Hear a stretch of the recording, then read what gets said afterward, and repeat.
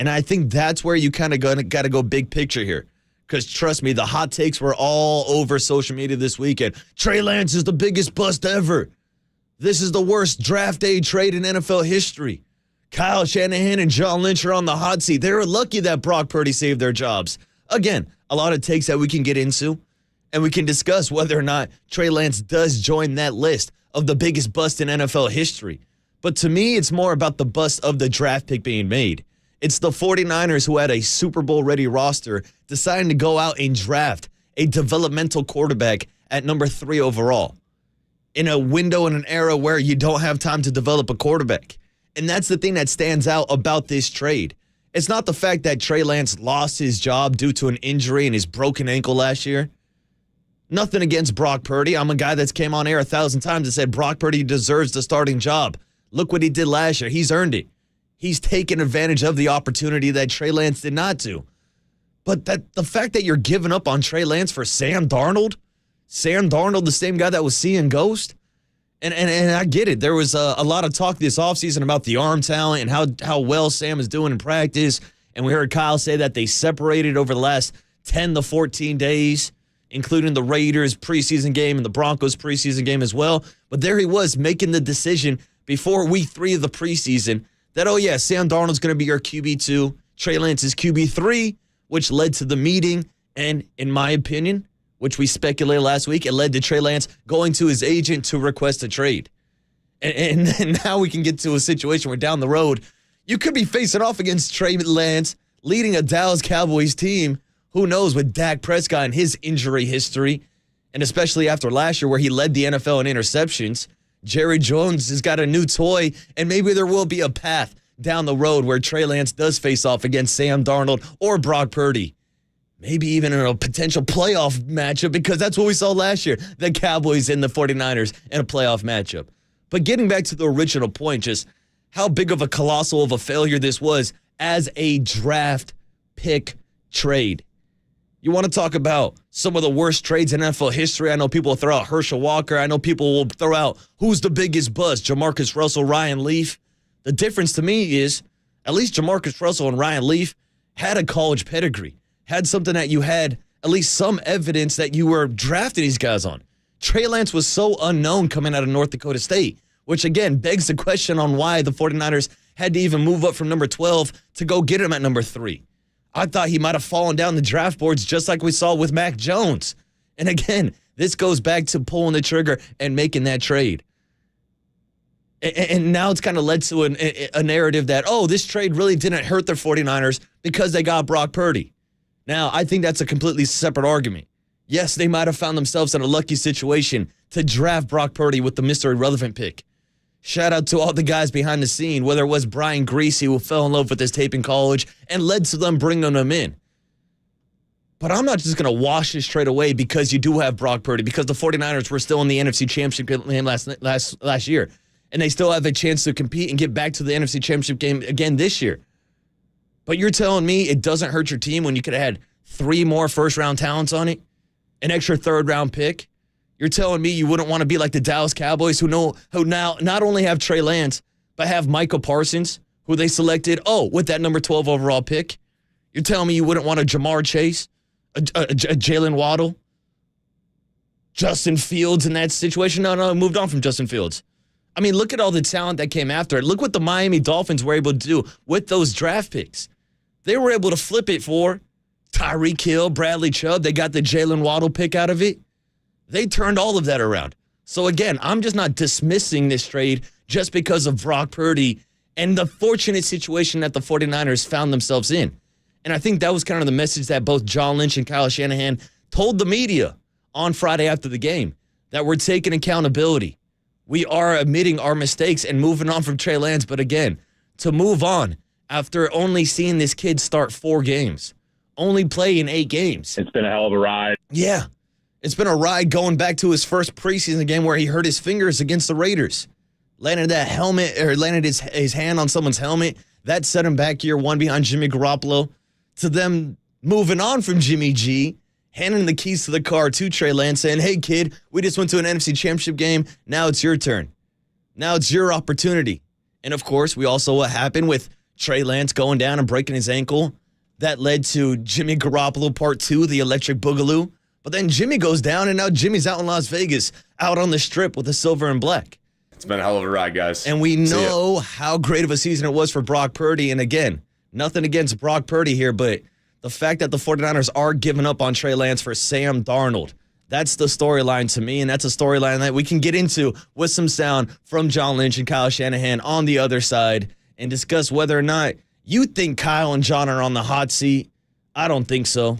I know a lot of people will bring up the big draft days, the trades, the picks that haven't hit, but I also think you got to recognize the picks that have hit, whether it's George Kittle, Fred Warner, Dre Greenlaw, all these late-round guys that they've had, Elijah Mitchell off the top of the head, or about the trades that did work, whether it's trading for Trent Williams or Christian McCaffrey. And again, this is still a roster that is extremely loaded and ready to compete for a championship game this year. But now they've moved on from the quote-unquote distraction of Trey Lance being QB3 in their locker room. And again, I don't know how much of a distraction it was or what was going on behind the scenes. Seems like last week when we told John Lynch, everything he told us kind of went the opposite direction, but we'll play that sound from you, from John and Kyle and Brock Purdy coming up in the next segment. But I did say I want to touch on some Giants baseball real quick. Lost 2 out of 3 against the Atlanta Braves this weekend. I think we all saw this kind of coming, whether it was going back to Friday night and Spencer Strider only striking out 9 guys this time. That's 19 guys he's struck out in the 2 last outings against the Giants. 9. Logan Webb got hit around a little bit by a Braves team that is absolutely stacked. What was the graphic they threw up on ESPN Baseball last night? They have 7 players with 20-plus home runs this year. 7. The Giants don't have any. Have 0. But hey, maybe help's on the way with a couple guys they thought would have hit 20 home runs this year. Whether it's Mike Yastrzemski, who's taking live BP versus John Brebbia. Mitch Haniger was in Sacramento last night, so they could be ready to go for their series against the Cincinnati Reds this week. And this is a huge series because after losing 2 out of 3 games against the Atlanta Braves, we're talking about a Giants team that has now lost 6. Or excuse me, they've only won 6 of their last 20 games. A 6-14 record. And that's why they've now fallen out of the wild card picture, are 1.5 games back. And now they're right there tied with the Cincinnati Reds. So Kyle Harrison is making his San Francisco Giants debut today. There was some talk last week about whether or not he was going to pitch on Sunday Night Baseball against the Braves, but I guess the decision was to maybe find him a softer landing in San Francisco against this Reds team. A lineup that has seen Ellie De La Cruz kind of cool off a little bit, so that's going to be a great matchup of some of the top prospects. But I do want to show some love to Tristan Beck, who I thought pitched pretty damn well yesterday against the Braves, against the best lineup in baseball. Had a perfect game going through 4. We saw it kind of fall apart a little bit in the 5th inning, but now Gabe Kapler's talking about maybe him taking one of those roster spots or one of those rotation spots, still trying to build up to, a 3rd and 4th starter as we approach the end of August, which, is probably a big reason why the Giants are 6-14 in the last 20 games. But last night was a great night to get a win in San Francisco. Beautiful night at the ballpark. Big celebration for Mike Murphy, the former bat boy turned clubhouse manager. So cool to see all the guys on the field yesterday, whether it was Will Clark, Barry Bonds, Hunter Pence, Pablo Sandoval, Buster Posey, Brian Wilson. The list goes on and on and on. And they won one for Murph yesterday, and hopefully they can carry some of this momentum against the Cincinnati Reds tonight. Wild card implications on the line, so we'll see how this week plays out for the San Francisco Giants. And real quick, Dave, before we leave, I do want to give a shout-out to El Segundo, the Little League team that won a walk-off home run. You guys know I love some baseball, and yesterday the Little League World Series between California and Curacao. Crazy game in the 5th inning. Curacao hits a grand slam to tie it up 5-5, and then here comes the kids from California in the 6th with a walk-off home run. To quote the great Brian Murphy, who's going to be back on the Murph and Mac Show today, we play some ball on the West Coast. So shout out to all the kids from California representing in the Little League World Series. And real quick, one more shout out, Dave. I got to give some love to the Korean Zombie, who went out on his shield this weekend in his retirement fight against Max Holloway. Maybe hit me with some cranberry zombie a little bit later in the show. We'll pay some respect to my guy, the Korean Zombie. But as I mentioned earlier, we got to get into this John Lynch, Kyle Shanahan sound, breaking down the Trey Lance trade and what it means for the future of the Dallas Cowboys and 49ers rivalry, a potential matchup against Trey Lance. We'll discuss all those implications next. It's Marcus the Waterboy Boucher back in the saddle on a Monday morning on KNBR 104.5 FM 680 AM, the sports leader.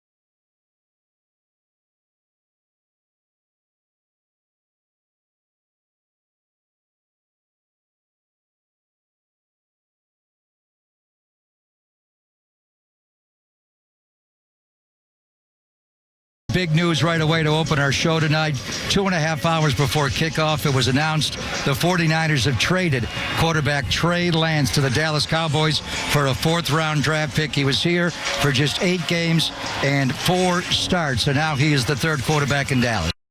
The leadoff spot with the water boy Marcus Boucher continues. Check with Waterboy. All right? Check with Marcus. On KNBR 104.5 and 680, the sports leader.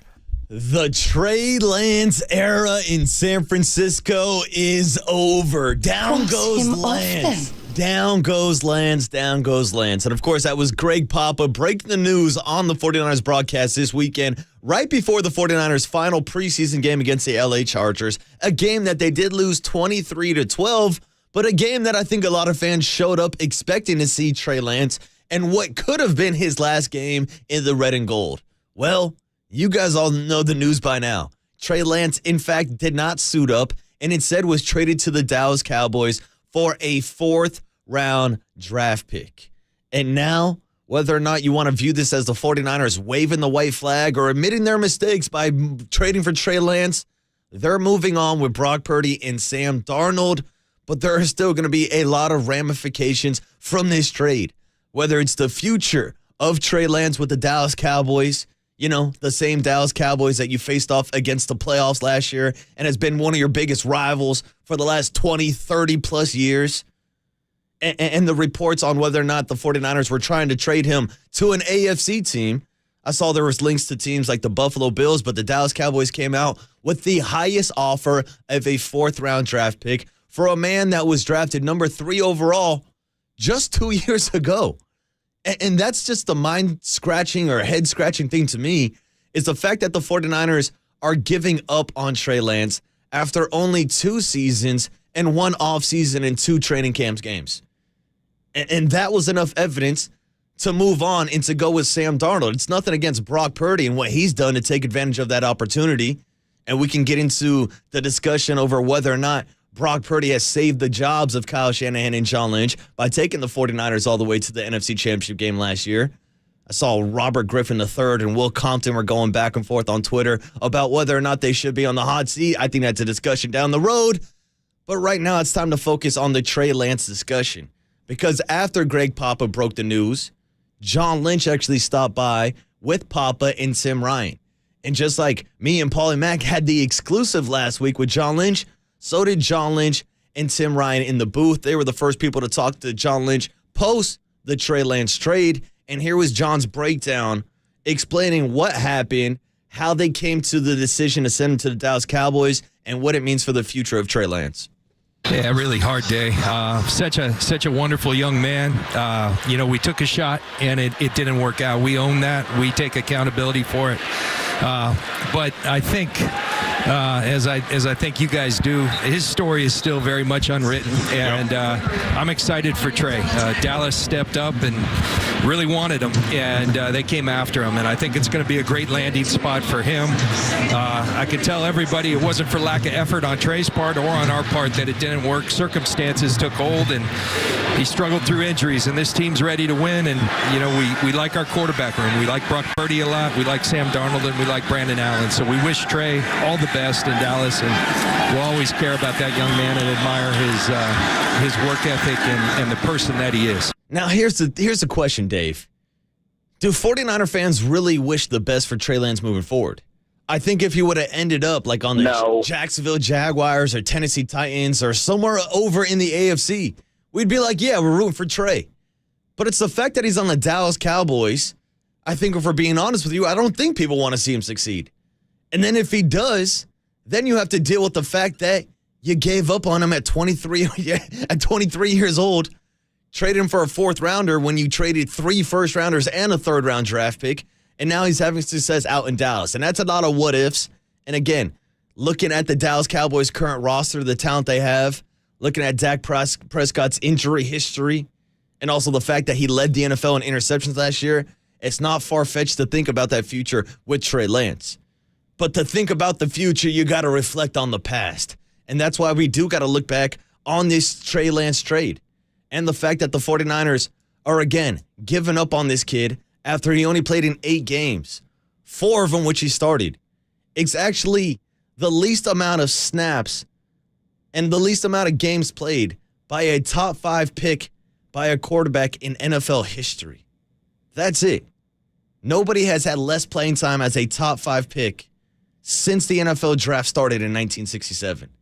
And that's why it leads to the discussion on whether or not this is the biggest draft day bust of all time. Well, we got to go back to that draft pick and the 49ers' decision to move up to number 3 from that 12 spot to give up that draft capital. Here was John Lynch in his post-game press conference breaking down the timeline of the Trey Lance era and how it came to the end this past week with the decision to trade him to Dallas.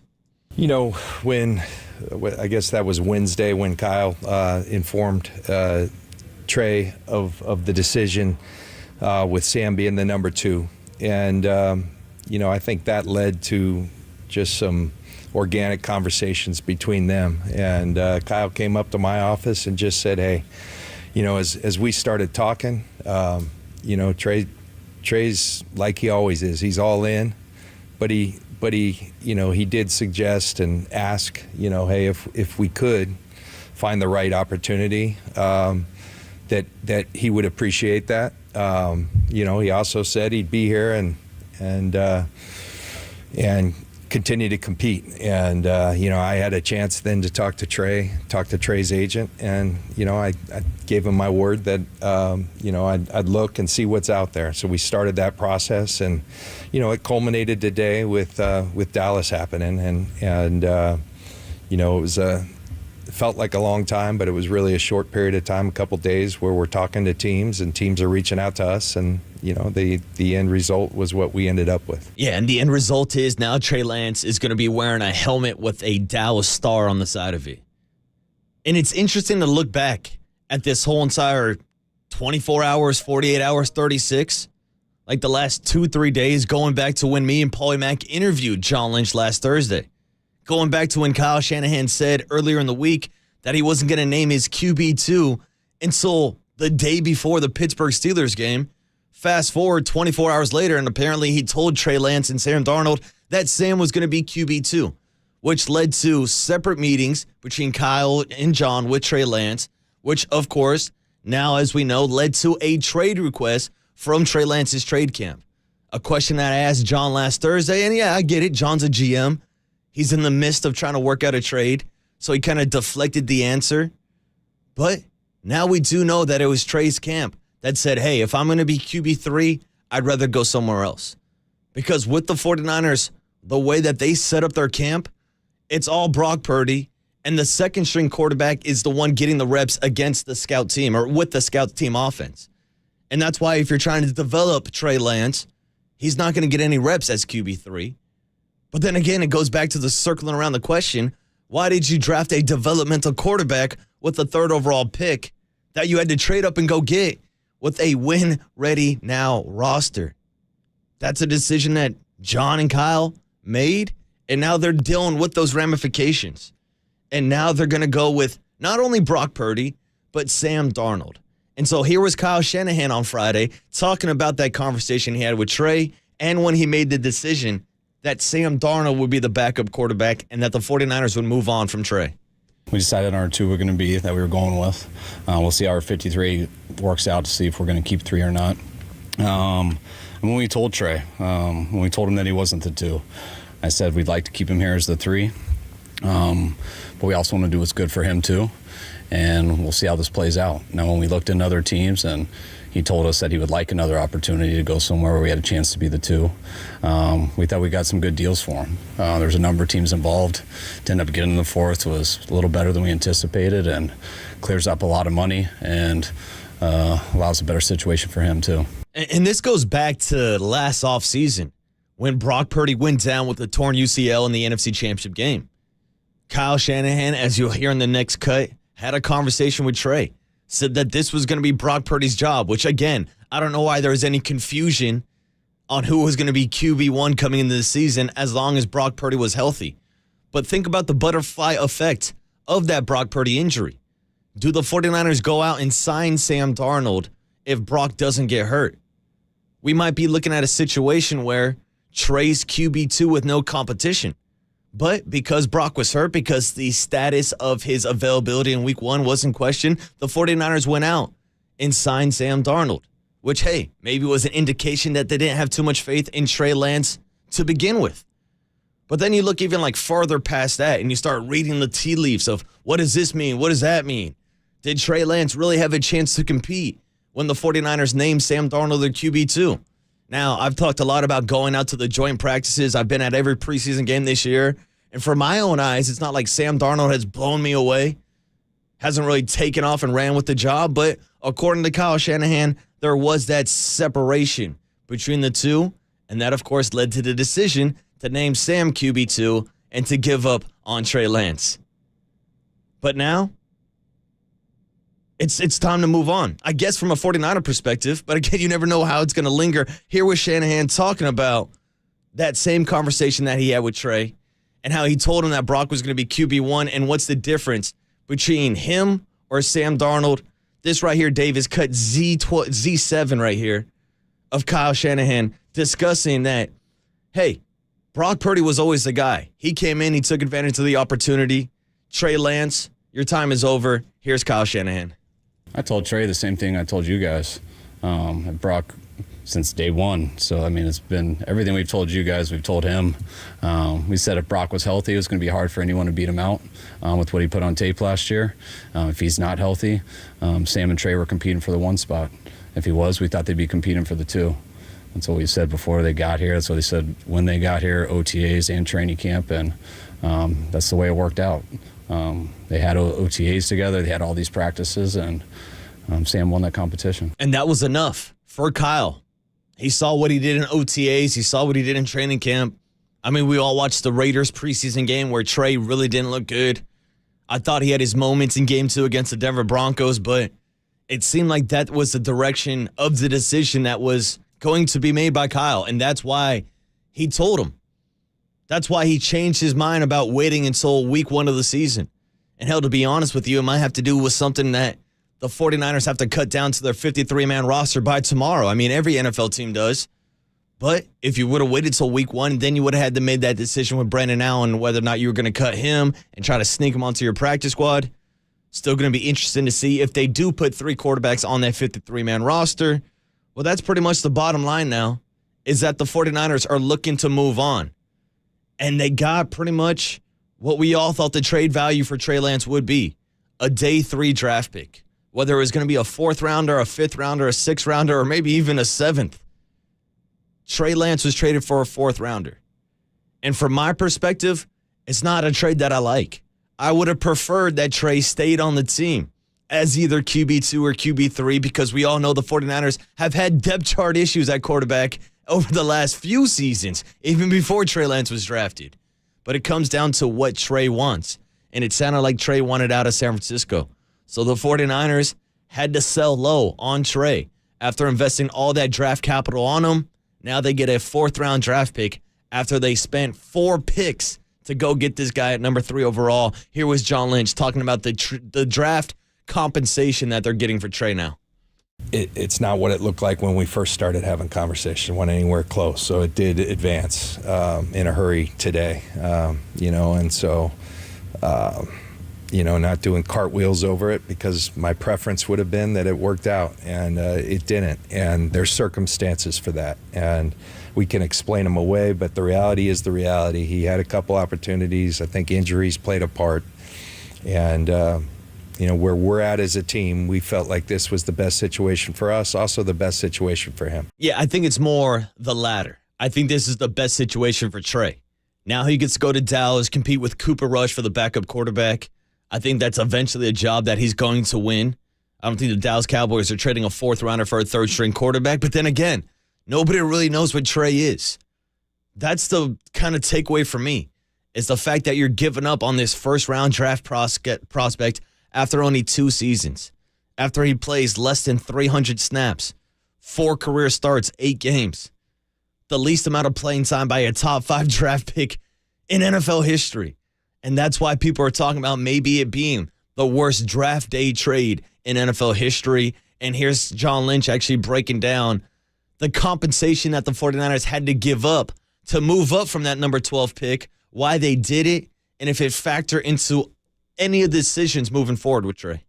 But when you put that much into a player, it usually is, really tough to rebound from. Fortunately, we've been able to continue to grow this team, to make this team better, and we were very fortunate for Brock to become what he's become. Now he's got to continue to do it, but the early returns are good, and everything from his rookie year to the somewhat I won't say miraculous, but he made a hell of a return, and with some hurdles in there, starting surgery late and all that, for him to be where he's at. And we had to open our eyes and say, okay, he's cleared, but is he ready?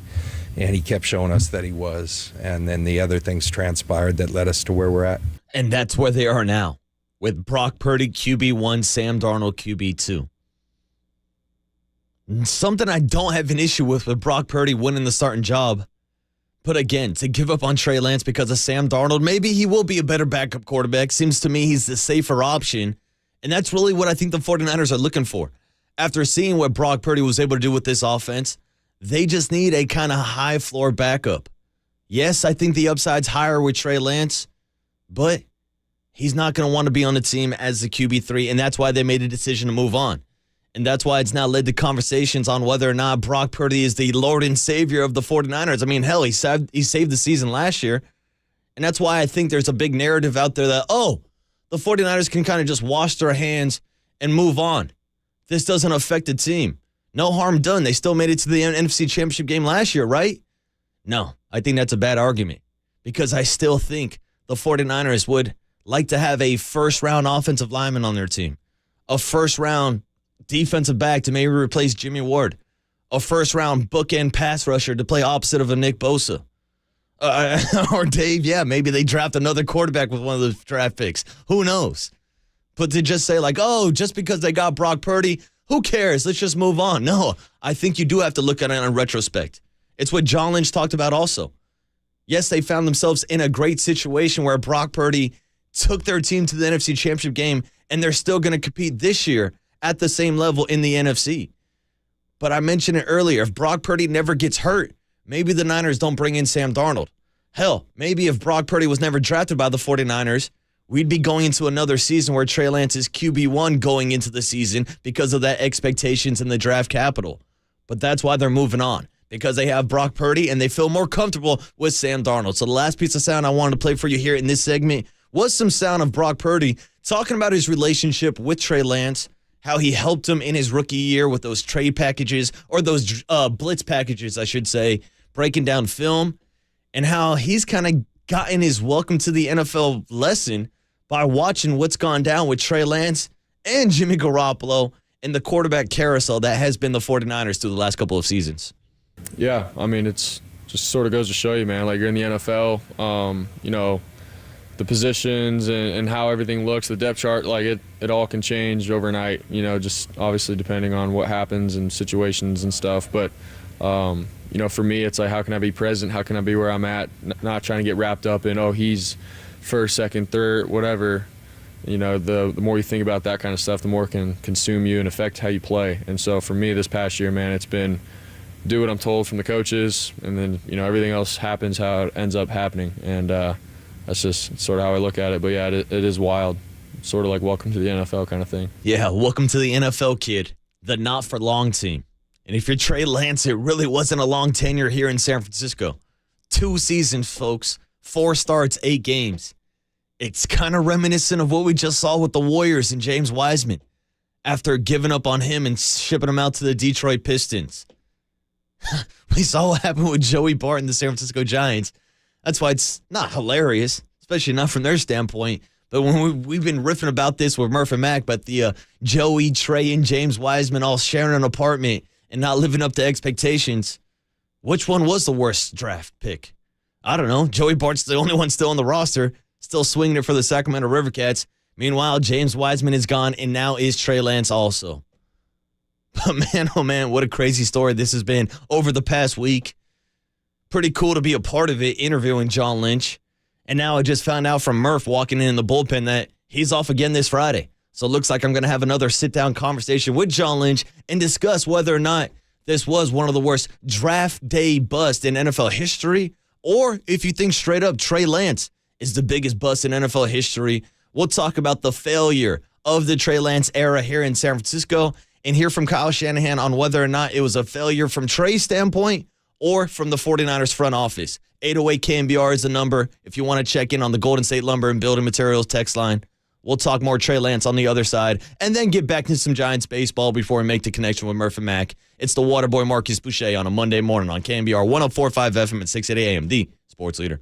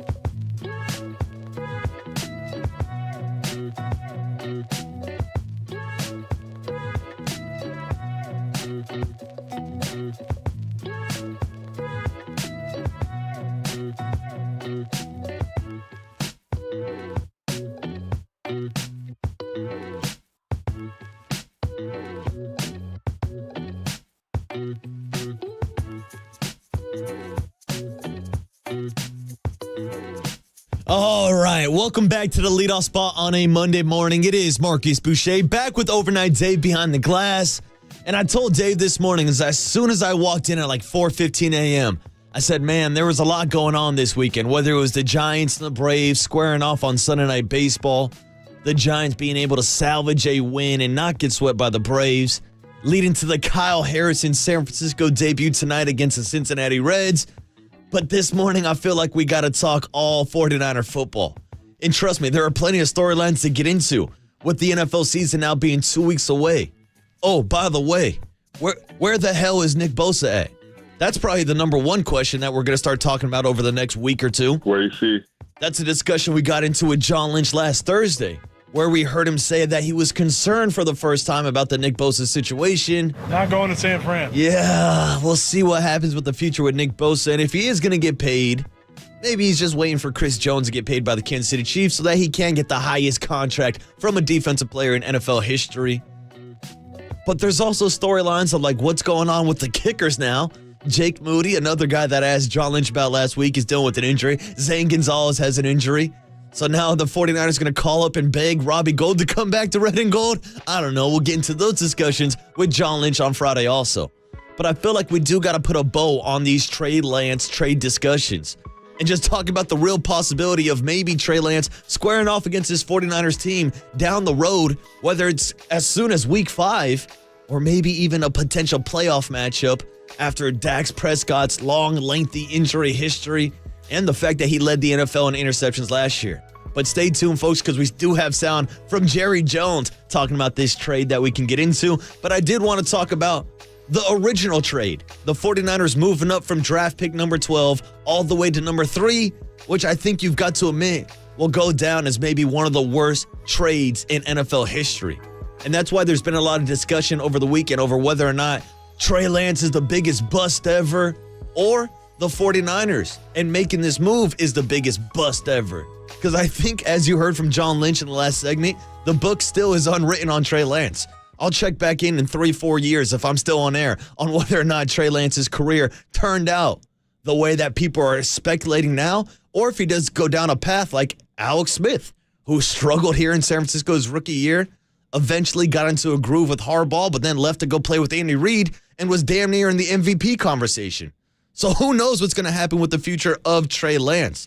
And that's why it was interesting to hear from both John and Kyle the fact that Trey went and apologized to them for it not being a successful tenure here in San Francisco. But again, that's not on Trey. He's not the one who made the draft pick. He's not the one who sent out 3 first-rounders and a third-rounder.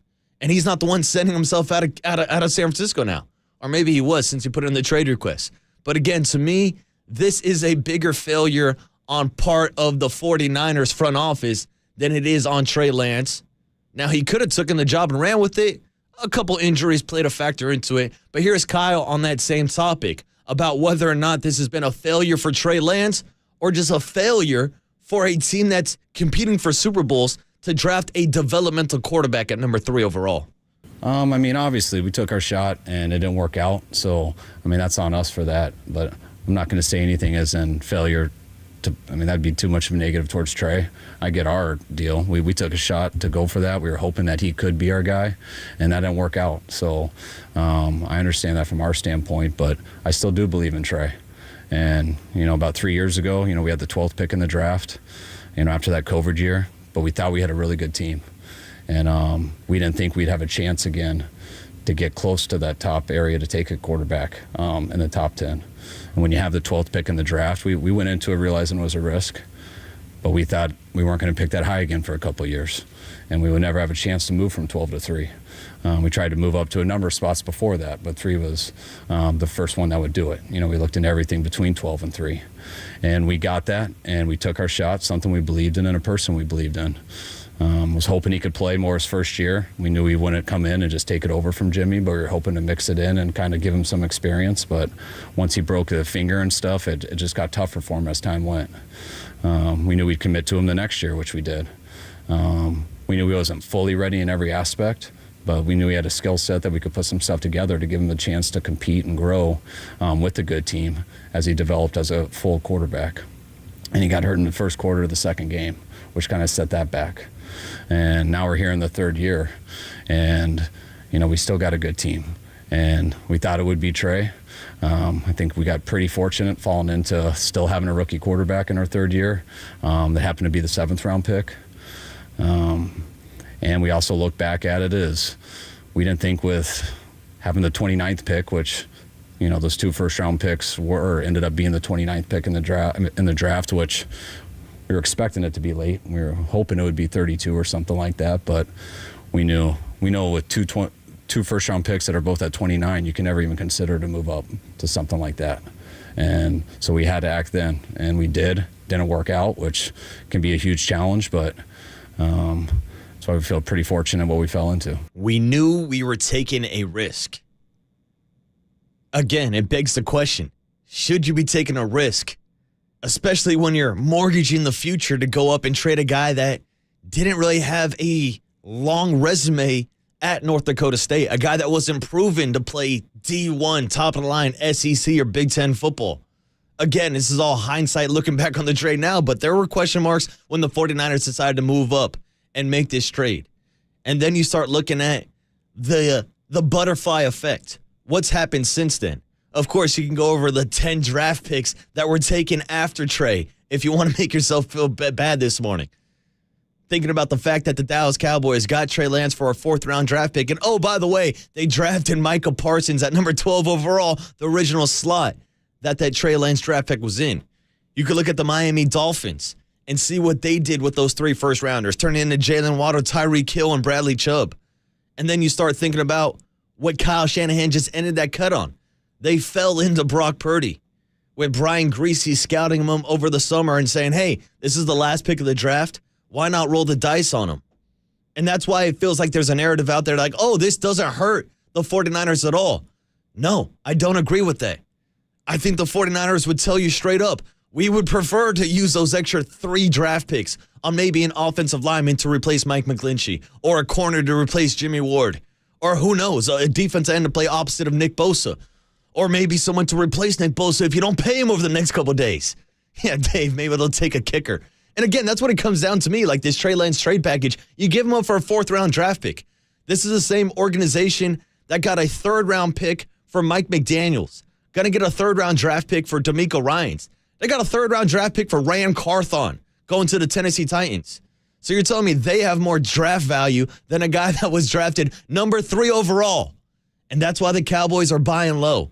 And that's why, Dave, I did tease this out, so let's squeeze it in before we get to Murph and Mac. I know we talked a lot about John Lynch and Kyle Shanahan and their decision to move on from Trey. Here was Jerry Jones after the game, after the Cowboys' last preseason game, deciding why they decided to go out and trade for Trey Lance. The idea of having what we had seen when he came through the draft and being able to work with it again with our quarterback room was just an opportunity that we have thought about many times, try to get to. If he had hung around long enough, we might have done this on the Philadelphia quarterback back 2 years ago on it. But again, my point is that this, we view it as an opportunity. We view it as an additional part of this team that could pay dividends this year. But certainly when we look to the future, will pay dividends in my mind. Oh, in Jerry Jones's mind, this will pay dividends either this year or but maybe certainly when we look to the future, will pay dividends in my mind. Certainly in the future. We'll see what that future holds for Trey Lance with the Dallas Cowboys. If it does lead to a potential playoff matchup down the road against the 49ers, that's a lot of what ifs. But Dave, how about those Cowboys? Talking about adding an extra layer to your rivalry. If Trey, again, a lot of people are viewing this trade as the 49ers moving on from Trey Lance, but certainly when we look to the future, will pay dividends in my mind. But if it does pay dividends in the future, people are going to be talking about this Trey Lance for years to come. And we'll continue that discussion on the other side with Brian Murphy making his return and Paulie Mack, of course. The morning show starts on the other side. We'll make the connection. It's Marcus the Waterboy Boucher on KNBR 104.5 FM and 680 AM, the sports leader.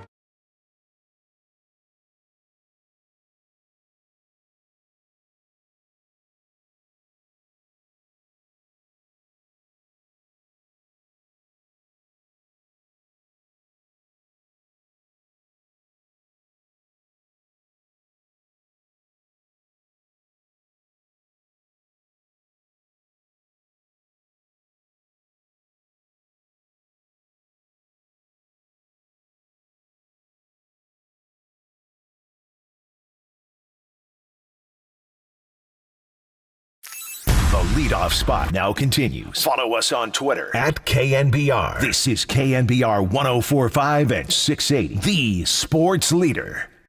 All right, back on the sports leader, wrapping up the leadoff spot and kicking off the Murph and Mac show with the return of Brian Murphy. All hell's breaking loose, Water Boy. What the hell? You know I love to see your face, but man, oh man, do we got some news for you.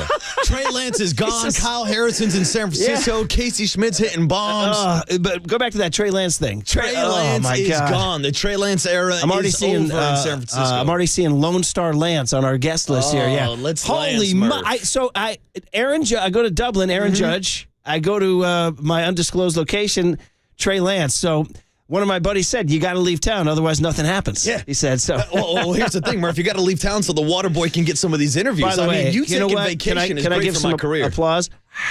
Hey, dude, me leaving and you stepping in is as a tale as old as time. Wally Pip, Lou Gehrig. I'm Wally. You're Lou. Yeah. And your boy right here to our left, Paulie Mack, stepped in when my partner Tim Lyota went on vacation. Paulie stepped in, never turned back. So I'm just going to treasure my last day on the mic here. Well, here's the thing. You're basically saying that I'm Brock Purdy and you're Trey Lance. We're going to trade you. I'm going to be doing Dallas sports radio, dude. You're going to be waking up, talking Trey Lance. Paulie, how about this this Wally Pip, Lou Gehrig kid? You know, he steps in. He's fantastic, right? I get an interview with John Lynch. We talked to Kyle Harrison last week, but man, I don't know if Murph heard when he was on the East Coast, but Marcus is our boss now. I don't know if you heard that. I'm not here to take part. I'm here to take over, Murph. This S is chess. It ain't checkers. Dude, exactly. It was nuts. And then the fact that we had the exclusive interview with John Lynch so last I'm seeing week. that on my phone. I'm seeing Murph and Mac getting the love. I'm loving that. Yeah. And good job asking all the great questions. And man, oh man, this is going to be a fascinating. But not tell you what, Niners better go 12-5. Yeah. I'll tell you that right now. They better go 12-5. They better go 13-4. This is a fascinating thing. I know we got to get into it and some more, but and then Mike Murphy and all that. By the way, is he the only? I mean, the amount of people that came back for him. Incredible. Well, it just shows you what happens if you'll announce a retirement, which, by the way, stay tuned for my big announcement by the end of the week. I just want to have a big party. I figure if I say I'm retiring, they'll all come out. Or you don't have to be a D. Like, what happens if you're not a D? You know what I mean? Shout out Stephen C. Wood, Steve Young, Ronnie. There's a few Mike of them. Murphy. There's a few. Guys, Bob Weir, I'll throw him in there. Yeah, Bobby. There you go, man. So, we'll sort it all out, man. Trey Lance is, and of all teams. By the way, and Dallas Cowboys. I know you were swinging for the fences. Murph was teeing it up back there. Did you keep an eye on your Giants? But just Oh yeah, I did. They're but not. Sunday, they ended up happy ending on Sunday. I'm not sure I remember at this point the last time they actually won a series. Anybody? No, it would be before. I was a young man back then. Before the Angels, before the A's series. Yeah. The series before the A's. I still had hair on my head. You know what I mean? Like it's been a while. 7 straight, but they're 6-14 their last 20 games, boys. Not good. Well, thank you very much. Nicely done, Dave. And Kyle Harrison is about to break loose today at Oracle Park for the first time in his career. Kyle Harrison on the bump, taking on the Cincinnati Reds. We'll talk some Giants baseball. Me and Murph got to talk a little Little League World Series later on today as well. Epic game yesterday. And, of course, we got to talk 49ers football. We'll talk Nick Bosa, but, of course, we'll talk Trey Lance as well and what's going on with the trade to the Dallas Cowboys. You are listening to KNBR AM and FM in San Francisco, a Cumulus media station, the sports leader, and the Murph and Mac show with the return of Brian Murphy starts right now.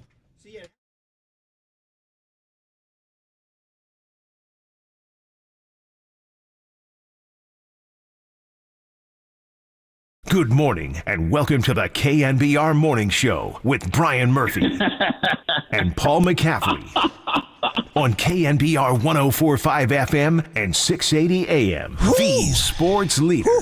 Man, oh man. A guy steps out of the room to go to the restroom for a minute, and look what happens. God, Trey Lance is a Dallas Cowboy. And that even happened after you guys signed off on Friday, didn't it? Like when you guys left Friday morning, Trey Lance was a Niner, and he was going to play Friday night, and then kaboom. Can we start with the of the million angles here? The Dallas Cowboys, of all the teams. Go ahead and ship his A to the Houston Texans. Go ahead and ship his A to the Cincinnati Bengals. I don't need Trey Lance as finding his mojo and his groove as a Dallas Cowboy, which, by the way, could happen. How often have the Niners done business with honestly, like Charles Haley? Okay, that's one guy. That's about it. It's the only guy in history with 6 rings, by the way, but or 5 rings, I should say. He's got 5. Yeah, I guess Kenny Norton overnight. Those Dave. are free agent signings. Okay, though. that's a big I think distinction. They actually physically traded Haley, There didn't is they? not. I'm not sure. I think don't they did. remember. I'd have to check that. Yeah. But my point is, you don't see a lot of players coming back and forth between the Dallas Cowboys and the Niners. Well, Dion, as overnight Dave points out, but a good again, one. that was a free agent signing. But I want to say that Charles Haley was traded. Either way, the point is that, I mean, first of all, there's, like I said, there's 10 million angles here. How about Sam Darnold as just the S disturber? Guy rolls into town and blows the whole thing up. I mean, what's funny too is I haven't heard word one from Sam Darnold. Like they have He's not just put a been flying microphone under the radar. And you would think like after all this, like there would be guys that want to talk to him. Dude, I didn't see one Sam Darnold, and it's not his job. He doesn't have to, I guess, but I thought he'd have some kind of statement or something like that. Nothing. I haven't heard a word from. So you're mentioning the guy who's a big mystery because he doesn't talk to anybody. So, Paulie, as it turns out, do you go back to the Warriors playoff run in spring? And remember we saw Kittle and McCaffrey yucking it up with Sam Darnold? Dude, like, shout out Murph and Owen Nolan. It's that same kind of brotherly vibe. We were like, yeah, where's the guy with the curls? He ain't there. We were like, is there a new kid? They didn't leave him. Yeah. Is there a new kid in town? There's no ticket for Trey. Do you want to hear an incredible story, Murph? Like very similar to that. This is a true story. So back in the day, I don't know if you know this or not, but quick rock and roll detour. Gene Simmons from Kiss, by all accounts, is like one of the first guys to, quote, discover Van Halen, okay? So when they were still playing the bars in L.A., Gene was really famous with Kiss. Long story short, Gene invites Van Halen to go see them at the L.A. Forum. And this is when Kiss is on the top of their game in the 70s. Dude, the band, and Van Halen are unknown. They don't even have a record contract. So they drive to the Forum to go see the show. They pick up their tickets at Will Call. Guess what? Yeah. No ticket for Dave. They had tickets for the other three guys, and Gene wanted to keep Dave out because he was trying to sign them. You saw him as a threat, maybe, or something? Yeah. Yes, so I'm saying really maybe funny. There was a similar thing. They all got to the box no office. Ticket for Trey. It's like we got Kittle, we got McCaffrey. There's nobody here for Lance, so sorry, Trey. So Trey. No ticket for Trey. Well, by the way, in August of 92, the Niners traded Haley to Dallas, traded him for a second rounder and a third rounder. So it has happened, but you're right, not much. No, not a lot. But back to this situation Dude, at hand. you got to understand, we shut the mic off on Friday. Marcus and I had a big debate on the air Friday about, like, because I was going to and by the way, shout out to everybody who came out to the Levi's Seals Plaza concert Friday. Mustache Harbor, let me tell you. They have a following. You want to sell some tickets? Yeah, they have a following. Go ahead and book Mustache Harbor. Dude, the power of yacht rock. They come with the captain's hat, and then the audience is wearing the mustaches. It was a lot of fun, a huge crowd. But we signed off Friday saying, I'm going to the game, not to mention the marquee matchup of Webb and Strider. Yeah. This guy's like, Marcus and I got to go down to see Trey Lance's final night at the Vi. I want to go see this and all that. Gets down there, boom, he's not even a Niner anymore. There's no Trey. Lone Star Lance, crazy, dude. As soon as you step foot out the door, I know, all hell broke loose. This happened when I went to Dublin, and Aaron Judge went from the Giants to the Yankees. He became Arson Judge, then he became Aaron Judge again. By the way, how'd that work out for old Aaron Judge and the Yanks? How's that working out? So yeah, so much to process, and how much Kyle and John are now on the front burner, and how much it's like, okay, I get it. You found Brock Purdy.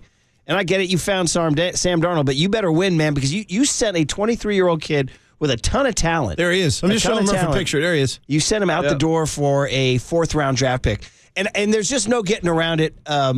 Empirically speaking, like factually speaking, it is one of the worst trades in NFL history. That's just a fact. I don't care if you're like, oh, well, they found Brock, or Could they you did comp this. it to something else? Do you have like a? I mean, I don't even know. The easy one is Herschel Walker, which, by the way, I went back and went into that one last. That's a doozy, by the way.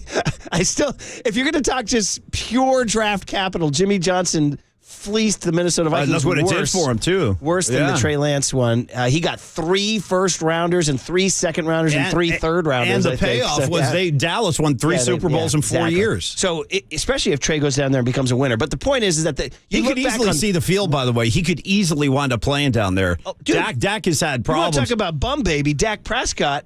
His contract's up after next year, brother. That's why they said they also positioned Trey like this. Like, hey. What do you give me for the Dallas trading for Trey and Marcus doing those interviews of Kyle Harrison and John Lynch last week while I'm out of town? Yeah, not bad. Why'd you guys just start calling me Dak? All right, yeah. But the point being is that this, just factually speaking, them trading willingly. Nobody asked them to move from 12. They were sitting there at 12. They could have gotten... Whatever. We had all but penciled in Mac Jones. Yeah. I mean, I remember sitting in my house during the COVID shows. We talked to Mac Jones so much leading up to the draft night. And so, yeah, to your point. People were pissed about it. Yeah, they didn't like the fit. They didn't like the Nobody fit. wanted him. Yeah. And Justin Fields was out there, but don't draft an Ohio State quarterback. Aren't people going to be pissed at any draft choice, though, at this point? Like, someone's always going to be pissed. Oh, you pissed at Nick Bosa? No. By the way, Who's he? You won't see him no more. By the way, John Lynch actually conveying a little bit of concern and unhappiness. We're at that point now. Did you guys talk to Mayoko last week? Did he add a second red siren to that? It was good, Mayoko. Yeah. Remember the first red siren? Yeah. We had a good chat with Maddie, actually. Well, Chris Jones is still holding out in Kansas City, I believe. So, but this is getting, it's now, not. There's actually talk about him missing the Pittsburgh game. It's not cute anymore. That's come up It's now. not cute anymore. No, it's not that cute. Yeah, in terms of draft picks, in terms of who they could have drafted and all that, you go back. Nobody asked them to trade that much to move up to number 3. I didn't ask you for any of this. And then when they moved to 3, they rolled the bones. So, I mean, they really did. What's the word you want? Botch, biff, monkey F? What do you want? It just kind of looks like bad business, and it's not good business. Now, here's if I'm going to offer them a meager defense, people say, well, they lucked into Brock Purdy. But I would say this argument, see if you buy this. If indeed they never drafted Brock Purdy, say they took a linebacker with that, or maybe a kicker. Which you can do in the 7th round. Anyway, you don't have to take a kicker in the 3rd round. By the way, he can't even kick now, too. Nobody's kicking anything down there. They got to find somebody with a healthy leg. Yeah. If they didn't find Brock Purdy, if they drafted a kicker in the 7th, I do believe Trey Lance they'd still be making it work with Trey Lance, right? So, that would be my meager defense of John and Kyle, is that Trey would probably be the starter if they didn't find Brock Purdy. He'd probably be QB1. So much of this has to do. Well, he couldn't stay on the field. I think that's the biggest kind of, from the 49ers perspective. And on top of that, I think if Trey looked like he had something to make Kyle's team better, I think they would have found a way to keep him or accommodate him. I really do. I think also it's a combination of him not coming along like they had hoped, because I think if he was a great player, Kyle would have found a way to incorporate him.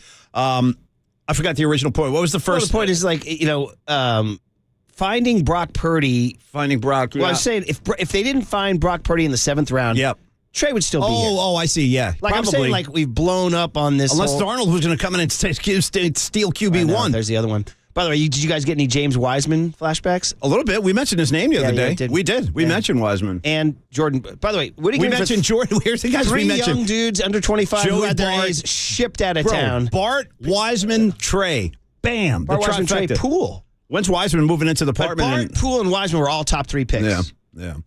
Bart, Lance, and Wiseman. Poole was at least a 28th pick. And by the way, I'm going to go ahead and predict that, no disrespect, because I like this kid a lot. Murph and I were talking to him years ago at Scottsdale, but I'm predicting Joey Bart's probably the most bummed out of them all. Yeah. He's home watching the Patrick Bailey win games on Sunday Night Baseball, for God's sakes. It's a true story, man. Which, by the way, shout out.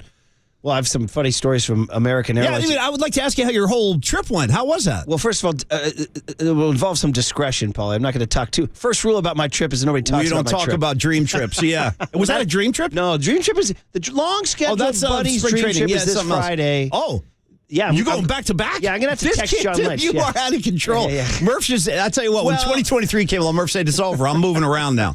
I'm moving. Shout out Johnny Cash. I've been everywhere, man. This last trip I took was the Haley's Comet out of nowhere that I could not turn down. I just couldn't. I had to. The trip to San Diego was just a 3-day weekend. We've been planning it forever. Just gone for Friday, but it means John Lynch is gonna be like, Murph out, Marcus in. But anyway, are you out for the Lynch show again? Yeah. Oh my God! Yeah. Here we go. Here we go, man. Round 2.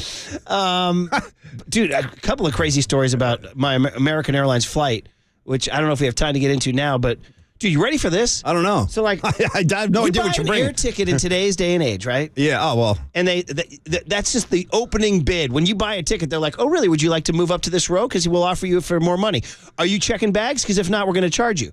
And would you like to board earlier? Because you can for more money. And it's like they keep coming at you. Yeah, no, and I was like, no. A lot of fees. I was like, no. A lot of fees. I said, no. I'm taking my seat. You're not getting more money out of me. I'm going to be, and they're like, you will be in boarding group 9. I'm like, fine. I'll be in boarding group 9. I got an aisle seat. I was able to pick an aisle seat. It's all that matters. Shout out Bobby Hull, number 9. So I sat there peacefully at the gate as they all boarded, and then it says time for boarding group 9. There was about 11 of us, like scruffy cheapos who were lining up. Brother comes out. Dude comes out. Ready for this? Yeah. He goes, yeah, I'm sorry. That's it for the plane. We said, yeah, no, we're maximum funny, load. Dude. I can't. I go, funny. That's funny, dude. That's something. Just let us in. He goes, yeah, no, we're at a weight limit. You guys can't get on. Dude, I'm standing there, and I'll tell you where I was. I was in Philadelphia, Pennsylvania. Did you just say weight limit? Yes, you can't get on. What are we, in 1923? Like, what is this? What are we doing, cargo boxes? I hold up my ticket. I'm like, I got C-15. This thing being powered by coal? C-15C on this flight. I paid for it. He's like, weight limit? He's like, sir, don't you, because he sensed my, he's like, don't, I said there was a weight limit. And I was like, what? And dude, ready for this? Now all hell's breaking loose. I got a woman who some would call a Karen to the left of me. I She starts understand. screaming, I've seen "You them. can't do this! You can't do this!" And I was like, I began saying, cooler heads have to prevail. I was like, cool, we got to get on this flight. Cooler heads One have way to or prevail. another, I'm going to step Ready off for this plane in New And there was Jersey. this Germanic woman behind me. She was young, and she had this is a trip, Paul. She had an Amish haircut, like a strange Amish haircut. This is a good story. And she starts going, "The people are too fat. The people are too fat." And I was like, so I got the We're Karen. getting a little European commentary. And I kept saying, cooler You heads. Americans are so fat. Cooler heads will prevail. And the Karen was like, "You can't do this." And the Amish woman's going, "The people are too fat. The people are too fat." And then the guy goes, "I'm going to make one more ask, and you guys are going to calm down." And we're like, and he walks down, he comes back, he goes, "I can take 4." And I was second in line, dude. I swiped I knocked over the. I know what you're saying. Little, I've done it. You felt just rope start with the moving. pole. Yeah. Just Here I swipe, come. bing, Here I come. I know swiped I'm it, one of those 4. And did never looked back. No, Never no. looked back, No, dude. no. Ran down the jetway. Yeah. Anyway, long story short is that when you're on TV, you're on planes now. You can get live TV. So I was able to watch the entire Giants game as I flew across the country. What, last Logan night. Webb night? Yeah, and I was able to watch the Little League World Series too in my seat. So I was able to go back to back. So I'd love to pick your Logan Webb, Meg Murphy day. Oh, you're talking about yesterday. My bad. Yeah. So anyway, and the Trey Lance trade happened when I was out there too. So Man, all stuff to discuss. A lot going on. All hell is breaking loose. More, you can say that again. Okay, so let's do this. Let's say Marcus is all settled back there. Let's get the guest list on the other side. All right, buddy. Welcome back. Let's try to put out the flames and the hell that's breaking loose, and talk about Lone Star Lance next on KNBR 104.5 and 680, the Sports Center. All hell about to break loose. Richmond, shout out to you for supporting KNBR, Richmond's sports leader.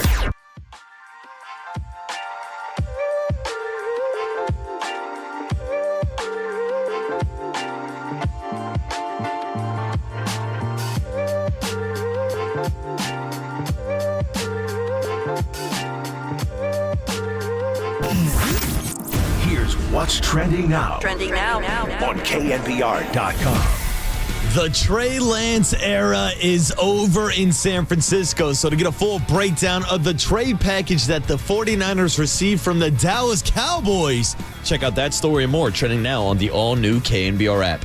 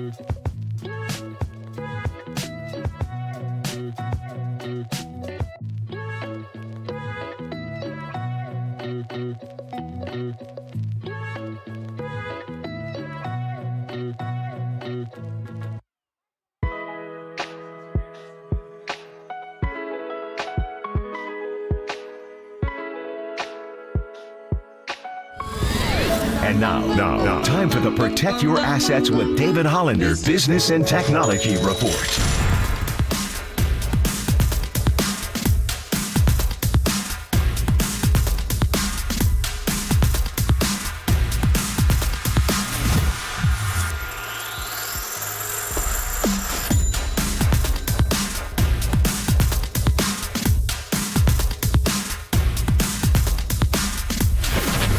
This has been the Protect Your Assets with David Hollander Business and Technology Report.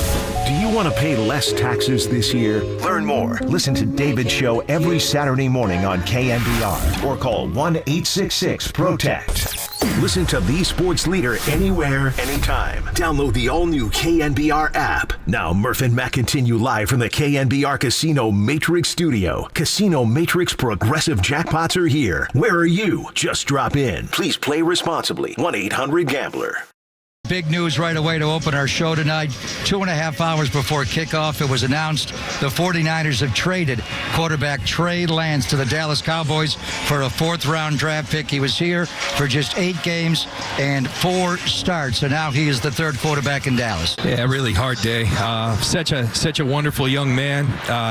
We took a shot, and it didn't work out. We own that. We take accountability for it. Obviously, we took our shot, and it didn't work out. So, that's on us for that. But I'm not going to say anything as in failure. That'd be too much of a negative towards Trey.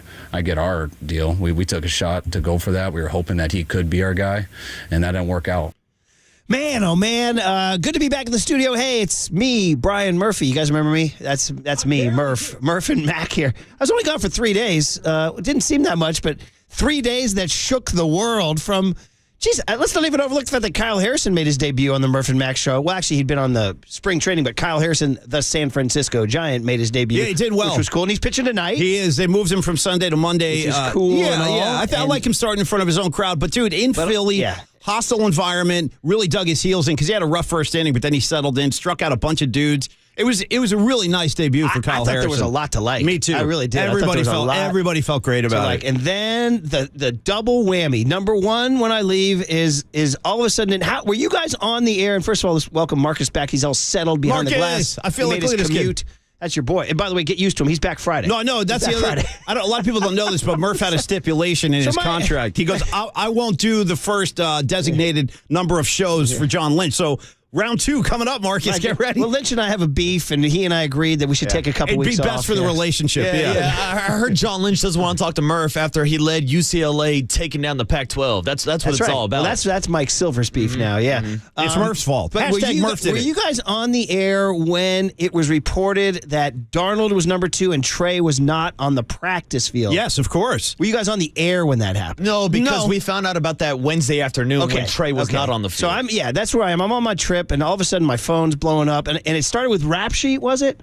Well, can I put one more thing out there, Murph? Because this added to the overall kind of hectic, almost a little bit of confusion. There was confusion the first day because what they did was, you're right, Trey didn't show up to practice, and they put Fred Warner in front of the reporters for some reason. Like he was a designated. That was bad. It was bad because what he said was, I walked out to the practice field. I looked around. I didn't see Trey. And then the next question was obviously, okay, what's going on? Where is he? And Fred Warner was like, I don't know what's going on. No, Because it was confusing. But they pushed him in front of the microphones like that. Yeah, and that's unfair to him. it was very unfair. Yeah, so that happened after you guys signed off on Wednesday. Yeah, and then everybody was waiting for answers because Kyle Shanahan then, of course, came on with the Afternoon Boys, Tolbert and Copes, but that interview was delayed because the Giants went the extra innings on Wednesday. Truce, do you believe that? Shout out Joe Lacob, Game 7, 2016 Western Conference Finals. Give me your favorite baseball movie of all time. By the way, we're still feeling the repercussions of that one. We are still feeling the repercussions. Thanks, Marty. I was driving down 880. I was driving down 880, bearing down Joe on Game Jackson. 7, and we were rolling Giants talk. Yeah. The Black Sox. About an hour before Game 7, Warriors Thunder. Right. And his topic was best baseball movie. And Hour number 2 coming up. I'm getting off on Hagenberger. We're going Field of Dreams. You know what I mean? Yeah. Anyway. When he said, what's in it for me? Good question. Anyway. So the Giants game went long, so the Kyle Shanahan interview didn't even air? Did it air on like 10:50 or something? Or what? Well, here's the thing. Because we aired on the spread? No, because KNBR kept on teasing it like after the Giants game, Was John Miller teasing it? 4:50. Yeah, when this game ends eventually. And then next thing you know, the game all goes in waiting to extra see. innings. Yeah, and then post-game rap is happening, and we're like, all right, is Kyle Shanahan joining the post-game rap? So it was delayed like an hour. It was so crazy. people Yeah. were hungry for answers, but they had to wait until the conclusion of the Giants game. And then Kyle said that at that point in time, that Trey and Darnold would battle for number 2 and maybe even alternate during the season. Wasn't that said? Yeah. Okay, so now, Monday, the old thing, how do you know an NFL coach or GM is lying? Their lips are moving. That old riddle. That used to be the riddle about a lawyer. How do you know a lawyer is lying? His lips are moving. Right. You know what I mean? Right. So how do you know when an NFL head coach or GM is lying? Their lips are moving. Right. So that was not the case. All the while they knew they were going to give up on him because you know. And then, because by Wednesday, he then tells Trey, you're not number 2, you're number 3. John describes it as a gut punch to you guys later. But he also said that he handled it really well and very professionally. So Maybe he didn't flip the table over. There was a little bit of contradiction there because on the one hand, he said he handled it like a pro. On the other hand, he said he was devastated and it was a gut punch. So he was just kind of searching for words there. So at that point in time, and here's where you guys need to fill me in, and I haven't seen the smoking gun. Has it been reported by like Diana Rossini or somebody that Trey did ask for a trade? Well, that's actually Marcus brought that up. And that kind of pushed John over the edge. He was kind of done with that with us at that point. Round 2 on Friday. Yeah, exactly. I'm sure John's looking forward to the conversation. Tune in Friday to see what Marcus has up his sleeve. But I asked him if Trey had requested a trade request, and he kind of deflected the question. He said, Trey's here in camp. We plan on playing him. So that means yes. Yeah. And then both Kyle and John confirmed Friday night that Trey had reached out and said that he's looking for other opportunities. Do you have the overnight, Dave? Trade me right blanking now from Slapshot. Nice. That's a pretty good one. That happens in the first 15 minutes of Slapshot. It does, right away. The European goalie says, trade me right now. Shout out OD on 101. Getting it done out there. Yeah. Keep that one close. So then, what do you got? So then now he's on the trade block, and you guys expect him to play Friday. We did. Because Kyle said that. The choice was probably Mustache Harbor or Trey Lance. And I'm glad I went with Harbor. By the way, the Harbor guys are the best. That's how much I feel for you, baby. Good track. Dude, they opened with Christopher Cross. Ride Like the Wind. Ride Like the Wind has become the Born to Run of yacht rock. And by the way, I'm saying that song is, I think, about like drug smuggling. Yeah, it is. Yeah. So I mean, like the message. Anyway, we actually asked John Lynch the same question: will we see Trey on the field at the Vi? He said yes. So when we broke the huddle on Friday and handed it over to Greg Papa and Jumpin' Johnny Lund, again, Marcus was like, I'm not missing this Trey Lance thing. I'm going to drive down to the Vi. And Marcus, being such a big baseball guy, probably missed the best pitching matchup of the year, at least at Oracle Park. To him, though. They touched him up a little bit. I mean, they didn't crush him, but they scored 5 on him. But by the way, Strider, meanwhile? Wow. Ouch, baby. Mustache. I on my plane, I watched nothing but baseball. The Little League World Series, which was incredible, by the way. Right down to the Curacao Grand Slam that tied it, which was incredible. Had Jess Mendoza jumping out of her skirt up in the booth there. And then the Lewis Lappy just Field of Dreams moment with Coach Danny crying too. How about Coach Danny balling his ass off? And he's like the cool coach too. He knows all the movie stars and everything down in LA. And he's got the cool beard and everything. Yeah. He was crying. It was pretty sweet. By the way, can a guy like that pick up like groupies and stuff I think too? So, Does for he sure. get I would think so. Like he the had moms. that look. He had the longer hair. He's got that beard. So you got to grow. You got to be like Paulie. You got to grow the hair longer and have that cool beard. It's a thing to do. Yeah, especially when you're next 50. thing you know, Leo DiCaprio's inviting you up for the bring the kids up to the pool. You know what I mean? We're going to have a pool party for your kids. Speaking of Leo DiCaprio, I just want to throw this into the mix just to let this absorb and move on with your day. But last week, I think it was, or a couple of weeks back, Mick Jagger had a birthday. And then the next day, I was like cruising around the internet, and I see a picture of Leo DiCaprio driving Jagger around somewhere in Europe in a golf cart. And I'm like, look at this. Leo DiCaprio's like, yeah, it's Jagger's birthday. I better get over there. Oh, man. And now he's driving him around. Anyway, I just thought you'd appreciate That's that. fantastic. So then Friday night happens, and then we hear he's being traded to the Dallas Cowboys. And it happened less than 20. Honestly, one of my media reactions I was, want it all. Wrong team. Do not trade him to the Cowboys. Don't do that. Wrong team in what sense? That's a primary rival that the Niners will be in direct competition with for several years. You could see him again this year in the postseason for the third consecutive year. That could easily happen. I mean, Dak Prescott, we know Trey Lance can win an NFL game. He's done it. He's done it for the 49ers. I mean, Dallas is, listen, without Philly, I mean, Dallas is right there. They're going to be a playoff team. They got a great defense. I was in the greater Philadelphia area yesterday, and I had some caddies who were all Birds guys. Oh, dude, first of all, caddies from Philly, dude. Anyway, KNBR, yeah. Well, first of all, caddy culture is insane. It's incredible. You can do you could do a movie about it. Caddyshack. Anyway, nice. They kept when they would San Fran, huh? Oh, you must not like us, huh? We did your quarterback up, dude. Yeah, you must not like us. Oh yeah, next caddy next day. They got to let you know now. They got to let you know. San Fran. Oh yeah, sorry about that. Yeah. Can't wait for the next one, though. See, Murph is experiencing it one day what I spent 10 years living with back there. Which Eagles is, fans, I know, and they got to all come and tell you about it. Yeah, especially after they beat you in the playoffs. Everybody has something to say. Yeah, because, by the way, I heard I got this one, too. Yeah, the Fightins are playing good at the right time, though. Because the Phillies are hot now. The Phillies are playing well. Do they now. actually call them the Fightins? The Fightin' Phils. Wow, nice. I didn't know they call them the Fightins, though, alone. Wow. They call the Fightins, yeah. All right. The Fightins. Fightins are playing well now at the right time. Bryce Harper was on fire, man. We don't know if our pitching's deep enough. Because we got Zach Wheeler. That's good. I'm like, Jesus, it's 2023. I'm still being haunted by the Beltran trade 12 Marty years later. Lurie's still haunting us, and Zach Wheeler as well. Oh, man. So anyway, then the trade to the Cowboys right away. I mean, wow. I would have traded him not to the Cowboys, number one. I actually think they just wanted to get him out the door. And as the Cowboys expressed interest, they're like, fine, take him. He's done. Just to get shades of Jordan Poole, not in the sense that he was a number 2 pick, but the way they're like, get this guy out of town. Yeah, pretty much. If that means you're giving me Chris Paul, give me Chris Paul. Yeah, good. I'll take the round of you guys go. Yeah. I mean, they shipped his out of town so fast. Less than 24 hours. Yeah, and I think maybe he was saying the locker room dynamic. And again, this all goes back to Darnold, dude. Darnold just cruising in, sitting courtside with Kittle and McCaffrey, and all of a sudden he's the dude. I know, man. I mean, this is all about Darnold being there. I think Brock Purdy's looking over his shoulder at Darnold. Well, here's the thing, Murph. You just brought up Jordan Poole. I'm wondering if Sam Darnold walked into the locker room and sucker punched Trey Lance right in the face. Like, is that why they got to get rid of him now? Maybe, man. Maybe. Well, I tell you, they obviously have. I mean, when Mayoko told us he might be the most talented thrower of the football in Niner history, I mean, that's clearly stuff that he was hearing from people inside the building.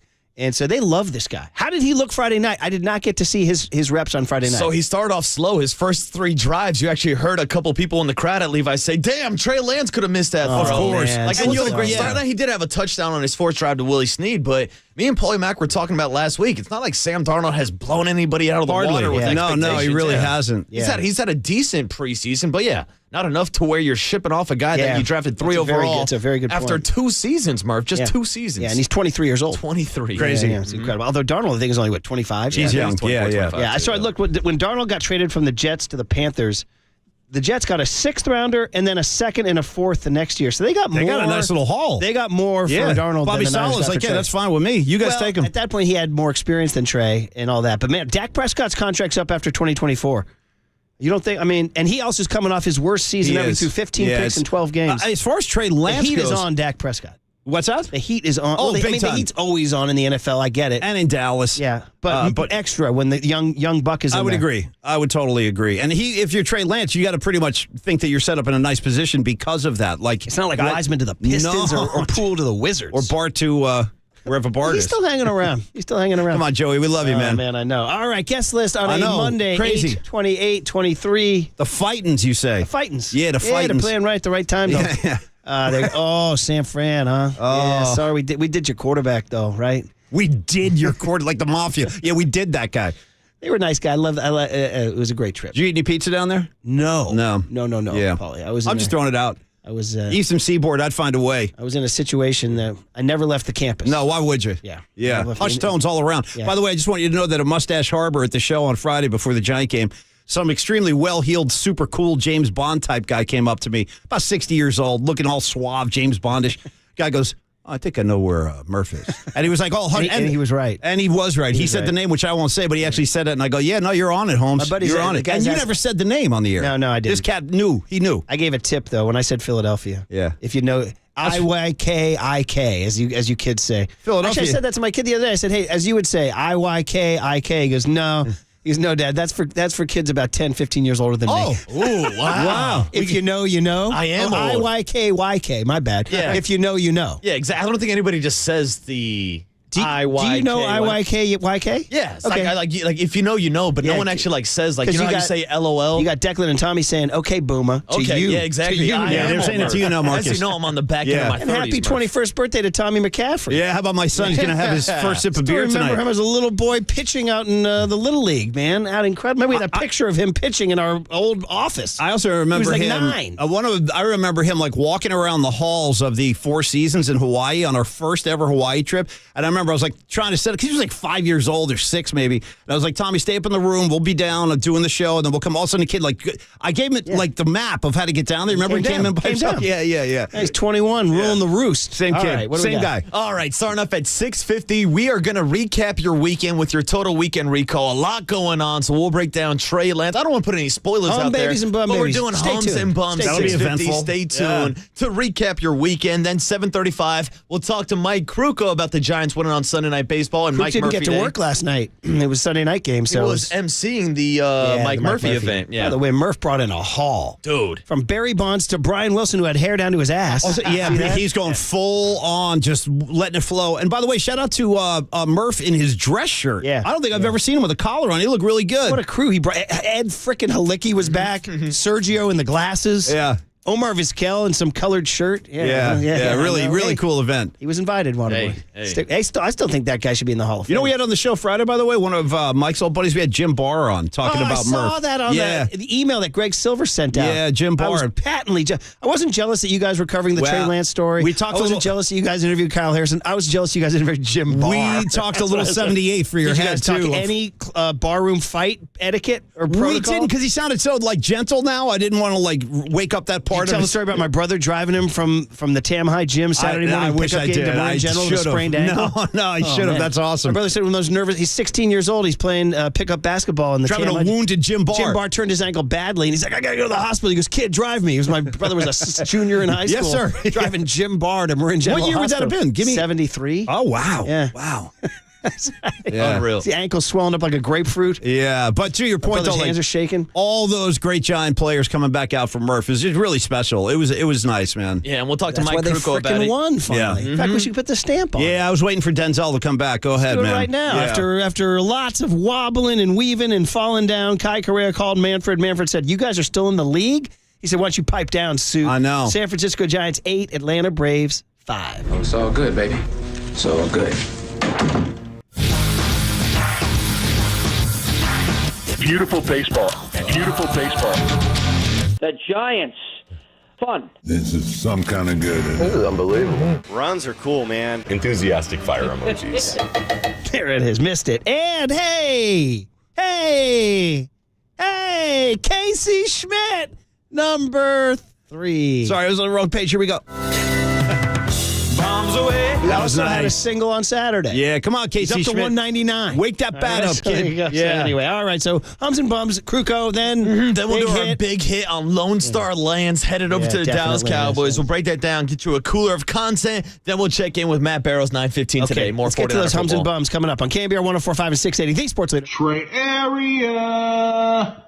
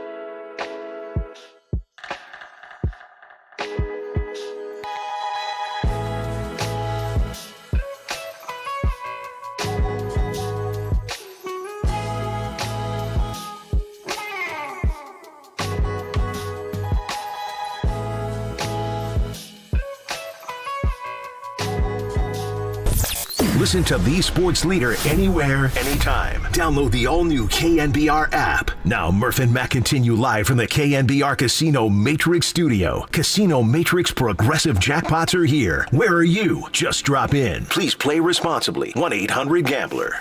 The pitch. Acuna hits a little slow roller toward first. Davis has it. He flips to Alexander, who flips to Estrada for the out. The throw home. Safe!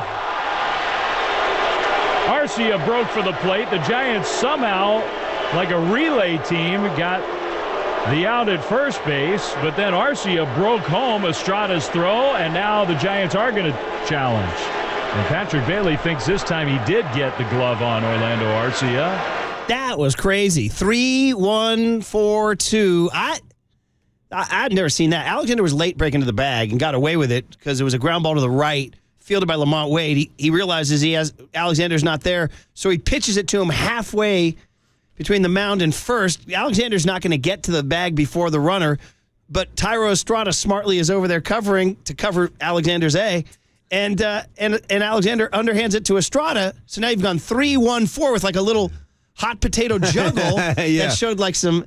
Now, on top of that, Ron Washington waves the runner home. And by the way, so great to see Wash out there. Isn't it? By the way, the Braves' coolest first third base coaching combo in the Bigs, Eric Young and Ron Washington. No, hands down. Yeah, Washington. And Paulie, I wouldn't, on the trip, sorry to interrupt there on the Washington. Hold your thought on Washington for a second. Yeah. On the trip back over from back east, and I watched the Little League World Series and all that. Murph is back east. That's the home of the Fightins. An hour of baseball tonight nonstop. Shout out Nicole Briscoe and Tim Kirkshin. I got it all. What do you need to know? By the way, the Rangers are collapsing. Bruce Bochy's Rangers are collapsing. They lost 9 out of 10. Yeah. And then almost as bad as Marcus's Yankees. They announced, this is where forward teases work. They go, coming up on the K-Rod broadcast with Michael K. and Alex Rodriguez. Dude, their little promos work because I tuned in for a little while. John Miller and Theo Epstein. I saw John Miller. So I went in.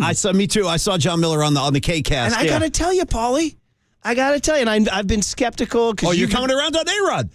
He's coming around. I told you. Where's your dad? Actually pretty good. I've been saying it for a while now. I'm the bad guy. He asked Theo Epstein some really good questions, including Theo, what happened to the RBI?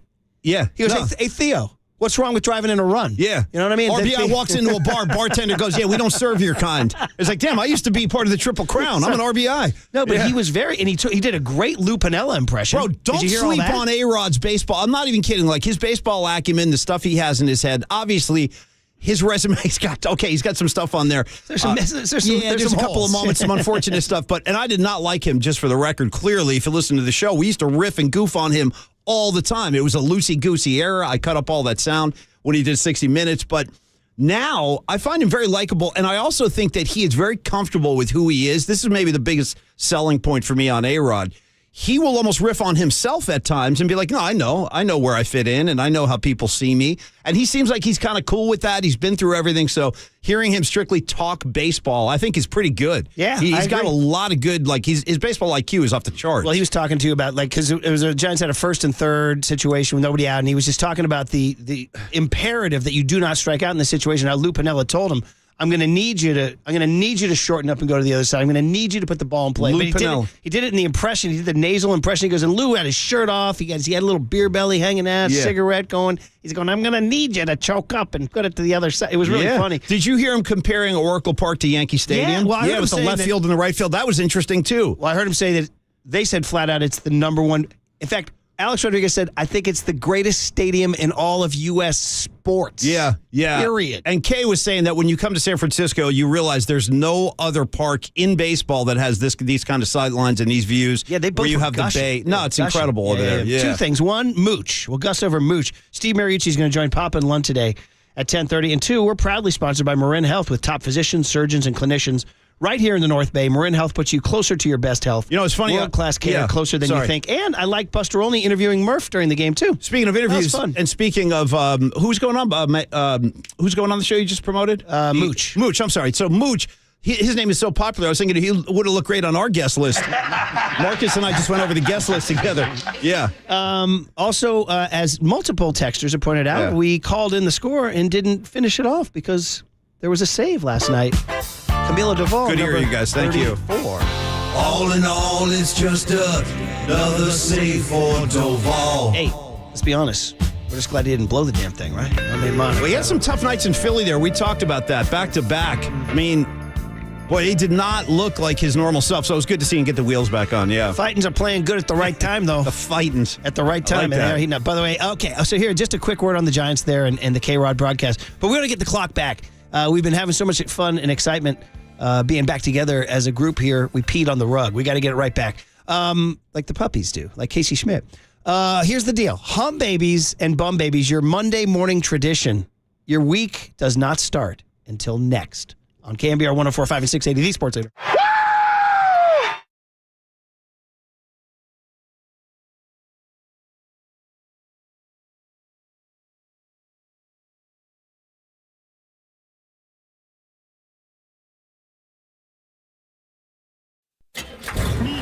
From the Chilton Auto Body Traffic Desk.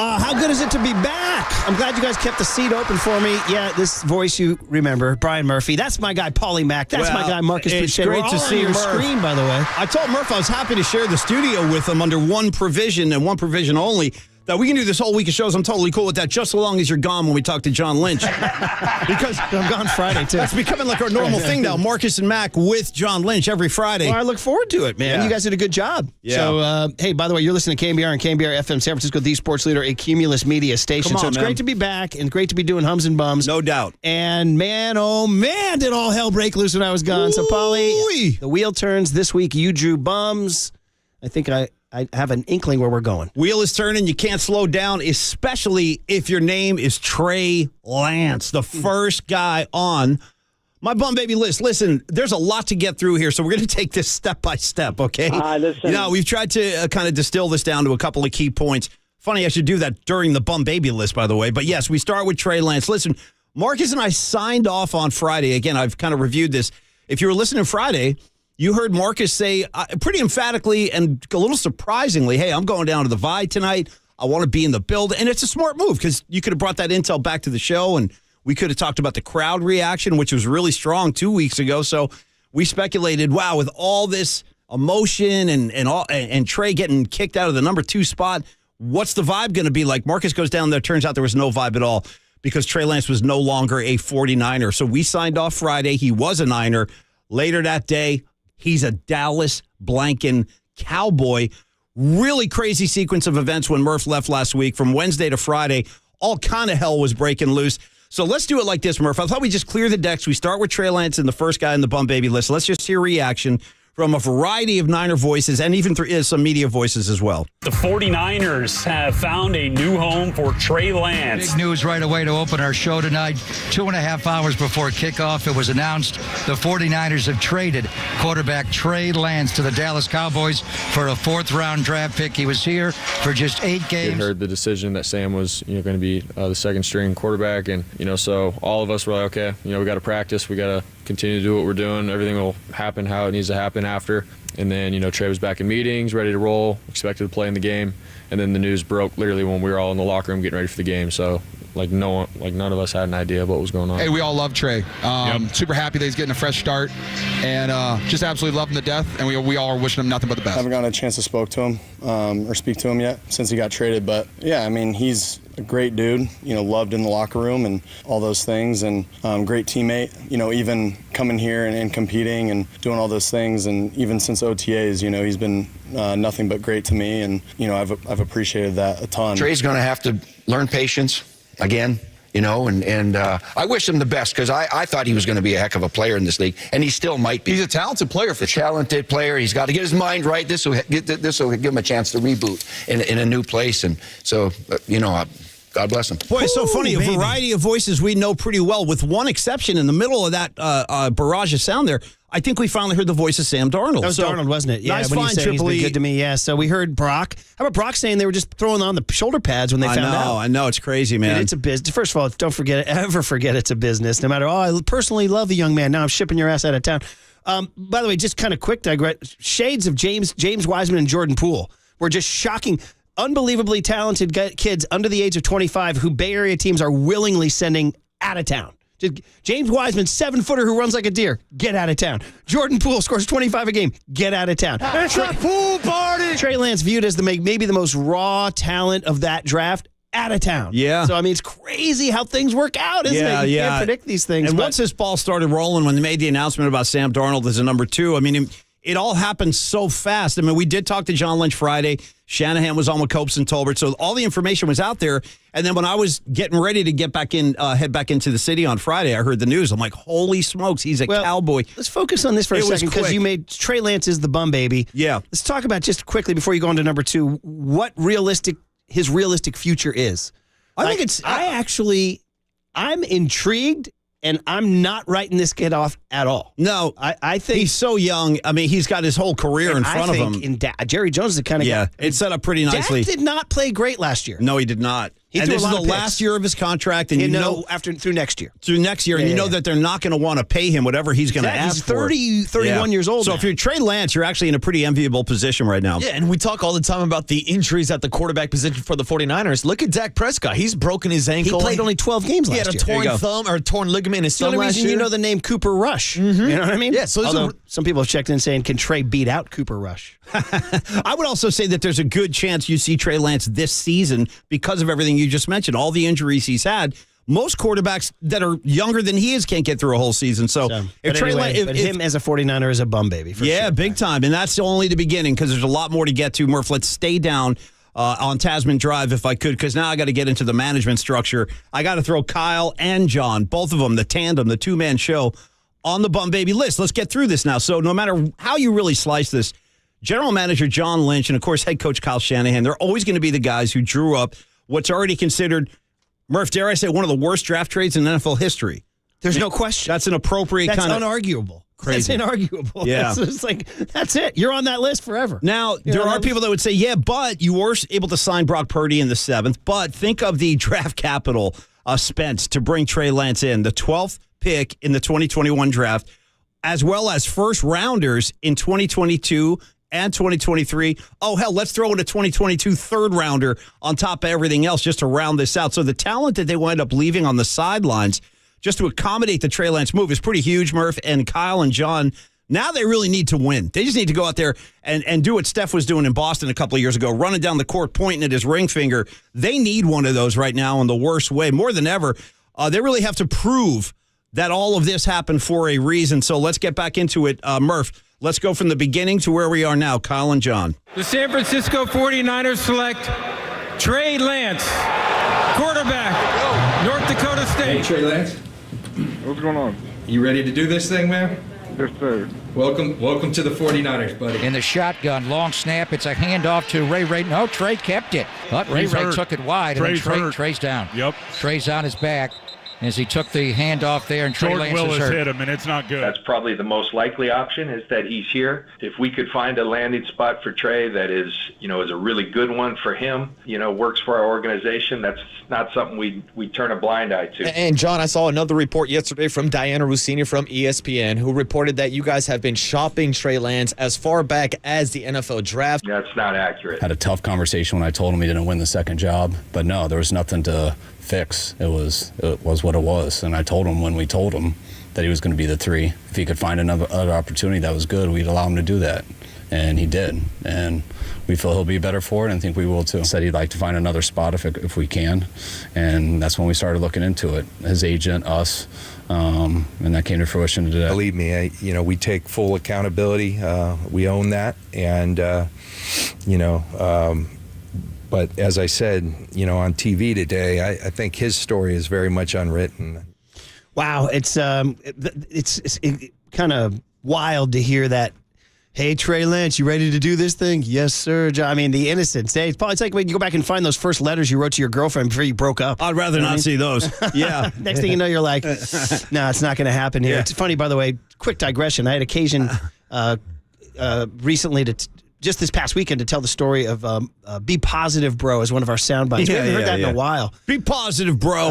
Be positive, bro. Remember, that was a breakup. Remember that? She hired Mark McGrath. Well, the best riff ever is that when the camera pulls back, it revealed that McGrath is like having coffee with the ex in bed. Yeah.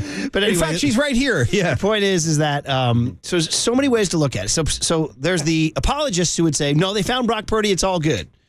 But no, it's not all good because of the draft capital that you spent. Now, I also believe, too, that you just, once the draft happens, you got to move on. There's nothing, next pitch, Waterboy, right? Next pick.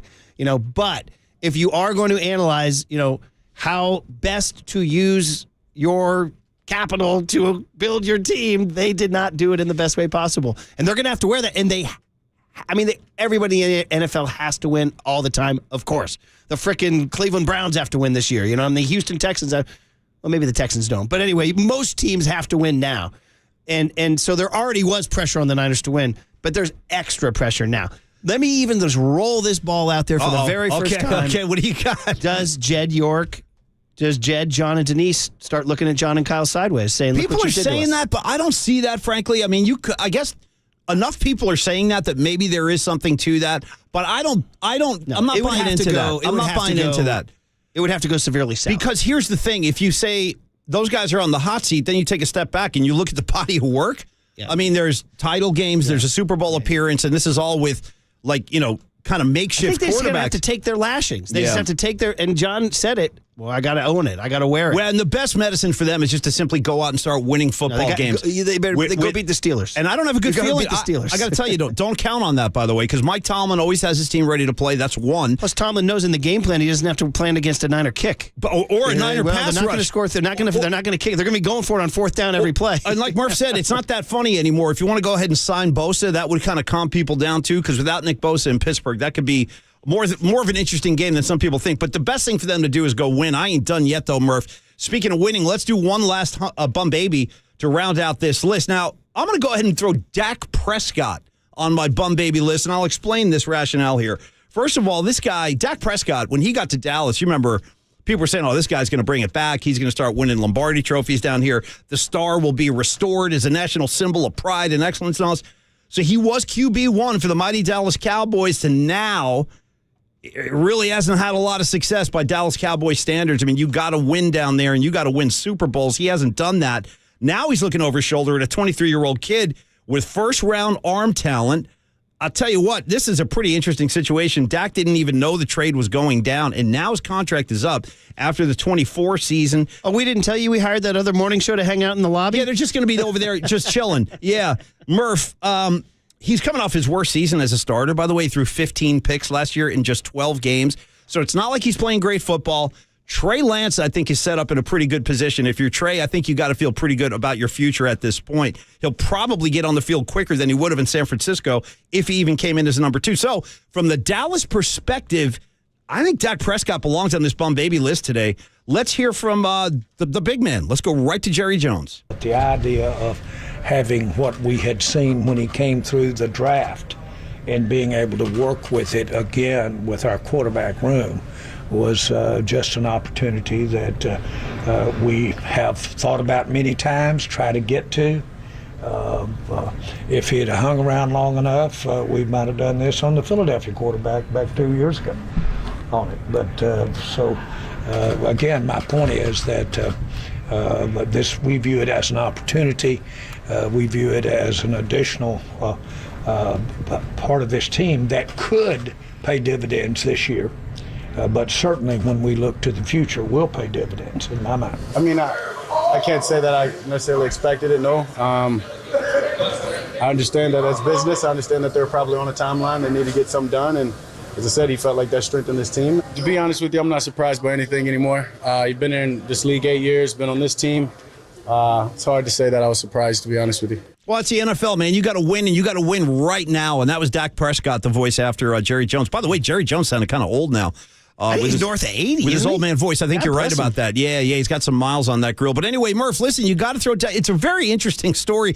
And if it should turn out to be the Dallas Cowboys using their new weapon against the Niners, that's going to be a tough pill to swallow. What a story. So let's see how it all plays out. But for now, Murph, on August 28th, the bum babies were Trey Lance, Kyle and John. Got to throw those guys on the list, man. And, of course, Dak Prescott. Those are pretty good. It's a crazy story, man. Juicy bum baby and list. It's still being written, Marcus. Better than that one a couple weeks ago that Waterboy called out as our worst hum babies ever, like the Cubs or something like that were in there. And throw the Cubs on. Yeah, it was like the Cubs and a couple other random stories. It was terrible. Yeah. Sometimes that happens in like early August. You know what I mean? Sometimes in life you get bone, Murph. A little bit. Ask Trey Lance. As you were telling Trey Lance, James Wiseman, and Jordan Poole. Right? And then still to be determined on Joey Bart. Yeah. There in Sac. How's he hitting, by the way? Did anybody know? Anyway. I haven't seen. You won't see him no more. No. Anyway, okay, well, after Paulie Mack just comes in with the hard-hitting bum babies, I think I got to fluff up some happy hum babies. Next on the Sports Leader. When we look to the future, will pay dividends in my mind. El Cerrito, shout out to you for supporting KNBR, El Cerrito's Sports Leader.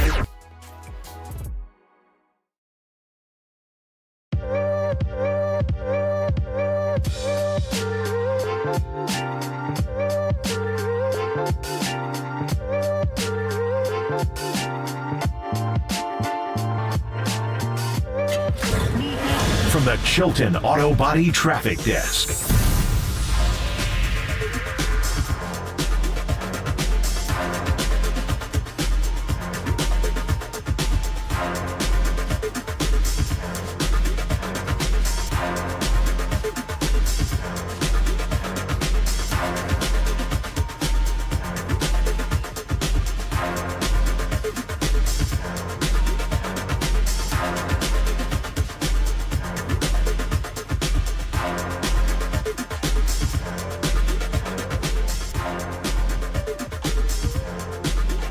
All right, everybody. Hope you had a good weekend. It's Paulie Mack from the Murph and Mack Show. Thanks for listening today. Want to bring in Steve Moskowitz, our good buddy. We love talking to our favorite tax attorney in the work week because he gives us all kind of suggestions, advice, and tips on how to manage your tax reality. Steve, hope you had a great weekend. Good morning, my friend. Let's help out our listeners today with some great tax news and advice. What's happening, Steve?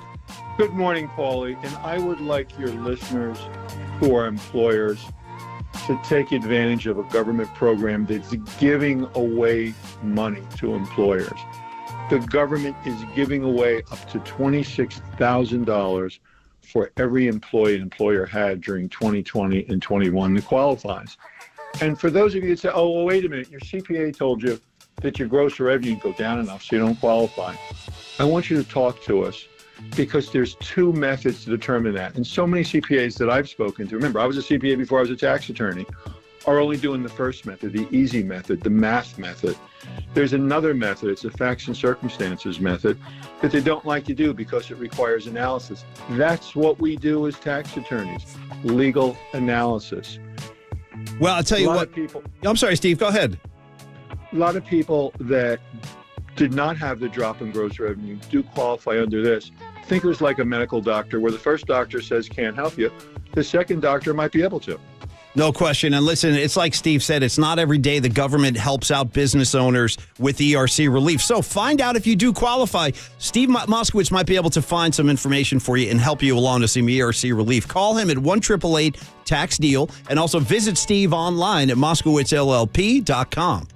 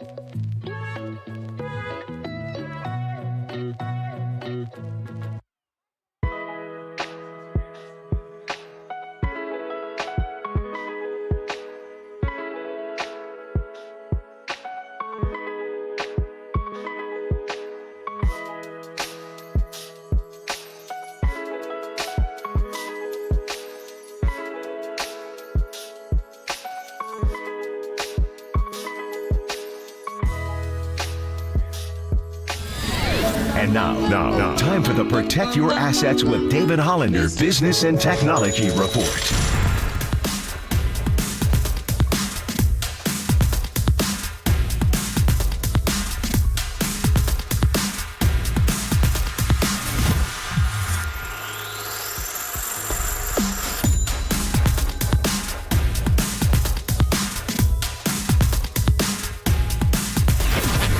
This has been the Protect Your Assets with David Hollander Business and Technology Report. Concerned inflation will ruin your dream retirement? Learn more. Listen to David's show every Saturday morning on KNBR or call 1-866-PROTECT. Listen to the sports leader anywhere, anytime. Download the all-new KNBR app. Now, Murph and Matt continue live from the KNBR Casino Matrix Studio. Casino Matrix Progressive Jackpots are here. Where are you? Just drop in. Please play responsibly. 1-800-GAMBLER.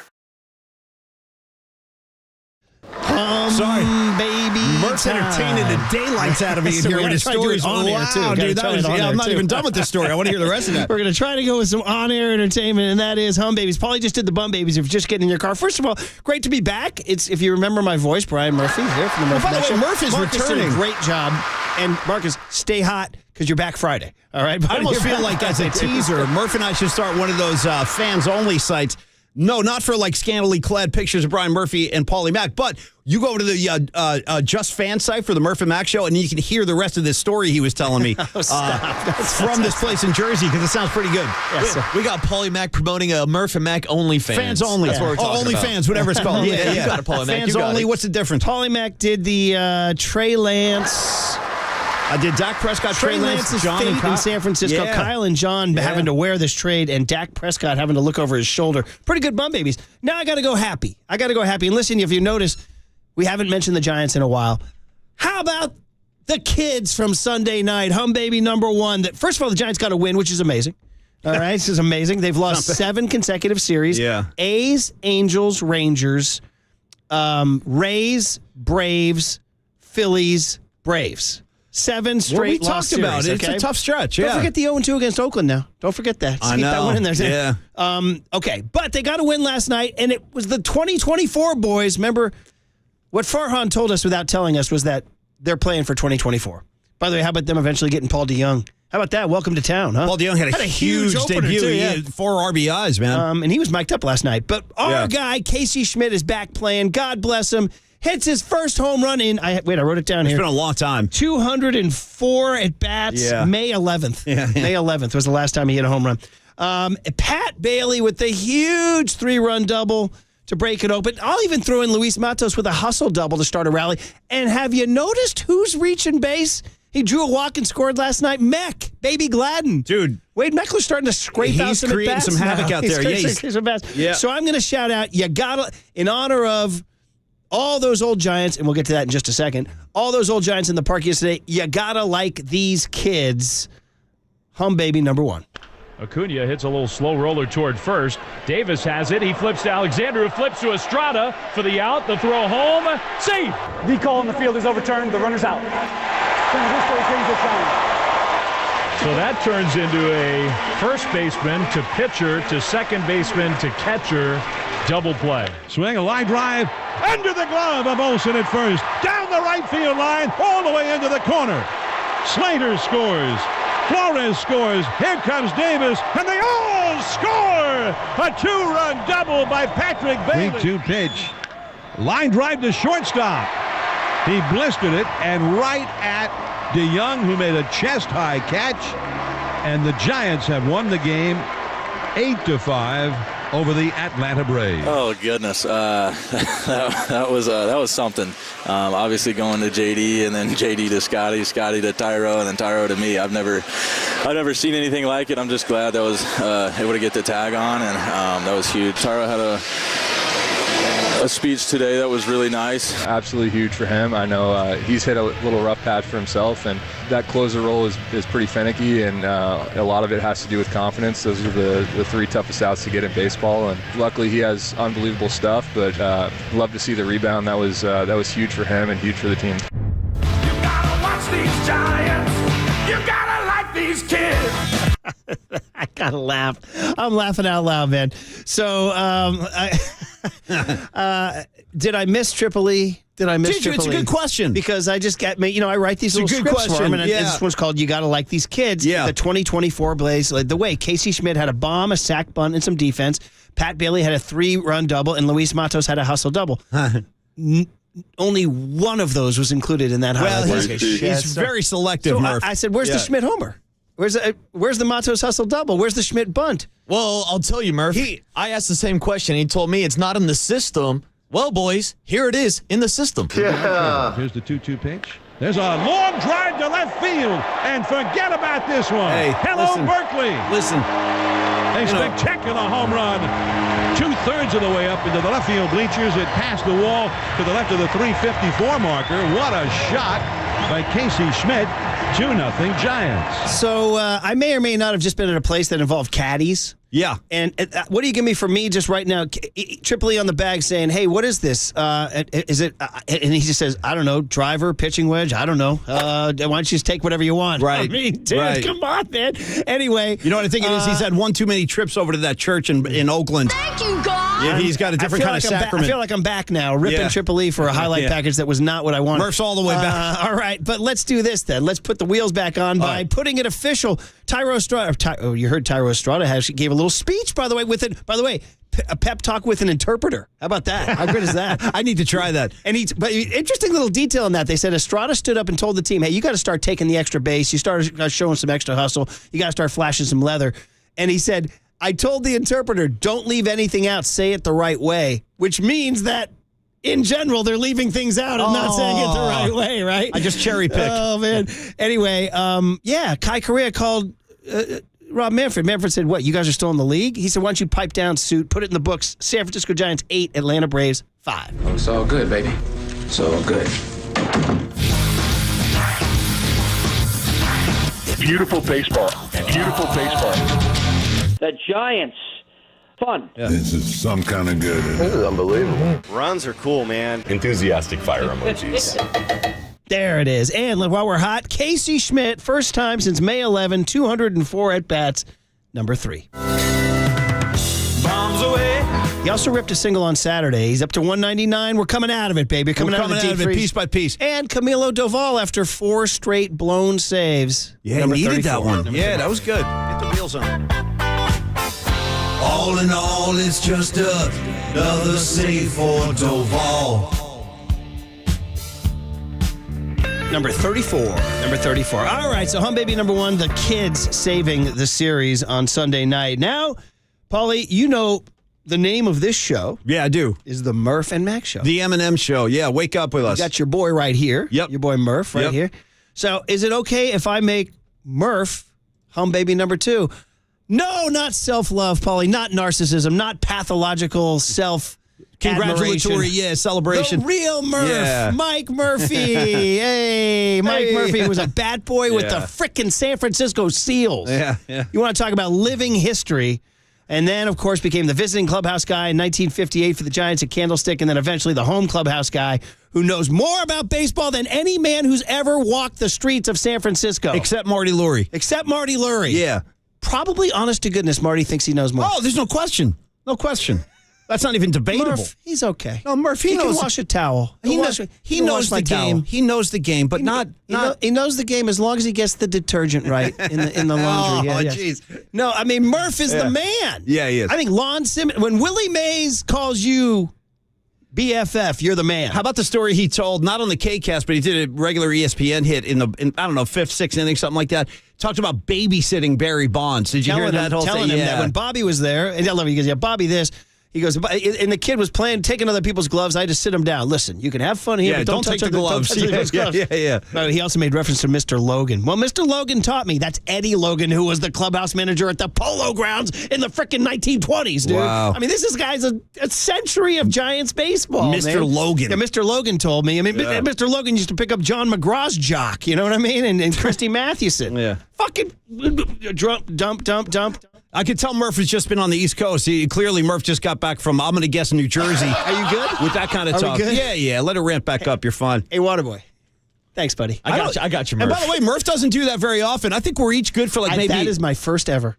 Are you serious? Yes, that's my first ever. I've had a handful of those over the You know years. what's crazy is my entire weekend trip, all the guys I was with. That's the Jersey influence. They kept asking me about it. What if you say this? What if you say this? Yeah, I'm like, that'll never happen. Don't worry. I'm a pro. That's never going to happen. Welcome back. There it is. Christy Mathewson is what I was saying. Yeah. Welcome back. Next pitch, Murph. Next pitch. Waterboy, you're the man. Mike Murphy. Definitely Mike Murphy with one of the great parties yesterday. Will Clark, Robbie Thompson, Omar Vizquel, Sergio Romo, Brian Wilson with hair down to his ass, Barry Bonds. All of them. Yeah. Ed Halicki. Jim Barr. Greg Minton. Jim Barr. Yeah. Only one man can bring them all back, and that's Humbaby number 2, Murph. Today we induct the great Mike Murphy into the Giants Wall of Fame. He fed us.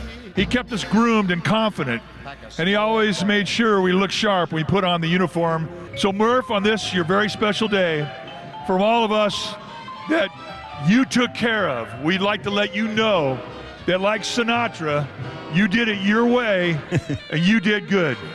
Congratulations, Murph, and God bless you. I'll be here when you get here, and I'll be here when you're gone. No one knows it, but Murph was my babysitter. But I want to just say thank you, Mike. Appreciate you. You're the best clubhouse man in the world. You've treated us all equal. You've made us all feel as we were important. And I don't even know what to say besides thank you for everything you've done for me and my family and even our children. Thank you, buddy.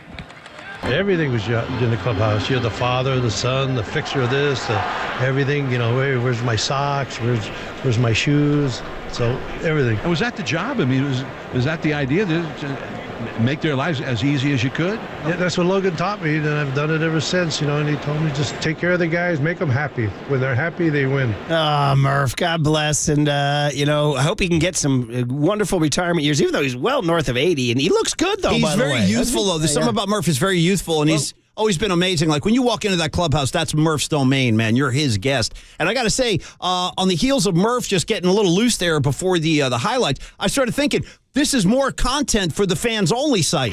So when you come over to Murph and Mac fansonly.com, which I'm working on right now with Triple E, we'll have it up by the end of the day. These are the kind of unfiltered takes you'll get. So, it's funny, is on a sentimental note, though, when I wrote the 50-year Giants book back in 2007, Murph was my big interview. He didn't do big interviews, but he sat down for this one because Peter McGowan asked him to. Rest in peace, Peter McGowan. Yeah. And the final line, he said, it was in 2007, so that was 16 years ago. He goes, no, I'm not going anywhere. I'm going to stick around. He goes, I like being around these kids. It keeps you young. That was the last line in the book. Yeah. That was the last line in the book. Nice. And look at him. Yeah. Nice way to close the book with Mike Murphy, too. That's awesome. And I felt like by using that, it was keeping spring, like the eternal hope of spring training. That was the writer's embellishment. No, I dig it, man. There you go. Yeah. All right, guys. And finally, are you kidding? Talk about kids and keeping you young. I lived it. I lived the frickin' Little League World Series, and my, oh my, did they give us a show yesterday. The kids out of El Segundo, California, who, by the way, lost a game last week and looked like they were toast, but worked their way up through the elimination bracket. They got to that kid, DJ Jablonski from Needville, Texas. Looked like he got his dog run over. And sporting two studs, a 6'1" kid named Louis Lappy and a 6' kid named Brody Brooks. 6'1", dude. And they had the cool coach with the long hair and the beard. And they had George Brett rooting for him. And they had everybody rooting for him. And they're playing Curacao. That Curacao coach, you guys get a blow to that guy? That'd be intimidating to coach against that guy because he was nonstop. And then the Curacao pitcher who comes off the mound staring at you and all that. And it's like great drama. But L.A. looked like that. And I, full disclosure, even though it was SoCal, 100% rooting for them. First of all, USA. Second of all, California baseball, man. We play some ball on the West Coast. Waterboy. Yes. I saw your tweet. Yeah. I saw that. Yeah, we play some ball, Murph. I definitely want the West to win. I want us to rep. And so they're playing well. They're up 5-1 in the fifth inning. Frickin' kid from Curacao hits a grand slam. Place goes crazy. It's 5-5. They show Jess Mendoza jumping out of her skort up in the booth. Skort. Todd Frazier's high-fiving. Now we go into extras. Everything's the bottom of the sixth. And here comes the number one kid in the series. He's hit more home runs than anyone. Waterboy, let me ask you a question. The Curacao coach. Do you walk him? Do you walk him? Danny Boney, the coach of El Segundo, said, I thought for sure they're going to walk him. He goes, when they pitched him, I was stunned. They said, well, here we go. And kaboom. The stuff that dreams are made of. The 6'1" kid hits a home run. And the joy was so amazing. The happiness from the kids and the tear. The coach was crying. Everybody's crying. They're hugging each other. I love you. Baseball. Hum baby number 3. Louis Lappy and the boys from El Segundo. This ball driven to right. Ellis Grand slam to tie it for Krukow.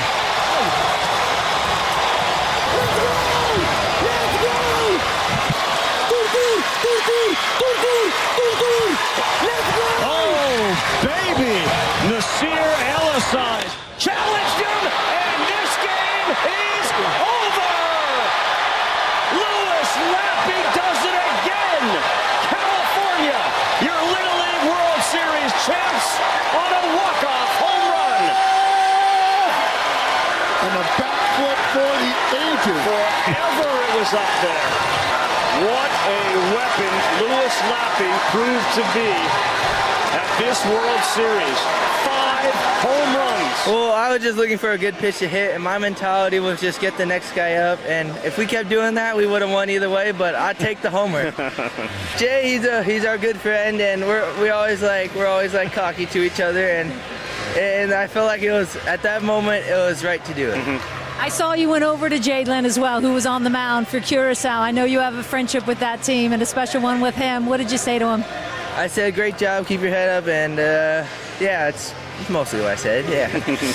Keep your head up. I like that. And the coach was crying. It was great. Yeah, actually, you know what? We should get that for COC when he goes for the freaking United States, man. It was really cool. It was just great drama. And it turns out that the Southern California team and Krukow kind of bonded, and they wound up playing ping pong, and it wound up that the two studs, the closer for Krukow and Louis Lappy, became buddies, and it turns out he's the home. And by the way, the bat flippers they were talking about, oh my God. Well, they threw it above the height of the stadium. Yeah, no, it's over. Forget about not being reserved out there. You watched it, Waterboy, right? I did, and it was crazy because I believe they said on the broadcast that was the first home run that Krukow allowed the entire tournament. Great How stat. about that? So that probably went into the decision to pitch to him, but they left it over the plate. See what happens. Walk-off home run, first pitch. It was electric, Paulie Mack. One of the greatest moments, maybe in Little League World Series history. I think it has to be number one, yes. Particularly set up by the Grand Slam by Krukow, too. So, anyway, there's your home babies. The Krukow and Little League and El Segundo and Louis Lappy. We played some ball on on the West Coast. That's for sure. Mike Murphy and, of course, the kids leading the win on Sunday night. And we mixed in some fans-only content to promote and the new site. it turns out that watching on the stream is an interesting twist. Well, listen. Mike Krukow next on the Sports Leader. Take care of the guys. Make them happy. When they're happy, they win.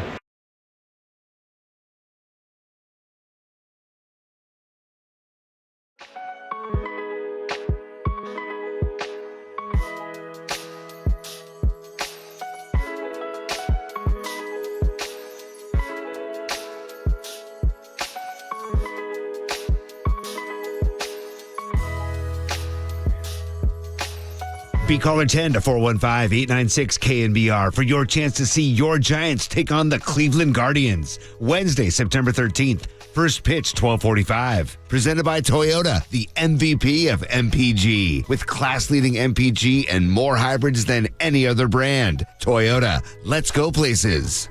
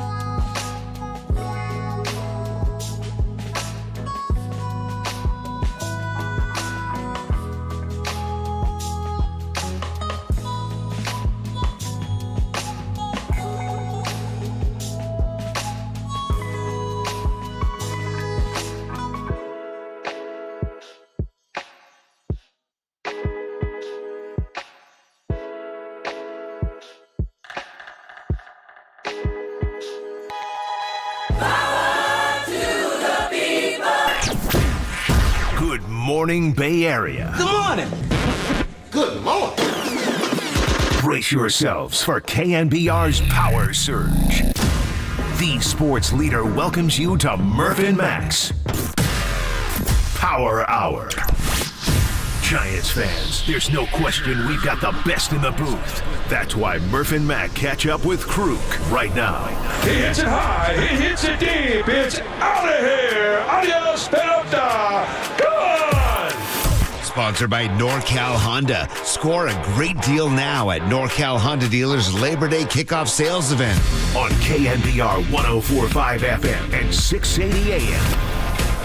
All right, a lot going on at the Yard. Braves take 2 or 3. Giants get the getaway one. Here come the Reds. Kyle Harrison tonight. Also looking ahead, Bomani Jones, great ESPN voice, joins Tolbert and Ratto today at 2:30. That's right, Ratto in for Copes, who's down in Cabo. All right, Mike. Well, it's great to be back talking with you, and so much has happened since you signed off on Friday morning. Braves take 2 out of 3. The Mike Murphy celebration. The Giants win on Sunday. A lot to digest. Mike, how are you? And how you feeling about the club right now? Morning, Kruk. Yeah. Yeah, good morning. Well, I think that yesterday was a significant victory. And I think they need some more wood right now. And they've got some really good news coming this week. We're thinking we're going to see Mike Yastrzemski back in the lineup and Mitch Haniger. I was really concerned when Conforto went down, and Conforto went down with a hamstring, and I don't trust hamstrings. And I'm not sure if we're going to see him the rest of the year. I really don't. I don't know how severe it is. I just don't trust him. I mean, look what's happened with Yastrzemski. So I think that, this is a very, very pivotal time in the season right now. And they have not been playing great ball. I mean, they haven't. I mean, they had a real big day yesterday, and I thought a big part of it was the pregame speech from Thairo Estrada.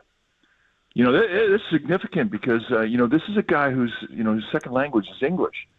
And a lot of these guys that come out of Latin American countries, they have a 50 or 75 word vocabulary. They can communicate, but to stand up in front of a group and do it is a big deal. He brought in an interpreter. But even then, it's rare that a Latino player will get up and give the speech, and I thought it was huge significance on a day when I think that Thairo Estrada just kind of got tired of looking that they were making mental mistakes, and we're not playing as good as we can play, and all of a sudden we're starting to see that the energy's starting to fall out of the balloon here. He was feeling it. And he called a meeting. He brought it back together, and they went in there, rallied. They played a good game. I mean, they scored before the Braves did. I mean, I thought Tristan Beck went out there. I mean, he stopped an 0 for 12, or I don't know if all 12 at bats were his. It was the staff. They slapped an 0 for 12 on the top 3 guys in the lineup, Acuna, Harris, and Riley, and they were just lethal the first 2 games. So I thought that was significant. I just thought that the whole energy of yesterday's game was huge in the grand scheme of things. So I think they're ready for this next stage. And but I did have concern until yesterday. I feel a little bit better about this club now. Yeah, you're right. I mean, listen, the big picture is they've lost 7 consecutive series going back to the A's, which is crazy. And they've actually fallen out of the wild card, a game and a half back, but only 1 back in the loss column. So it's going to be a dogfight. But the small picture is that they got that win yesterday. And as you mentioned, so many good things happened from Thairo Estrada on down. Hey, quick, just digression here before we get into the more of the X's and O's here. It was the Mike Murphy celebration, just because you were there. So cool, you were the guys. Awesome. You and Dwayne got to host it, and man, if the measure of a man's life is who comes out for your tribute, then we need a bigger ruler. Yeah, Murph is a success because from Barry Bonds on down, out they came, and the great message from Willie Mays on the board and everything. Well, what's really cool about it? I mean, the love that everybody on that field has for that guy, the love that our city in Northern California and all Giants fans around the country have for this guy.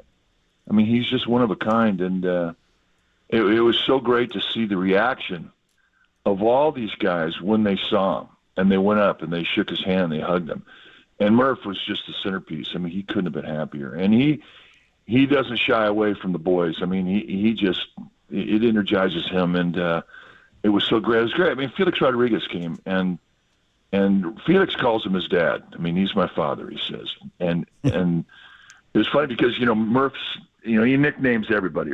Well, when Felix first got to the big leagues, he'd go out and before a game, he'd put like 6 squirts of cologne on.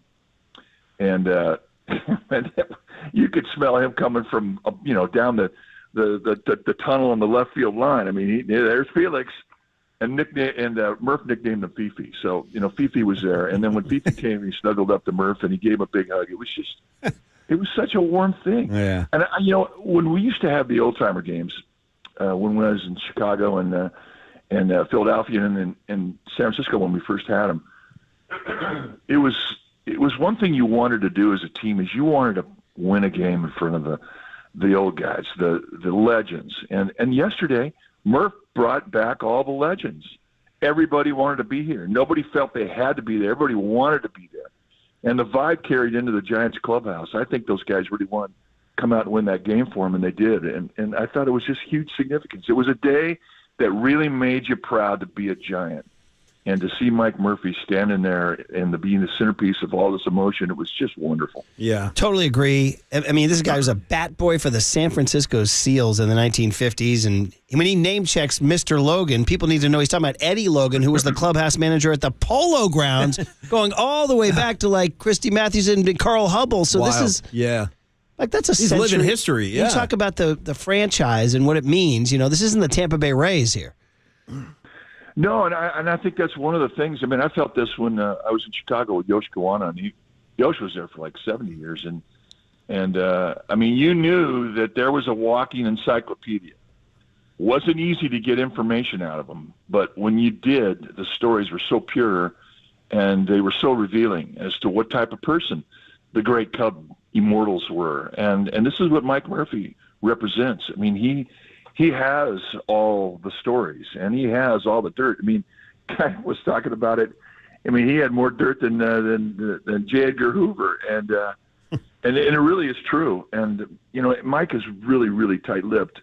But there were times when we would start telling stories that he would chime in, and you would get a look back to some of the greatest San Francisco Giants stars. And really, you think about all the guys that came here in '58. They all came from New York. They were New York Giants fans, and they all, they had their own way of walking tall with a Giants uniform on it. And there was Murph who was hanging that uniform on the guy. And so he's just our encyclopedia.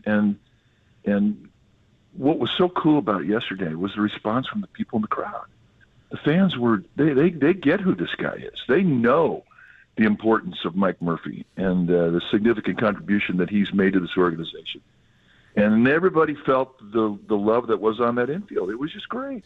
Well, shout out the Giants for doing that. They do it right, always keeping that franchise legacy alive. That's why people feel connections, because they do things like that. And by the way, does Brian Wilson have the record for longest hair in Giants history? Gotta be.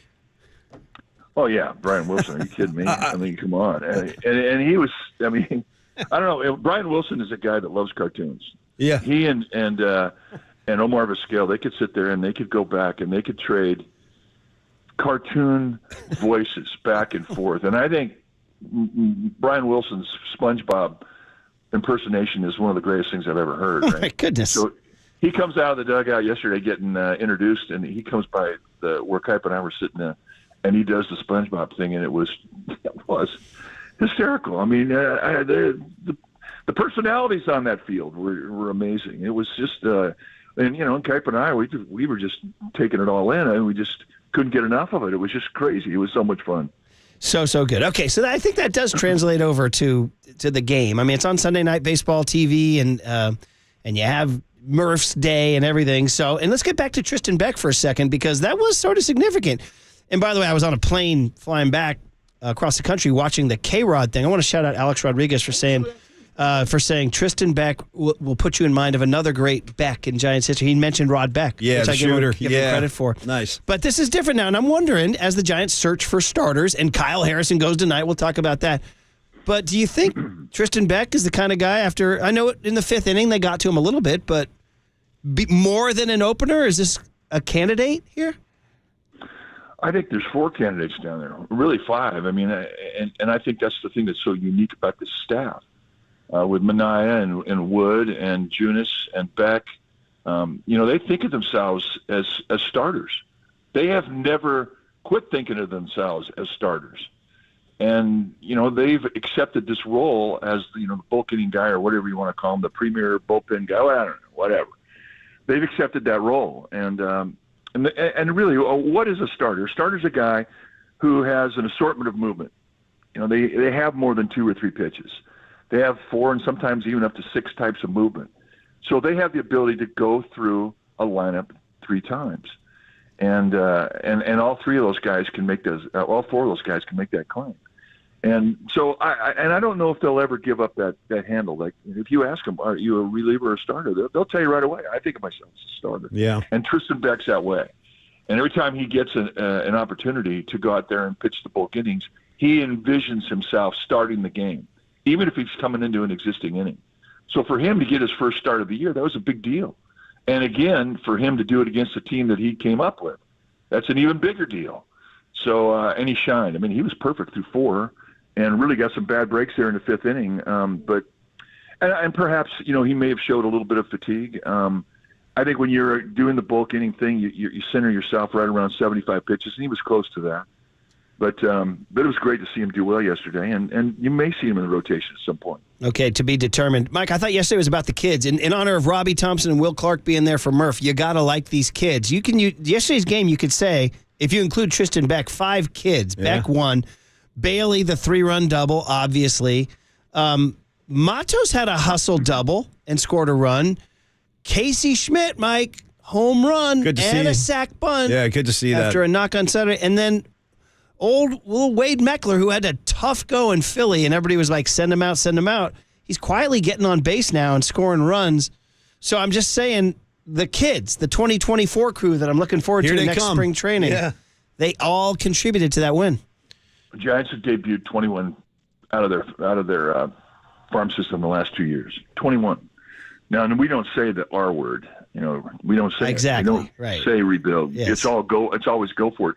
And they always feel they're going for it when they break camp in spring training. There's never been that oh ho hum. This is just going to be a throwaway year ever. And where are we now? I mean, 2 years into this last, the 21 debuts.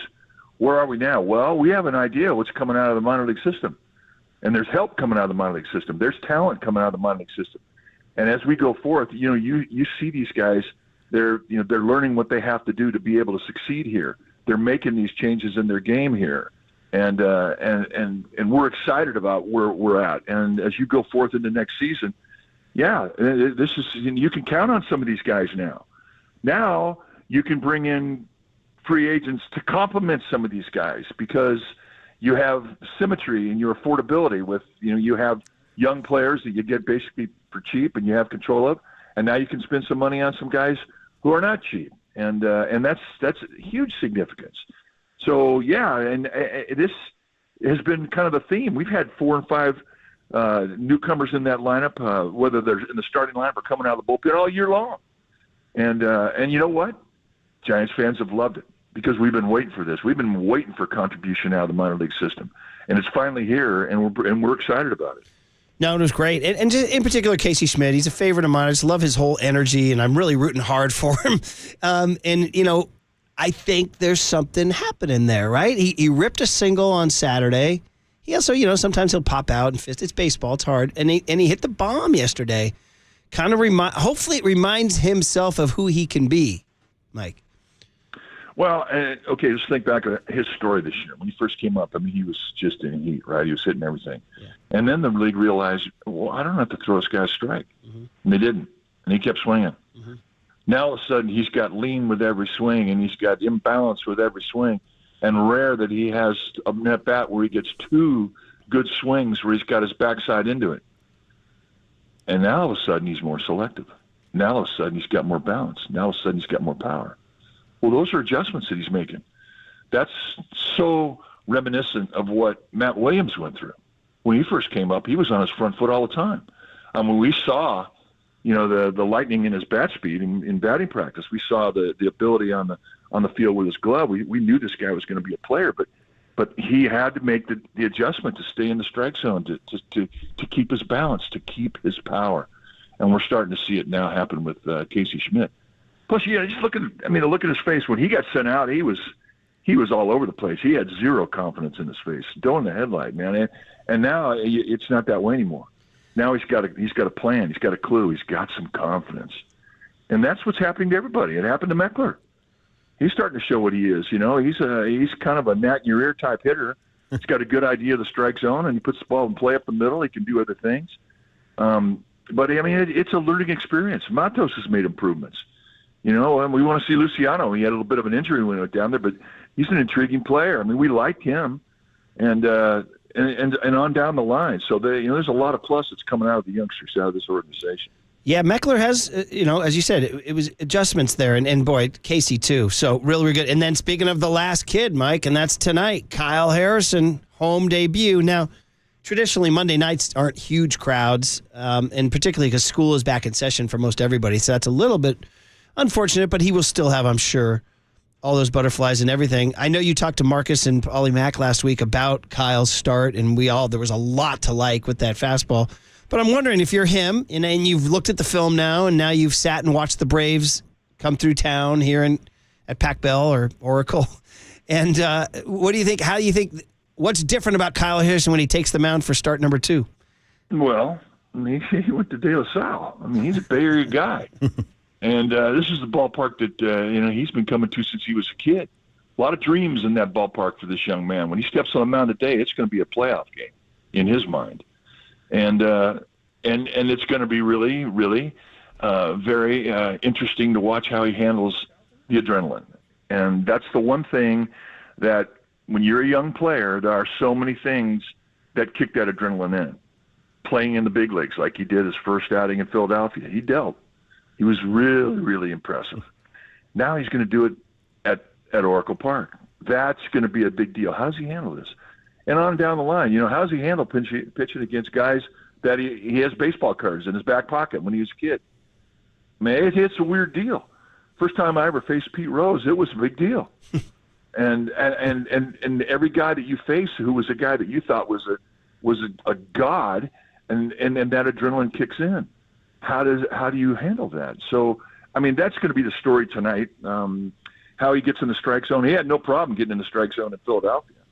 It was interesting. The guys that he had a problem with were the guys who were the lefties, which tells me that his slider needs to tighten up a little bit. We saw him throw a changeup, but I didn't even know he had. All the years or all the outings that he had in the minor leagues that I saw, he never threw a changeup. I didn't know he had one, and he has a good one. So we'll see if that's a project, if he's learning how to use it, or if he uses it more in tonight's ball game.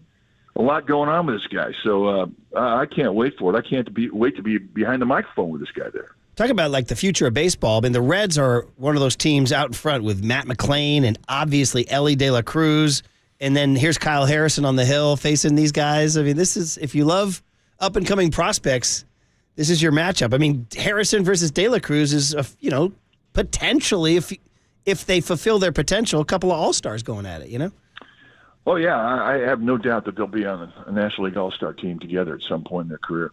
One thing about this generation, it's all about power. What really gets the data guys excited are strikeouts, home runs. That's just what they get. In fact, they're willing to get more strikeouts to get more home runs. And when you have a couple of guys that represent that, like Ellie De La Cruz, who represents the long home run. People get excited about a guy throwing a ball to first base. 99 miles an hour. Wow, never seen that before. Well, yeah, we have. We just didn't have a time back in the 50s, 60s, 70s, right? But this guy is unique, and he certainly has a talent, and he hits the ball a long way. He's a big guy. And he's going to face a guy who's averaging 2 strikeouts an inning his whole minor league career, and that's Harrison. This generation is a god at these guys. They don't know how to handle it. And now we're going to see them match up tonight. That's going to be very, very interesting. Yeah, he's a switch hitter, I believe, right? So he'll hit from the right side. Last 2 ones for you, Mike. 3-1-4-2 double play. I'm not going to ask if you've ever seen it because you've been around a lot of baseball, so you might have. But I mean, you got to give Wade and Alexander and Estrada a lot extra points for, or particularly Wade and Alexander for like a little juggle. There's like they're a circus act juggling the ball out there. And then, I mean, maybe that's the double play of the year, Mike. The thing that has always intrigued me about this game is that every night you see so many plays that get made that are just spectacular. That is a complete ad lib, where the players on the field are so good that they just go into a play and then they ad lib a way to get an out, and it's spectacular. And I've never seen that play before. I've never seen that double play. Yeah. I mean, it was crazy, but the timing on it was just amazing because it had to be in order to get all the outs. And it's just a product of instinct and guys ad-libbing as they go, and they see an opportunity, and it's just instantaneous that they have to react to it, and yet they do, and they do it out in front of 35,000 people. It was just such a great play, and it brought levity to the dugout. Everybody erupted as if they had never seen it before, and everybody in the stands erupted like they'd never seen it before. It was a fun play. And but I've always loved that about the big leagues, and we saw it firsthand yesterday. Hey, and then speaking of the big leagues, we got to go down to the little leagues and leave it. You grew up in Southern California, not too far from El Segundo, probably 30, 40 minutes. But I don't know, and you guys are doing the Murph ceremony, I know, so you probably missed it. But I don't know if you saw that Little League World Series finale. I mean, Mike, that's what an advertisement for baseball for kids. The Curaçao Grand Slam to tie it, and then the walk-off home run for L.A., and the emotion, and the coach is crying, the kids are, everybody's loving, hugging, jumping around. That was something. It's the essence of our game, and really the essence of the big leagues are the children in the stands that aspire to do what those guys on the field are doing. And yet every year we have this unbelievable tradition of being able to have the big leaguers watch the little leaguers. And it was so great. El Segundo was a great team. In fact, the kid who hit the home run's bigger than Wade Meckler. Nice. Yeah, nice, Mike. Yeah. I mean, I'm serious. Yeah. He is. No exaggeration. Literally, yeah. by a good margin. 6'1", I think, right? Yes. And it was just such a great thing. And to see just the innocence of these kids that are so excited they really don't know how to handle it. And it was on both sides of the field when Curaçao tied it up. Yeah, they too. And with the grand slam. They were losing their minds. Yeah, they were. It was great. I mean, it was one of those events that, look, you want to see America do well. You want to see California do well. But in the end, you really don't care. You want to see what we saw. You want to see the innocence, the energy, the love of the game that these kids have. And it'll always be the backbone of Major League Baseball, those kids. And they were on full display, and they did not disappoint. Baseball's having a good year, man. The rule changes of TV numbers are up. The TV numbers are younger. The attendance is up, and then you get a World Series, Little League World Series like that, and it's just fantastic. So, all right, well, really good, wide-ranging chat, and Kyle Harrison and how Let's exciting go, is man. that? I'm psyched. And then another one Tuesday, and then we'll talk to you Wednesday, Mike. I will be there, and today, I mean, I'm going to be a fan of the stands yet. Oh, there's going to be a microphone in front of me, so there'll be a lot of excitement around our booth watching this kid. Yeah, we can't wait for your call. Talk to you Wednesday. In a bit. Mike Krukow every Monday, Wednesday, Friday. Kyle Harrison, probably De La Salle. Very excited tonight. Now, I got to say respect and love to all of the De La Salle alum that flew back to Philly for his debut. They had a real nice section of De La Salle guys. You could even see like De La Salle shirts on TV on the broadcast. These dudes sitting up in the seats. It was very exciting, and you're right. Tonight, some home cooking. How about what Mike said, too? You asked him about his start tonight, and he goes, yeah, this is where he had all his dreams about the game in that yard as a kid. It's unbelievable. He could have been drafted by 29 other teams. He could be like, making his debut in Toronto. He could be a Detroit Tiger. You know what I mean? Instead, we got him right here. Yeah, it's so awesome. And by the way, I didn't, I consider myself one of my favorite sound bites that you removed from the soundboard. What do you need? I follow all the good players. I know it's in mysterious circumstances, by the way. Let me see what I can do. I think I looked in the maybe Waterboy can find it. I'm telling all of y'all it's sabotage, by the way. You guys know that, and high school football started this weekend, by the way. And shout out Tam for beating Bishop O'Dowd. That's a great win for Tam. But anyway, point is that I follow all the good players. But Greg Papa, who knows more than me and everybody about everything in the world, because he's G-Pop, he keeps calling it De La. It's a De La night, John. Yeah. It's a De La night. They do say De La. That's Okay. part of it over there. Okay, Yeah. It's part That's of kind of new to me. Murph, it's part of the sporting lingo. It's part of the sporting speak, we say. Yeah. It's a De La night, John. I was like, all right. He's a product of De La, John. It's a De La. No, yeah. And he was wearing his De La. I said, Greg was wearing his De La. I said, did Papa's kids go to De La? He did. He had a son that went there. Okay. My favorite thing, G Pop said, one day we were talking about the incredible football program that they've had for so many decades. And he goes, well, you know what happens? They're offsides on every snap, John. And I said, they do fire. Yeah, they fire quick. Snap. Yeah, they get down and boom. I think they lost their opener to Orange Lutheran. Tough times. They play the toughest teams in the country. Yeah, they take them all on. They're the anti-SEC. They say, They'll give me play your anybody. They say, whoever your best is, send them over. I know. Yeah. I appreciate that about them. All right, here's the deal. One, you're listening to KNBR and KNBR FM San Francisco, the sports leader, Cumulus Media Station. And two, we have violated sports talk law by going 30 minutes without mentioning Trey Lance. We are back, and it's going to be a lot of Trey Lance from here on out. We have an obligation, Murph. The big hit. Trey Lance is a Dallas Cowboy, or as Triple E's calling him, Lone Star Lance. That's when he's not fulfilling the Hum Baby script I sent him. Lone Star Lance. How do you feel about it? And you want to talk about phone calls, guys. 808 KNBR, man. How you're feeling about Kyle and John wearing this? How you're feeling about the Dallas Cowboys being the team? Well, that's the thing. How you feeling about Sam Darnold's role blowing the whole thing up, starting with his courtside seats with McCaffrey and Kittle at the Warriors That's games? when I got suspicious. So, I really did. All of this and the Niners, is it the worst draft day trade in NFL history? On KNBR 104.5 and 680, the sports leader. Mike Krukow with Murph and Mac has been sponsored by your Northern California Honda dealers at NorCalHondaDealers.com. The Murph and Mac Power Hour surges on. Next on KNBR 104.5 and 680, the sports leader. Here's what's trending now. Trending now. On KNBR.com. How about them Cowboys?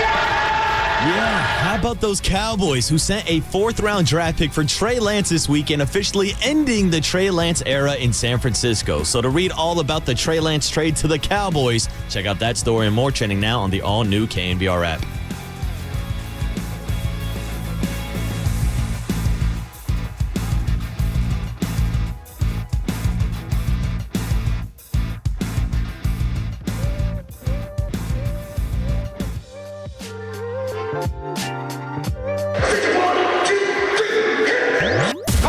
This is Murph and Mac's Big Hit. I'll take a hit. Hit me. Hit me. A hit is a hit, you pathetic schlepper. Fly ball into left field. Base hit. Sponsored by Benjamin Moore Paints. Experience the Benjamin Moore retail difference at their independently owned authorized retailers today or at benjaminmoore.com. On KNBR 104.5 FM and 680 AM, the sports leader. Do you still have plans to play Trey on Friday against the Chargers? Yes, I do. Yeah, as he comes back here and we get all this situated, but I plan on Trey going in right after Sam. It was a gut punch for Trey. He had really gone for this thing and felt like he was playing well, which he was. It's not costing them very much to just keep him. And teams need a third quarterback anyway, so I only think they trade him if they find a perfect situation for him. I mean, this isn't a thing that we're giving up on Trey. This is more of how Brock played in his 7 games, and that was decided before the season started. And then how good Sam's looked. They both looked good. But we do have to make a decision here, and you only get so many reps at it, and we feel, starting about 10 days ago, Sam really separated himself, and we got to keep it real in that way. I feel very, very fortunate to have both of them here. I really hope when it's said and done that all 3 of these guys are here, and you never know when that's going to come up. We needed 4 guys last year. Doesn't happen much, but if we can have Trey as an option here, I would feel extremely happy about that. Wow. You signed off on Friday morning, Marcus and Mac, and Trey Lance was a 49er, and you wake up on Monday morning on Murph and Mac, and Trey Lance is a Dallas Cowboy. How do we sort it out? 808 KNBR is the phone number to check in. As we sort this, how mad are you at the Niners? I was just going to offer you. How happy are you that he's gone? Yeah, I was going to offer Murph a fresh pot just to welcome him back. I know we're getting some requests, but that's a great question. How do you process this whole thing? My initial reaction was I said keep him. He's an asset. He's not costing you anything. Keep him. If you have to make a decision after the season, make a decision after the season. We said the same thing. However, them doing this lets you know that they felt there would have been poison in the locker room. Yeah. There would have been poison Major in the locker distraction. room. And yeah. I don't know. And this all goes back to Sam Darnold just slid into town out of nowhere. All of a sudden, he's a guy who was a bust in New York. They send him to Carolina. He has a brief revival. They bring him out to San Francisco in an offseason acquisition, which we talked about briefly, but we weren't all in on this. And then all of a sudden, by the time we got to Camp Pauly and we did that visit, people on the sidelines were telling us Darnold's passed him. Yeah, they were already saying it when we were down there, no question. And this is the Niners saying, obviously, this is how they felt about Trey. And it goes back to everything. How did you pick Trey in the first place? Was it the wrong fit all along? A zone read RPO guy, not in Kyle's offense, right? These are great questions you're asking. And, I still go back to this, like the Niners telling you, as you just said, this is kind of the Niners telling you what they think of Trey, because I still maintain that if Trey Lance was jumping off the field down there at practice, like if he was showcasing all of these skills that we heard so much about, he would still be on the team. Kyle's in the business of winning football games, and if Trey Lance was going to help him achieve that, he wouldn't have gone anywhere. So I think it's a combination of him being so far behind and him not getting on the field because of all these injuries, as well as maybe his limited development, I think has all led to his dismissal. Yeah, by the way, I'm holding up to the camera here. Triple E's already photoshopped Trey Lance into a Cowboy jersey. You notice how he didn't maximize the page, so he's kind of got him at the bottom like that? Anyway, it's a shock. Waterboy, what was your reaction, man? Well, my reaction is I know everybody brings up Sam Darnold's past and how he was seeing ghost. If Trey Lance turns into something with the Dallas Cowboys, 49er fans are going to be seeing the ghost of Trey Lance, because I did not like them giving up on Trey after 2 seasons. The guy has started 4 games, has played 8. Now it goes down the road on whether or not Trey Lance was the one who requested the trade and wanted to get out of San Francisco, but I still can't believe they're giving up on this kid who was 23 years old. Has only played 5 games or whatever it is. I mean, he's an asset. Yeah. And they dump him. Man, oh, man. By the way, 907 says, did we just see the ghost of Charles Haley walk by? I mean, that's a little bit. Charles Haley was one of the best pass rushers in the game. He's a Hall of Famer. Nick Bosa. Yeah, come on. Trey Lance is a project right now. So, no, 907. But I hear you. I hated that. I ain't going to lie. I hated that it was Dallas. I do hate that it was Dallas. It is very curious that it's Dallas. I don't recall. Well, they're the only one. They came with the best offer. They came with the 4th round. When was the last time? I mean, you mentioned Charles Haley. That's a good one. That's about it. Also, Norton and Dion were Cowboys.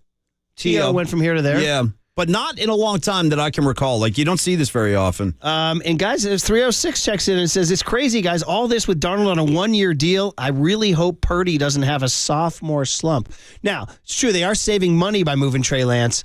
But, man, oh, man, it takes you all the way back to that time of the draft in the spring of 2021. What the hell was going on? And no reporter has yet uncovered the true story as to who Kyle Shanahan really wanted and who John Lynch really wanted, who maybe Jed York wanted. I mean, the owner of the team gets a vote in the end. Go back to what you just said, because the whole Kyle and John thing, maybe not being on the same page about Trey, is something we've heard whispers of like the whole time. Like that both of them were not as excited mutually as one of them was as an individual. So that's part of the story, too. Like, they were never both all in on Trey, apparently. No. Well, I mean, I think it sounds...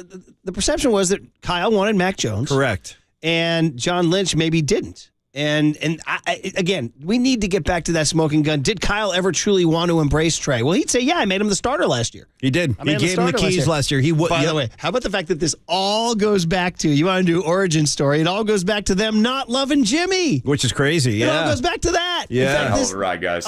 See ya. The dominoes that fell Friday are traced back to Garoppolo. Well, how ironic is it that if you do go back to Jimmy as the original central figure in the Trey Lance story, like the reason I think they liked Jimmy, but Jimmy couldn't stay on the field. And how ironic is it that the guy that's supposed to replace Jimmy Garoppolo also couldn't stay on the field because he got major injuries in 2 consecutive seasons that cost him the whole year. So it's kind of ironic they tried to replace Jimmy with another guy who literally couldn't get on the field at all. 925 says, Trey Lance, the patron saint of those who never arrive. Ooh, that's heavy. Oh, wow. That's heavy. Saint Trey with a rose. Is that a reference to the movie Amadeus, Pauly? If it is. Where Salieri says, I am the patron saint of mediocrity. Ooh, that was a chilling line from Abraham, who, by the way, was great in White Lotus. Here we go, guys. Yes, 408 says it makes Chris Sims' reporting look good, and Sims reported that Kyle didn't love Trey, Yeah, right? he said that day one, yeah. Did he not? Yeah, 650 says the ghost of Garoppolo. 408 says, yes, Dallas will have Lance, but we'll have that 4th-round pick. By the way, the Niners have a stacked draft next year. They have a couple of 3rd-round comp picks from those coaches or the GMs that left, and then they have now that 4th-rounder back, too. 415 says the Niners got lucky with Brock Purdy. Trey was a bust choice, and Sam Darnold will tell us if they made good choices or not. I'm not satisfied with management and coaching selection. That's an interesting aspect of all this, is that this is, by any measure, the worst draft one of the worst draft day trades of all time. The two that I think eclipsed it, Herschel Walker was not a draft day trade, I don't think.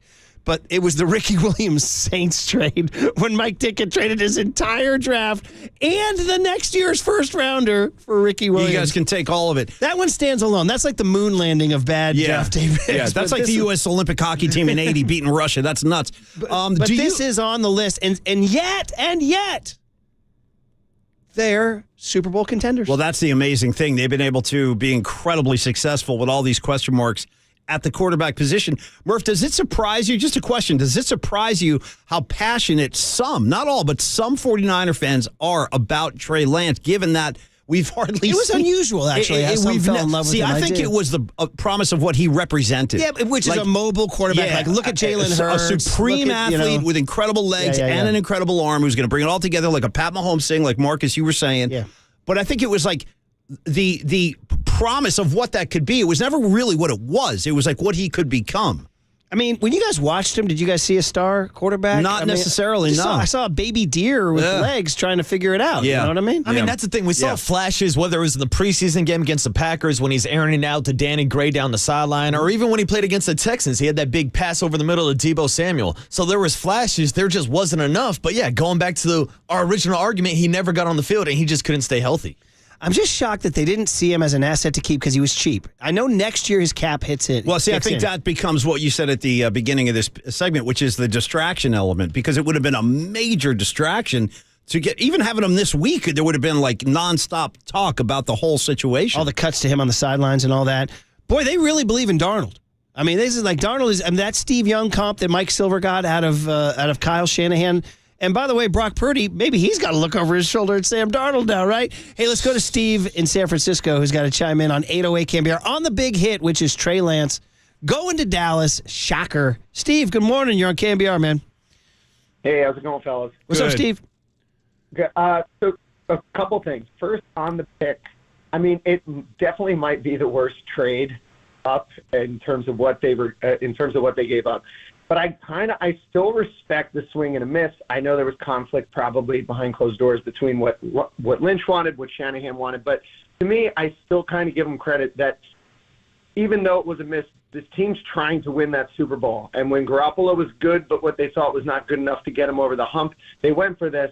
The reason in hindsight that it looks weird is because with a stacked Super Bowl roster, if this guy was really by experience-wise and everything else, and assets, a glorified high school quarterback, it really was a mismatch then where they kind of forecasted incorrectly. Because when you think about it now, you go, why would you put a guy who really needs a Justin Fields or an Atlanta Falcons situation to kind of grow with a bad roster on a team that's going to championship games? So that's where it's confusing. Where I think it doesn't really hit them is because thankfully, this team navigates between mid to late rounds incredibly well. Yeah. When you look at what they've done outside of that, they now have Christian McCaffrey, which I know is unrelated. But if this team we're looking at is now staring down the barrel of like who knows what's going to happen this season?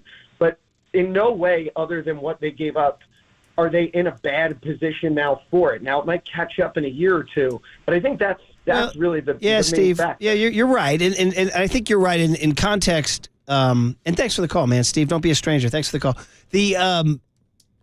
The idea that they are like the magic bullet, that they're a contender and that they're okay, and that Brock Purdy it gives them an excuse that they got lucky on Brock Purdy. I would counter with this and say that if they didn't find Brock Purdy, if Brock Purdy was a nobody and they flailed and they cut him, Trey Lance would still be on the team. He would still be on the team. They'd still be working it out. Yeah. I think Brock Purdy kicked him out of town. It was Brock all along. But now the question is that the smart move? Is Brock the real deal? You take is he the real deal? Well, we don't know. We're going to find out, though. We're about to see. I've brought that up to you a couple times this summer, you remember. Mm-hmm. Just want to say small sample size. It is. But what we saw was about as good as you could have hoped for. Kind of good again Friday night. It's whereas Trey Lance represented that promise of what could be developed, like Brock, it kind of happened right away. He didn't look overwhelmed on an NFL field in the middle of a season, by the way. I want to say two other things quickly that Steve brought up, too. Yeah. As much as you're going to kill John Lynch for this, and he deserves it. He deserves to just be firing squad for this. But he traded for Christian McCaffrey and Trent Williams. He did. Yeah. He got that. And he also drafted Fred Warner, Nick Bosa. Listen, he's done a lot of good things. You know what's crazy, too, Murph, just as a Niner head? Like, if you take a step back, you look at this whole this whole era that we're in, after 20 years of stability with Joe Montana, more than 20 years, really, Joe Montana heading off to Steve Young. Bro, are we paying the fiddler now or what? You can go back to like the Alex Smith, Colin Kaepernick controversy. That thing blew into a million pieces. Like both guys walked away kind of unhappy. And now you've got the whole Garoppolo, Lance, Brock, like this whole three-headed beast. Nothing sexier than a Niner quarterback situation. Oh, you got to have one, man. By the way, somebody brought up a water boy. They said best story would have been if they traded him to Vegas where he could back up Jimmy. Oh, we riffed about that on Friday. Then it really would have been full circle, boys. But Murph, I want to circle back to a point you just brought up and bringing up the fact that if Brock Purdy was never drafted, Trey Lance would still be on the roster, which I agree with. But my question is, if Brock Purdy doesn't get hurt in the NFC Championship game, then do they still bring in Sam Darnold during free agency? Yeah. Because if he doesn't go down with that injury, maybe Trey Lance's QB2 is still on the roster going into the season. Possibly. Yeah, God, so many what ifs and everything. A lot of what ifs. And I keep going back to Darnold, guys. Like, this guy blew the whole thing up. They're like, no, we got our guy. It's Darnold. And we've seen him. We know he has an arm. Yeah. But we still haven't seen him be a consistent winner in the NFL. He has not jumped off the field, I would say, when I've seen him. They love him. Yeah, they do. freaking love him. I know. I think he's courtside with Kittle and McCaffrey. Yucking it up, too, like he's one of the boys. That's when I first got a little... Now, we came on and riffed about that, but still deep down, it's like, now what? look, he's in Dallas. No, I know, man. He's a Cowboy, man. Yeah. This is not, here's 707 says, Purdy makes reads, Lance can't see a play develop. Well, there's a big part of it right there. That might be it right And when there. you go to Sam Darnold and say, like, why has he become the darling of this whole backup conversation? Probably because of stuff like that. His football IQ, the amount of reps that he's had in the league, not just like, when he was a college player. He was a starting quarterback for the Jets.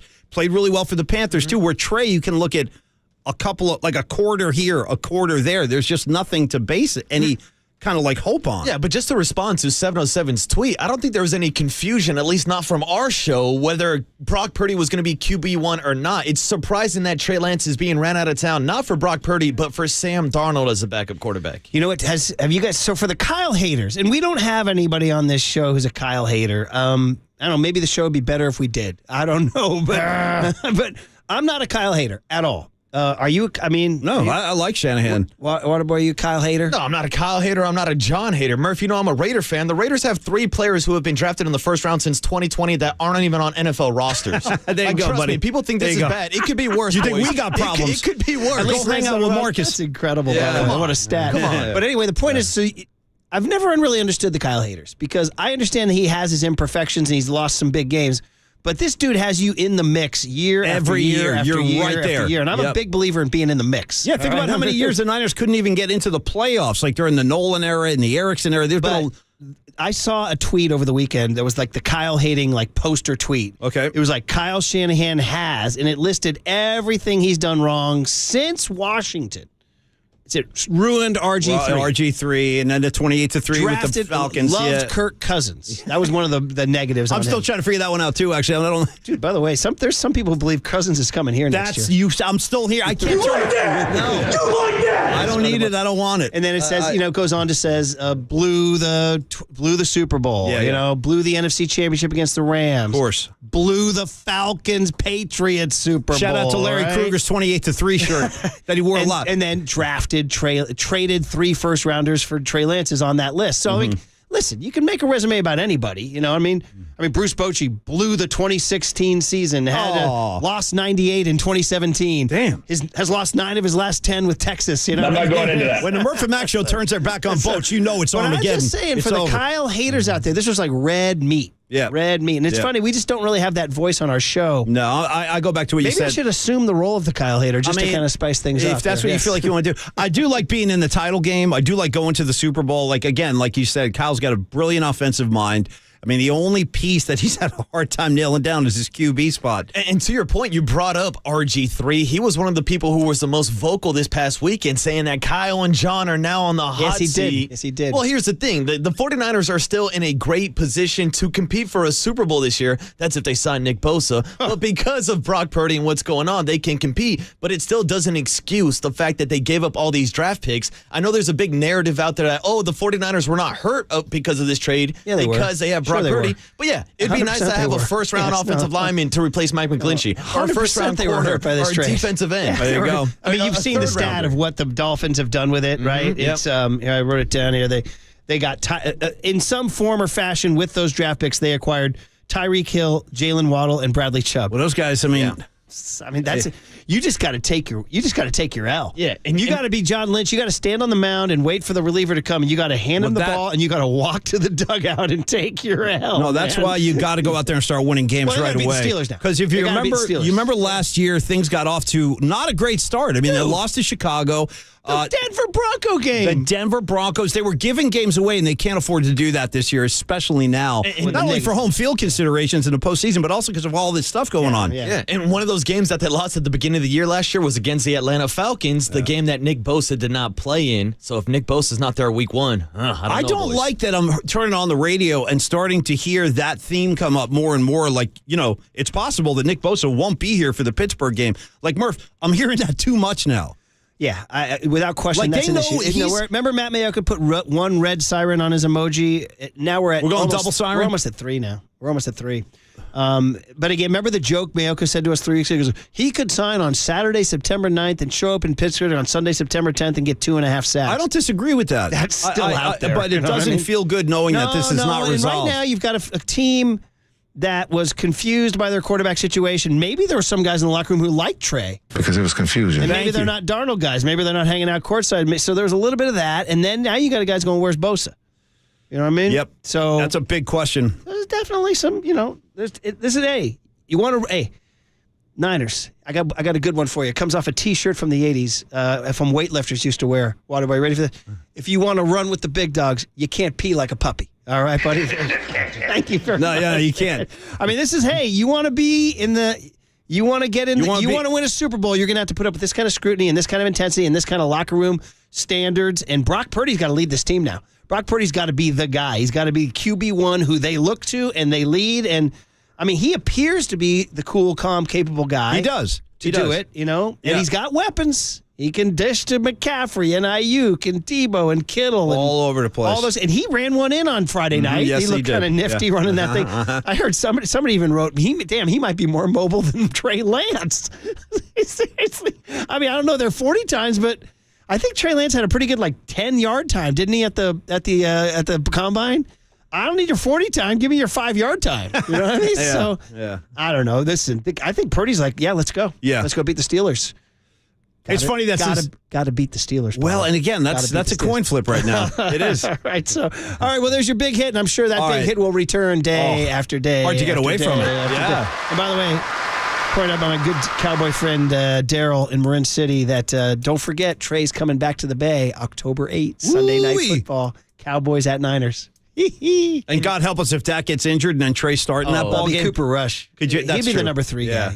Yeah, but I think eventually he might leap over Cooper Rush down the line. And boys, how many times do we talk about the 49ers defense kryptonite being a mobile quarterback? What if it is Trey Lance leading the Cowboys to a win against the 49ers? Yeah, we've never really had this situation where this guy comes back Charles Haley. We've had that, but it's not. Quarterbacks are different.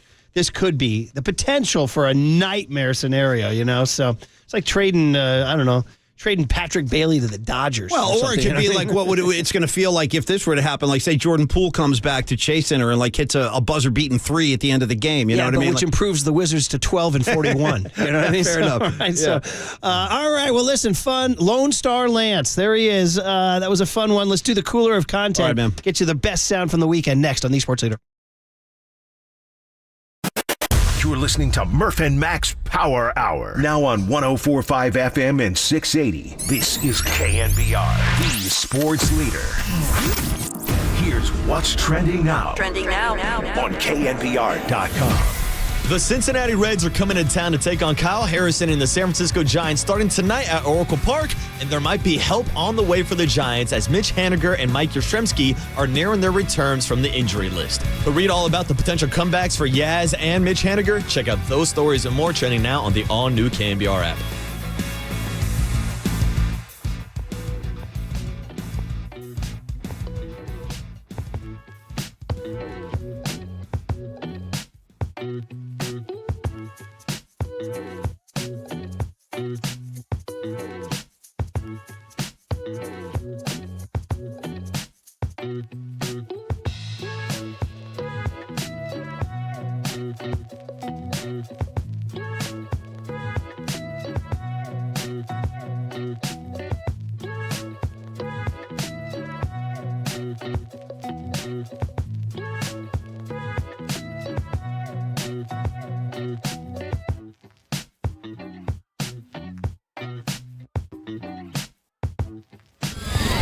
And now, time for the Protect Your Assets with David Hollander Business and Technology Report.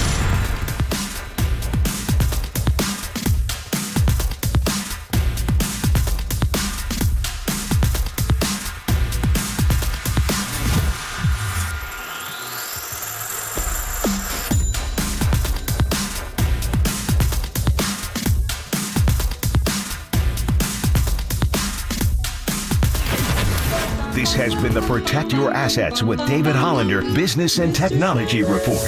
Do you want to pay less taxes this year? Learn more. Listen to David's show every Saturday morning on KNBR or call 1-866-PROTECT. Crank up Murph and Max Power Hour. All right, everyone, chill. This is the cooler. You are not sending me to the cooler of content. Murph and Max Cooler of Content is sponsored by Mancini Sleep World. Sleep better, live better. Visit sleepworld.com. And by Marin Health. Marin Health Medical Center and Marin Health Medical Network world-class care. Closer than you think. On KNBR, the sports leader. Hey, little fun guest news.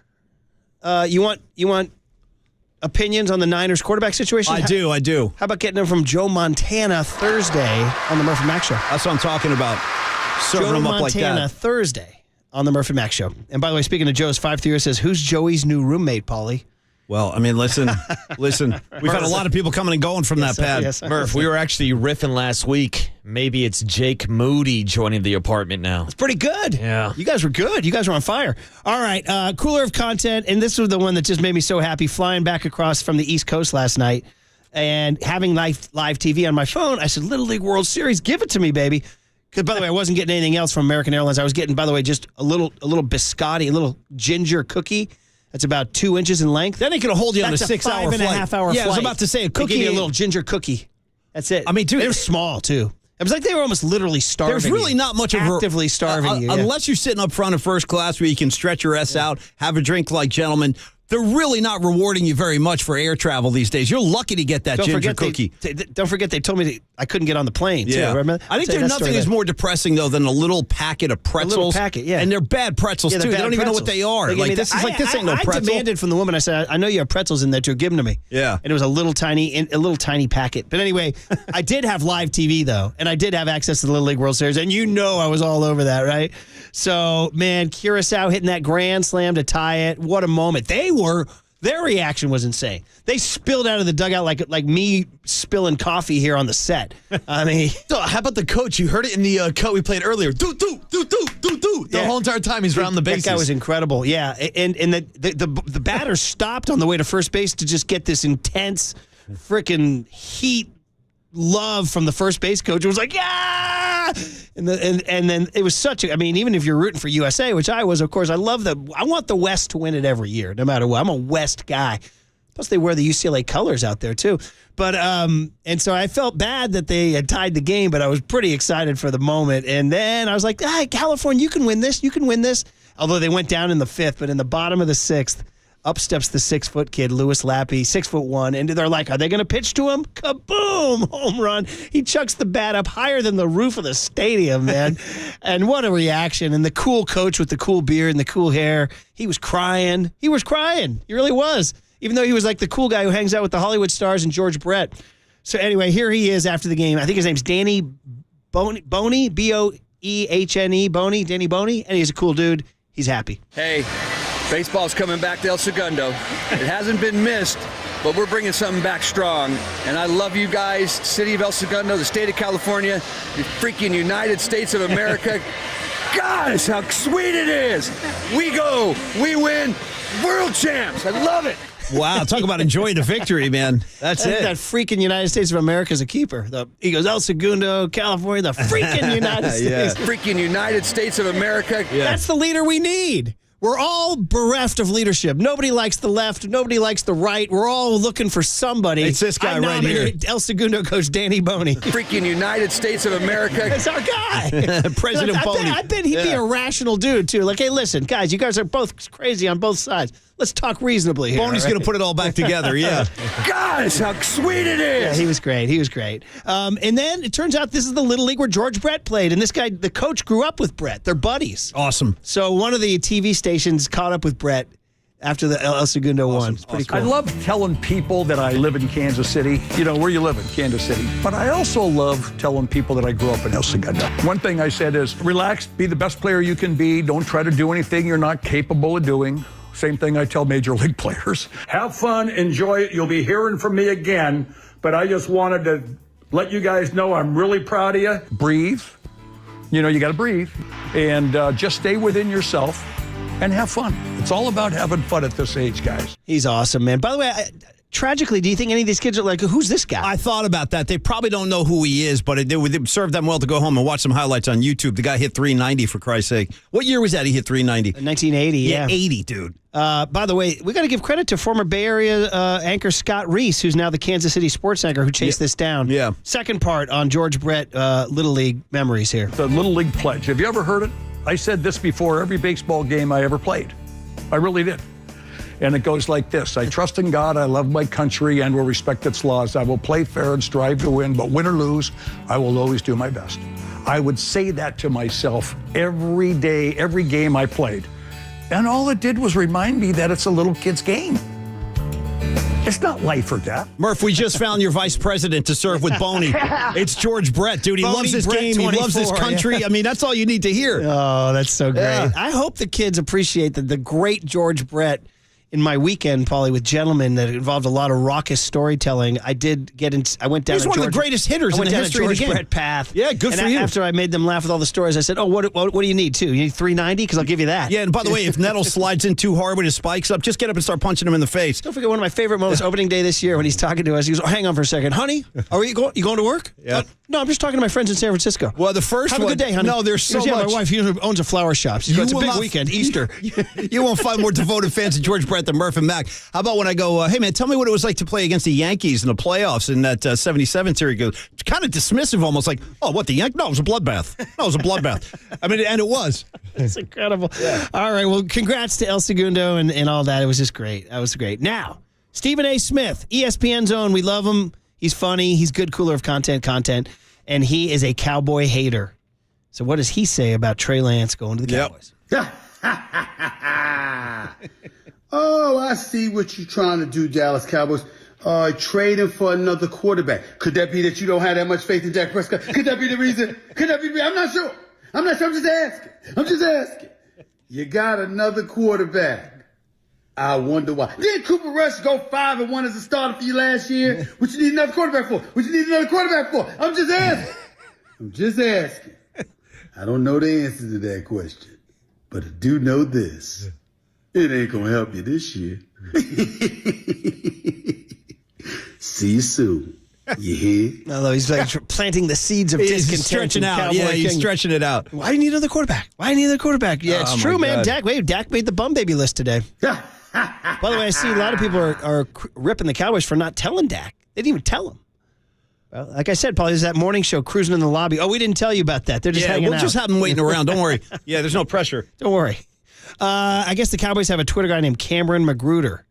And he was on social media. This is a Cowboy fan reaction to Lone Star Lance going to Dallas. Okay. We got Trey Lance. Nah, that's fake. Hey, for real? I thought it was a butt crack sports tweet at first. I'm just glad the Giants and Commanders didn't get him. They really spent 3 first-round picks just to trade Trey Lance to us for a 4th? Couldn't be me. I like Cooper Rush, but I think I like Trey Lance more. Couldn't be me. I thought the Isaiah Simmons trade was good. We got Trey Lance for a 4th-round pick. Bro, this is crazy. He's the second best quarterback in the division. Dak is number 1. We're winning the Super Bowl this year. I'm actually going to watch our last preseason game now. This is great. So he's the second best quarterback in the division. Wow. Number 1 is Dak, Paul. Okay, man. Whatever you say. So much for Danny Jones and Sam Howell. Well, you ever heard of Jalen Hurts? He ain't bad. I mean, yeah. That's right. There's a guy named Jalen. Yeah. Well, maybe that's what he meant. Jalen Hurts is number 1. I don't know what these guys are talking about. Oh, man. That's good stuff. All right. So that's it. Yeah, okay. There's the cooler of content for today. Right, shout out the Little League coach. Shout out George Brett. Shout out Stephen A.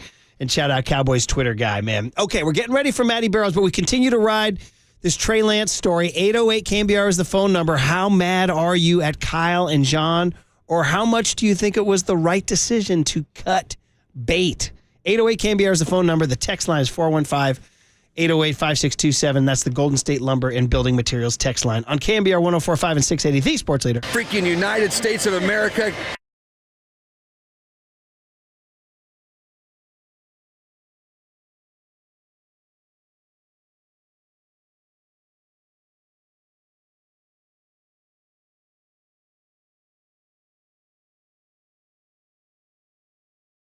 All right, Provident Credit Union. The good people at Provident Credit Union have another fantastic money-saving tip for you, and it's a limited-time offer from Provident Credit Union. You won't want to miss it. We're calling it the Pick a Term Certificate from Provident. It's all about investing on your own terms. Yeah, with the flexibility to choose your own investment period. With the Pick a Term Certificate, you call the shots.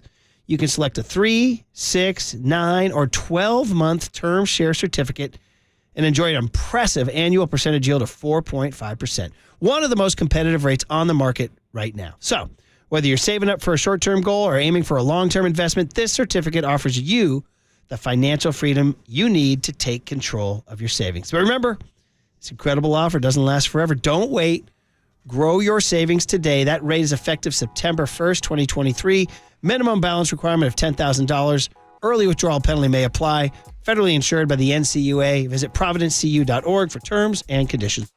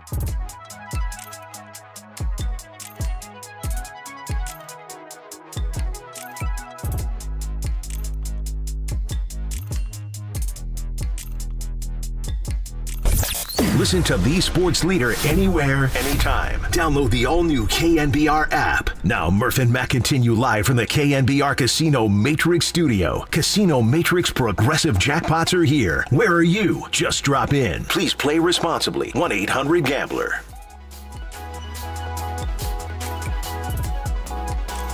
Hey, baseball's coming back to El Segundo. It hasn't been missed, but we're bringing something back strong.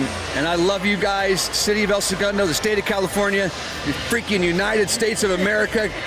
Gosh, how sweet it is. We go, we win, world champs. I love it. I was very happy for that team from Southern California. I like to see the West win, and that guy, Danny Boney, he seemed like a cool dude. Every time he did a mound visit, Waterboy, he's mic'd up, he would end it by saying, love you. He would say, love you. I mean, he's just one of these cool SoCal dudes. He's, like I said, he's going to be partying with, I don't know, maybe not Leo DiCaprio, but give me who's like a B-list actor who's like a cool dude, like a Jack Wagner from General Hospital. Jack Wagner, all right. He's a big golfer. Like Jack Wagner. Yeah, it's a good one. Wagner's probably going to come over and smoke a stogie with him to celebrate. You know what I mean? So anyway, hey, Bomani Jones joins Tolbert and Ratto. That's right. No Copes today. Copes is he's on vacation. Shout out going on vacation. It's the cool thing to do. Just whenever Trey Lance is going to be traded, make sure you do that. Something big is going to break this Friday now. You can basically pencil that in. Because I'm gone constantly. That's what I'm saying. Aaron Judge when I'm in Dublin. Carlos Correa, we're on Christmas. Yeah. This Friday. On my East Coast trip when you guys are doing Kyle Harrison, tune in. John Lynch, and Trey Lance. Yeah. One of the guys I was with, he was a big cigar smoker. He had the cigar going. He takes it out. He goes, well, you have to go on vacation. Otherwise, nothing else happens. He's right. He says, I think these guys are riffing, by the way. And that's the thing. Murph is taking off this Friday. Maybe we'll get some Nick Bosa news this week, Paul. Yeah, that's the thing. Honest to goodness, probably. That's the call. That's the call. There's heavy money riding on that now. Yeah. Anyway, he joins Tolbert and Ratto because did you know Copes is now creating, he's riffing on social media. He's created his own persona called Cabo Copes. Yeah. So he's hashtagging his pictures of himself. Right. That's what he's doing. Okay. Is he shirtless in Cabo? He is I would shirtless, expect actually. to be. I think Yeah. he dropped a couple. He's looking pretty good. He By did. the way, I noticed. I saw him the other day. He by the did way, slim down. Speaking of dropping a couple, not your boy here, buddy. Whoo, baby. Are they eating back there? These trips are tough. Yeah. And you start to feel it on the belt. Yeah. Things are going to have to calm down. Well, see, now, Murph, a gentleman will find a way to shed those pounds. You know what I mean? You want to go ahead and indulge when you get the opportunity, but at the same time, when no one's looking, you got to go ahead and burn that off. No question. Yeah, that's what a gentleman would do. It's very true. It's very true. Right. And by the way, I just want to say one more. This is a private riff between Murph. At no time did any money actually exchange hands. I'm just saying that we like to keep that on the down low. Okay. All right, dude. By the way, back to the Trey Lance story, because, when Paulie and Marcus signed off on Friday morning, he was a 49er, and John Lynch told you guys the most likely scenario is that he stays with the team. He did. Yeah. So a lot of people were wondering, was John Lynch lying to you guys? Was he lying to you guys? Or remember the old joke, how do you know if a lawyer is lying? Answer, his lips are moving? Yeah. You know what I mean? How do you know if an NFL head coach or GM is lying? Or Murph, based on how many things transpired over those 48 hours, maybe at that time that was his truth. And then like 2 hours later, there was an entirely different truth that kind of reared itself. It's funny because John has had a reputation as transparent. Very much. He told us all about the Jimmy Garoppolo trade. He told us all about the Solomon Thomas whiff or the Reuben Foster whiff. All that stuff.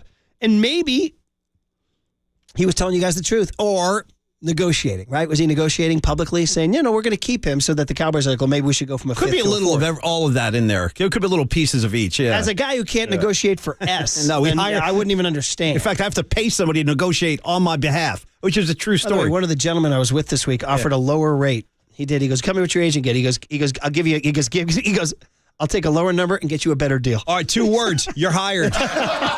Seriously, These are because the I'm gentlemen ready. I was rolling with, I feel like I'm Paulie. ready to make a switch. Yeah. To be honest with you. Yeah. So anyway, ultimately now we need to kind of go around the horn and say, like, how you feel. Like, are you pissed at the Niners?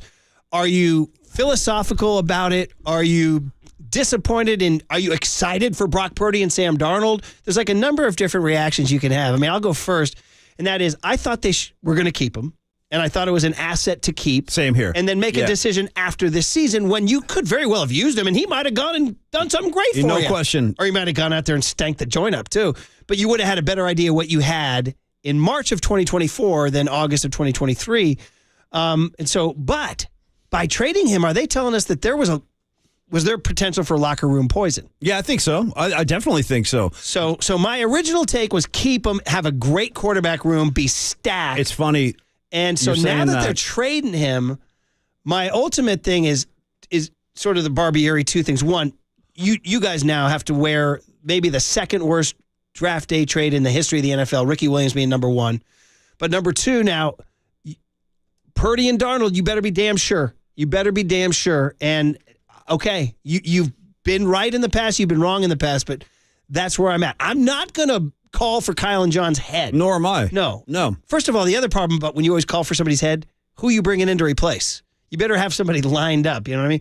Was Jim Harbaugh coming back after the Michigan stop thing? now. You know what I mean? Come on. So anyway, that's where I'm at right now. I'm not a Kyle hater at all. I am a believer in the guys in the mix every year. Somebody's open on every play. No, I am Somebody's too. open Yeah, on yeah. every play. He's a good coach, man. Incredible, Yeah, dude. yep.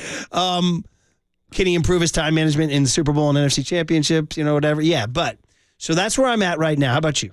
Well, I'm not that different from where you stand, actually. It's funny, I said the exact same thing. In fact, Marcus and myself both kind of said this in unison, which is you're feeling, after John Lynch said, the most likely thing is he stays here with us, we said, okay, because we ended that conversation, and Marcus and I said, listen, I feel pretty good about going into the season with that stable of quarterbacks. Brock 1, Darnold 2, Lance 3. That's great. Yeah, to your point, like you're feeling pretty good about that. So it was the most surprising element to me, Murph, was how fast this thing turned around. They got him out the door, which speaks to they don't want to have to contend with any major distraction going on. Because if Trey Lance was still here and they hadn't moved him, that was going to continue to happen until they found a new home for Trey. The noise was going to get so loud. And meanwhile, Nick Bosa's not signed. I think from an in-house perspective, they had to get him out the door. They had to. And I'm kind of on the same page as you guys, where I think we all wanted to keep Trey as QB3, but it came down to whether or not Trey Lance wanted to be in San Francisco. Yeah. And that's why there's a lot of speculation about how the relationship is in the locker room. And the bottom line is we're not in the locker room. But everything we hear from Brock Purdy, George Kittle, Brandon Ayuk, Deebo Samuel made it sound like they liked Trey Lance. Yeah. So I think it's more of the narrative and attention from the national media so far versus him in the actual locker room. But it came down to Trey wanting to get more reps, and he was not going to get it as QB3, not even on a scout team for this Niners team. What you're saying is Trey Lance went slapshot on us and he created the dynamic. Mm-hmm. Was he said, all right, then get my A out. Yeah. Trade me right now. There it is. That was it. He's like, then fine, move my A right now. Well, when he didn't the last thing we need to talk about, we can get some sound and some calls on the other side too, but dude, how's Dallas the team? Because it's like on the 25% chance that he becomes an elite QB1, I'll give him a 25% chance. I'm not giving it like a 0. I'm not giving it a 50. 25% chance he becomes an elite QB. I don't need him in Dallas. I don't need him in Dallas. Get him out of the conference. Now, they would say, well, this is our best offer. Well, there's definitely a likelihood the Niners could see them again because you got to assume that, and I'm talking about in the postseason, because if you think about Philly pretty much being a lock to win that division unless something unforeseen happens, Dallas would probably be, in as another wild card team, and that means the chances of them seeing the Niners it's pretty high.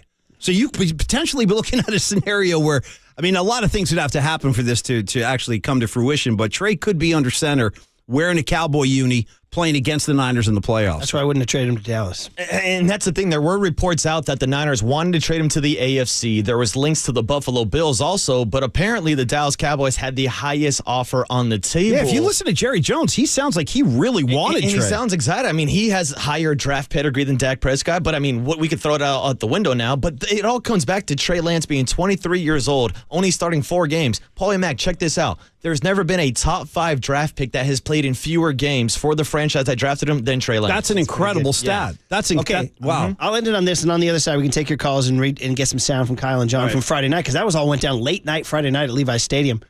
Let me just give you guys a list of quarterbacks drafted in the top 5 or 10 in the last 10 years. Okay. Baker Mayfield. Yep. I'm just giving you some. Yeah. Sam Darnold. Yep. Mitch Trubisky. Yeah. Carson Wentz. Jameis Winston. Marcus Mariota. Damn. Blake Bortles. Damn. Jared Goff. We got a lot of busts on that list. So it's the idea of drafting a bust in the top 5 is definitely not alone. Yeah, no, it happens a lot, Definitely actually. not alone. It does. Yes. Yeah, it's just what the Niners had to sacrifice to get him to come in. That's the difference. None of those guys were traded for. That's the key. It's the draft what they trade gave up. compensation. And I disagree with you, Murph. I would put this ahead of the Ricky Williams trade for the worst draft trade ever. Because at least Ricky Williams won a Heisman in college. Like, he was a legit college prospect. Trey Lance didn't have any of that, which begs the question, what were the 49ers doing drafting a developmental quarterback at 3 overall with a Super Bowl ready roster? Yeah. By that argument, though, but they still insanely overpaid for Ricky Williams. Or first of all, how about the fact that running backs now can't even get a contract, whereas Mike Ditka was trading his entire draft and a first round. Herschel Walker warranted that too. Jonathan Taylor doesn't have he's just sitting there right now. Yeah. He's just sitting there. It's crazy. Nobody wants him. By the way, when's our fantasy draft? We had Cabo Copes and he dropped 10. He went to Cabo, took his shirt off. He can't give us a draft. Yeah, maybe. Come on, man. Jeez, man. All right. Hey, on the other side, your calls at 808 KNBR. And, of course, more sound from Kyle and John and what they had to say on a Friday night. All right, man. The Friday Night Massacre on KNBR 104.5 and 680, the Sports Leader. Trade me right now.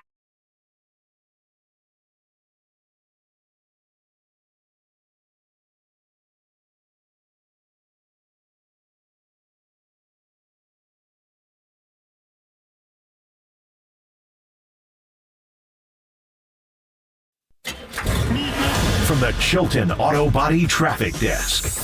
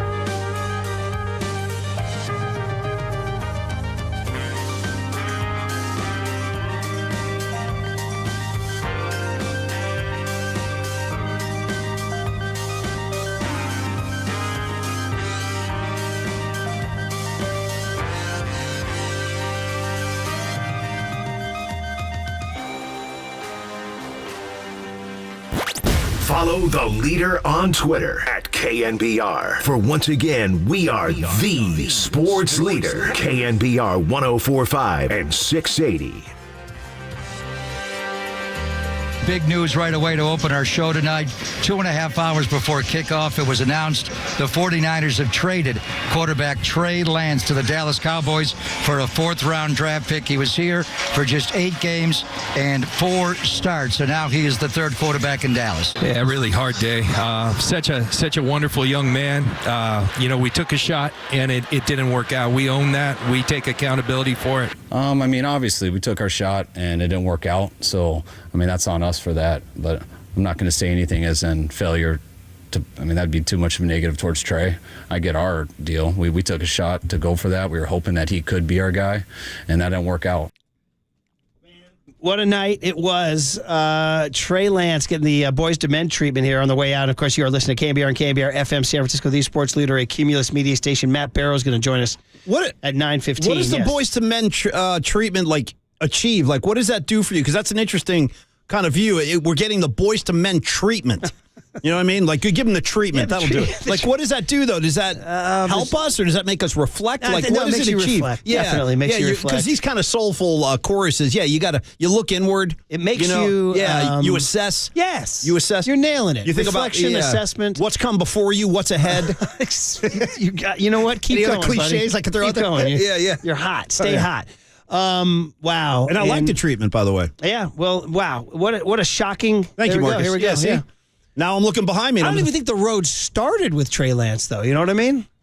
I still can't get over Sam Darnold's role in all this. Dude, this guy blew You're into interested town with Sam today. and blew the whole building up. Yeah, he blew the whole building up. And is he... I understand the arm talent. He's barely said a word, too. I've been really curious to hear what's in this kid's head. He's the mystery man. He's laying way low. The Kyle Shanahan, Steve Young comp, Smart. And apparently Kyle wants guys to play in his playbook. He wants guys to process his plays because Kyle believes he's drawing up the best plays in the business. And he doesn't need a guy to go off schedule or off script. He doesn't need Mahomes. He needs Kirk Cousins. So in your head, in Kyle's head, do you think that he probably looks at his time here and says, I would have had a ring or more than a ring if I had the right quarterback in place? And it seems like he's always been trying to find whoever that person might be. Well, was it Matt Ryan? Did Matt Ryan win MVP he the did. year He won an MVP in 12, it was in 12? I think it was in 12. Well, that was back when Kaepernick beat him. Wasn't it in 12? Maybe I'm wrong. I thought it was, but he did win an MVP, yeah. But anyway, he had a 28-3 lead. He can blame that on the... it's hard to blow. It's hard to blow a 28-3 lead. It ain't easy. I don't care if you got Tom Brady. How much blame should the Niner defense get for Super Bowl 54? Probably a great deal of it, to be totally honest with you, but that's not the way the Twitter guys want to. Yeah. Game was over. Yeah.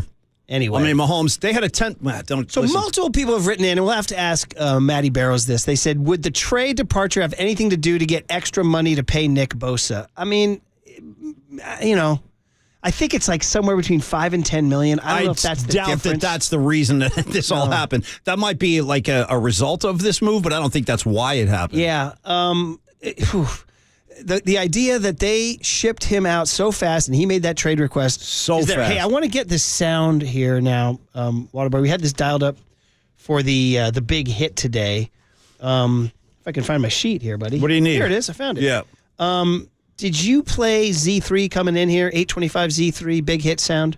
No, I'm not sure, Murph, because I did a little compilation of John Lynch and Kyle Shanahan, but I have the full cut if you want it. Well, do you have, going with big, you don't have the big hit sheet? I do, Z3 We're right live here. produced right now. Yeah, we do it live. Kyle Shanahan on the decision to go with Sam Darnold. Yeah, this is what I need. And why Trey Lance, or if he did request a trade. We decided on our 2 we're going to be that we were going with. We'll see how our 53 works out to see if we're going to keep 3 or not. When we told Trey, when we told him that he wasn't the 2, I said we'd like to keep him here as the 3. But we also want to do what's good for him too, and we'll see how this plays out. Now, when we looked into other teams, and he told us that he would like another opportunity to go somewhere where we had a chance to be the 2, we thought we got some good deals for him. There's a number of teams involved. To end up getting the 4th was a little better than we anticipated, and clears up a lot of money and allows a better situation for him too. Okay, so he did say clears up a lot of money. He did say Lance requested the trade. I would like to ask this question too. Maybe we can ask John on Friday, but Kyle's saying right there that there were a lot of other teams that expressed interest, or at least some other teams, plural, that expressed interest. See, like that. You raised a good point earlier in the show, Murph, when Murph goes, hey, why? Listen, this guy's going to Dallas. It's not like we're never going to see him. Whereas if the Buffalo Bills were one of those teams, for example, maybe that would have been a better home from him. Even if it's a difference between a fourth rounder and a fifth rounder, it might be worth it to get him out of your playoff contention. I would like to know who those other teams might have been that were interested in Trey. Here's more Kyle on. Says he wanted him to stay, but wanted to find him a better. I've always wondered about this when professional sports teams, NFL, MLB, NBA. I wanted to do right by him. I'm like, no, you didn't. Nah, soft landing spots and all that. They don't care. No. It is. When Trey and I talked, we talked about all the situations going forward, and I told him how much I'd still want him here to be the 3 and things like that. I also told him that what I think is best for Trey. I do think Trey needs an opportunity to play more. The opportunities he's had here, when he has had those 2 opportunities, he's gotten hurt in both of them and kind of missed that window a little bit. Gave an opportunity for someone else to do it, and that person did it and stayed healthy for those 7 games and showed us something that we're confident in. And Trey kind of needs that again, and he didn't get that here. And so I told him that's what I think is best for him if he can find a good opportunity. If he doesn't and he wants to be here, well, we want him here. And Trey took a little bit of time to think about it, but he came back and said he'd like to find another spot if we can. And that's when we started looking into it, his agent, us, and that came to fruition today. All right, good cut there. I got 3 reactions to that one. Number 1, he goes, I did tell him, I want you to stay here and be number 3. Oh, my God, dude. I want you to stay, be my number 3. All right, it's like, no, wait. But see, let me just get into that, though, because I still maintain this. There has to be at least a shred of this somewhere in the truth, which is if Trey Lance was displaying like dazzling talent, even on the practice field, he'd still be here. Yeah. Like, you're not going to let the best players just walk out the door. Unless you're bad at your job.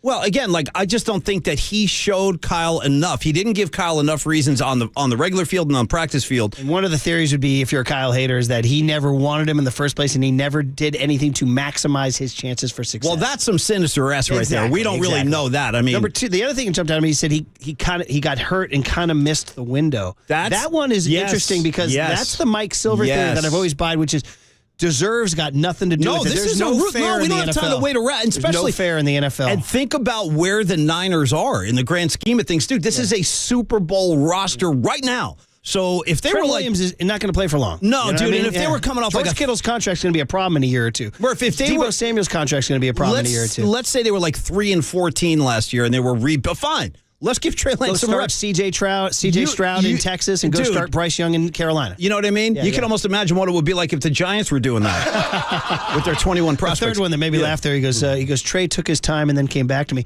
I bet his time was like this. Let me think about this. Yeah, trade my ass. Yeah, no, get me out of here. Let me give it some thought. All right, trade me. Trade me right Pretty much. That was it. Yeah, Kyle took some time, then he came back to me. Yeah, he basically... Granted, it was the same sentence. Yeah. Here's John Lynch now Friday night on the trade.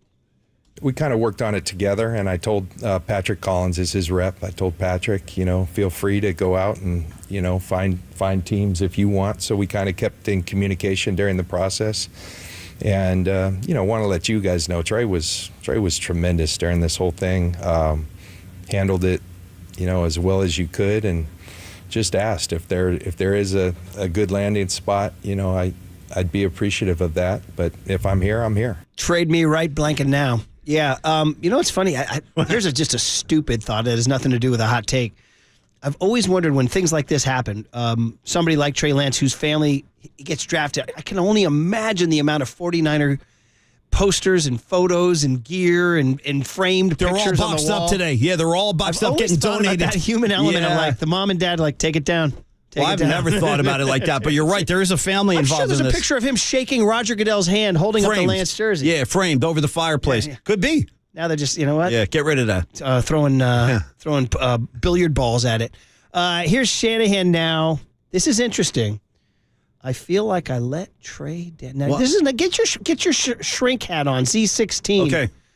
Your shrink. Get your Freud hat on. Get Dr. Melfi in here. Yeah. I always feel like I let Trey down. I mean, I wanted him to come here. I believe in Trey. I believed in him before we took him, and I'm responsible for that. I didn't want to throw him into the heat of battle right away, but I thought he needed to play. So we tried to figure out every way to do that. I mean, if I can look back in hindsight, he broke that finger on a helmet on that 4th preseason game versus the Raiders. I wish I didn't put him in a play that had him break his finger, because I think that really hurt him in his first year. And not only did it hurt him not getting able to mix in much, but it hurt him in the practice time because he had to adjust how he threw and things like that, which I think set him back for his second year. When we went into the second year, we gave him every chance to do it. We were going to make an offense that, to me, gave him the best chance to be successful at that time, which we did do.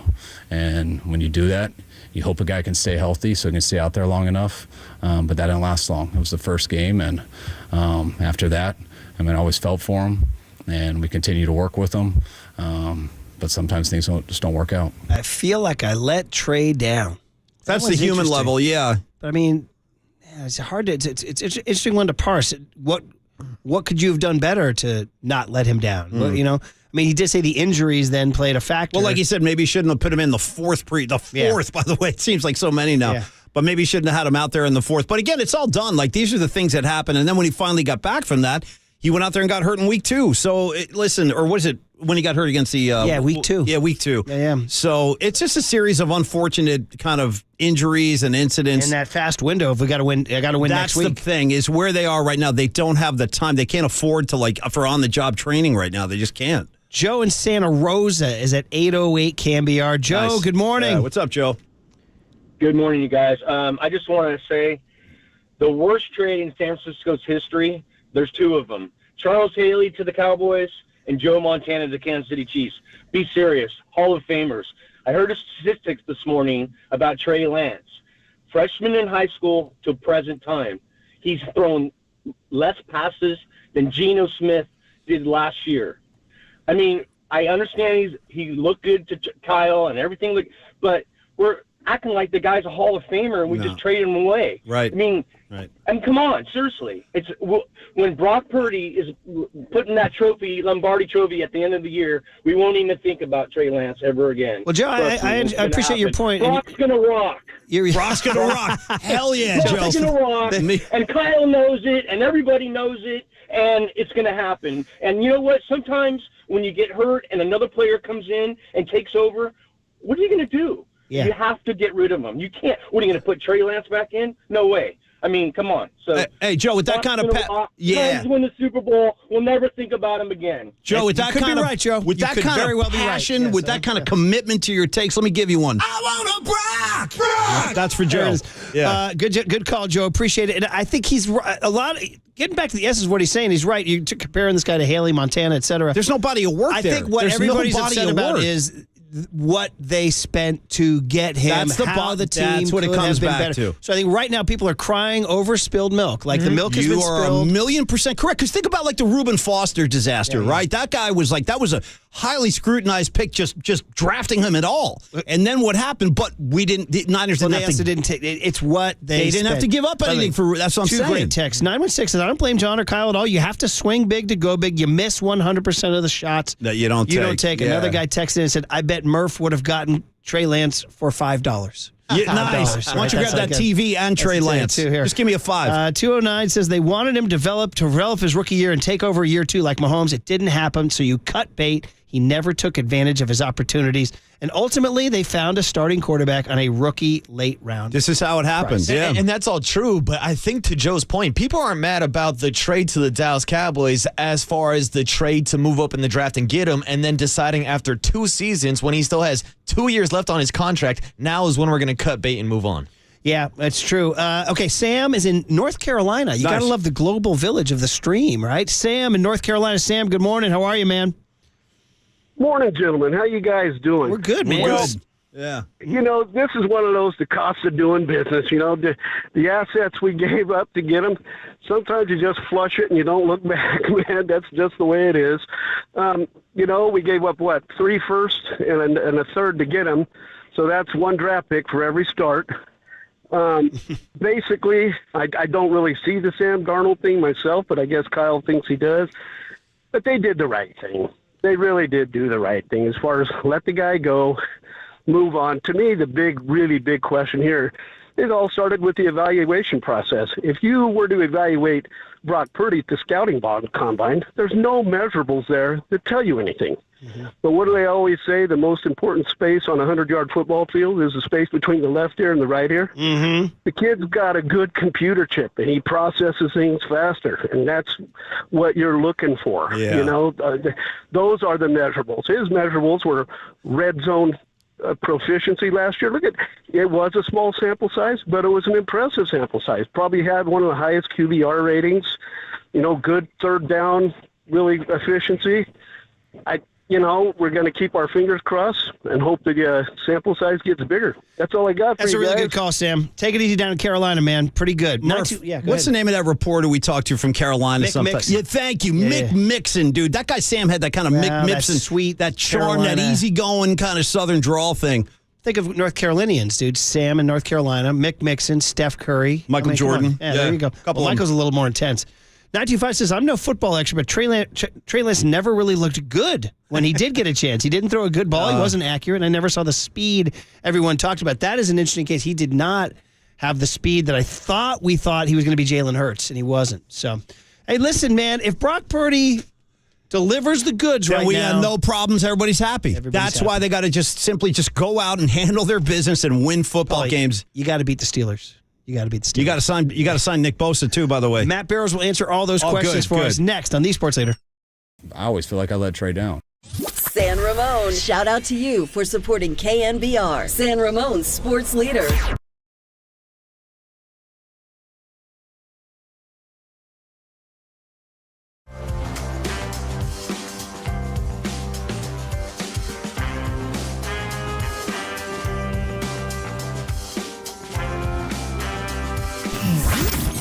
Here's what's trending now. Trending now.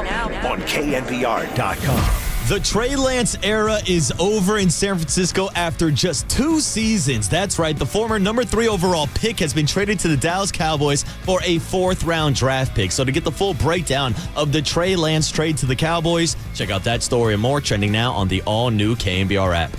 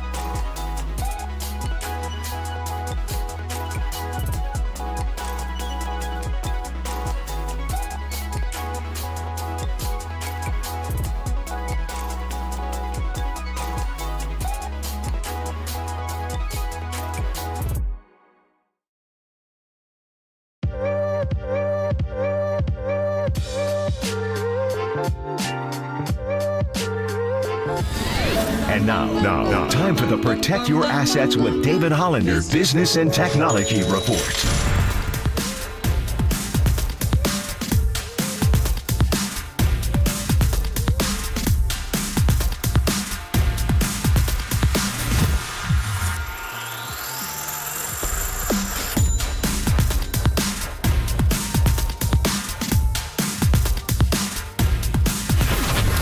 This has been the Protect Your Assets with David Hollander Business and Technology Report.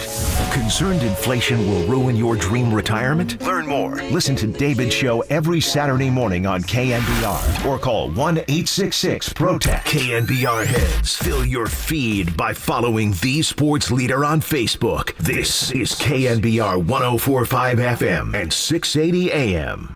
I mean, obviously, we took our shot and it didn't work out. So, I mean, that's on us for that. But I'm not going to say anything as in failure.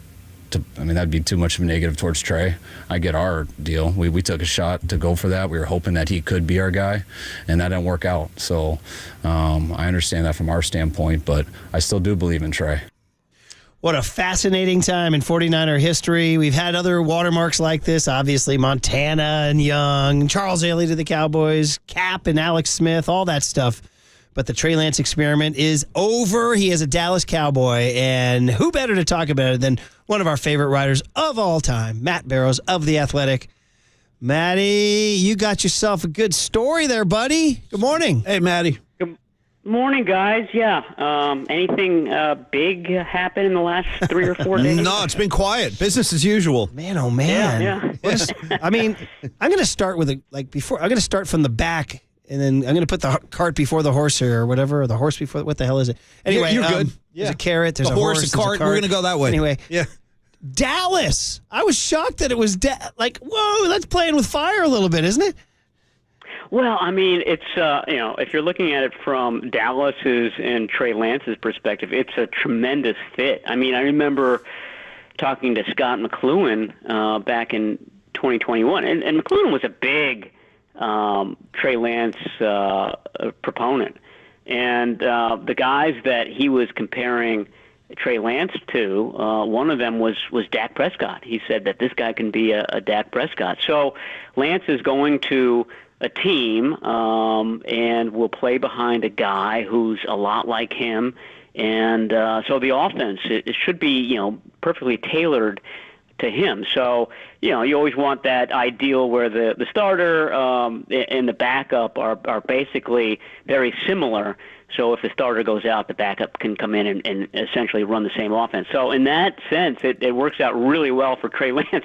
From the 49ers sense, here's a team that the 49ers have played in the playoffs the last 2 years. Crazy. They're going to be competing with the 49ers for NFC supremacy, along with the Eagles. Yeah. And you just traded this prospect that you thought was going to be the face of your franchise to your enemy.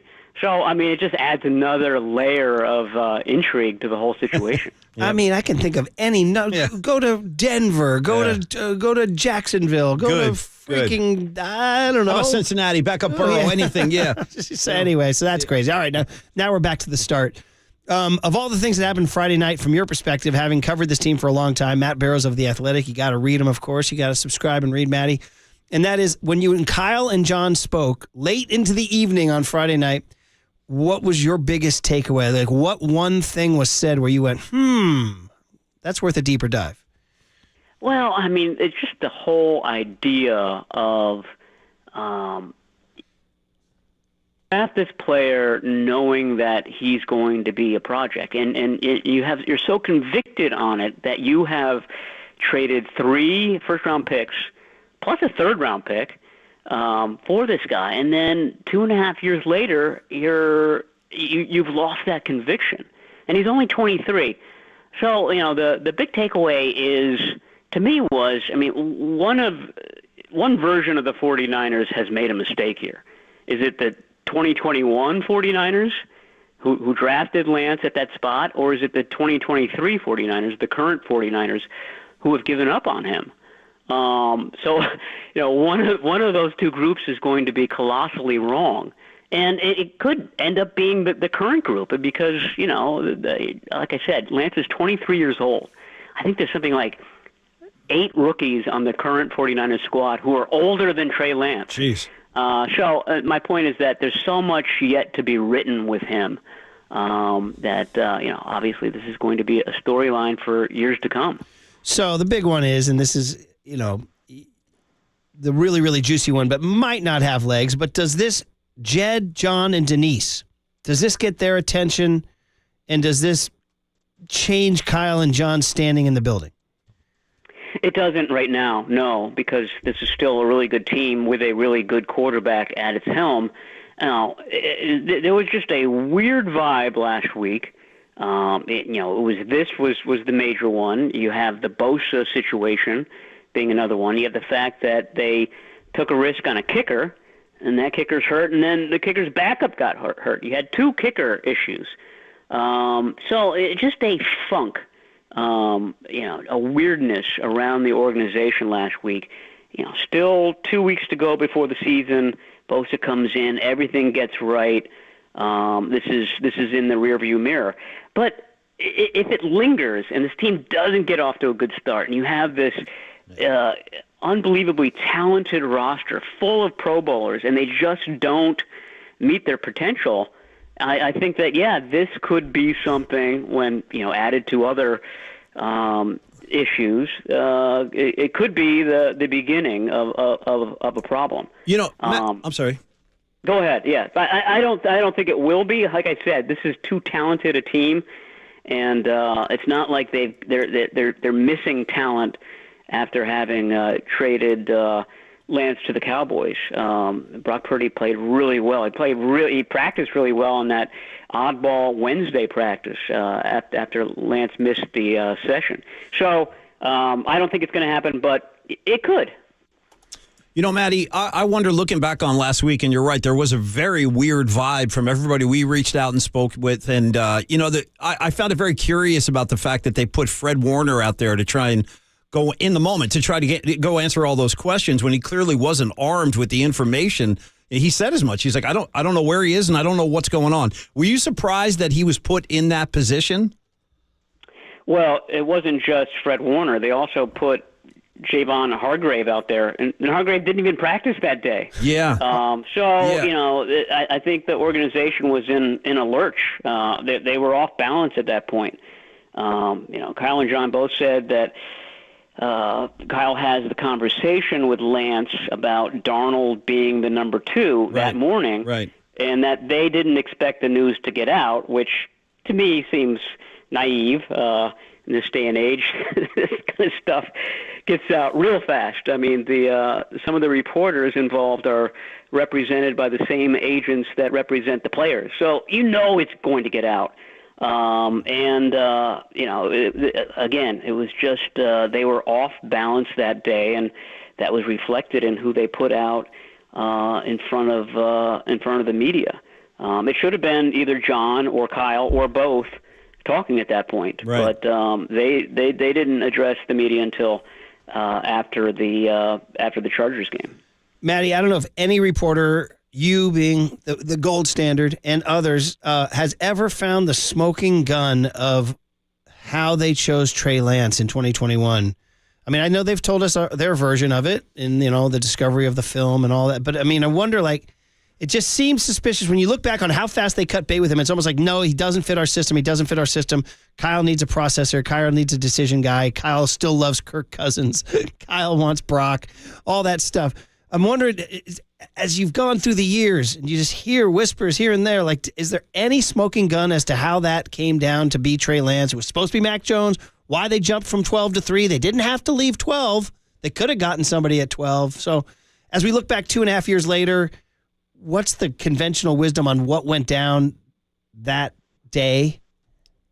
Yeah, I don't have a wicked cool story about it. I mean, I tend to think that Mac Jones, where they were picking at 12, they looked at Mac Jones and said, okay, there's a very reasonable chance that Mac Jones gets to us, and Mac Jones would be great in our offense. He'd be a fine pick there.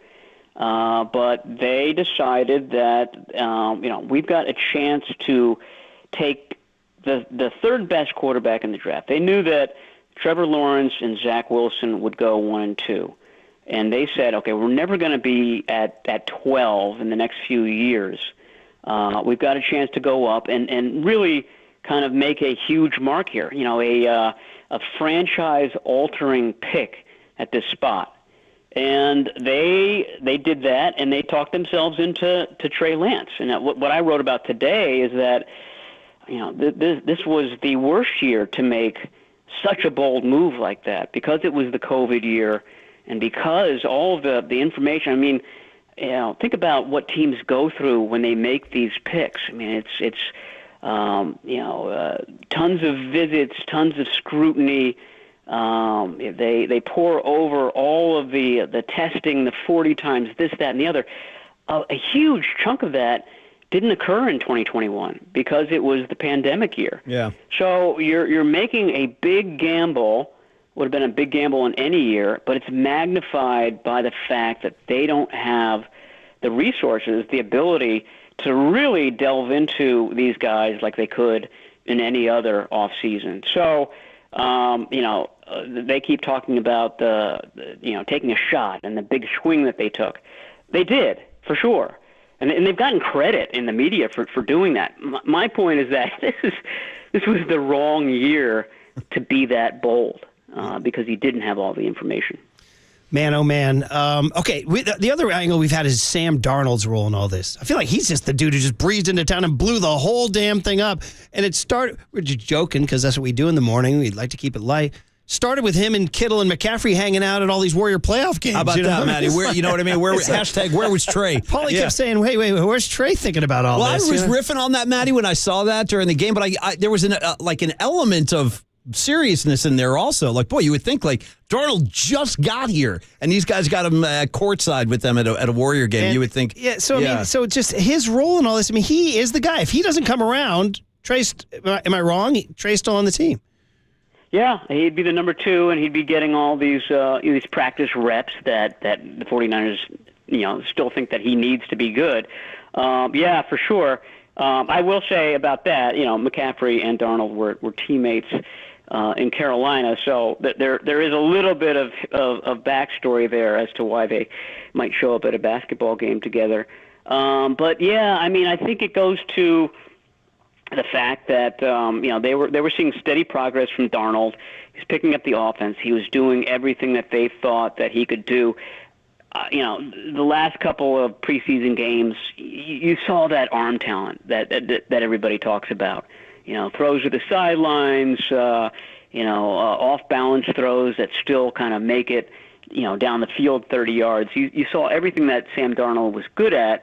And you didn't see the things that he was bad at early in his career, which were all the interceptions. So I think that they saw the course that Darnold was taking, and they had a confidence in him, and they saw progress from Trey Lance too. I mean, he was so much better mechanically than he had been at that point a year ago. The issue was that when things started to break down, when the protection broke down, he would revert a little bit. And so, while the overall arc of Trey Lance was heading upward, it was still a little bit bumpy.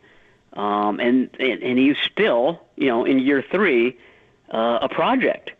And I think that was the thing that the 49ers couldn't really kind of juggle. The fact that, okay, this guy still needs all the attention, all the work that he needed when he came in as a rookie.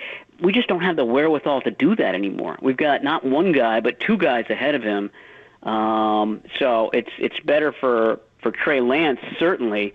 And, you can make the argument or not whether it's better for the 49ers. I thought that they were going to hold on to him just because, quarterback depth was such an issue for this team. It was paramount going into this offseason.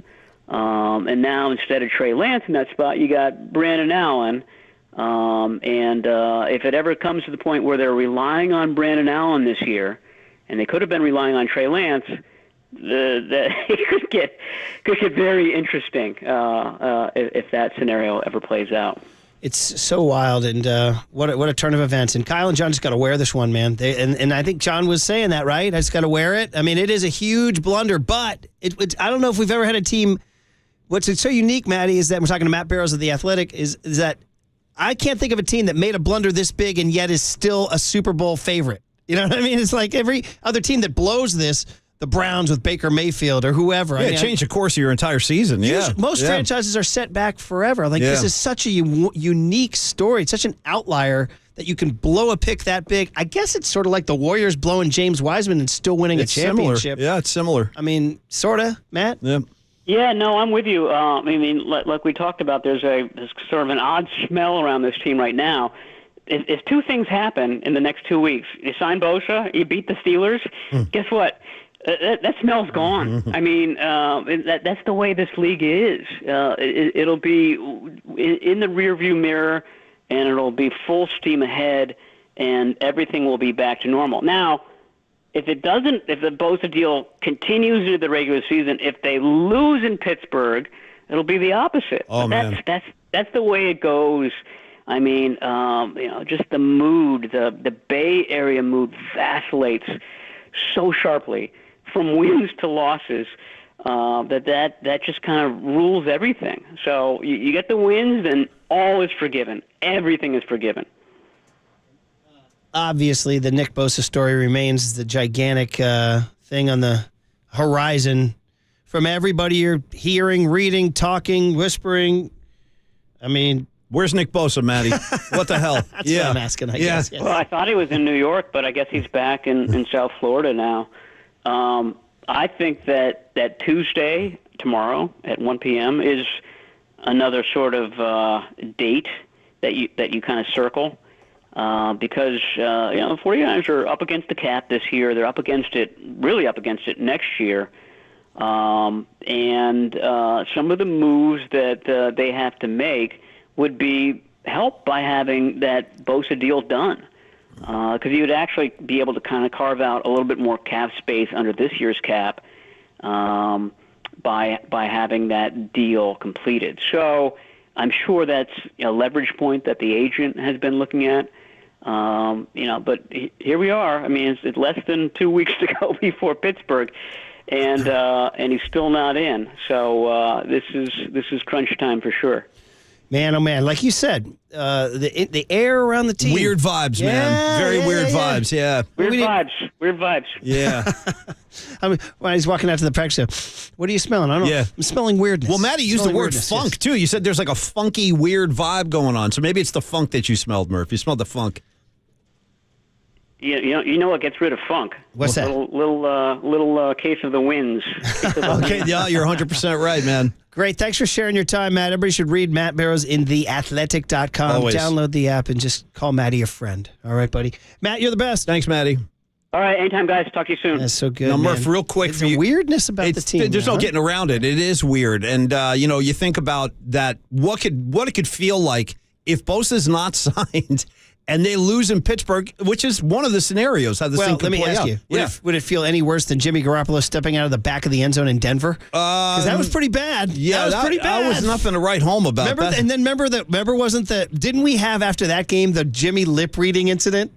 Isn't that where he's like, these plays don't blank and work or something like that? Right. Yeah. Did he say that in Denver? I was going to take Murph back in time, though, on a little time machine travel, because I would say even if that stuff does happen, I don't think it could be any worse than what I think is the worst opening day loss in Niner history. At least I was there. My lifetime. Covering the team. Shout out Jacksonville. Yeah, it was Tampa. Was it Tampa? Yeah, it was Tampa. Okay. Because Warren Sapp is the guy who grabbed the mask. There it is. So not only did they get blown off the field, they lost resoundingly, but Steve Young got a concussion in that game. Like in a really bad, ugly way. Concussion. Like he didn't know where he was. And then Jerry Rice had his knee torn up. Had his knee ACL ripped up. I will never. Steve Young concussed, Lion knocked out. And it was like Jerry 41-7. They got destroyed. Paulie, I'll tell you this. I was in that locker room afterwards. And we were just standing there. Mooch, his first post game ever? Like that was his first game. And he here's coached. the third postscript to that game that never gets talked about is Kevin Green, rest in peace, by the way. I hate that, yeah. Kevin Green, they just signed him, one of the great pass rushers, Hall of Famer, I believe, right? Dude, he turns the corner with his shirt off, wearing like, the You look like boxer Hulk shorts. Hogan, man. Yeah. dude, he's got a huge cast on his foot. He's limping. They go, oh, yeah, Kevin Green broke his foot. Yeah, just throw that on the pile. Nobody even talked about it that day. Yeah. That's 3 Hall of Famers in one swoop. It was 3 Hall of Famers. And they wound up in the NFC Championship. They did. In fact, that very same year, fast forward to, I even remember the date. That's how much of a weirdo I am. 12/15/97. That's the night they retired Joe's jersey. Also the night Jerry Rice returned to the lineup. And second half, in a blowout win over the Broncos, Kevin Green picks up a fumble and takes it to the house. Do you remember that? Yeah. He was going the opposite way. I'll never forget that. He was running towards the other end zone from my seats. But I guess the lesson is, kids, that there will be turbulence. You just got to gut it out. All right. Hey, there's still have calls to get to. 808 KNBR is the phone number. Well, it's our first show since Trey Lance got traded to the Cowboys. You might as well keep doing it on KNBR 104.5 and 680, the Sports Leader. Take care of the guys. Make them happy. When they're happy, they win.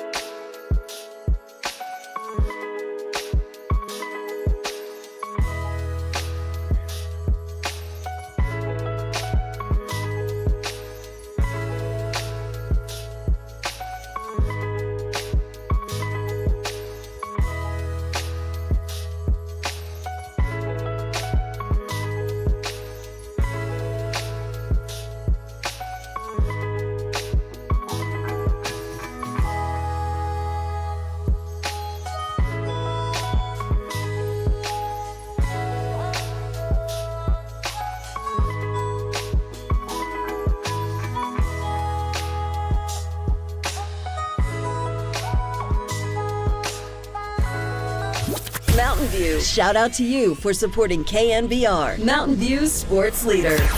Listen to the sports leader anywhere, anytime. Download the all-new KNBR app. Now, Murph and Matt continue live from the KNBR Casino Matrix Studio. Casino Matrix Progressive Jackpots are here. Where are you? Just drop in. Please play responsibly. 1-800-GAMBLER. He hadn't played a ton of football, so we knew we were taking, somewhat of a chance. But, I believe to this day, if we hadn't taken him, someone would have right behind us. I think the next pick. And so I don't think we were the only ones seeing it. He's a very talented young man.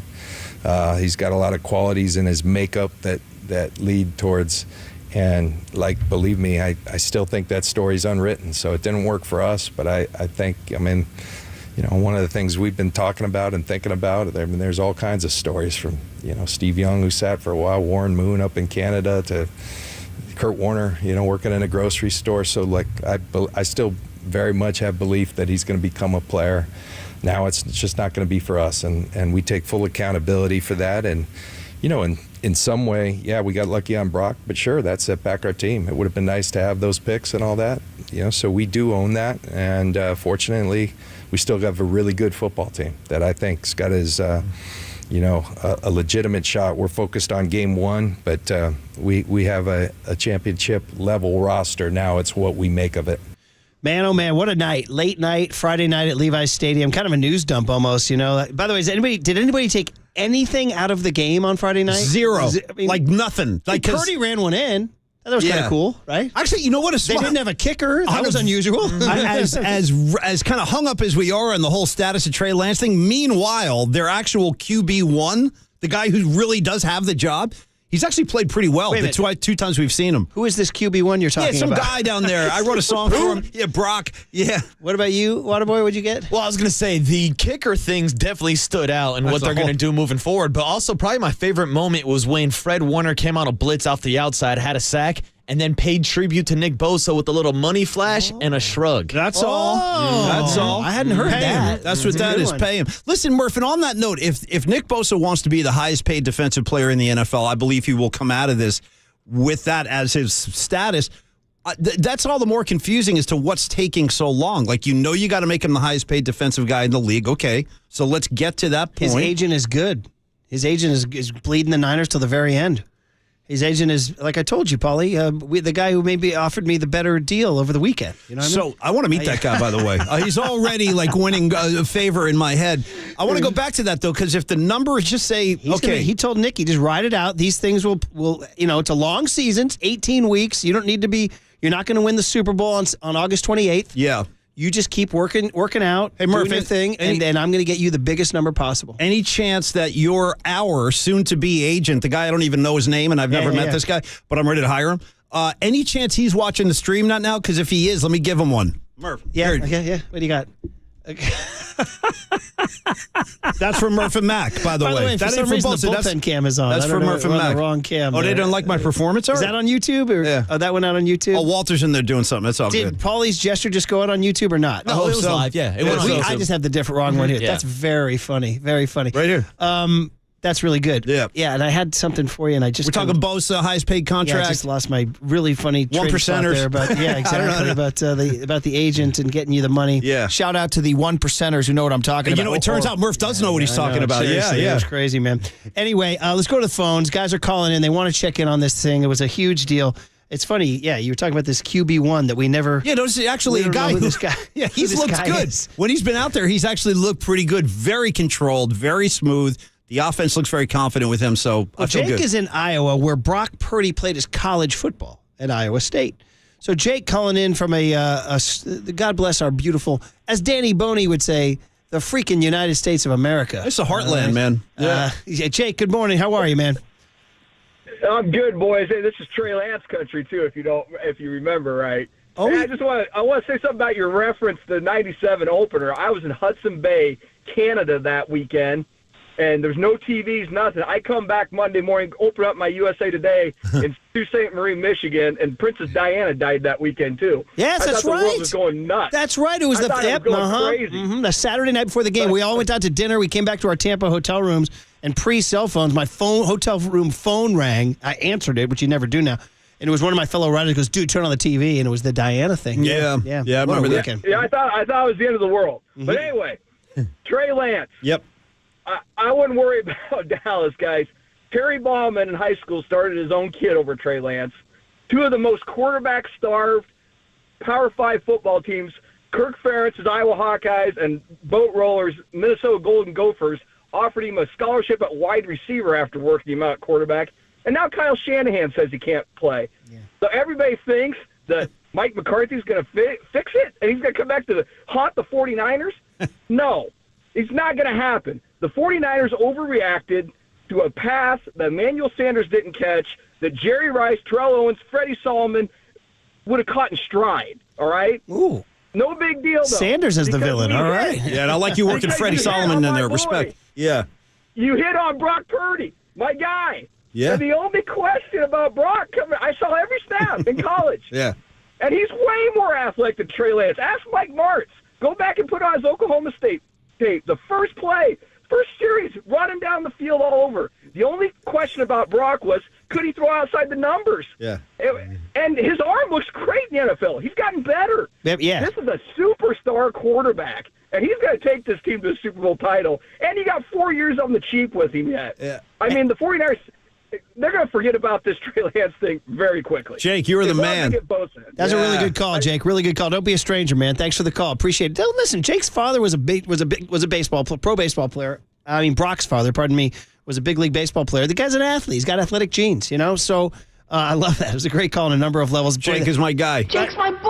He mentioned Terry Bauman. That's the Minnesota high school football coach who we had on. Remember we had those guys on? This kid came with takes from everything regarding Princess Di's untimely death to high school coach takes, and he worked in Freddie Solomon. That's the caller of the year That was pretty good. Yeah. That was pretty good. Yeah. Scarecrow in Sacramento. Dude, what is up, Scarecrow? How are you, brother? I'm doing well. You ever heard of Handlin's Razor? Wow. No. I've heard of Occam's, Occams, Occam's Razor. Yeah. Never ascribe to malevolence that which you can easily explain by other means. Okay. It simply makes I don't even understand that. Yeah. Brock Purdy and Darnold's skill sets are about the same, and that makes it a whole lot easier for Shanahan to make the offensive changes he has to make. Yeah. And it could be as simple as that. The fact that they sent him to the Dallas Cowboys, well, okay. But he's still going to be only a third-string quarterback. Likely as not, you're not going to have a whole lot of effect on what may happen. But let that be Jerry Jones's problem. Hey, listen, Scarecrow, man, that's a solid take. Yeah, very what was rational. what was the name of the razor again? Handlin's Razor. Handlin's Razor. You know what I mean? Yeah, I paraphrased it only because it's never ascribed to malevolence that which you can readily explain by stupidity. That's pretty darn good. Here it is right here, Handlin's Razor. Never ascribe to malice that which is adequately explained by stupidity. Scarecrow will drop it on you, man. Scarecrow, that was heavy. Thank you, Scarecrow. Good to hear you, man. Speaking of razors, I was no. I want it. No, you open the door. What do you need? You need a razor? I'm on trips now where I always forget to pack my shaving cream. Yeah. I use. You could go scruff though. A little scruff is good. Well, not at this place. I didn't want to. You want to be clean. Yeah. I wanted to. You know what I mean? They might have a no mustache policy like the Yankees. Although some of the hockey guys were going with the beards. Well, they always do. Yeah, they can't help it. But they were too. Yeah. But anyway, the point is that soap as a shaving cream doesn't always work. I've done that on the road too. I hate its guts. It always burns your face and stuff. Yeah, it's the worst. Just want to get that off my chest. Yeah. Green Mountain Man in San Francisco. Green Mountain Man, how are you? Good name. Hey guys, it's Green Mountain Boy, but that's okay. It doesn't matter. Okay, that's true. Yeah, I'm good. So here's my take on this whole thing. So I'm addicted to late night sports talk, right? So I get on KNBR when it's not the replay. I get CBS Sports, which I really like. But everybody. CBS Sports and other outlets they're all just ripping the Niners, and I'm trying to come up with. I want to call in and I want to defend them, but I got nothing. I got nothing to defend them with because I think what Shanahan and Lynch did is horrible. I think they really botched this whole situation. Now, what I could hope for And if I could get it to rebuke or rebuke, I guess that's the word. Rebuke, yeah, I got you. There you go. That's the word I'm looking for. To try and to call in and talk back would be, let's sign Bosa. Let's make everybody forget about this Lance nonsense, and let's get Nick in the fold. No doubt. Well, Green Mountain Boy, I'll just throw this out just for fun, though. I mean, you could say to them, listen, if you just view the draft for what it is, you just accumulate your talent, then you see what happens. They accumulated Brock Purdy, and then they acquired Sam Darnold, and they think that they're better than Trey Lance, and so they have two quarterbacks that are better than Trey Lance, and it doesn't really matter what they spent on him given the current state of their roster. I mean, there's that. I'm just offering that as a it's rebuke. not like Trey Lance's departure is going to ruin this season or anything. It might not even really be felt that much, I think, Murph. I mean, you can say they got lucky on Brock Purdy, but sometimes you get credit for the ball that bounces your way. You know, they didn't let Brock Purdy become an undrafted free agent. They snapped him up. Yeah. So you can't count on draft picks. You don't know whether a draft pick is going to pan out. Yeah. So every one of those picks that we traded away or that we gave away to get Lance, who knows what those picks would have. Well, I will say this too, Green Mountain Boy, I feel and you. that is, now we got to go. But the argument for people killing the Niners is depth appears to be an issue this year. And that's where you might have missed on some guys who could have helped. But anyway, Green Mountain Boy, thanks for the call, man. Appreciate you. Wow. Man, oh, man. Well, I got right back in the deep end after my little step out of the building And here. again, just to try to, I don't really feel like I'm defending these guys, but I would be fair to John Lynch and also say that, yes, not all the draft picks are going to work. That's going to happen in any team, but they're also fortifying the team by grabbing dudes out there like Hargrave, like Christian McCaffrey. Like, they've made the team better. I traded for Christian McCaffrey. That's what I'm saying. So it's not like he doesn't know, Let's just remember, the day they made that trade from 12 to 3, it was like, whoa, what are you doing? And here we are 2.5 years later saying, he's a cowboy. Whoa, what are you doing? Yeah. Anyway, all right, we'll hand it over to Papa and Lund. That'll be fun. On KNBR 104.5 and 680, the Sports Leader. We view it as an additional part of this team that could pay dividends this year. But certainly when we look to the future, will pay dividends in my mind.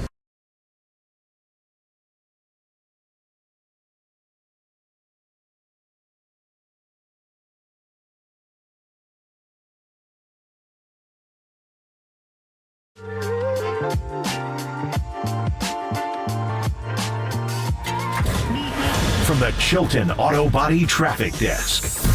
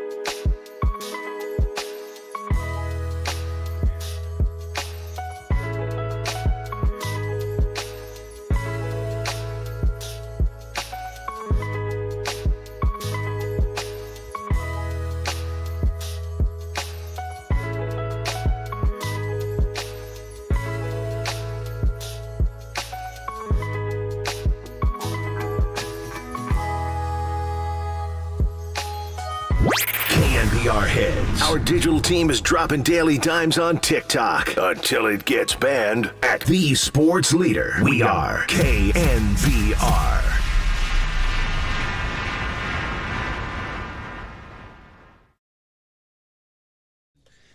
All right. He went Willie, not Dandy Don, which was, the time of our era. But great song, by the way. Great song. That would mark the end of every Monday night football game. But where Trey Lance is going, Marcus, he'll hear more of this because that's Texas. Baby. Ooh, That's he's going to be riding that mechanical bull at Jilly's. He'll be doing it all.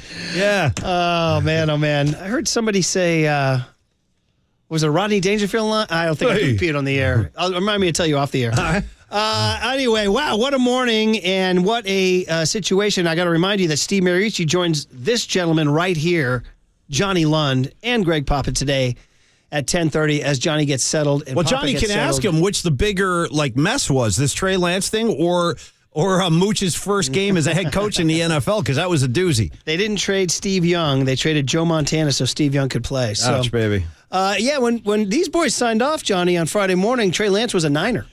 How about this, John? Marcus was driving down to Levi's. Did it happen during your show, John? It happened during pregame. Yeah. The pregame show, all of a sudden, it's like, will Trey play? Will he not? And I go, he's not playing because he's going to Dallas. Oh, man. Just I forgot who broke it, but maybe Schefter or somebody, but it was literally I think it might be Schefter. First hour of the pregame show. Yeah. Was what it was. Crazy. Made for a lively pregame. It did. Made for a lively show today as well. I'm sure you're going to be enjoying the excitement as well, John. By the way, I don't want to keep you late, but you know who rode a mechanical bull? Speaking of mechanical bulls, Greg Papa at 4 a.m. at the Bourbon Cowboy on Bourbon Street in New Orleans. Respect. During Super Bowl 47, and Ravens how long 49ers. was I on, John? I never got flipped. Well, you were on so long. They couldn't throw him.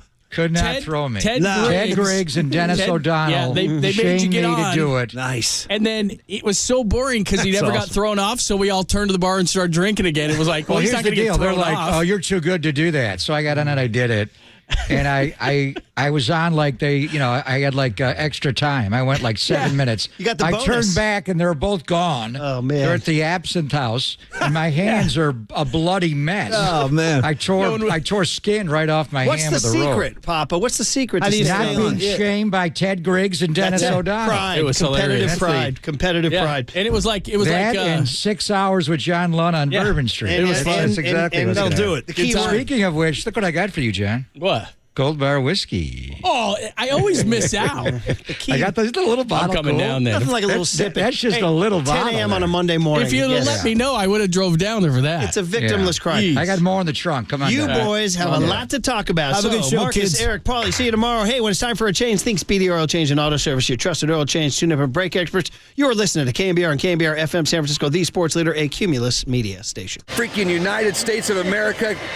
Gosh, how sweet it is. Take care of the guys, make them happy. When they're happy, they win. That's the end of the game.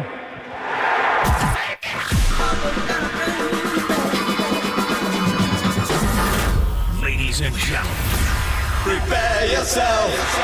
prepare yourselves I love it when you call me Big Pop. for Greg Papa Sleeping Florida Superman. San Francisco. and John Lund. It's 10 o'clock. Let's hit it. This is Papa and Lund That's right. We're getting it going. on KNBR 104.5 and 680. The sports leader. Right wing next to McGlinchey. They're going to boot the quarterback left. Here he goes, deep downfield. Trent Sherfield's got it.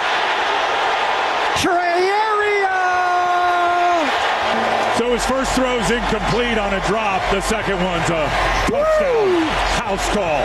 Second down, Ray goes in motion, now lines up to the right of Trey in the shotgun. Long snap, it's a handoff to Ray. No, Trey kept it. Beautifully done by Trey Lance at holding it at the mesh point. But Ray took it wide, and then Trey's down. Yep. Sam Darnold might be the most, can I say this? The most talented thrower of the football that the 49ers have ever had. I mean, it was a hell of a battle. They were neck and neck for a long time, but just really over these last, 10 days and stuff, we felt Sam started to separate himself. And we felt he did it in practice consistently, and he's been getting better each day. All right, back to our breaking news here on NFL Total Access. The 49ers have found a new home for Trey Lance, their former number 3 overall pick, now sending him to the Dallas Cowboys. This after Lance was unable to win the backup quarterback job in San Francisco. So Lance now joins the Cowboys for a 4th-round pick. Hey, we all love Trey. Super happy that he's getting a fresh start, and just absolutely love him to death. And we all are wishing him nothing but the best. Yeah, really hard day. Such a wonderful young man. We took a shot and it didn't work out. We own that. We take accountability for it. That's John Lynch with you and Tim in the booth. We got a lot to talk about. It's not a Trey Lance error. It's a Trey Lance error, and it is over. We'll get into that. Kyle Harrison, his home debut with the Giants. Murph, who's a late addition to our show at 1:15 today, and a tremendous guest list, which starts with Steve Mariucci at 10:30. We got a ton to get to today. The Giants weekend, the celebration, the awesome pictures and video from the clubhouse, and what a great celebration. And they finally get a win on Sunday Night Baseball, but everything starts with Trey. Right when the pregame was going, man, we got the word that Trey was on his way to Dallas. Good morning, my friend. Yeah, a lot has transpired, Giants. So all we said was going into the Atlanta series, don't get swept. We didn't think it'd be Atlanta, Philly, Atlanta in every single series. They lost the first 2, but rallied back to get the third one. Really excited about Kyle Harrison, Mike Murphy. They're 1-0 since Murph has gone in the Wall of Fame. So, and you ever seen a 3-1-4-2 double play? That was wild. That was wild. Anyway, a lot to get to. We'll talk baseball with Susan, but it starts with Trey. And, we did our show at 2 o'clock. I hung around, did some notes here in the studio till about 3, and then went inside, went up to the booth, went down on the field, and got on the field at about 4:30 when the guys are just about ready to come out and start to warm up for the game. And even the guys that aren't playing, because they're going to warm up just to get a workout in, they come out as well. And it was just a weird vibe. I mean, I've been around pro sports long enough, but, Jose Canseco was traded literally in the on-deck circle, August 31st of 92. So things happen. But for the Trey trade to happen, 4:30 roughly 2.5 hours before the preseason game. And he was going to play in the game, but that didn't happen after Dallas opened it up and gave him a 4. So we'll cover all angles on it. Steve Mariucci will join us at 10:30. It was a lot of factors went into this, John. You and I discussed this when John and Kyle, or John and Adam Peters were at the Duke Pro Day in 2021 when they made that trade up from 12 to 3. Then, they were all in on getting a quarterback, and they wanted the rookie quarterback to reset the room. And, earlier that offseason, they were trying to get Matthew Stafford. And Matthew Stafford has the Cabo trip. I think Kyle was there with the Shanahans. They were just hanging at the wrong spot with Andrew Whitworth and Sean McVay and Stafford. So Stafford winds up going there, but they were in on Stafford. So, the fact that they wanted to reset the quarterback room, they wouldn't have done that with Matthew Stafford. And they were also in on Deshaun Watson. And then, all the allegations with Deshaun, you had to back away from that. Well, now let's go, reset things and go get a quarterback. And Matt Barrows wrote a really interesting piece about it being off the pandemic year. I still think they evaluated Trey. He had not one but 2 pro days in Fargo. They went to both. Justin Fields had 2 in Columbus. They went to both. He's a smart guy. It was the body of work. We talked about it. He was a one and done. He played 1 year of college football, and that year was one of the greatest college seasons of all time. He didn't throw a single interception the whole year, but he only played 1 year, and it was a low level of football. North Dakota State from Carson Wentz to Easton Stick with Trey after that, a great history, and they just win championships at their level every year. But it's not Ohio State and Alabama and, the big schools. So it was hard to evaluate him. Then the pandemic hits, and, a million people in this country lost their lives, but Trey lost a whole football season to develop and played 1 game, really struggled in that game against Central Arkansas, but there was enough flash to try to do it. It just, I wonder ultimately why they didn't take Mac Jones over Trey. I don't know if that story will ever be truly told. Maybe when they're all old and gray and out of the league and Trey's career's over and Mac's over and Kyle's done, they'll tell the truth. I don't know. I'm sure they will at one point. But it was just a tremendous risk. I called it at the time the most risky pick in the history of pro football. Trade up from 12 to 3, give up the picks. It wasn't like RG3. And that guy was a great college player at Baylor when Mike Shanahan did it with Kyle there. They also took Cousins later. It just was the body of work wasn't there. But then he looked like, wow, what a talent, that first training camp. I remember it so well. And then going to Costa Mesa, the joint practices with the Chargers, he struggled. Just struggled to read it and see it, lost some confidence. All of a sudden, Mom, I'm not in Fargo anymore. And then the finger injury just set him back. Set him back the entire year. Set him back the next year, John. He still was not the same guy. Couldn't grip the ball. I'm not sure why, after the finger healed, why he couldn't get coached up properly. That was the year he went to 3D, QB, and John Beck and those guys, and Rod Dato, Adam Dato's grandson, and just Tom House runs that. They just couldn't fix his finger. Still, he had issues gripping the ball, the next year. And then he got hurt, and it set it all back. And then Brock Purdy happens, and then Brock's hurt. Now I got to cover your bet. You bring in Sam Darnold, and the whole thing's gone on and on and on. So he went from Trey area, as we bellowed out, when he hit Trent Sherfield on the override against Kansas City, to traded. And it's quite a saga, and I'm sure we'll be talking about it maybe until Nick Bosa signs a contract, John. We'll talk about it incessantly, because it does fascinate people. We'll get Mooch's angle from all over. And, going to Dallas, obviously Dak Prescott's the starting quarterback there. Cooper Rush played well last year when Dak was out those 5 games. They didn't score as many points, but he went 4-1. So to me, Trey goes from being a number 3, which when he was unhappy about, to being a number 3 in Dallas. I don't know how he's going to move up and get reps. Are their practice sessions different? I don't know, but the great voice of the Cowboys, Brad Sham, will join us at 10:50 and get the Dallas angle. And then I even wonder if they like Trey in the building in Frisco, obviously. He's a great young man. It's not, I've seen a quarterback bust here up close and personal, really up close. I was there when drafted him, Jamarcus Russell. It was not that. It had nothing to do with why Jamarcus Russell failed here. Jamarcus never got another chance in the NFL. He had a few situations where people were going to bring him in, but he never got his weight down. He was addicted to codeine. Different story. Trey's a hard worker. He's smart. He really hasn't had a chance to start his career yet. But I just wonder, and then Will Greer balls out, against the Raiders on Saturday night. And it's only a preseason game, but that guy looks like somebody you want to develop in the building. Will they keep, 4 in Frisco? I don't think so. We'll ask Brad Sham, but I'm not, Trey has to go to a better situation. And then I'm not sure the Cowboy QB room with clearly Dak number 1. And then, again, Cooper Rush played well last year. How it's any better than being behind Brock and Sam?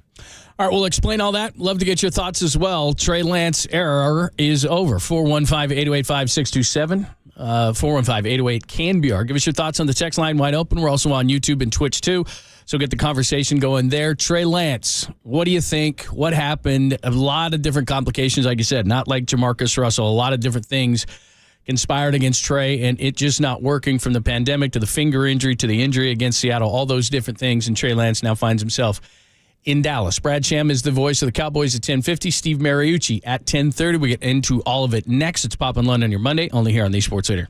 American Canyon, shout out to you for supporting KNBR, American Canyon Sports Leader.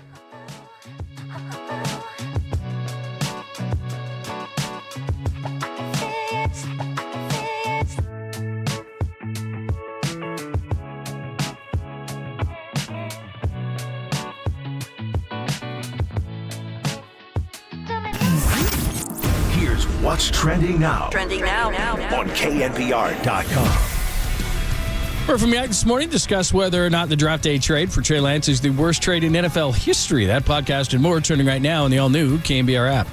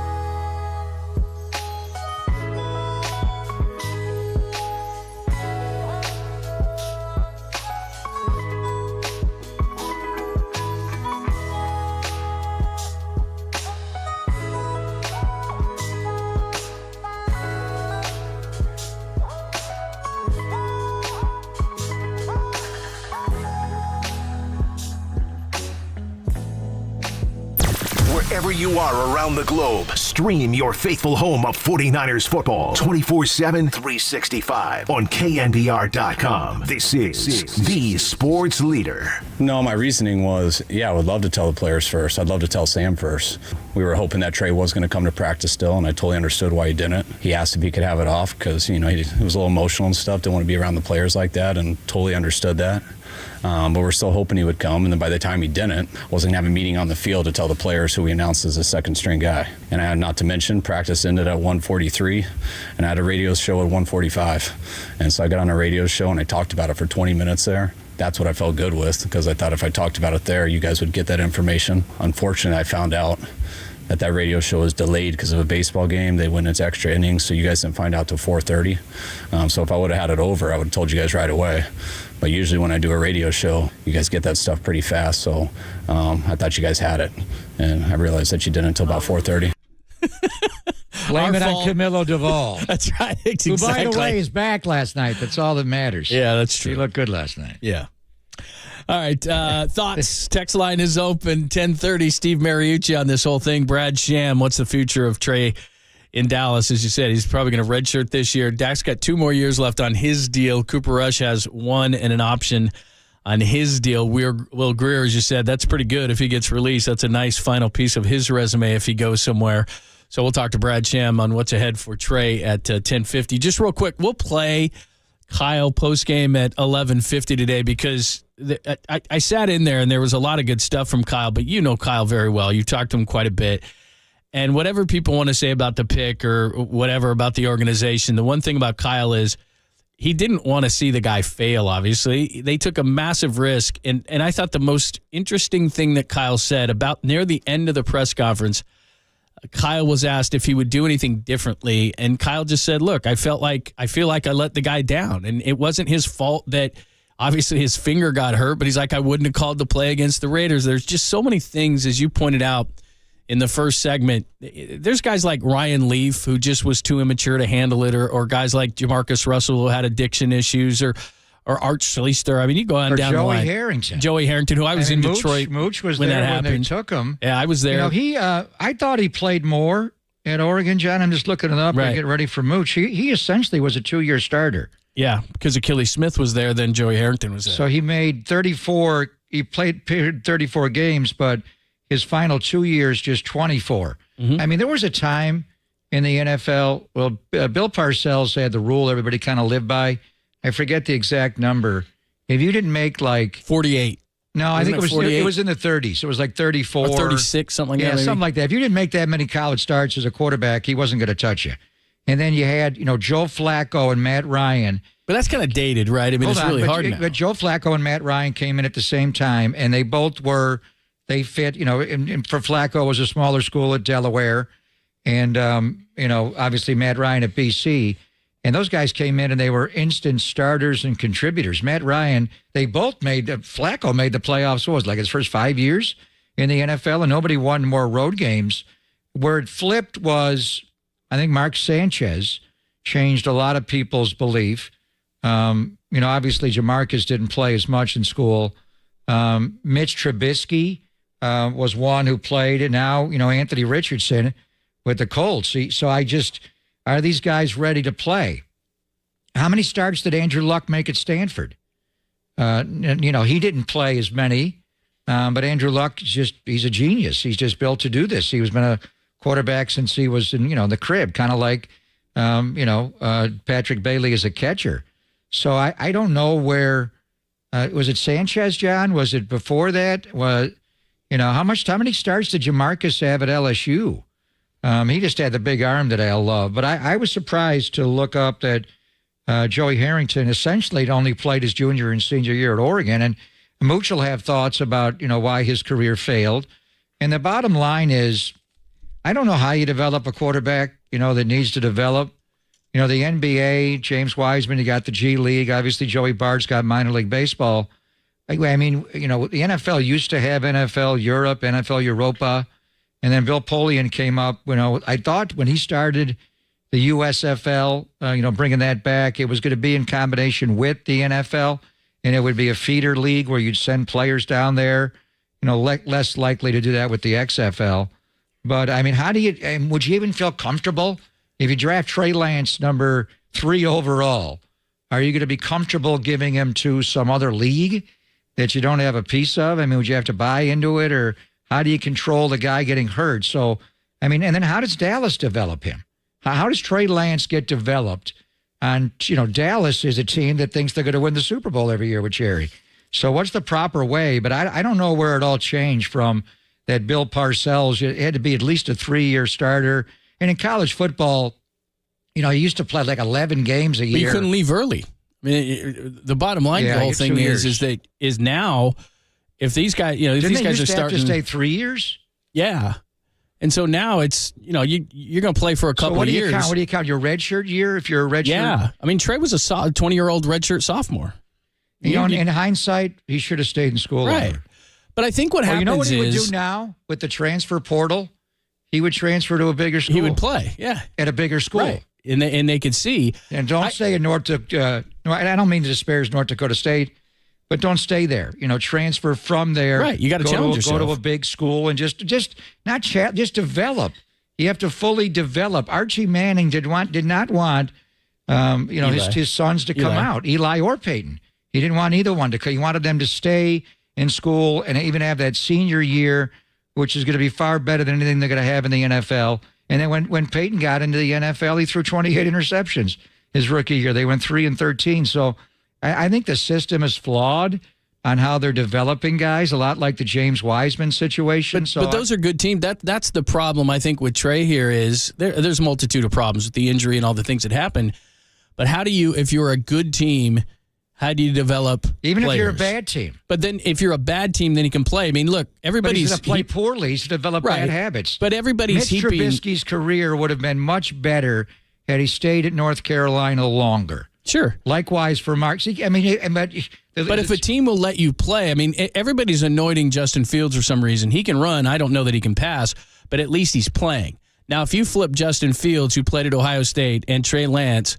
And let's say they draft Fields. I don't know if he would have developed or not, but I know that Trey Lance we would know something about Trey Lance if he landed in Chicago because they would have had to play him. They just did. Very different set of circumstances. Yeah, right. One would have played. Trey got hurt, didn't. though. And to go back to what Kyle's talking about, the play that he called, Trey Lance it was not that last preseason game against the Raiders. They alternated Jimmy and Trey virtually every single play, or there were 2-by-2s. They did that only the first series of the game. Then the 49ers scored or whatever happened. Jimmy came out and Trey took over. What Kyle was trying to get in his mind was bison personnel, which was what he was going to use, and he did use it. The touchdown pass to Sherfield opening day in Detroit, the end of the first half and the home opener against Green Bay, when they ran the sweep with 2 seconds to go in the half. They didn't kick the field goal. Trey ran bison personnel. Trent Williams obliterated the safety. Tim Ryan went crazy, and we got a touchdown before halftime. We wanted to incorporate that, so he wanted the team to get used to middle of a drive. Jimmy's coming out, Trey's coming in, Jimmy's going back in. But at that point, it stopped. Jimmy came out, Trey picked it up and played traditional pocket quarterback. He got hurt on a traditional play. It was not a running play. It's a play that happens all the time. He followed through on a pass attempt, and he hit his right index finger on a Raiders player's helmet.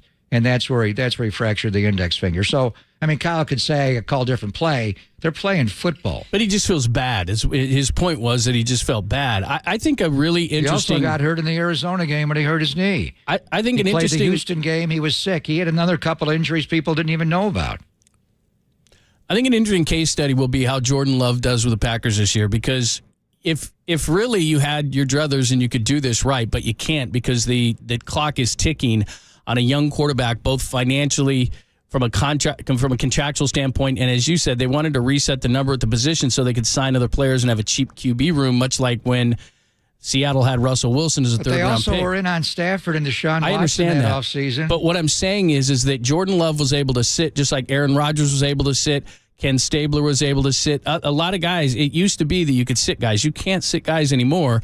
So if you could adjust to the NFL game year by year by year, if Jordan Love comes out and plays anything like he did in the preseason, but you can't do that. You can't sit a guy for 3 seasons. I mean, I'm trying to compare apples to apples, which is the Packers won, and then they sat Jordan Love. How many years did Jordan Love play in college? He played 2 at Utah State. I watched every single one of his games because that's my wonderful alum. I know you watched. He was 2 years there, 2 year starter. Yeah, and he's erratic. I mean, he did a lot of things that Trey Lance did. He's very athletic. He can run, not really a traditional type of an offense, and he was very hit and miss in college. So here's a team that's really good, takes him in the first round, they stash him for a few years, and now he's going to start. He's looked good in the preseason. He looked confident. He looks like he knows the system and he's ready to go rather than having to throw a guy in there. But that's generally what you have to do. Yeah, Jordan Love's Jordan Love. He's a different human being from head to toe in every way. There's ways to develop. I think the 49ers had injury situations. I also think a big factor was Trey, and ultimately it's up to the player to develop. And he had injury problems right away. The grip of the football screwed him up for a long time. The knee injury, the Houston game, he wasn't well going into that game. Obviously, the ankle injury. It went on and on and on. But I also think there's just the bottom line, and that's why I wanted him. I was glad when I heard when he went to work with Mahomes in the offseason. Trey Lance we'll talk to Brad Sham. Hopefully he feels invigorated by this, that they didn't want me in San Francisco, but the Cowboys want me, and I'm going to go there. And that's not what Kyle said. Kyle said he did want to keep him. No, I'm not. But obviously he's not here. He's the third string player. I think the point is the young man from Marshall, Minnesota, and Fargo, North Dakota, it was overwhelming for him. It was too big. And I could see him get down when he missed a throw in practice. He dropped his head. And I think he lost a lot. The other thing about the finger injury, on the practice squad that year, he threw an interception virtually every play. I've never seen a scout team quarterback that poor. And a lot of it was, we found out later, was the finger. And then when he did start against Houston, he got better. But he lost his confidence. I think he lost his confidence quickly against the Chargers in the joint practices. He just hadn't played a lot. He didn't have an I don't give an F mentality like Mahomes. I think, that Mahomes' mechanics aren't perfect. He doesn't do everything exactly right. He just doesn't care. And he's amazingly skilled. He'll throw with his left hand and no look. Trey never had that. So I think a lot of it is just his own growth and as a person and just being a kid. When they drafted him, he was 20. He didn't turn 21 till Mother's Day. It was just too much for him. And I think in this situation, he had the weight of a franchise with the history of the quarterback position. Now he's going to Dallas, but maybe they'll buy him a little bit more time. Maybe it won't be Dallas. Maybe it'll be his third stop. That happens for a lot of guys. But there were a lot of factors on why he didn't work out for him here. The injuries are probably more than anything. But I think ultimately he's got to get his swag back. He's got to believe in himself again. And when he misses a throw, F it. I'll hit the next one. They don't always make perfect throws. I think he was just trying to be so perfect to please. He's a pleaser. That's why he didn't want to get rid of Quincy Avery and all the quarterback coaches he had throughout the years. He's a good guy. He was raised right. He's a good person. His mom and dad, his brother, he's good people. But I think there's got to be a point where he's got to take ownership of his own career and have a little more of a F it mentality and just let it rip. Steve Mariucci is going to join us coming up next, our pal from the NFL Network, of course, former Niners head coach. What did he see from his seat? Why did it go wrong with Trey? We'll ask Mooch next, only here on the Sports Leader.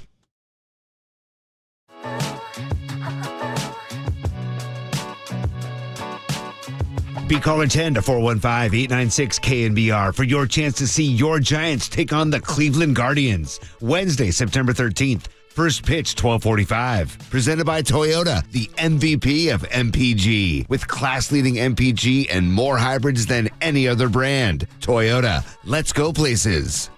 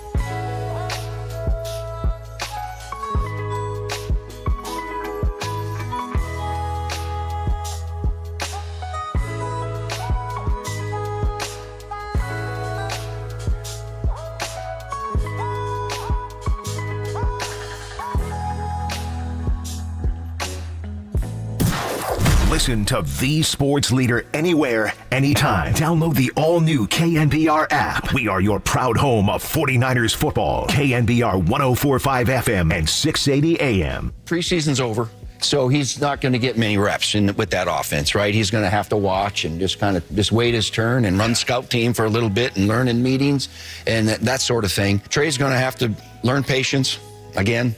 And I wish him the best because I thought he was going to be a heck of a player in this league, and he still might be. He's a talented player for sure. Talented player. He's got to get his mind right. This will give him a chance to reboot in a new place, and so God bless him.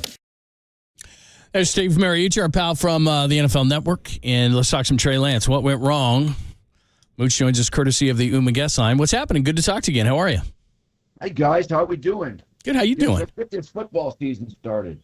Yeah, let's go. 10 days, the Thursday night opener, Chiefs and Lions. And Jared Goff got traded. He got kicked out of town, and it's a whirlwind after being the number 1 overall pick. But I remember you coming out last year to Levi's and sitting with Kyle, and, this is Trey's team. And then this year it's Brock. I mean, it's been just up and down and all around, but it all ended on Friday when he got traded to Dallas. So just how do you look back on the Trey Lance era in the Bay Area, Mooch? I think it was unfortunate he got hurt. And I understand the fact that in the last several years he hasn't played much at all. He missed his last year in college because of COVID, and then he got hurt, and then he's backing up Jimmy G, and then of course last year he gets hurt in the second game. If my chicken had lips, it could whistle. But if he didn't get hurt in that game, I think he brings that team to the playoffs. I think, and then we're not having these conversations, and he's legit. And but unfortunately, he got hurt. That's one of the things in this league, guys, as you know, that is a must. Your availability, and so they just hadn't been able to count on him because he's always rehabbing, and he's only 23 years old. So I think he'll reboot his career elsewhere, as we know, and. Kind of strange. The guy that was starting for a heck of a football team last season in the beginning was now third string with the Niners and traded to be third string with the Cowboys. And boy, what a whirlwind for that kid. But luckily he's young and he's got a long career hopefully in front of him, and he'll figure out a way to get on the field somewhere. Steve Mariucci joining us. Of course, we're talking about Trey Lance traded to the Cowboys on Friday for a 4th-round pick. You have experience here, and I'm not going to bring up any specifics, but how hard is this whole process of evaluating a quarterback? Well, it's a crapshoot, and there are more factors involved than just, measurables at the combine or college stats. A lot of it has to do with college film, and he was one of the guys that didn't have a lot of college film. And we're getting some quarterbacks that didn't play much. Anthony Richardson, Mitchell Trubisky. I mean, just different quarterbacks haven't played much in college, and it just seems the guys that play 3 and 4 years as starters tend to do a little bit better in the National Football. They're a little bit better prepared for this. But, you grab a guy based on what you know at the time, and you hope for the best. You keep your fingers crossed. There's time after time where the Tom Brady's are drafted late, the Kurt Warners don't get drafted at all, or Jeff Garcia or Brock Purdy's last to get drafted, and who'd have thunk it? You know what I mean? And then you have guys that just fizzle out, that are early draft picks, and factors like their health is very common. The factors like some of them are on bad teams. This wasn't Trey Lance's case, but some of them. They don't deal with the pressure. We saw Ryan Leaf, who was a terrific player in college. It didn't happen for him. Second pick in the draft with the Chargers because it was just difficult to deal with the media. And, there's always other factors that these quarterbacks have to deal with. So you just keep your fingers crossed that the one you pick works out. Well, John kind of alluded to it. I mean, Joey Harrington would be the guy that you took number 3 overall in 2002. I'm just looking at his time at Oregon. His junior and senior year, Mooch, were very productive. He didn't play much the first 2 years. Is it kind of like he just didn't play enough football to be ready? Why didn't Joey Harrington work out with you in Detroit? Well, I wasn't there when they drafted him. He went there the year before I got there. They took him, 3rd overall, right? Yeah, 3 overall. And great guy. Had a great college career. If I'm not mistaken, he was like 28-3 at Oregon, or something crazy good. I think they reached to grab him. He was on a bad team, let's face it, and everybody's counting on him to be the savior, and that just wasn't going to happen. I mean, the team wasn't good enough to surround the quarterback and have him successful. And I think he lost confidence early in his career. Heck of a guy, tried and all that stuff, but he probably was drafted a little too early, and he probably was better off sitting behind a good quarterback, watching him prepare, watching him work, and watch film and train, and then wait when you're a little bit more ready, or maybe when the team's a little bit better for you.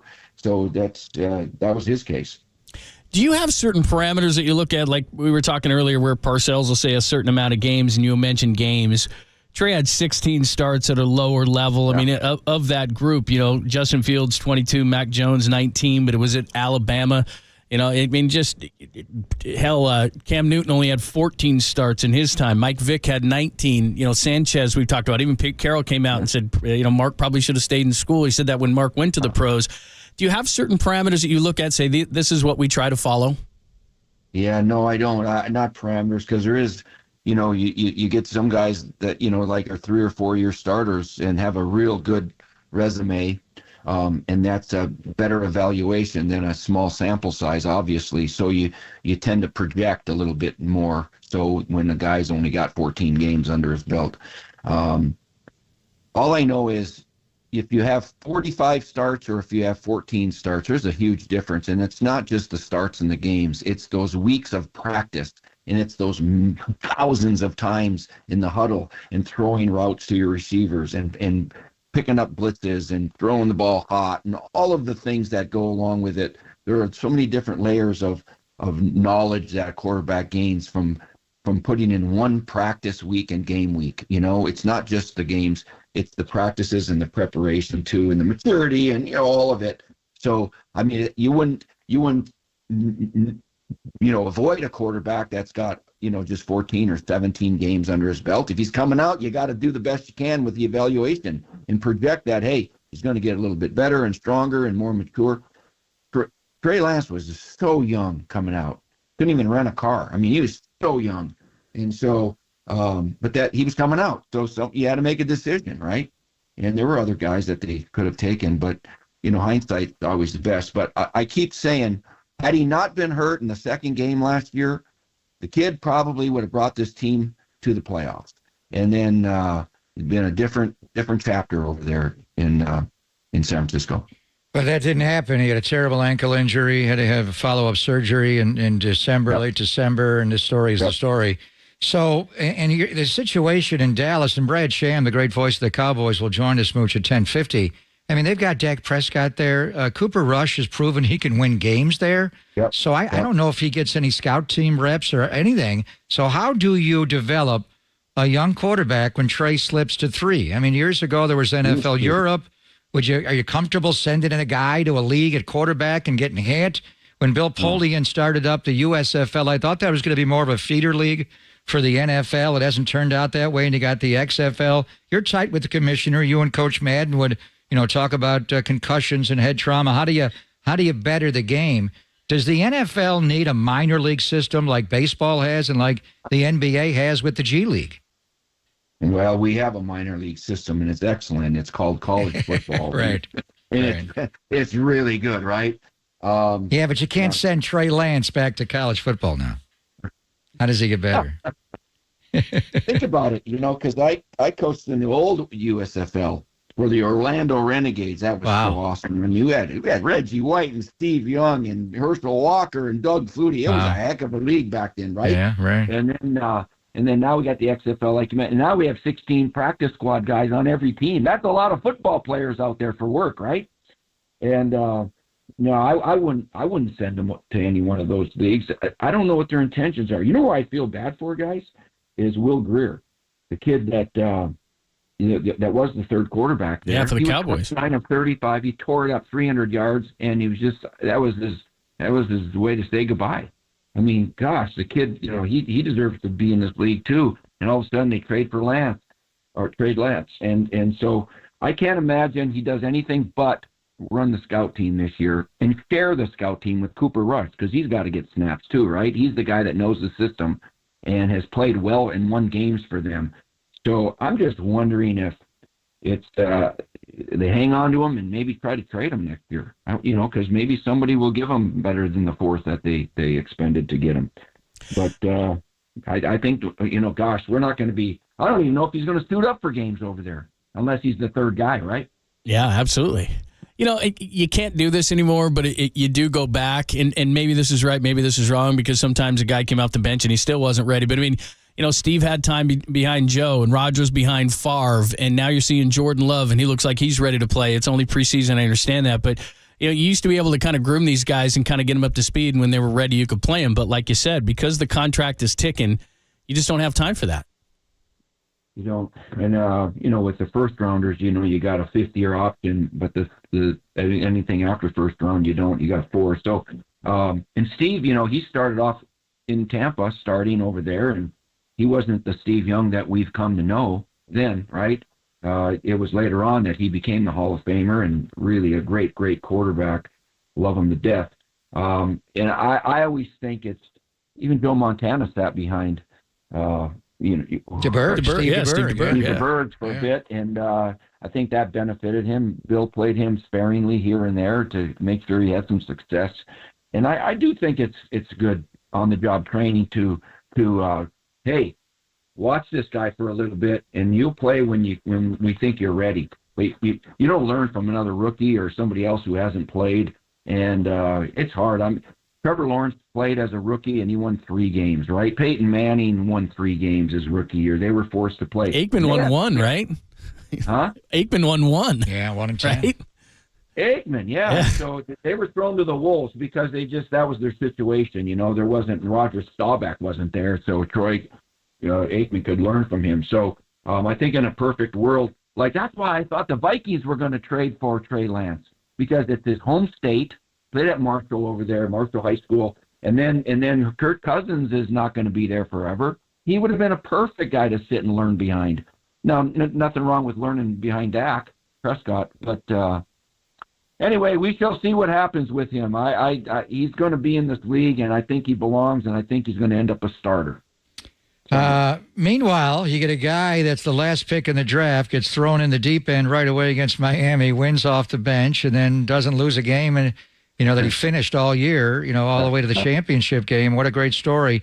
Explain to people Brock Purdy, Mooch, because Quarter, you played the position, you coached it at the highest level, you coached Hall of Famers. People are still trying to figure out this guy. He makes it look easy. He just gets the ball out on time to the right people. What does Brock Purdy have that he makes that position that's so hard to play look easy at times? Yeah. I love watching him play because he's a good player. He's savvy. He does the right things. So you go, why in the world didn't this kid get drafted sooner? Well, to justify, the evaluations, I suppose here's a guy that stayed, at Iowa State for a long time. Nothing exceptional that you could see with the naked eye. It is not the measurables, not his height, weight, or speed was not exceptional. His arm strength was not exceptional. His record was okay for Iowa State, but it wasn't exceptional. It was just, okay, good quarterback, good guy, all of that. And for him to come in there and play like he has just blows my mind, because he's just got the intangibles to deal with this. He seems smart. He's a good decision maker. He seems very poised. He stays in the pocket when he should. He leaves when he should. He's good from the pocket or the run. You can change launch points. The game's not too fast for him. It's incredible to watch this kid play. And so it's easy to root for. You know, you could probably walk in the mall with a baseball hat on and people wouldn't recognize him. I mean, it's just Totally. like the kid next door that is just tearing it They up. could take the baseball cap off and they still wouldn't recognize him. I know, it's unbelievable. But it's such a good story. And, you know, just ride this horse while you got him because, you know, let's hope he stays healthy because it's the story right now. It's crazy, but you know what? It's real because he hasn't had a bad game. And knock on wood, I hope he stays healthy and keeps playing like he does because it's really fun to watch. No doubt. Mooch, you kind of it piqued my interest there because it was so entertaining when you would go to the board with these young quarterbacks. When you were doing that, could you evaluate off that? Because that's what makes him so special is just the mental side of the game. When you were doing those things with certain guys, could you tell either good or bad, like, uh-oh, this guy might have some trouble because mentally he wasn't or was breaking it down like you wanted it to? So you gotta take all of that stuff with a grain of salt too, because they're agents and they coach them up, man. I mean, you know, these kids prepare for the combine like it's an Olympic event. You know what I mean? They some of them drop out of school and they start running 40s and shuttles and vertical jumps and bench presses and all that baloney. They just train for the combine. Same with quarterbacks and some of the other positions.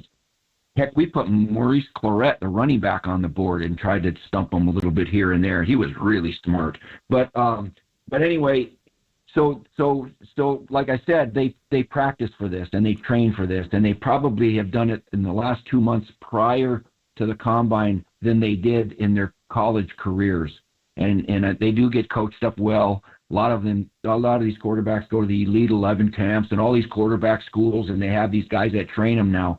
But they better show some sort of knowledge about writing down plays and defenses and blitzes and the whiteboard stuff that I do for the combine is just skims the surface.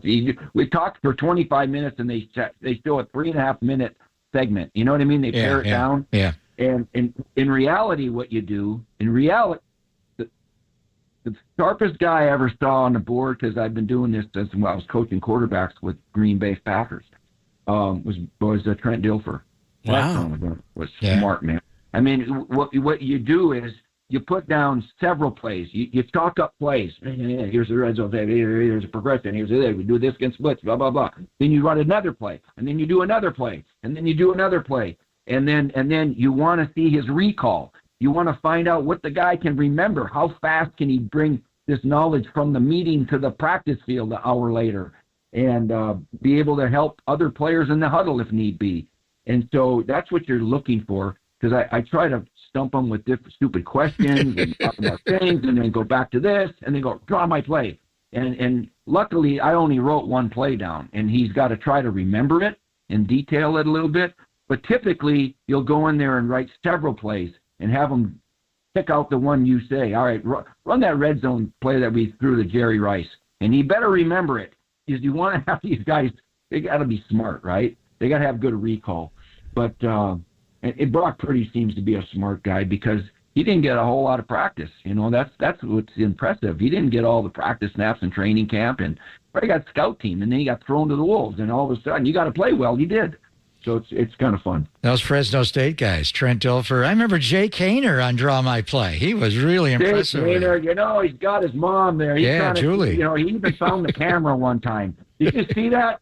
He was doing the play. Then he doesn't turn to me. Jake turns to the camera. I go, I mean, so he's getting. He's from his mom. He's getting coached up from his mom. Hey, just curious. How did Sam Darnold do on Draw My Play? Do you remember back in 2018? You do him? No, I didn't. Oh, I didn't. Jameis Winston was terrific. I had Jared Goff, Carson Wentz. I had all kinds of guys over the years. Andy Dalton was good. We've been doing it for probably 15 years or 12 years or so. It's a great bit. I love that bit when you flip the whiteboard over. It's great. Who came up with that? Is that your idea, Mooch? I don't know. I'll take credit for it. Yeah, take credit for it. It's good. You're the best, man. Thanks for the time. We appreciate it. We'll talk to you soon. Hey, thank you for having me. Let's have a great season, man. This is going to be fun. We'll look forward to it. Brother. When are you coming to a game? Thursday night against the Giants? Can you make that one? You know what? I I'm home. I work September 21st. Show, yeah, I know. Do the Monday pregame show. I know, you're and then busy. I usually come home, but I don't know. We'll see. I just I love watching him on TV too. You know, you can just sit and eat. Me too. You know, pay $15 for half a hot dog. So anyway, I hear you, We'll brother. get you to sweets. No, I You're love royalty being there. around here. That's what I miss, being in the arena. That's cool. That Giant game would be big. I'll tell you what's a big game for the Niners now at Pittsburgh. That team is pretty darn good. Right out of the gate. Wow. That's Gonna be a a hard tough game. team now. Totally. Kenny Pickett is the real deal. There's another guy that stayed in college for a long time, and he was ready. Started off slow last year, and he finished his last games 6-1. I mean, you know, same kind of thing. And that's going to be a tough opener at Pittsburgh Steelers. No doubt. Mooch, thanks. We'll talk to you soon. All right, guys. See you, Thank man. you, Mooch. That is the great Steve Mariucci, NFL Network, and at Steve Mariucci. Make sure you follow him. All right, Brad Sham is the voice of the Cowboys. What's the plan with Trey? We'll find out next on the Sports Leader.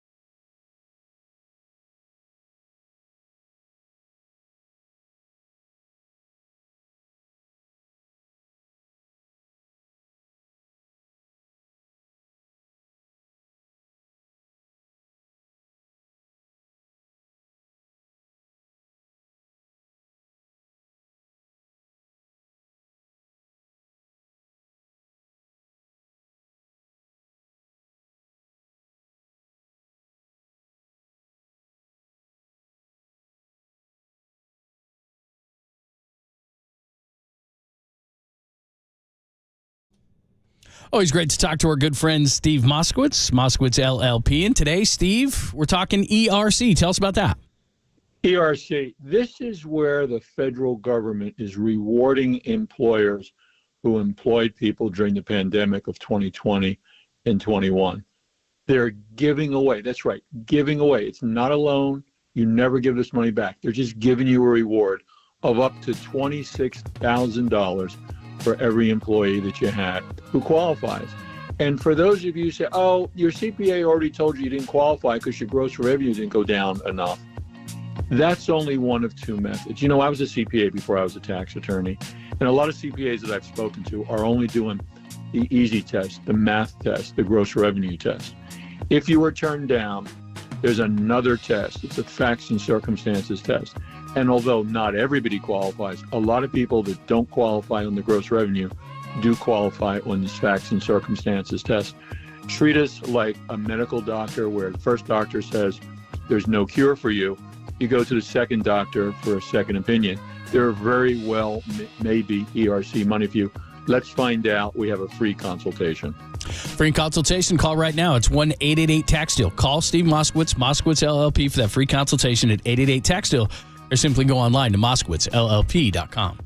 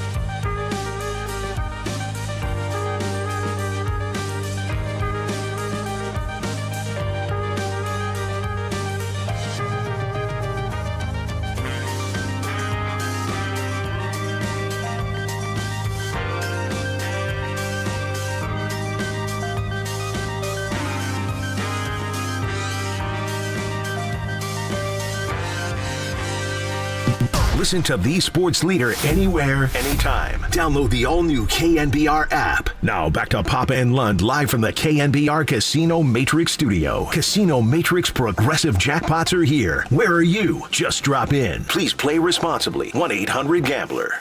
I mean, I can't say that I necessarily expected it, no. I understand that it's business. I understand that they're probably on a timeline. They need to get something done. And as I said, he felt like that strengthened his team. To be honest with you, I'm not surprised by anything anymore. He's been in this league 8 years, been on this team. It's hard to say that I was surprised, to be honest with you. That was Dak Prescott right during the pregame show. 49ers trade Trey Lance to the Cowboys. And we went to talk to our friend Brad Sham at boys_Vox, Dallas Cowboys play-by-play man for over 40 years, and he joins us courtesy of the UMA guest line. Hi, Brad. How we doing? We're doing great. How you doing? Getting by. Good to hear it. You heard Dak there, obviously, and Jerry talked about it. What was your response to Trey Lance becoming a Cowboy? Well, I was at a dinner Friday night. A lot of people in this room, and I got a text from my spotter, and I went, "What?" When you think about it, I'm a big Will Grier fan. I love the kid. It's a surprise, I think, mostly because of the timing, and maybe not because John Lynch was quoted late last week as saying we think Trey will be on our roster when the season starts. And that's what Dak's talking about. You can't be surprised by anything. You know, guys make decisions in the office, and everybody else just has to react to them. I mean, from the Cowboys' point of view, I think it would be a fairly safe thing to say that Lance has a higher upside than Grier. I think Will would help you more this year without question, but he's also closer to his ceiling, whatever his ceiling is.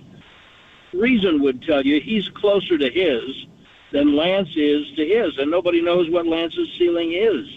But Jerry has always believed in, I think Ron Wolf convinced him that the idea of quarterback acquisition is a good idea. He hasn't always done it, and he hasn't always felt that he was in a position to find something worth doing it for. And this was a different case. I mean, whether the 49ers overdrafted him or not, everybody knew that the young man was a talent. Cowboys had a second-round grade on him. So they traded a fourth for a guy who has a very high upside, and you don't need him to play for at least a year and then see if he can put pressure on Cooper Rush. So I just don't see a downside. The one thing that I would say is that people, especially nationally, have tried to make it, and some locally, have tried to make it be about pressure on Dak. And this is not Jordan Love and Aaron Rodgers, okay?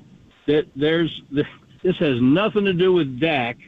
This has to do with the opportunity to get a young quarterback and develop him and see what happens in a couple of years. And you mentioned Ron Wolf, the Hall of Famer with Green Bay, obviously, but he learned with Al Davis, and this is such an Al Davis move, Brad, obviously, to get a guy that somebody else is giving up on or willing to move. It was a high draft pick. And I hear you on all that. I mean, we're assuming Will Grier gets cut here. Do they keep 4 quarterbacks after what he did on Saturday night against the Raiders? And the reason Trey got unhappy here this past Wednesday, Kyle told him you're going to be the 3 behind Brock Purdy and Sam Darnold, so you're not going to get any scout team. How does it work in Frisco? I mean, obviously, Dak's the number 1 guy. Cooper Rush is 5-1 as a starter in this league and went 4-1 last year. I assume he's entrenched as your 2. So where's Trey? He'll be number 3. And how much scout team? How much developing can he do there? Yeah, I think that in the short term, not much, Greg, and I think that it's probably pretty much the same everywhere in the league once the regular season starts. But Rush is on, I think it's a 1-year contract with an option, and they weren't 100% sure that he was going to sign back here. So they're glad he did because of what you just referenced the success he had last year. I think he's an ideal backup quarterback, and he can do that for a very long time. With Lance, you don't know what he can be, and you won't know what he can be until you have him in the building, and he'll get some individual work, and he's not going to get a lot of reps during the season. There's just not time. But you'll have him be around your people, and you'll have him be around. I mean, Prescott's a great quarterback mind, in my opinion, to be around. He's got a very high football IQ. He's the most high-character guy you could possibly have. It won't do anything but help Trey to be exposed to him, whatever happens. On the field this year, there's going to be very little for Trey Lance, but it's a fresh start. Sometimes people forget how little football he's played. He had, what did he play, a year at North Dakota He was State? 1 and done, 1 year and 1 game because of the pandemic. He played against Central Arkansas. That was it. And then pretty much hurt most of the time in San Francisco. Yeah. So is he in the building now? I heard he wasn't there for the game against the Raiders. Did he get there on Sunday? Is he in Frisco now, I assume? I believe he is. We don't have anything at the facility today. Actually, we'll have a phone conference with Mike McCarthy this afternoon, but I believe he is here. I'm sure he is. I'm sure they were going to get him there sometime Saturday night. They didn't feel the need to get him to the stadium Saturday night in the middle of the game, and I'm sure yesterday he was working with whatever coaches were available that aren't involved in personnel decisions. The great Brad Cham is joining us. He's the voice of the Cowboys. Trey Lance goes to the Cowboys on Friday for a 4th-round pick. I guess as I'm looking at this, because the biggest thing here was he wasn't going to get any time. The timeline of a really good football team was never going to match up with Trey Lance, and they weren't going to be able to find him any time. The Cowboys are a really good football team too. He's a third stringer there too. I don't see where his situation is any different. Well, first of all, it's different mentally. I mean, he was brought in as the 3rd overall pick. Who knows what he was told between then and now. And so sometimes guys need a change of scenery. In the short run, his season will not be terribly different physically on the field. But as the great Yogi Berra used to say, 90% of this game is 50% mental. So he's going to have a whole new start. He's going to be evaluated, but he doesn't have the pressure of being the 3rd pick. He'll learn what he'll learn. And who knows what he thought about being behind Purdy and Darnold. Who knows? Maybe he looks at being behind Prescott and Rush differently, especially coming into a new system. His year this year, though, probably physically on the field won't be terribly different than it would have been, except if he'd been the number 3 guy in San Francisco behind those 2 guys, he'd have probably been mad most of the time. And here he'll get over that and see the opportunity for a new start and then let the chips fall where they may in the future. And he was excited to go. When they mentioned Dallas, he said he wanted to go there, so we'll see. So the Cowboys are coming to Levi's October the 8th, which is going to be great theater. Just overall about your team, obviously going out and getting Brandon Cooks as the wide receiver, Stephon Gilmore. You lost some quality people, obviously, Zeke and Dalton Schultz, the tight end, but you've added people. Are the Cowboys going into the new year, Brad, since the last time we saw you in January, is your roster better? It might be, Greg. It might be. Dalton Schultz was hurt, and they really like the depth that they have in the tight end position. And I think Jake Ferguson is going to really blossom. And you pay less. In Zeke's case, I personally think Zeke still got enough in the tank to help you in a certain role. Not at the same number that he wanted to be paid at, not with the same role, we'll see how busy he is in New England. But he's a terrific leader. He is a phenomenal locker room presence. He's still exceptional blocking, and I think way above average catching the ball. And if it's 3rd and 1, there's a lot of teams, including the one right here, who have maybe not anything as good as Ezekiel Elliott to give the football to on those occasions. How are they going to use this young guy, Deuce Vaughn, number 42, Brad? You know, have you seen any of him? Yes. Have you seen him play at Kansas State at all? Yeah, I saw him, and I've seen him in your games. He's electrifying. Yeah. The thing that makes him look like a gadget, obviously, is the fact that he's 5'5". But to me, he's Darren Sproles, and he can do a lot of things in space, a little better than you think between the tackles. I don't see him initially as being the number 2 back, but let's let him get his feet wet. He's a playmaker. He's just one of those guys who's a real exciting player, and it's another weapon. You know, I think that it was glaring to me, Greg, in the playoff game last year when Pollard went down. got hurt. Yeah, it was when over. Pollard got hurt, they had nothing except C.D. Lamb. That was it, yeah. Schultz on one leg. I mean, and I think that's one of the reasons Prescott had the interceptions that he had last year. When he came back, he's probably trying to hit some 6-run homers, but he didn't have any help. He just had so average around him, and you're not going to win playoff games against the 49ers by being average. So Cooks is better. Gallup is a different guy than he was a year ago. Same thing with the guy who was their rookie last year, Tolbert, looks phenomenal.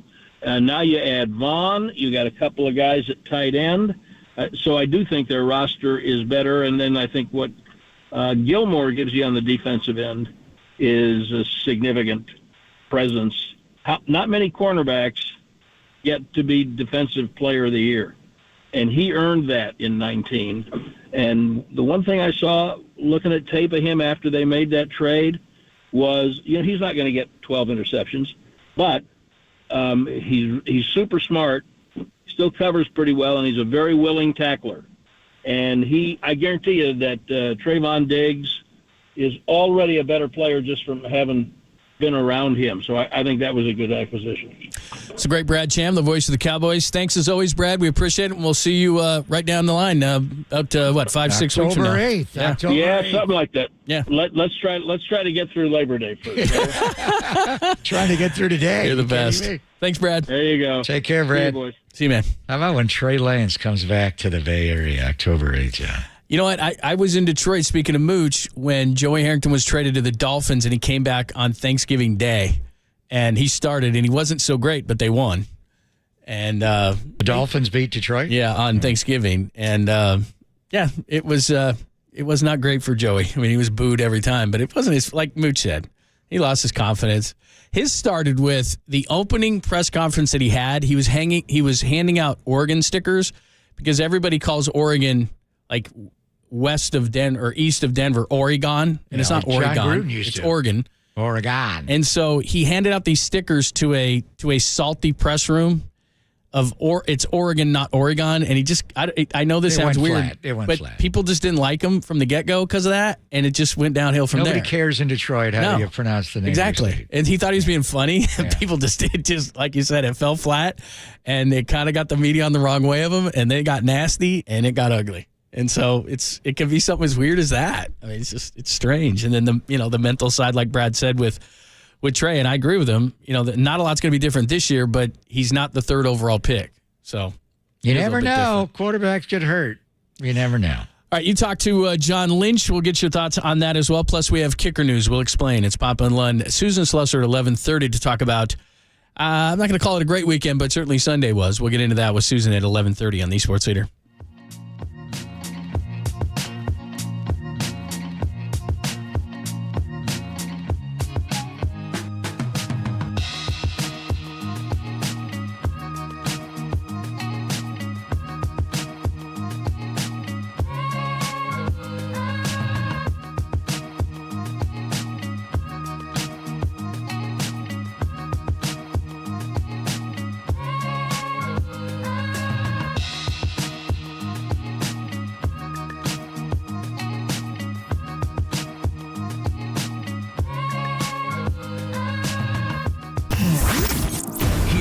What's trending now? Trending now. On KNBR.com. He's going to have to get used to saying y'all. He's Lone Star Lance. The 49ers made the decision to trade the former 3rd overall pick to the Cowboys for a 4th-round pick. That story and more turning right now on the all-new KNBR app.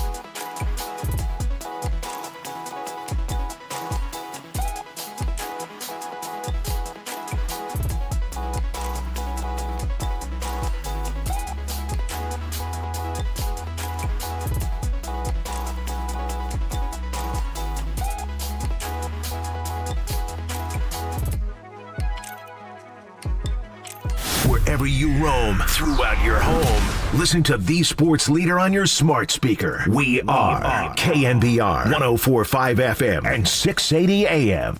Well, we found out about 2.5 hours before kickoff, 49ers trading one of their youngins there. 23-year-old Trey Lance was dealt to Dallas for a 4th-round pick. 49er GM John Lynch joins us. Hard day to trade the young man, huh? Yeah, really hard day. Such a wonderful young man. We took a shot, and it didn't work out. We own that. We take accountability for it. But I think, as I think you guys do, his story is still very much unwritten, and I'm excited for Trey. Dallas stepped up and really wanted him, and they came after him, and I think it's going to be a great landing spot for him. I can tell everybody it wasn't for lack of effort on Trey's part or on our part that it didn't work. Circumstances took hold, and he struggled through injuries, and this team's ready to win, and we like our quarterback room. There he was, John Lynch with you during the TV broadcast. 49ers lost to the Chargers 23-12. That's fairly irrelevant. Everything, our whole postgame after we found out pregame, it was all about Trey. But you had an opportunity to speak with John. What was that like? Well, I just think, the whole vibe was weird on Friday. After what happened on Wednesday. And I had a long talk with Kyle because the Giants were playing a day game in Philly that day. And it was right when he got out of the meeting with Trey and the news broke that Trey was going to be number 3. And Kyle was really honest. I mean, Kyle is a really honest guy. And so he was kind of, telling me everything about it. And then you see, practice is starting and Trey's not there. And it's sports. It's how it works. And they work for a couple of days to, in some of the terms that were used is, Trey's on the block. And, that question was posed to John in the morning show. That's not the way to phrase the question.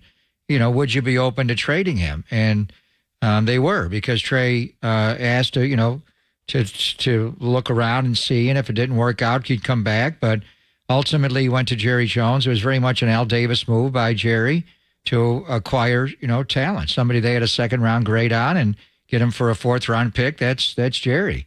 He learned from Al. And you don't need to ask your head coach or your quarterback how they feel about it. You just get it done. The Bills were involved, interesting with their backup, Kyle Allen in Buffalo, and Baltimore involved. The Lions were involved as well, but ultimately it came down to Dallas. They might have had this happen maybe today. They might have upped their offer because Nate Sudfeld blew out his knee. Yeah, I'm not sure he was going to make their team. They have Teddy Bridgewater there, backing up Jared Goff. So I don't think Nate Sudfeld's going to make the team. He's going to get paid now. With an injury designation, you can't cut a hurt player, so it's good for Nate. But just watching all the games around the league and, Kansas City's situation, they got to bring in Carson Wentz. Their quarterback struggled, and, Gabbard actually came in second behind Bouchel. Anyway, as far as it was a weird vibe. When I first stepped on the field on Friday at 4:30, we got the alert they made a trade, and Trey was there. Trey was in the locker room, and then he left, and you're getting ready to play a preseason game. And I think Trey needs to move on for his own career, and whether or not he's the 3rd there like he was the 3rd here, I think he feels differently. I think he feels like Dallas wants me. And the 49ers, it's not that they didn't want him, but he was going to be 3. So you accept a role on a new team and a new organization, and you didn't when you were the 3rd overall pick. He needs to get his swag back. He needs to move on and just play to his ability and not have the weight of a franchise be on his shoulder pads every single throw and have everything chronicled and debated and divisiveness. And he needs to move on. And the organization needs to move on. There's a point where enough is enough. And, I know for the reporters that were allowed into training camp, it's hard to come up with this. I mean, to me, it was not. I don't know how you could say that Trey Lance outplayed Sam Darnold in training camp. He did not. It was not even close. So Sam is by far a better player, and he's going to execute the offense better. And you can't base it on every single throw in a preseason game. They don't game plan. Sam's going to be a good player here. Now he has to go out and play well. So I think everybody needs to move on. It lasted as long as it could, and once he was going to be in a 3rd role, I think it's just time to move on. And I even go back to last year and what Mooch said. And, Mooch is Mr. Optimistic about Trey. And, had Trey never gotten hurt, he would have led the 49ers to the playoffs last year. I'm not sure about that. I don't know. I think he needed at least 2 years to redshirt. Now, he never really had the full 2 years because he hurt his finger and obviously hurt the ankle and all that. As soon as Jimmy Garoppolo jumped in, in that game against Seattle, the offense played better and Jimmy played better.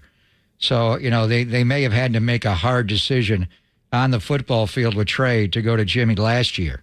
They didn't have to do that because an injury took care of it. And the thing is with Trey, John, I think he's playing the best football he's played going back to his rookie year, but it's still not good enough for this team. He needs to move on. So the overall vibe that I felt was it's a heavy burden. And you heard it in John's voice. Just the whole tone of it. It was not a celebration. And they got more than they thought they'd get. You thought it was going to be a conditional sixth and maybe a fifth. To get a fourth with no conditions based on anything. And they take all his salary. There's no taking back salary. It's a fourth-round pick, and he goes. And no one came close to offering that. So it was sad. It was a sad final realization. I think similar to how Joe Lacob felt, trading James Wiseman. And they did get back a player that they loved. And Gary Payton II, he wound up being hurt. And they had to, the whole thing was complicated for a weekend. They ultimately decided to go through with it. So I think it was just necessary to move on. Everybody needed to move on. Trey needs to go to a new team, start a new press reset, and just put everything behind him here. And the organization needs to move on here. They've got their quarterback room. I would have liked Brandon Allen to play better in the game, but talking to him right before the game, he just became a father for a second time. He was away the week before. He wasn't sure he was going to play in this game because if Trey did not get traded 2.5 hours before the game, Allen wasn't going to play in the game. But his first pass was behind Tay Martin. He's better than that. So I think it's just one of those things that everybody needed to move on. And we're going to wish Trey the best of luck. We're going to root for him in Dallas. And we'll see what the reaction and where he's going to be in the quarterback room for the Cowboys when they come in October the 8th. But I think overall Friday night was a heavy, heavy day. It wasn't like anybody got hurt or anything like that, but it was a sad day. And I think it's time the organization needed to move on. They needed to just stop talking about it incessantly, the divisiveness. I wish we could all just be 49er fans and whoever quarterback plays. And don't, I know Sam Darnold's a lightning rod, maybe because he's a USC Trojan and he was a high pick. I'm not sure what it is about Sam that people aren't going to give him a chance. He doesn't have any credibility in the closet. I mean, with Darnold, from a fan standpoint, they had a lot invested in Trey Lance. They have nothing invested in Sam Darnold, and all they've seen from him in NFL games is turnovers. So I think that's where the divisiveness came from. But he's a better fit behind Trey Lance. He's a better Brock player. Purdy. It's not even close. He's a better fit. I don't know that he's a better player because he hasn't Trey proven Lance, it. he's a better player. Well, he hasn't proven it in an NFL game is all I'm saying. Is that when he does. Sure he did. He proved it. He's won games in the league. No. He played well last year in Carolina. You don't That's believe okay. in Sam We disagree. Darnold. And that's fine. That's not a problem. Well, none of you knew who Brock Purdy was a year ago. No, I know, Brock but Purdy, I've seen Sam Darnold's different. He's been in the league 5 years, but we can disagree on that. That's fine. But what the point is, I just think everybody needed to move on. Trey needs a new start, and the organization needs to stop with the constant Trey drama. And I'm not sure when that's going to end, honestly. Maybe when Bosa signs, it'll end. But this organization needs to move on from the Trey-ma. I mean, we had Dre-ma. When Draymond Green, what's the word? The Trey-ma? We need to move on from that. Well, I think they told you everything they needed to tell you because he is a great kid, and they love him, and he's a great kid. But you don't trade somebody that you think isn't going to come back and bite you to the rival you've played in the playoffs for the last 2 years. If they were scared of him and they thought he was going to turn out to be good, they would have traded him to the Ravens or the Bills. They traded him to the Cowboys. So they like the kid. They like the person. They don't think that the football player is going to be a threat because they wouldn't have traded him to Dallas if they thought so. Initially, they started just looking at AFC teams, and then Jerry came in and gave him a much better offer. So you're going to do what you're going to do. I mean, no one's saying that Trey Lance is incapable of being a good quarterback in this league. We've seen too many stories where players move on. I mean, that's what they're hoping from Sam Darnold, is that the Jets and the Carolina, he played well last year in Carolina. You have to look at that more closely. But in any event, it was more internal in what they needed to do financially. To get a fourth-round pick back, not to have to carry any of the money back, not have it be conditional. And as I say, just move on with the quarterbacks that are in the room now and stop talking about a guy who really had fallen behind the others, and it was pretty clear. All right, let's get to the baseball side of things. Sunday was an amazing day, and they pull out a win, and Tyro Estrada behind the scenes. We got to talk about that situation. Plus, he played great on the field. So we'll get into all those conversations. Pop and Lund brought to us by our good friends at Redwood Credit Union. Start earning cash back in your everyday spending with a Redwood Credit Union free checking account. No monthly fees, no minimum balance, and your debit card earns cash back, travel, and more. Get started. redwoodcu.org/free checking. Federally insured by NCUA. Susan Slusser on the weekend and specifically Sunday. And by the way, the man of the hour, Murph. He's going to join us at 1:15 to discuss yesterday. It's going to be very, very cool. We're looking forward to it. It's Pop and Lund on the Sports Leader.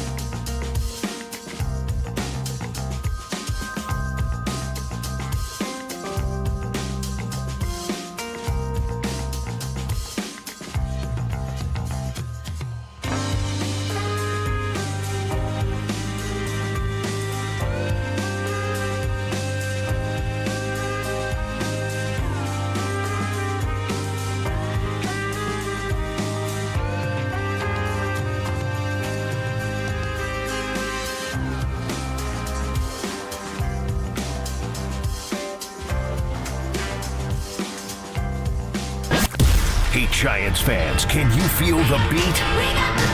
Time for Papa and Lund to talk ball with the Chronicles Giants beat writer Susan Schlosser on KNBR 104.5 FM and 680 AM. The sports leader. It'll be our trade-off. Here's the 2-2 pitch. There's a long drive to left field, and forget about this one. Hello, Berkeley. A spectacular home run. 2/3 of the way up into the left field bleachers. It passed the wall to the left of the 354 marker. What a shot by Casey Schmidt. 2-0 Giants. We never lost faith in Casey Schmidt. He's back. We got a lot to talk about. A weekend where the Braves get 2 of 3, but the Giants get to 1 yesterday. The crazy double play. Murph Day was amazing. The people that came out for that one, I don't think we'll ever see anything like that again. It was amazing. Susan Schlosser was there, and she joins us as she does every Monday, courtesy of the UMA guest line. Hi, how are you? I'm fine. I have to correct you. I was not there. I was off. But I was following along. I was following along. Yeah. Dante, he's got the more time in with the Giants. And, it's great for him to be able to enjoy all that with Murph, who we all adore and has been such a big deal. And what a game, right? On Mike Murphy Day. That's phenomenal. So much going on yesterday. Yeah, they've had some big wins here. The last couple of series, the 3 in a row, he just said, don't get swept in Atlanta. And they'll win that game on Sunday without getting a hit in the 9th. And then, the Philadelphia game in the daytime, Camilo gives it up and they come back. And then yesterday was just one of those games up and down and all around. And it was Thairo Estrada that had so many big moments. That double play was just incredible. You ever see a 3-1-4-2 double play, Suze? That doesn't even add up. How's that possible? It really doesn't. It really doesn't. That was wacky, and a little bit of extra drama with taking another look at it, and that was something else. And Thairo with his pregame message to the team, especially about taking advantage of scoring opportunities. That's really been their issue for 2+ months, right? Talking about being more aggressive and taking extra bases and all that kind of thing. And then they put that into play. So, did they need somebody to speak up in the clubhouse? Maybe that's what it took. Kate, you guys mentioned Casey Schmidt. He goes down, gets it together. If they can get a little bit of what they saw of Casey Schmidt when he first came up, that will be a very good thing too. So some more good signs. But, they keep showing that they're not going to get swept in these series. They shouldn't be putting themselves in the position where they can get swept series after series, because that means they're dropping an awful lot of series, which they have been. Yeah, there's no doubt. As far as Mike Murphy, and we're going to talk to him at 1:15 on the show, we're looking forward to it. But I don't know if there's any other event, person, whatever the case may be, that would bring out Bonds, Posey, Clark, Mitchell, Panda, Brian Wilson and his long hair, Dave Righetti, Jeffrey Leonard, JT Snow, Sean Dunston. It was just it was a cavalcade of the biggest stars in Giants history. What a cool thing on Sunday to bring everybody together like that. Oh, he is the one guy that absolutely could bring everyone back. And, you see people popping into the clubhouse because he's still hanging out there. He's got a spot. It's his clubhouse, right? It's officially Mike Murphy's clubhouse. But guys will pop in just to see him and then pop back out again. He's a legend, and, he kind of rules that place still. It's wonderful to see the love, and not just from all the former players, the fans. Everyone knows what he has meant to this organization throughout. There's no doubt. It's his clubhouse, but he does loan it to certain players over the decades to be a leader. And I want to go back to what Thairo Estrada did pregame, and then he backed it up in the game. That he's the one, the 3-1-4-2. He's the 4 that had to make the throw to the plate, which was a great alert play. The safety squeeze that he got down was huge.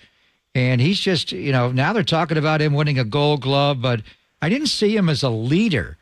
And you've been around Major League clubhouses for a long, long time. For a player like Thairo, where English is not his first language, just stand up in the room with a translator and try to convey a message like this. This is a quality that I just, and we had him, at Fan Fest. We had him on a couple of different panels, and you saw this side. He came out and said he was going to, what did he say? He's going to steal 30 or 40 bags. So he's got a little bravado in him. But I didn't know he was a leader in the room the way he showed yesterday before the game, and then he backed it up the way he played, Susan. This is a new side to him. I love it. You know, he's quiet. He's well loved in the clubhouse. I mean, couldn't be nicer. Great personality, but quiet. English is not his first language. He's more comfortable in Spanish. I think that even goes further when somebody who is not like one of the big, you know, if it's Jock Peterson, I think everybody goes, yeah, okay, we expect that kind of thing from him. Maybe a Logan Webb. But for someone like Estrada who doesn't have that kind of reputation and is using a translator, so that almost emphasizes, here's how important this message is. I don't normally do this, and I need a translator. You guys better listen to this. I love it. I think that that can be even more effective, and it was. And you're right, he goes and backs it up, which that's the most important part right there. I think everybody's going to be listening to him from now on. And you know what? If he takes a little bit more of a leadership role as a result of this, fantastic. You know, it's kind of a quiet team. You know, I would say the two guys I mentioned, Peterson and Webb, have kind of been the team leaders, Webb of the pitching side, and kind of everybody, and obviously Peterson with his background of winning and all of that kind of stuff, and big personality. But somebody like Estrada, it's kind of a neat little mix to throw him in there. Very cool. Susan Slusser is joining us reviewing the Giants weekend, specifically on Sunday. Again, it doesn't stop. They welcome the Reds to town, and it sounds like Mike Yastrzemski, Mitch Haniger getting close. Where are we on those two guys? I wouldn't be surprised if Yastrzemski's back today or tomorrow. Haniger, you know, maybe I think he's a little bit further away, but getting very close. So these are the kind of things that can also give a team that's been in the doldrums a boost. They've really needed, both of those guys. Little experience as those positions, especially on the defensive side. We've seen some mistakes out there from some of the younger players. One of the things I have to say is Wade Meckler got thrown into a difficult situation because of the need, because of Yastrzemski going out, needing a left-handed hitting outfielder. He was drafted last year. You know, he made some mistakes. He had such a rough first week. It was painful to watch. And all of us were going, why is he here? He turned that around. He's hit. He's gotten on base. He's made some good plays. That's been a fun turnaround. So, yes, he will get sent back down, but he should go down really feeling good about himself. And the team, too. I think that shows everybody kind of what he's made of, that he was able to come back and do that. Yeah, I mean, Haniger maybe not immediately, Suze, but the Reds are going to throw Andrew Abbott tonight, a lefty, Brandon Williamson, again, a lefty on Tuesday, the hard-throwing Hunter Green on Wednesday. So you'd like to have Haniger in the lineup. I assume the corresponding moves, when they do bring Haniger and Yaz off the IL, will be Meckler, and then Elliot Ramos is just a befuddling player. You know, I said this to John like last week, I think it was. He reminds me a lot of Yoenis Cespedes, where his talent is just oozing out of his body. But occasionally he'll just make a base running error, or the throw he made from the outfield allow the Braves to take an extra run. So are those the moves you think Meckler and Ramos go down? That just makes the most sense. You know, you had a left-handed hitting outfielder and a right-handed hitting outfielder. Those are probably the young guys that you sent out are those two corresponding players. I'm with you on Ramos. I really like him as a player. I think he's going to be a good player. I think he obviously came up last year, got sent down, and didn't handle it well. He would tell you that every way. It was obvious. You know, really had a rough rest of the year. He really took from that and built on it. Changed kind of the way he went around things. He's come up with a lot of confidence. Kind of rebuilt his image in a way, but I think he gets a little bit overexcited now. I think that's really all it is, which that with experience, that kind of stuff, those kind of mistakes go away. I can kind of see the Cespedes comparison. You're right. Maybe not that, Cespedes just seemed like he lacked concentration. But you see this guy's just overly exuberant. Yeah, I think with Ramos, it's a little bit of maybe excitement. I mean, that's I think we saw with Meckler with some of his mistakes, it was trying too hard. Right, Sometimes it's that you can read these things a lot of different ways, but I don't get the impression that Ramos doesn't know what he's doing out there or is just consistently going to be making mistakes. Honestly, we haven't seen quite enough of him at the big league level to weigh in, and that plays into it too. The great Susan Slusser joining us. Make sure you're following her at Susan Slusser, and of course reading all her great stuff in the Chronicle. Let me jump ahead to the offseason because Bob Nightingale wrote an interesting piece today where he's talking about Cody Bellinger and the tremendous season he's had with the Cubs. And obviously the Giants were in on him. But he says the following. He says the Giants, who have been trying for years to lure a big star to San Francisco, figured to offer him the most money in talking about Bellinger. And then John Shea wrote about the Giants still being aggressive after Ohtani despite the UCL. And then Pete Alonso, it was said again this weekend that he's going to be on the trade block for the Mets. So when you look at these three guys, I know Ohtani's really interesting, but do you expect them to be competitive for these guys? Not all three. You're not going to be able to afford all three, but I don't know, two of them, one of them. What do you see when you see Bellinger, Ohtani, and Pete Alonso? Bellinger was a guy I really thought that they should go after last year. Really strongly. I thought he was somebody they could get. And, they did have talks. I don't think they pursued him aggressively enough. He was a little bit more of an unknown, right? Like, can he bounce back offensively? They've been kind of waiting on that for a couple of years.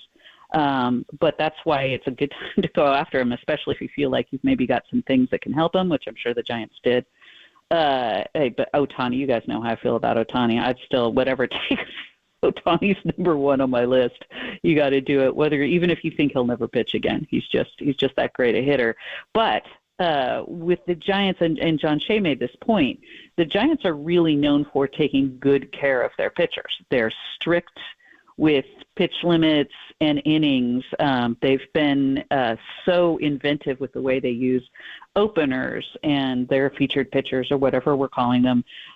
You could see a scenario in which they say, come here, we'll figure it out. You want to open? Great. Do you want to maybe pitch an inning in relief here or there? Great. Well, we'll work with you, whatever you want to do. And if you don't want to pitch at all, if it doesn't work out, that's great too. So I think the way the Giants do things might match up very well with where Ohtani is post second Tommy John surgery, which we all assume he's having. Yeah, I think we all agree. If you're going to impress that guy, they need to play well down the stretch and try to make a playoff push and get in.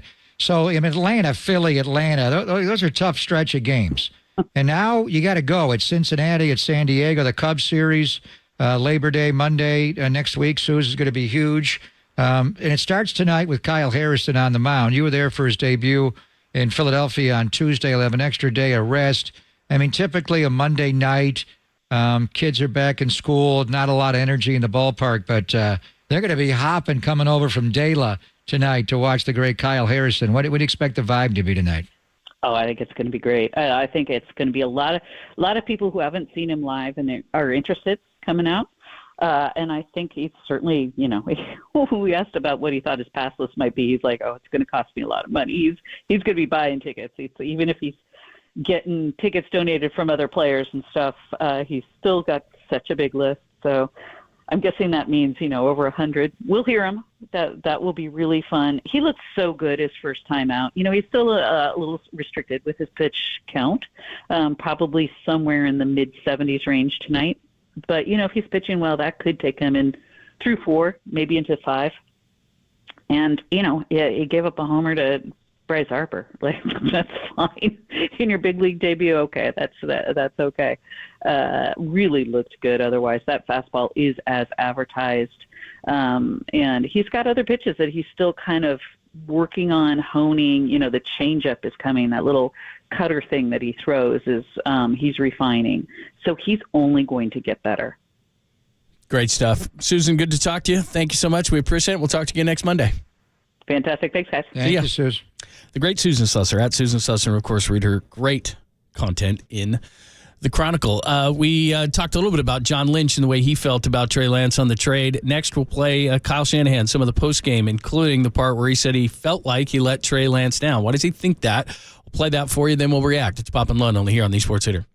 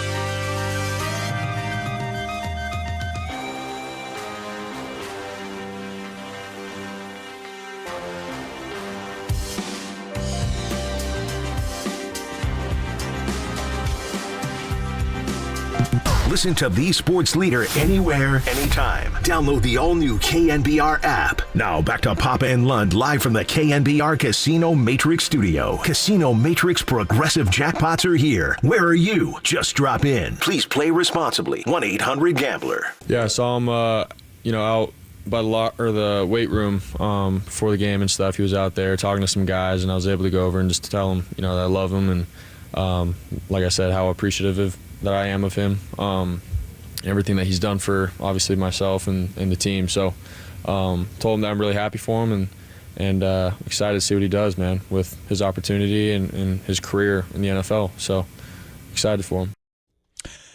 That was Brock Purdy talking about his interaction with Trey Lance before Trey was traded to the Dallas Cowboys. Now, we played a little bit of you talking to John Lynch from the booth, you and Tim on the TV side. Fine job, KPIX. Post-game, Kyle Shanahan, the press conference. And, Kyle got emotional, Asked a lot of questions. It was the first opportunity that the media had to talk to Kyle. Of course, he was on with Tolbert and Copes. And then John Lynch was on with the morning show, but the media was salivating to talk about Trey Lance. So here's what Kyle had to say, and you got to stay through the whole thing because I think the last question and answer is the most revealing. So here's Kyle right after the game Friday night against the Cowboys talking about the trade of Trey Lance. Can you talk about just the logic of getting rid of Trey for a fourth-round pick? Like, why was that a good move for the organization? Well, we decided on our two we're going to be that we were going with. We'll see how our 53 works out to see if we're going to keep 3 or not. When we told Trey, when we told him that he wasn't the 2, I said we'd like to keep him here as the 3. But we also want to do what's good for him too. And we'll see how this plays out. Now, when we looked into other teams and he told us that he would like another opportunity to go somewhere where we had a chance to be the 2. We thought we got some good deals for him. There's a number of teams involved. To end up getting the 4th was a little better than we anticipated and clears up a lot of money and allows a better situation for him too. Did he request the trade, and was it a situation where it was unrepairable to the point where if he wasn't traded, you would have had to release him? No, it was never what did you call it? We could always fit. I mean, we were good. Like Trey, actually had a great conversation with him today. Had a tough conversation when I told him he didn't win the second job. Today was much easier, just going through it for the last couple of days with him. But no, there was nothing to fix. It was what it was. And I told him when we told him that he was going to be the 3. If he could find another opportunity that was good, we'd allow him to do that. And he did. And we feel he'll be better for it, and think we will too. Why did you end the quarterback competition before the 3rd preseason? Because I knew it. I thought it would take longer. I wanted to go through this game, but I knew it. And I think a lot of guys knew it. And I think he had an idea. It was more about my relationship with Trey that, I'm in meetings with him every day and stuff. I'm on the field with him every day. And I could get a sense that he was starting to feel that we felt that way. And it was the truth. And I don't want to BS him. So once we knew and once I could tell he knew that we knew, I remember the night before, I realized, I'm going to come in the morning and tell him. I don't want that between us. So I did. Didn't expect it to get out right away, but it did. But that was something I thought I owed to Trey. And I told Trey right before a team meeting that we had. I didn't get a chance to even tell Sam or anyone else on the team. That was just a personal thing between Trey and I, and it obviously got out, but that's why I thought it was important to tell him. After you on Wednesday, you didn't tell us. Did you want to tell the players first? What was your reasoning? No, my reasoning was, I would love to tell the players first. I'd love to tell Sam first. We were hoping that Trey was going to come to practice still, and I totally understood why he didn't. He asked if he could have it off because, he was a little emotional and stuff, didn't want to be around the players like that, and totally understood that. But we're still hoping he would come, and then by the time he didn't, wasn't going to have a meeting on the field to tell the players who we announced as a second-string guy. And I had not to mention, practice ended at 1:43, and I had a radio show at 1:45. And so I got on a radio show, and I talked about it for 20 minutes there. And that's what I felt good with, because I thought if I talked about it there, you guys would get that information. Unfortunately, I found out that radio show was delayed because of a baseball game. They went into extra innings, so you guys didn't find out till 4:30.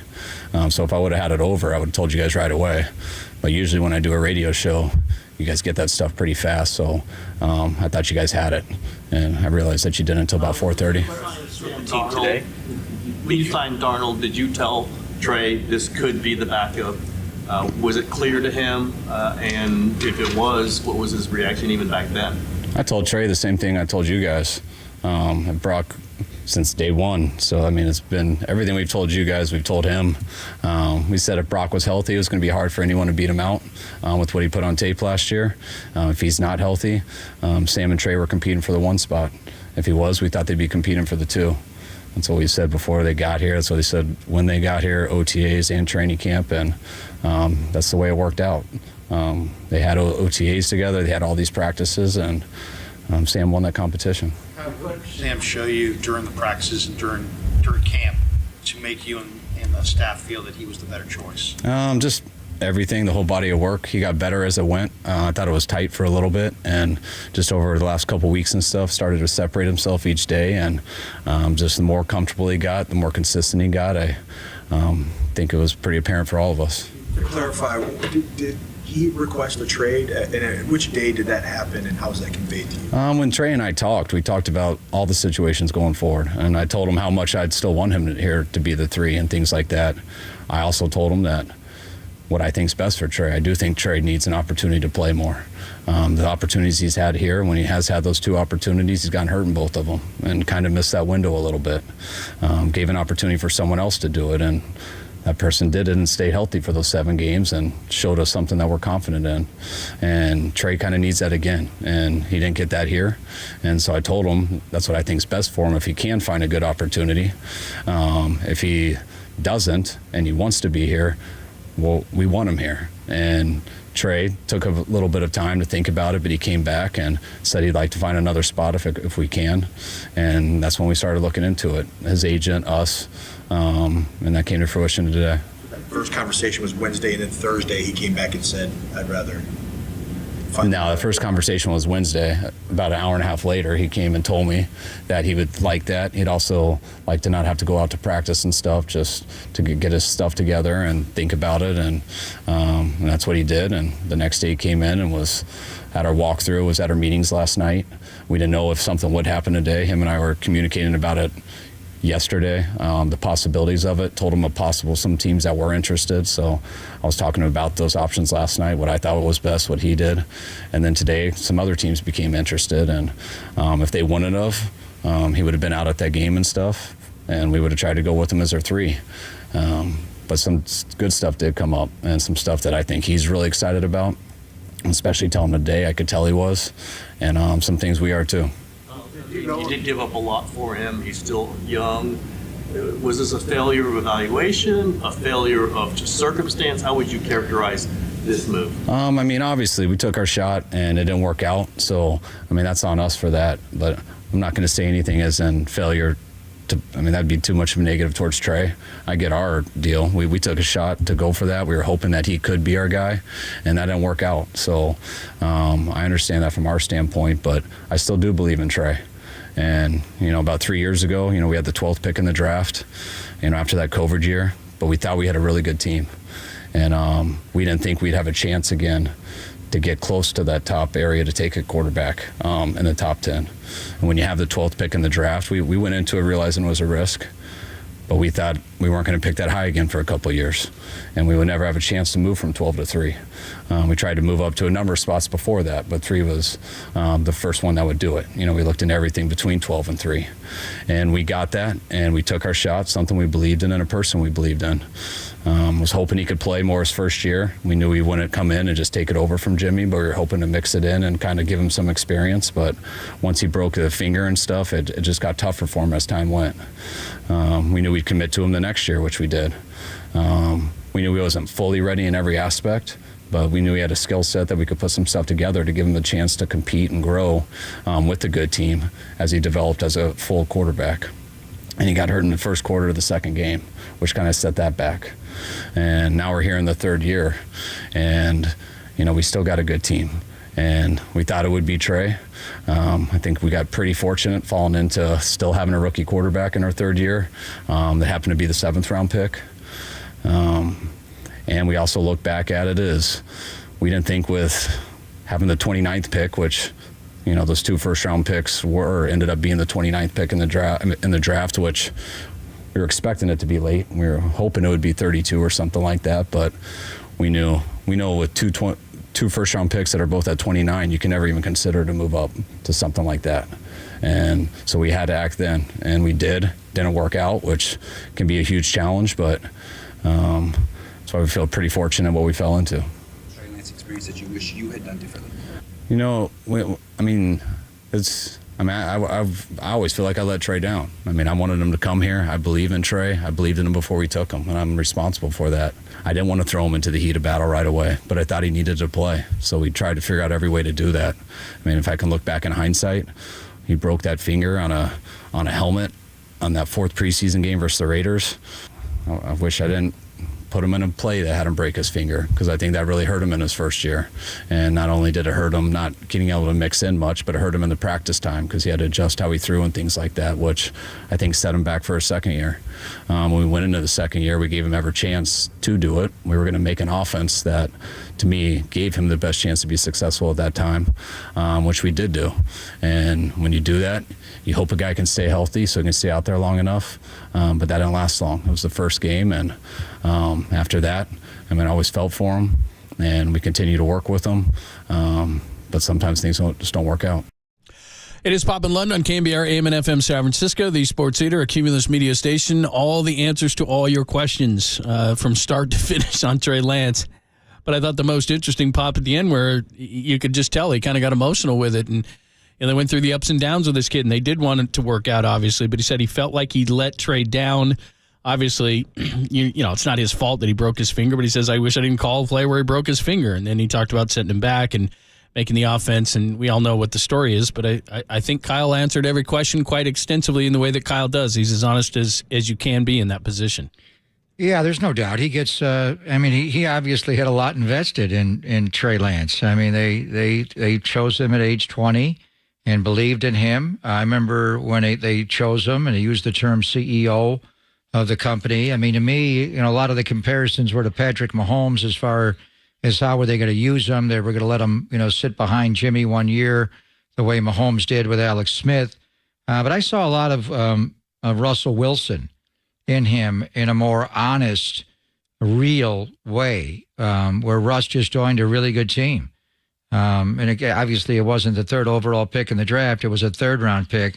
But he was the finishing piece to a really good team. That's why Russell Wilson, his first 9 years of the 10 in Seattle, had the best one-loss record of any quarterback in history the first 9 years, because he went to a really good team. And you could see, even though Trey was really young, that he had that kind of maturity and just the way he handled himself.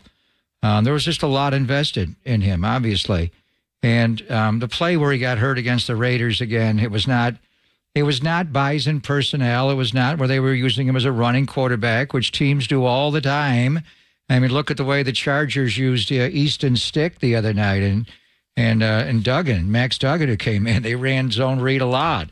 They're smaller guys. Obviously, Easton Stick is. But anyway, it wasn't even that, although you do use quarterbacks that way in the modern league. Look at Justin Fields and Lamar, and, you know, going back Cam, and they ran QB power. It's just a part of playing football. But it wasn't even one of those plays. It wasn't when he and Jimmy were alternating snaps early in the game to get ready for Bison personnel, which what they called, you know, it's the North Dakota State Bisons. So when he came into the game, it was Bison personnel, and they used him as, you know, kind of like a Taysom Hill. But he also threw the ball. Teams load up and think he's going to run after that Raider game, and then, you know, he winds up throwing a touchdown pass to Trent Sherfield right away, his first snap in the NFL, and they used it against the Packers. Anyway, it wasn't even one of those. It was just a pocket play where Jimmy was already out of the game. They weren't alternating snaps like they did earlier in the game, and he just, on the execution, the follow-through, he hurt his finger on a helmet. It happens all the time in the NFL. Sometimes it's a big deal with a quarterback. Sometimes it's not. This one fractured his index finger, and it really set him back. And everybody wants to cite the way Kyle used him against Arizona. That Raider game was late August. The Arizona game where he started for Jimmy that year was October the 10th. He was not healed from that right index finger. It took him 2 years to heal and grip the ball properly. That's why they had him run so much in that game against Arizona. And then he hurt his knee, in that game, and then it set him back. He just wasn't as effective as a player on the scout team for a long time, and the players talked about it. He needed to get his confidence back. He did to some degree against Houston. He wasn't feeling well going into that game, didn't play well to start, and then he wound up coming out of it. Anyway, well, we can look back on this, and there's a lot of reasons why, John. The bottom line is a lot of times when people don't work out at this, it's because of a work ethic. Jamarcus Russell, obviously, and he was the number 1 overall pick in the draft. And I remember when we were at Radio City Music Hall when the Raiders made that pick, and league executives told me if he takes him number 1 overall, you guys are going to be back here next year and have the number 1 overall pick again. And it didn't turn out to be back-to-back ones. But the point was, it just was a mistake. And that was Jamarcus just had, he had issues in his upbringing and, losing his uncle Ray and all that. So there were a lot of reasons why Jamarcus didn't work out. None of that is what has happened to Trey. He's, his mom and his dad, Carlton, his brother, they're great people. He's a great person. Everybody roots for Trey Lance. It just didn't work out here. A lot of factors, the inexperience, the level of football, the finger injury. He lost his confidence along the way. He got hurt. Jimmy Garoppolo being a human boomerang. And by the way, we're coming up on the 1-year anniversary. Tomorrow's cutdown day in the NFL. It was the Monday before cutdown day last year. Remember, we got the alert right after we got off the air at 2 o'clock that the 49ers are going to restructure Jimmy Garoppolo's contract and re-sign him. And then he came back, and that gave him a viable option, when Trey got hurt last year in the home opener against Seattle. In any event, it has just been an amazing story. One day they'll do a docuseries about it, and there's a lot of fresh video and people talking about it to take it along the way. So he got emotional because it was sad. That's the whole vibe. I can't even, liken it to anything in particular when anybody got traded. When guys leave as free agents and they come back and be emotional. But to trade a guy, when Canseco got traded in the on-deck circle in 92, and Trey Lance is not Jose Canseco. He never got near that level of a player. But it was a real weird feeling. I think it was a little bit relief that the 49ers need to do this. They need to move on from this and start anew, and Trey needs a new start. But you could see Kyle building up from the Wednesday morning when he told Trey that he was going to be number 3 all the way to, going on the radio and John going on the radio and then executing the trade and then having to tell the world about it. And it's just it's been a divisive topic for this franchise and the league right now. I mean, Trey Lance became the number 1 story.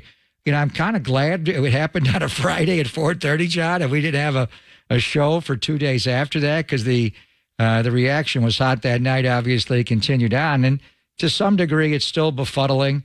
I remember when Al cut Jamarcus off the roster, I couldn't believe it. And I said so, and he got upset. And I said, I honestly, outside of him losing his life, did you ever think when you drafted him so soon he'd be off the roster? But he put weight clauses in his deal, and he just had enough. And in this situation, it just got to the point because of Brock's injury and Jimmy and everything else. They brought in players around Trey to insulate themselves. I wonder if Trey really had this team this year as opposed to last year. I still think he had issues with the gripping of the finger and accuracy issues. The Chicago game when he hit Tyler Kroft he missed him on the corner route well before the rain hit. He hits that throw. He may wind up winning that game, get up 17-0 on them. But if he had a chance to quarterback this team this year, it may have been a different story for him. But Brock Purdy clearly has ascended to number 1, and everybody around here feels they have a viable backup in Sam. So it's just been a lot of circumstances and emotional. I think everybody's emotional. There's going to be a point here where Trey's going to meet the Dallas media and indirectly the Bay Area media, and it's all one big international media now, and they'll get his reaction. But I'd like to, and Trey's a quiet guy. He'll give you the super surprised, and he's young. He's still growing in his own skin and being comfortable. But Friday was a weird vibe. I'm glad it was an exhibition game, preseason game, and not a regular season game, because it could have happened before a regular season game. You never know. But it was emotional, and it was weird. But I think everybody from both sides agree it's time to move on. Yeah, I would agree. And all the things that have happened are really, really strange. One of the key things he said in there, by the way, was it last year when they decided, okay, we're gonna go with Trey. They designed the offense around Trey, and then this year what happened, and this is why one of the reasons why Sam Darnold makes a heck of a lot more sense, whether people want to believe in it or not, is that this offense was built for Brock Purdy. So it's better for Sam Darnold to back up Brock Purdy than it is for Trey Lance because they have different skill sets. And I've said this from the beginning too. And there's an interesting piece in Albert Breer's Monday Morning Quarterback this morning where he talks about sitting down with Kyle, and he asked Kyle because he wasn't a standard Kyle quarterback. You know, Matt Schaub and Kirk Cousins and Beathard, who he drafted, and Hoyer and Gabbert and Mullins and Jimmy and Brock, and those are the quarterbacks that he's had. And obviously he had RG3, but that was an offense that he had to design, and he later went with Kirk Cousins. But he talked about this situation where he went with him. He designed this total offense, and then he really never had an opportunity to then run it other than that point because they had to change it to Brock. And then this year he was going to come in, and it looks like, well, look, this is Brock's offense. So, you know, it's an interesting piece. He asked him about it, but the key point of it, he says, they drafted. He thought because so many teams were running his style of offense that he needed to evolve the offense with Trey Lance. So, in other words, bring that other element into it. But as you and I have talked many times, I don't know that Trey Lance was athletic enough. You know, we see Justin Fields and all these other different quarterbacks. That's not really what Trey Lance is. So he's not a true drop back guy, but he's also not like the great elusive runner either. Yeah, that one, you know, going back to his college tape, and I got my card going back to when, you know, I took notes on him and looking at his college tape. I had him running a 4.51 40, but really he never ran a 40 that was documented. So I don't know even where I wrote that down, but I do have a 4.51. I also have him being clocked. And I don't know where this came from. It was something like Trey said, that he ran 21.54 miles per hour on the GPS tracker, his final game of 2019. So I you know, these are just notes that I have. I don't think he ran that way in the NFL. It was more, you know, he doesn't make people miss in space. But as far as what Kyle was going to do, his offense has changed. Look at the game the other night. They gave one to J.P. Mason out of a pistol. They have quarterback in the shotgun a lot more. I think that was from, you know, when Jimmy came in, with Jimmy going back to his college days, was in the gun a lot. It's not all quarterback, you know, like under center, and the traditional outside zone is the stretch. You know, sometimes a fullback lead. Denver had Howard Griffith for years. You know, you got juice here. You don't need it always. But the running game is completely evolved. You can run it out of anything, and Kyle's a running game guy. So, and if you can incorporate the quarterback in the run game, then it's like they have 10 players on the field, or you have 12. It's just a head count. The quarterback's not just handing it; he's live in the run game, and you have to account for him. But always, and Kyle said this: if you can't win from the pocket as a quarterback, you can't win in the NFL. You can run here and there and pick up first downs, and if you're Lamar Jackson, spin by everybody like you're on ice skates and score touchdowns here and there. But if you can't win from the pocket when it's third down and long, and you don't have the threat of a play action, and you got to hit your back foot and make a throw, then it's hard. It's really hard to win. I mean, Russell Wilson, running quarterback, but they had a great running game and a great defense. You tell me what running quarterback. Mahomes is not a running quarterback. He's a stay alive, elongate the play. I'll whip it from, you know, my sidearm and beat you that way. Josh Allen runs too much, but he's got a hose of an arm, and he can win from the pocket. So I think that's ultimately, Kyle was going to incorporate a lot of the formations and the threat of a run, but from the very day that he drafted him, you have got to win from the pocket, and there was enough on tape going back to North Dakota State that led you to believe Trey could do that. He could not do it consistently enough in the NFL, and because of injury and lack of development, we go on and on. I mean, that's the bottom line. His running skill is not been as profound, but bottom line is he's still struggling for consistency to win from the pocket. Pop and Lund, thanks for joining us. Give us your thoughts. Text line is wide open. You can hit us up on YouTube and Twitch as well. Get the conversation going there. We'll take the best ones and put them on the air. Bottom of the hour, our good friend Dante Whitner is going to join us. Of course, it was a thrill.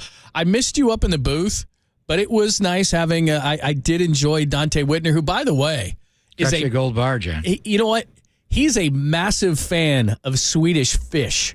he had 2 boxes of Swedish fish in front of him. And I always thought the way that, Dante is so rocked up, I thought, man, it was just protein shakes and all that kind of stuff. He had 2 boxes of Swedish fish. He is bougie. Man, he liked those things, man. I got to talk to him about that. He is a Soho house guy. Whether it's in L.A. or Miami, he lives large. He does live large. I love that guy. He's going to join us at 12:30, get the assessment of Trey Lance and what he saw from 49ers preseason, both the good and the bad. We'll do that at 12:30. It's Pop in London here on the Sports Leader. It's almost like a ballerina. Watch this. Whoop.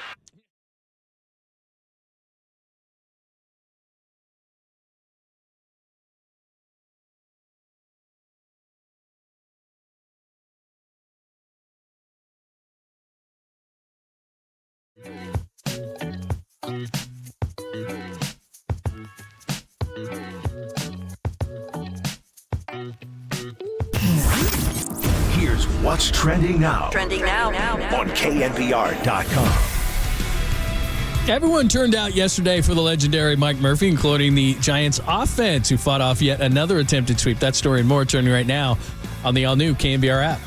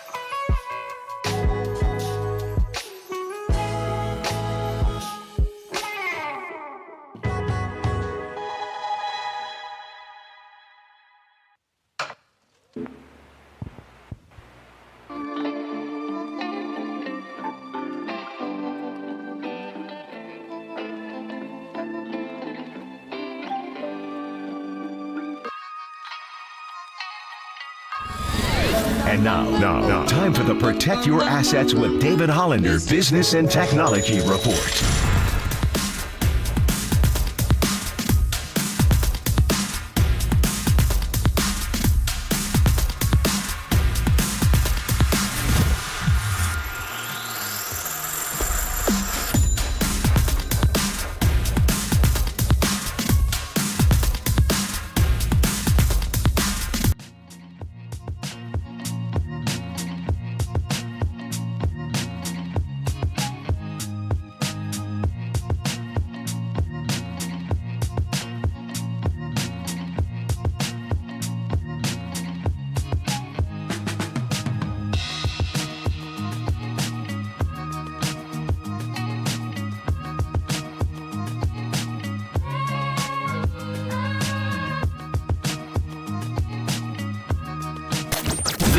There's a party happening on our podcast page. Hear every interview from every show on demand at knbr.com/podcast. Now on with the show on the Sports Leader.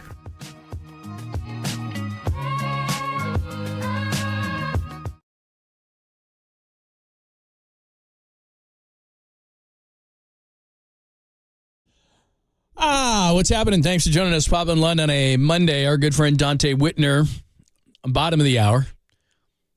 Preseason is over. This feels like a bye week. Like you just do bye week and then it's back.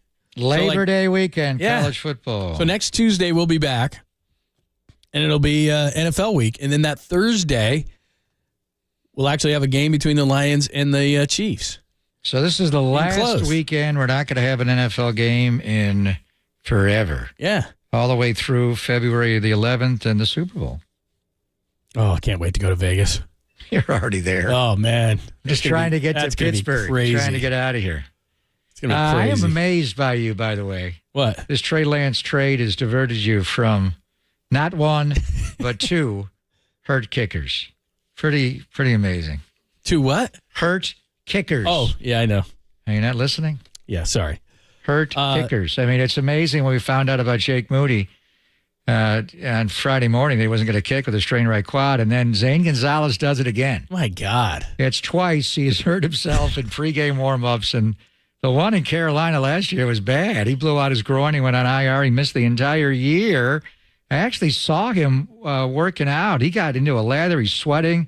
And then I saw him at the end of workouts on Friday up against the goalpost, the gooseneck, or the bottom part. Right. And he was, now that I'm looking back on it, I don't know if he was trying to stretch out or what he was doing. And but now I don't know what they're going to do. He's going to have to get some kind of an injury designation because he's hurt.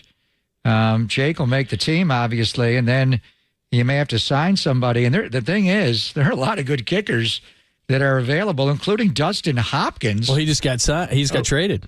Where did he go to? Cleveland, because they cut their fourth-round pick from last year.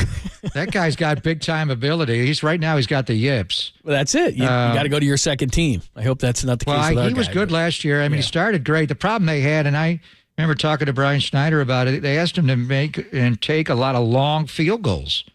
And he got off to a good start. I think he was 4 for 4 in his first game, and then he missed a couple of long ones, and he lost his confidence. So that guy's got skill, but he's got the yips. I mean, watching that Chief Brown game on Saturday, he's just got it right now. So he's going to have to get the evil demons out. And then there's just a lot of veteran kickers that are out there. I wonder what Bones Fossil is going to do in Dallas. Is he going to keep Maher? Maher moved on and went to Denver. They said whatever that kid was that was kicking made the team. In Denver? In Dallas? Yeah. Dallas. Yeah, they had a guy that was impressive there, so they'll do that. And then, the problem with Robbie Gould and Mason Crosby to start the year, and this will be a big issue tomorrow on Cutdown Day, a lot of guys that are veteran players that are on the roster for week one, you have to pay them the entire year. Exactly. So someone like Willie Snead, who looks so good and makes a lot of sense, maybe he doesn't make the team initially, and you elevate him the day before the Pittsburgh game and get him on the practice squad, and that way you can go week to week with him. But a veteran guy, a vested guy, you have to pay him throughout. But right now, whether they're going to hold tryouts or not. So Dustin Hopkins is now a Cleveland Brown? Damn. Yeah, because Cade York, who was picked 124 in the fourth round, is out. And he just then got the yips in a bad way. The weird thing, too, Tennessee doesn't even have a kicker right now. They cut Michael Badgley, so they're going to be looking for a kicker. Kyle did address, we cut it out because we just wanted to have him talk about the Trey Lance situation, but he was asked about Robbie Gould, and he said, he doesn't ever count anything out. I'd be shocked because I just don't think Robbie's going to come in for a per-game basis. I think he's going to hold out for a deal, so we'll see how that works out. But I don't see Robbie Gould being an answer here. So we'll see. And then again, if it's a veteran guy, you have to pay him the entire year. So you'd have to go with a young route. So let's just hope that Jake Moody heals up. He was out shadow kicking before the game on Friday. Is that like shadow dancing by the Bee Gees? Shadow boxing, shadow pitching. You ever watch Ken Burns baseball? Yes. They did that for years. So anyway, he was lining up, and he's deep in his thoughts. That guy's into it. He had the buds. Don't think so in. much. What's that? Don't think so much. Well, he was just Think lining less. it. But he was trying to get used to the stadium, is what he was. That's why the game on Friday would have been great, just to acclimate to the wind in the stadium. But he couldn't kick. But he was out. He didn't actually execute the swinging of the leg because he's got the right quad injury. So I've never seen two. Both guys are good. Well, I couldn't believe it when. I mean, how bad? Kyle's saying that Zane Gonzalez won't make the start of the year. I'm glad you're finding this all funny, but it's could have kept issue. Robbie Gould and saved this whole thing, but I get it. They weren't going to do that. I know. Stop I'm saying. Move on. He just could have kept him, and it would have been a lot easier. But it's all right. Okay, you would have had to pay him a lot more money. They're not going to do that. Well, you're a playoff / Super Bowl team, so you might want to think about that. But I get it. The finances are the finances. I understand. The only thing that I guess I find comical was I was looking down at my notes after Purdy had scored the touchdown, and I heard the in-booth announcer say Mitch Wishnowsky, and I'm like, what's he saying Wishnowsky for? I didn't even notice. I was looking so much at Brock's touchdown. And right. Normally, And I look instructed up and I'm everybody like, on what? every extra point. We have to be locked in Yeah, because right. of Jake Moody. Right. But Jake wasn't going to kick, and Purdy gave it the touchdown, and I gave Tim's call down and Purdy. I didn't even watch until I heard Wishnowsky missed the kick. What? Well, I didn't think it was Wishnowsky because Gonzalez is Jimmy's old 10 and Wishnowsky is 18. And so I was thinking it was, I got bad eyes. And so I'm just kind of, looking at everything. And I was like, I guess that's 10. And then he said Wishnowsky. I'm like, Wishnowsky? And you'd like to have a punter Shane Lechtler would do that every now and then for Seabass.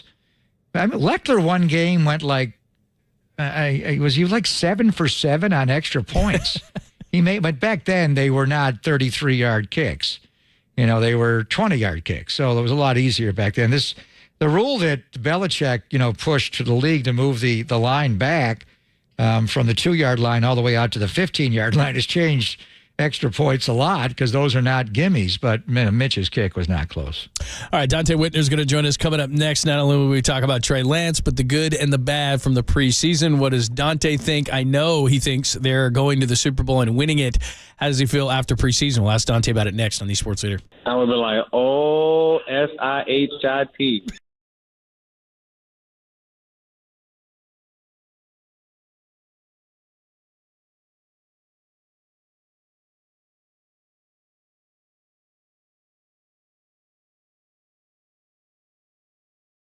The following is a test of the emergency alert system.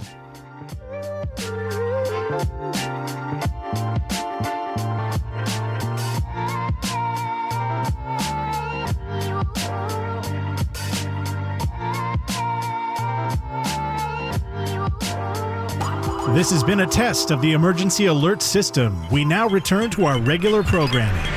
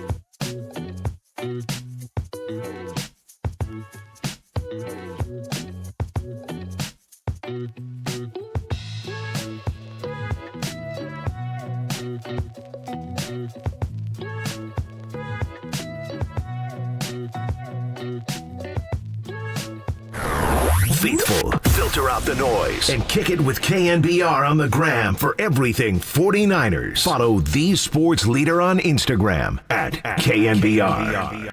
Fake the give to McLaughlin, dropping back to pass, pumping and throwing out in the right flat. It's caught at the 39. But a minimal gain there. I tell you what, as a former big hitter in this National Football League, I'm very disappointed in Samuel Womack right now. That was right there, the potential to, even if you're going to hit him low right there, you have to come full speed, you have to get him right on that knee, and you have to make him feel it. So right now, I like Womack making the tackle, but I'm a little disappointed. Whitner. Could you tell Dante just the way he said that? It was very stern. As in, that's your time to hit him. Come on. Absolutely. I'm going to tell you, I really wanted to say boom up here, right? But I had to catch myself. There is Dante with Keena and Bob Fitzgerald on the radio call. It was great to hear Dante in the preseason. At Dante Whitner, the hitman, of course, and we talk to him all year long, every week, and he joins us courtesy of the Uma Guest Line. What's happening? How are you? I'm doing awesome. How you guys doing? We're good, man. What's up with Samuel Womack, man? Make the hit. I don't know, man. He couldn't play for me.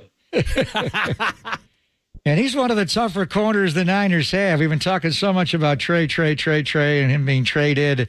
So let's just talk a little bit about the area of expertise. You know the whole game, but just the secondary. And you and I talked about Isaiah Oliver early in the preseason at nickel. I think he's going to have a role, but opposite of Charvarius Ward.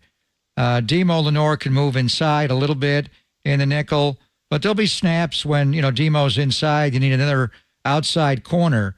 Between Sam Womack and Ambry Thomas, Deshaun Jameson, how do you want the 49er corners to configure around Talanoa and T-Gip? Well, Pop, it's funny that you say that because this is the first year that I actually don't feel truly confident in the cornerback opposite Charvarius Ward or Richard Sherman or whoever that number one corner was.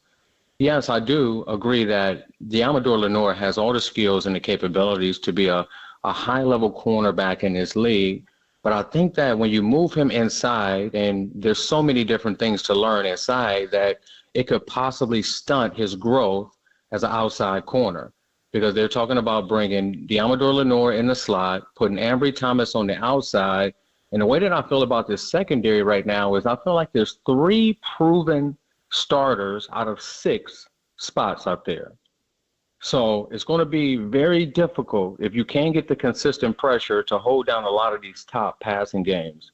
But, what we've seen in the past, we've seen the 49ers figure it out. I just think that going into the season, I don't know if they're strong as they usually are. I was watching the other day. You were on the Up and Adams podcast. It was really interesting, but you talked about being top heavy, just from a depth standpoint. What's your concern level, just overall depth on the roster? I'm very concerned. 8 out of the top 100 top NFL players are 49ers. But when you start to dig deeper into the roster, they have a lot of inexperienced players, young players, unproven players. And when you're a team that everybody's going to be gunning for, they're not going to slide into anybody's stadium. You're going to get their best on that day. And if you don't have players that can match that level of intensity, exceed it, take a punch and keep punching, it's going to be very difficult to get back to the NFC Championship. So that's what I meant by when I said that, you know, they're a little top heavy. Underneath all of those starters that are great players, they don't have much experience. Well, we knew that in the offseason. They lost 12 guys, you know, in free agency, and a lot were in the offensive line. McGlinchey, Daniel Brunskill leaving. And just a major loss. They don't have a lot of depth in the O-line. And but I want to go back to the secondary because the Jimmy Ward loss is going to be interesting to see what they exactly do. So to be clear, you like Charvarius Ward at outside corner. You like Diamador. Would you rather have Diamador Lenore play outside corner? What they may ask him to do, and you don't ask too many guys in the NFL to do this. Marlon Humphrey in Baltimore does it. He's now hurt. Whereas you play an outside corner in the base, then you move inside to nickel when you go to the nickel defense. Do you want Diamador to do that? Where does Isaiah Oliver fit in? And then, you know, of the young guys, which one would you pick between Ambry, Sam Womack, and Deshaun Jameson to be the outside corner? Well, the person that could fix all of this is Isaiah Oliver. If he was who they thought they were getting in free agency, then they would feel great with Diamador Lenore on the outside, both safeties who had phenomenal years last year, and Charvarius Ward on the outside. But since he's been sort of a disappointment in camp, they're scrambling to figure out who the nickel is going to be. I said that Diamador Lenore's his growth could possibly be stunted by moving him inside is because there is so much to learn from playing inside corner. You're matching up versus the quickest receiver on that team, the opposition's team. They have so many different stems and ways they can run their routes. You have to be good on the defensive line when you're blitzing, to almost blitz like a defensive lineman, take the air out of it. You have to be good setting the edge if they run the ball your way. You have to know your run gaps and fit inside. You have to play zone coverage and be good with anticipation, your drops when they try to put the cheese in front of you and throw something behind. You have to get used to all of these things, right? You have to know where all your help is. It's different when you're playing on the outside. So if he's shifting inside and trying to learn all these things, it's going to be very difficult to focus on the technique of the outside cornerback position. So then you bring Ambry Thomas in, and I like the kid, right? I like him. I think that he made some plays in the preseason, but me knowing the mentality of a number 2 receiver in the NFL that he's going to be lined up on each and every Sunday, he's going to be looking at Ambry Thomas and licking his chops, right? Let's just be honest. Like, if you really, this is the first year that I feel like they don't have that complimentary corner that can really hold his own. And this is where the defense could possibly take a step backwards. You like Jameson, Dante, number 22? I like him. I do like him. I think that he's very tough. I think that he's very sticky in what he does. I think that, you know, he could give up some plays sometime because he's a young guy, but I think that he has the tools and the capabilities to get out there and man it up and handle his own. But I just don't feel that confident in Ambry Thomas. And hopefully he proves me wrong. But right now I just don't really see it. Dante Whitner joining us. We're taking a look back at preseason. Obviously, the big question or the big story on Friday when you guys took over for us on the pregame show was Trey Lance getting traded. There's a lot here to unpack, but just what are your thoughts of him moving on to Dallas? Well, when you look all in all, he didn't have the experience to really be a franchise quarterback when they drafted him. And then, you know, coming in, sitting behind Jimmy Garoppolo, who had an awesome year. Yeah, he learned a lot, but he didn't get playing experience. He had a few injuries that set him back. And this is an opportunistic league. And if you come in and somebody in front of you gets injured and you go out there and you play lights out and you really contribute and put the team over that bar, then you pretty much lose your position. And I understand where Trey Lance is at. And I feel like it's 50-50. 50% of it is he didn't have the reps and the experience to go out and truly show and become who he was supposed to be. And then the other half of it is, hey, Brock Purdy played amazing, so they have to go with the hot hand. So I think that Trey could possibly turn out to be a franchise quarterback under the right tutelage, with the right programming. I think that he could possibly be a good quarterback. But right now, Brock Purdy is the man, and that's who Kyle Shanahan and John Lynch are riding with. You like Sam Darnold, Dante? I do like Sam Darnold. For what the 49ers do on offense, not really asking the quarterback to just drop back and throw it. really depending on the running game and using the RPOs and the misdirection and the eye candy to get guys open, and having a super risk-averse offense with the type of players that are around the quarterback position. His strong arm and his experience is really good for the 49ers if they have to go to him due to injury. So I do like Sam Darnold. Can you call your your fellow Buckeye and tell him to get his butt in here? Be good. Yeah, I can, man. I think he and truthfully, I don't think he should step foot in the building until he gets every dime that he's deserved. No, we lost you, man. Your phone. There you go. I think you're back. Yeah, we got you back. What'd you say? Oop. Maybe we lost him. We lost him. All right, we'll try to get him back real quick, and then we'll let him go. Well, I think, hopefully in the next 24 hours it gets done. 24 hours and 13 minutes from right now, John, they got to cut to 53, and Dave Lombardi's been, playing it out. They don't have to do it, and Trey does help. But Dante, you back? I'm back. You guys got me? Yeah, go ahead. We're just asking about Nick. I don't feel like he should step foot in the building until he gets every dime that he deserves. He's shown his value. He's been the most consistent player on the 49ers roster, won Defensive Player of the Year, right, from the Ohio State University. I think that, I'm a player's guy, and I think that, Bosa right now, he has all the leverage, and, the clock is really ticking. I think that, all in all, and all jokes aside, it's a different defense without Bosa out there, without that consistent pressure, without that energy from the other players to feed off of, with the way that he plays the running game just as well as he plays, rushes the passer. He totally changes his defense. And if you have to go into the season without Bosa out there, it could be, a long one for the defense in those first few games until not only he comes back, but get into playing shape. So I think the sooner they can get the deal done, everybody's going to benefit. Well, hopefully he doesn't miss any games. And John did say after the press conference on Friday night, they're hopeful he'll be in for week one. But the bottom line is... One thing about that, Pop, is people think you can just plug a guy in off the street and he's going out there to play 65 snaps. Impossible. Okay. You're risking go back to his rookie year. He had an existing soft tissue injury. I think it was an ankle. And he didn't practice. I think he checked in on Labor Day Monday, but he wasn't on the field until Wednesday that week. And then he went out and sacked Jameis one time and hit him 3 times in total.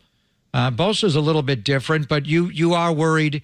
Even if he walked in the building today, you think it would set him back for early in the year as far as how many snaps he can play and effective. And then you got to worry about a soft tissue injury.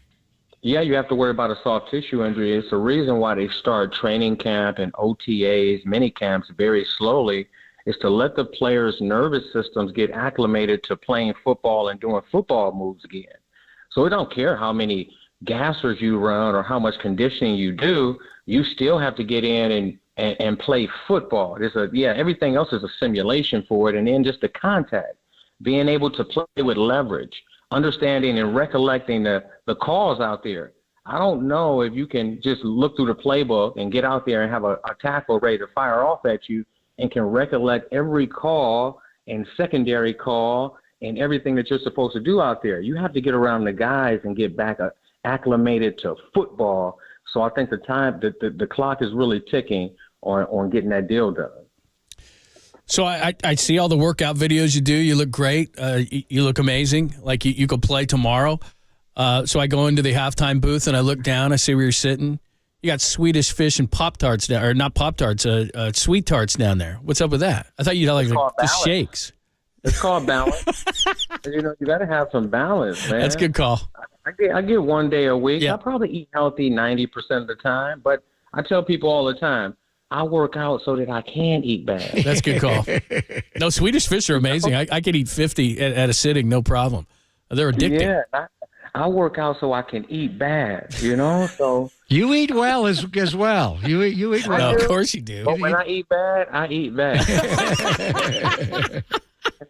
No, they look good, dude. I was jealous, but I couldn't touch those things with Swedish fish, man. I'll tell you. At night, sometimes I get some freshly baked cookies with the vanilla ice cream, mix it up, chocolate syrup, caramel, all types of things. Yeah, but the difference is like 6 o'clock the next day, you're popping into the gym, right? Working out. Yeah. I work out so I can eat bad. You're the best, man. Hey, Dante, we're looking forward to the season, man, and talking to you every week. As always, you're the best. We appreciate it. Thanks. I'm looking forward to it. Thanks, guys. Talk to you soon. Thank you, man. That is the great Dante When Whitner. do we start? The Monday before? We got Labor Day. Yeah, next So Tuesday. we're off. So we start on Tuesday? Yeah.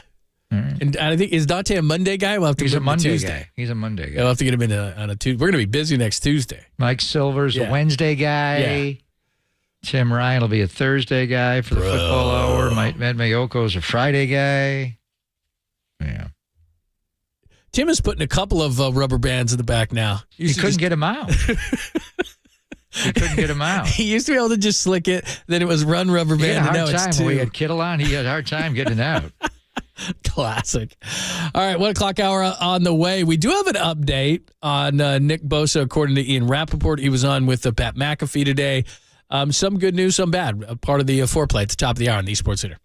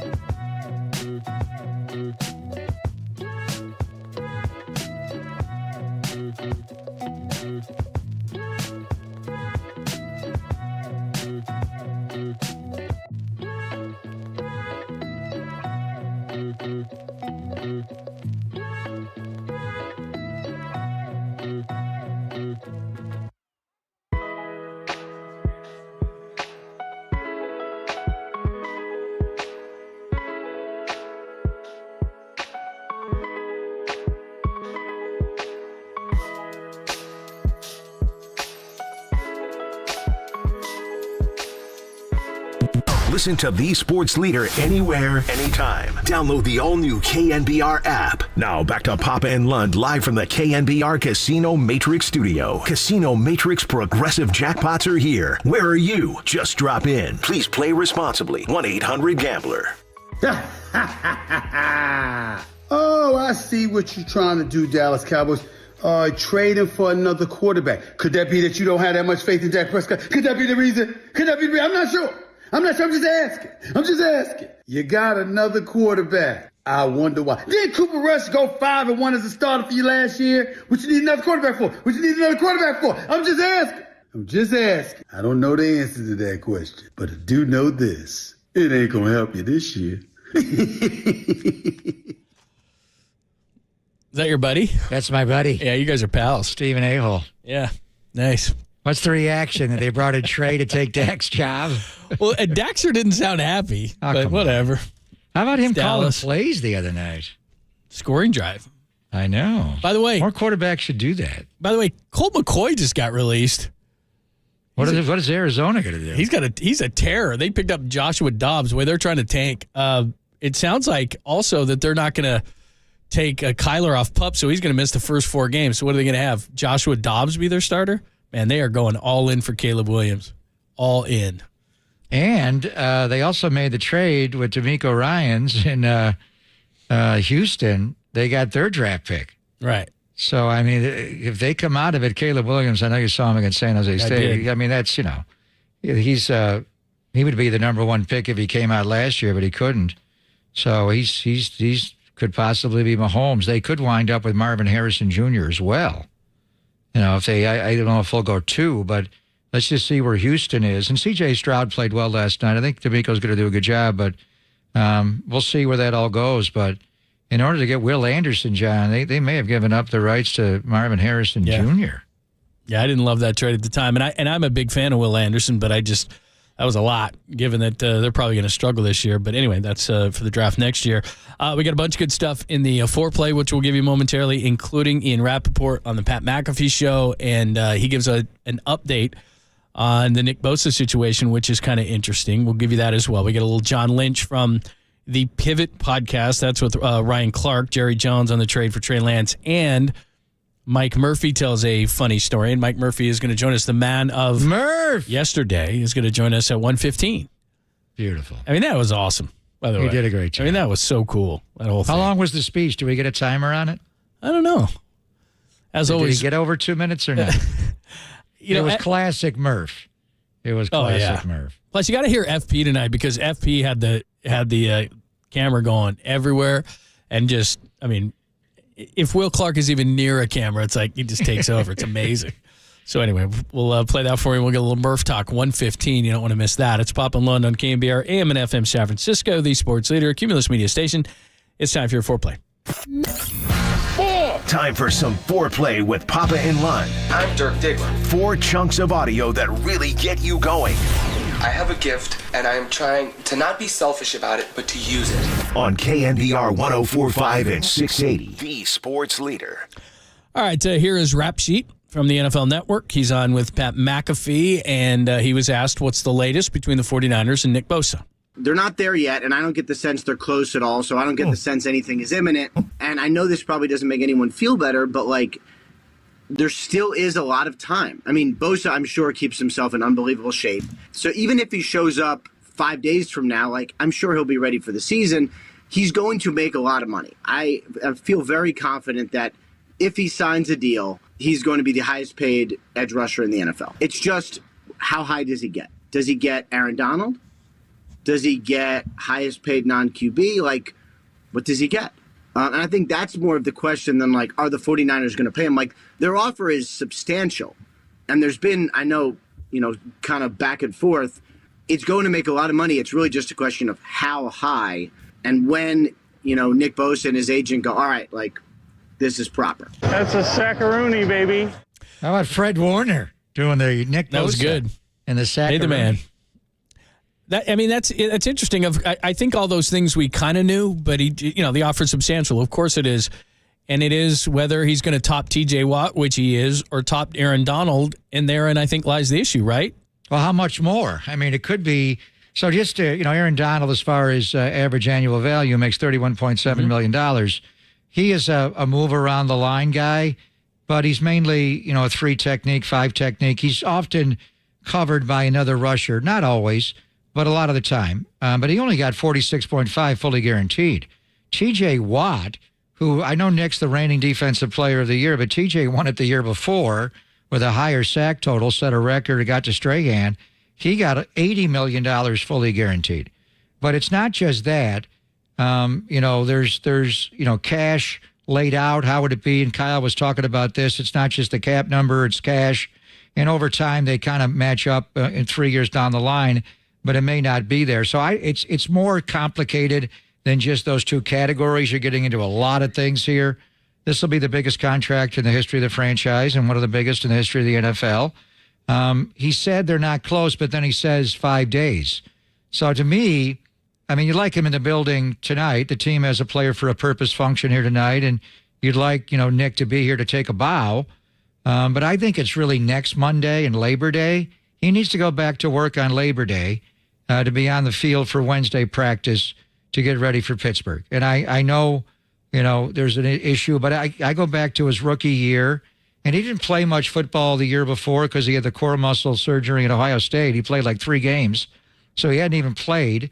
And then he got hurt right away in the OTAs, and it was all that concerned. And he had nothing built up. He hadn't played in the NFL yet. He went out and dominated right away, and it was hot. Obviously it was in Florida. I have to go back and see how many snaps he played. Even if he was here, he's not going to play a full amount of snaps. That's why the opener's difficult, because your body's not trained to play NFL football. You're going to have to rotate a lot of D linemen anyway. So he's saying they're not close, but then he says, 5 days. If it's done by the end of the week or, to me, Labor Day, although we'll see how it impacts the cuts tomorrow, because you'd like to have the restructure done and get his cap number down for this year. That may be able to help you. But, by trading Trey and moving some money around, they could get away from that. So, if he's here by the end of the week, that's cool to me. It would, be Labor Day Monday you want him in by. I think he's already late. Just in terms of, they're 13 days away. I would have wished he would have been here a week ago. But like you said, against Tampa, he did it. My main concern at this point is not so much whether he'll be effective. It's just for how long and just holding your breath on injuries, right? You guys, we were talking about with Dante, the soft muscle tissue injuries, and that's where, you try to go too far too fast. Nick knows his body better than anybody else, but football is, all these guys tell me, I don't know, but they tell me, so I'll regurgitate it, is that it's just different than being in normal shape. So, look, he's going to play less snaps. That's not good. Pittsburgh's good. Kenny Pickett's had one of the best preseasons around, and they've got Najee Harris and everything else. So Nick's going to be effective. It's just if there's 60 defensive plays, he's not going to play in as many as he normally would if he were here the whole time. But And anytime he's out, that's not good for the defense. Yeah, I don't think he would have done that anyway. He's not going to play as much in week 1 as he is later in the year. They don't play snaps. And Nick's never taken a snap in the preseason since he's been in the NFL. He's going to be on a pitch count anyway. Right, but he'd be practicing in football shape, ready to go. Yeah, I don't think he's out of shape. I don't know if they sent him gear there. I don't think they have. If I didn't see it with my own eyes, because he had an injury. In 2019, his rookie year, he had the ankle injury. He could not do much. He's doing a lot more right now to get his body in shape. If he had not done this previously, then there'd be some degree to be concerned. But I've seen this guy do it. In 2019, I didn't see him practice at all. He shows up the Wednesday before the first game in Tampa, and that's when I first went, holy, this D-line, this is the gold rush. D Ford is so quick. It looks like he lines up off sides, and the 2 Oregon tall furs in the middle. But it started with Bosa, and Bosa is a better player than he was then. So, we're all concerned about it because it's a contract situation. But I think back then it was more of a concern because he did have the soft tissue injury, and he went out and played great on opening day. Here's John Lynch. So much talk about Trey Lance being traded, but Brock Purdy's the guy here. He's on the Pivot podcast with Ryan Clark. Brock Purdy a game changer? I'll tell you right out here on Brock Purdy, I think there's about 3 people who really get that credit. And in my mind, it's Brian Griese. He was a first-year quarterback coach. Kyle had conviction. He had played for his dad. Kyle had coached him a little when he was at Tampa or had been on a staff. Kyle was like a quality control and said, and this guy's one of the smartest dudes I've ever been around. Brian comes and coach, and Brian just falls in love with this kid. We're going to take a quarterback late or have a free agent that year. Brian, on these Zoom meetings, the play he really liked, but then on these Zoom meetings, just loved the kid. And he said there was this quiet confidence without the ego that, man, just impressed him. And he said, this kid's obsessed with winning. There's another guy, like people never hear these guys, Steve Slowick, who had Iowa State. And he'd go in there, and Matt Campbell, who's a really good source and done a heck of a job changing that program, he would say, this guy changed this entire program. And people will say, if you're so convicted, why'd you draft him in the last pick of the draft? And they're right. I just say that to illustrate it takes everyone working together. And, fortunately, we've had more hits than misses, but we also understand we got a long way to go. I didn't come here, leave a good life just to put together good teams and get close. I did it to win the whole dang thing, and we're motivated to do that, and our players are motivated to do it. I think that deserves a closer look. It doesn't mean that the 49ers aren't open to scrutiny, certainly, and they've as both with you and Kyle in the postgame used the same term. They said they took their shot and it's on them. But it just shows you how inexact the science is that you'll take a guy third and it doesn't work out. You take a guy in the 7th round and it does. It's just a complete inexact science. I just think there's just way too much emphasis with the draft. It goes on and on and on. And there have been undrafted guys that have played in Super Bowls. I mean, we made a big deal about Brock doing it as a rookie, but Brad Johnson was never drafted in the NFL. The Kurt Warner story is well detailed. Johnny Unitas. Earl Morrow was a high pick of the Niners. Johnny Unitas got cut and had to move on. So did Lenny Dawson. So these things do happen. We know about Brian Griese's involvement in Brock. We talked a lot about it. Steve Slowick, that's Bobby Slowick's brother, who now is the offensive coordinator. If you're watching the Fox game last night for D'Amico in Houston, and he was the passing game coordinator here when, other guys, moved on for other jobs. But Steve Slowick, this is his 5th year with the Niners, his 2nd year as a pro scout. He was an area scout for 2 years before that. You know where he worked before that? He was an analyst at Pro Football Focus for 3 years, 2016 through 18. And he also was a wide receiver coach at Horizon High School in Scottsdale, Arizona. Where's Brock Purdy from, John? He's from the state of Arizona, and right there. So we know about Brian Griese. And remember, Kyle never got on a Zoom call or anything with Brock. It was Brian Griese that did that, and the Kubiaks did it as well. Clay Kubiak. Well, the other one was not here yet. But anyway, Steve Slowick, that's Bobby Slowick's brother. And he's a pro scout, and now he's moved up a little bit after finding Brock Purdy. But he himself is an amazing story. He was a high school wide receiver coach, and then he's working for Pro Football Focus, and the Niners, hire him. And now he is a pro scout. He got elevated because he found Mr. Irrelevant, which has kind of saved the 49ers season. And boy, this whole Trey Lance thing would be fascinating, John. If Brock Purdy was not on this roster, it'd be even worse.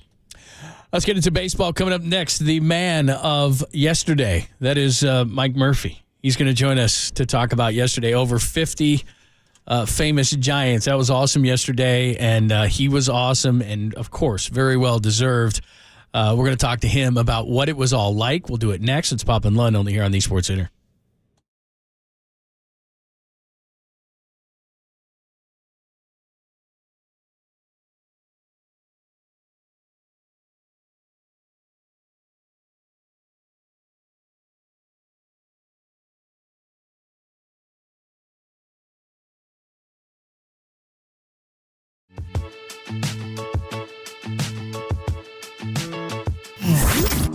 Here's what's trending now. Trending now. On KNBR.com. Murph and Miak this morning discuss whether or not the draft day trade for Trey Lance is the worst trade in NFL history. That podcast and more trending right now on the all-new KNBR app.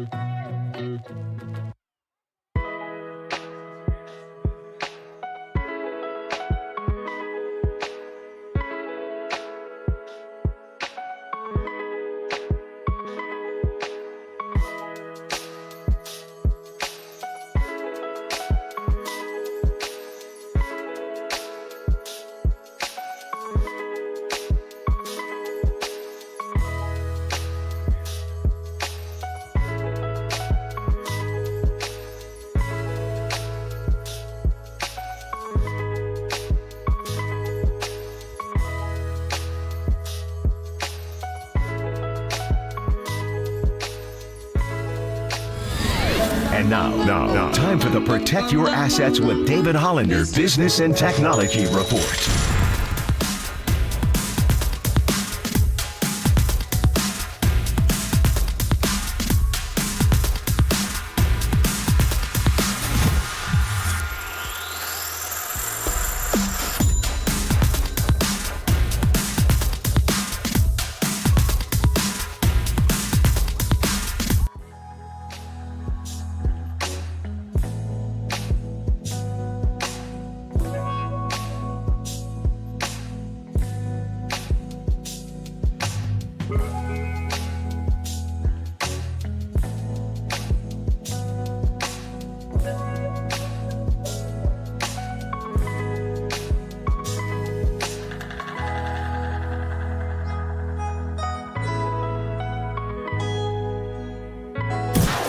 Listen to the sports leader anywhere, anytime. Download the all-new KNBR app. We are your proud home of Giants baseball. KNBR 104.5 FM and 680 AM. Oh, yeah, he came out. Bobby was playing for the Giants, and he was just a little kid. He was getting in the way all the time. And Woody kept saying, get those kids out of my leg. Get the kids out. He's taking my glove, using my glove, throwing it all over. So I used to take care of Bobby, and Barry and his brothers. And I used to tell him, sit him down. I said, hey, easy. You guys can play, but take it easy. Don't take the guy's gloves and stuff like that. That's awesome. Well, there's Murph talking about babysitting Barry Bonds. We have a lot to talk about. What an awesome day yesterday at the Yard. The Giants win. Murph onto the Wall of Fame. Started with a 16-year-old bat boy in 1958, and 65 years later, he's going to retire as out of the San Francisco Giants clubhouse. And Murph joins us courtesy of the McGuest line. Congratulations. How are you? Okay, thank you. That was very good yesterday. Thank you. Classic Murph. How did it go? Just everything. Great. You got to give me more than great. Very good, Murph. You got to give me more than very good. It was very great. It was very great. It was really enjoyable. And Croup and Type were on me all week about a speech. It's only going to be one line. I don't bother anybody. Walk off. And I said, no. And we heard Sinatra all day. There's so many stories you got to tell. Tell the story about when you were in Palm Springs and Willie invited you to have dinner at 6:30 at night. Where'd you wind up? Well, we played, our exhibition game in Palm Springs with the Angels and in the clubhouse. Willie, just before about after the game, he come to me and he said, "Hey, you want to go to dinner tonight?" I said, "Yeah." I said, "Where are we going?" He said, "We're going over somebody's house." I said, okay." So I thought we were going to go meet Mr. Leo, Mr. DeRocher, and all of a sudden we go way out in the desert. And we get to this place, and at the gate, we open up. I said, "Wow, this guy's must be a millionaire."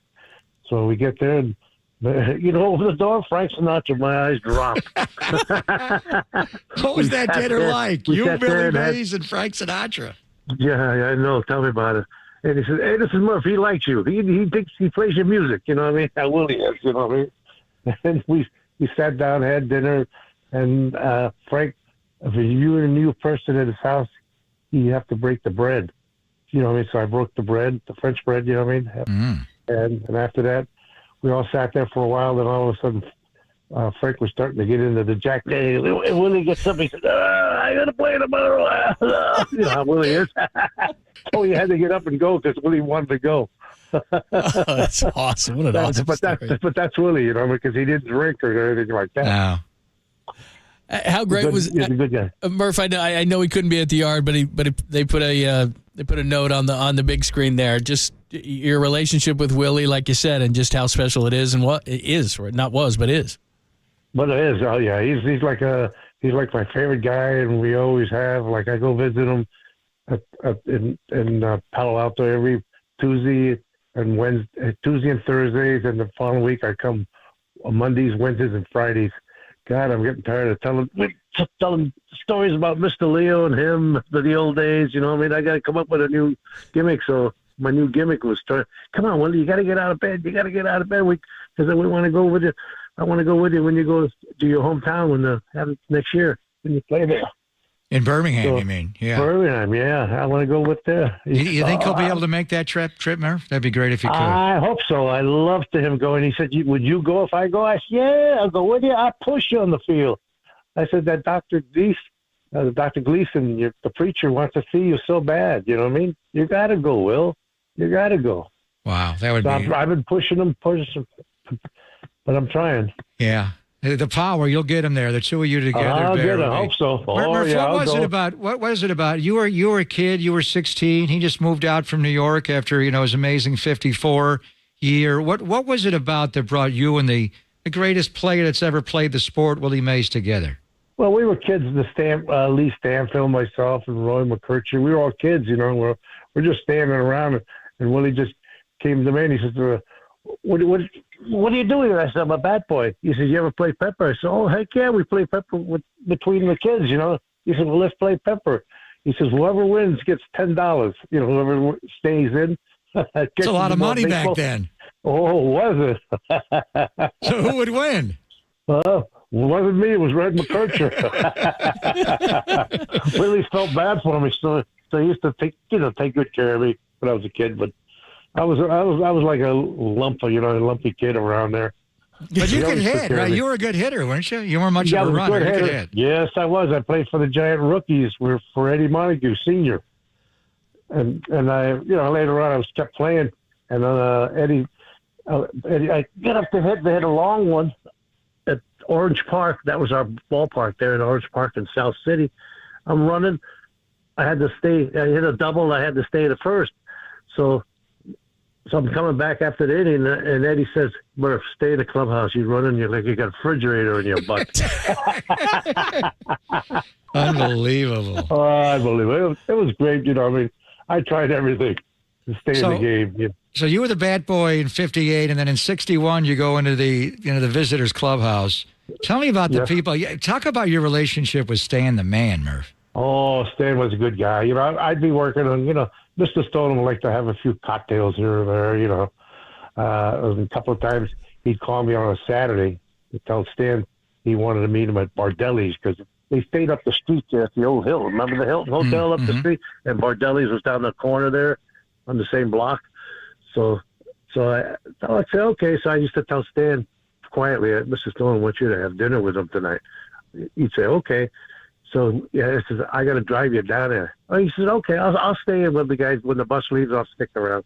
So we get in the car, and he says, "Geez, it's kind of early to go over there." I said, "I know." He said, "Let's stop at this bar and let's stop at that bar." But by the time we got there, he was smoked. Oh God, we had a lot of laughs there. It seems to me that maybe the game was a little bit more fun. I mean, now it's like everything's so healthy and everything. It sounds like guys had maybe a little more fun.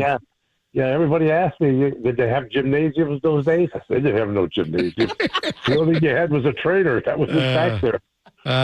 The Gaylord Perry story. Why did his bag always come off first? Oh, yeah. Well, that's a long one. He used to, I don't know. I traveled, and he says, "Murph, I got to go somewhere. Can you send my bag first?" I said, yeah, okay. Commercial flights now. You didn't do charters. The commercial flights, it's the commercial flights, yeah. So I always tell the guy that unloaded, I find his bag, but before he went into the place they put the bags in, and I'd say, this has got to come first. Put this one first. Okay. So guy puts it in with Gaylord. He'd done that for a long time on me. I don't know what he was doing. Then all of a sudden it went to $20. A trip. I got fined in court. What's his name? Finding me. He found me. So he'd pay you to pull his bag off he'd give me first? a couple bucks. He'd say, but he was making money on the side on the deal, wasn't it? Oh, was he? Till McCovey got me in court, I had to pay $100. So what was he doing? He was making money off his teammates, betting his bag would come off first. Yeah. That was the good old days. Yeah, the guys with the shoes, with Freeman shoes down in Atlanta. Oh, Atlanta. You have to walk through the airport. Yeah, those big shoes. Did you have to go there and buy the guys the shoes? Oh, yeah. I had to get everybody. Yeah, I had to go there and buy all the sizes for the guys. And they had to wear those big clodhoppers and big shoes with the big heels. And oh, God. Had to walk to the lobby of the the airport, to get on the plane. Then it became uniform, different things, like girls' clothes and stuff. But you can't do that anymore, though. No, the rookie hazing. That's hazing now. Can't do that. Nah, that's we had fun then. Those days, everybody had a laugh. What did it mean yesterday? Because I don't know of anybody else who can pull everybody together like you did yesterday. And Bonds, Posey, Clark, Mitchell. I mean, you go on down the line. Anybody who's anybody was there. Player, executive, coach. I mean, that had to be overwhelming for you. Oh, it was. When I saw the list, there was 40 ball players show up. I said, and Larry says, "You're the only guy that get all these people here." No, it's you. They came for you, Murph. They came for me. Yeah, he said they were all here for you. Oh my Lord! It was good seeing some of the guys. Hey, Willie's coming. Willie's calling. Grab the phone. Maybe it's Mays. No, who's calling? I don't know. It's the house phone, I guess. Your phone's ringing off the hook. So the thing is, you go back to Mays and Cepeda and McCovey, and when they first got here in 58, 59, all the way through the champions of the tens. So the craziest guy, the wildest character of all that came through Mike Murphy's clubhouse was Brian Wilson? Brian Wilson, oh yeah. He was a little goofy. So was a few other guys that we had, but he was crazy, but he was good. He kept the guys laughing. That's what keeps going. Keep the guys laughing. He looks good too, doesn't he? Oh yeah, he looks great. He looks great. Yeah, were you there the other night? No, I wasn't there, but I saw the video and I was like, wow, Brian Wilson, man. He looks good with long hair. He looks great. Really good. Yeah. He's the guy that got you the World Series. He punched out Nelson Cruz. So tell me about it. I know. Tell me about what Mr. Newcomb did for you when at last you guys won the World Series as the San Francisco Giants. Oh yeah, we were in. I think it was in Houston, Arlington, Texas. Yeah. And we won, and you know how the commissioner would hand him the trophy and everything. And he'd hand me the trophy, and he said, "Go give it to the guys. You deserve it. Give it to the guys." Wow. So I walked to the room, and the champagne started flying on me. And I kept saying, "You guys won it. I didn't do nothing. You guys won it." And Posey and Kaner says, "Murph, we did it for you." It would make me feel proud. Wow. That's amazing. Oh, emotional. Very cool. I know. That's why they'll always be my boys. Every one of them. Tell me about 62.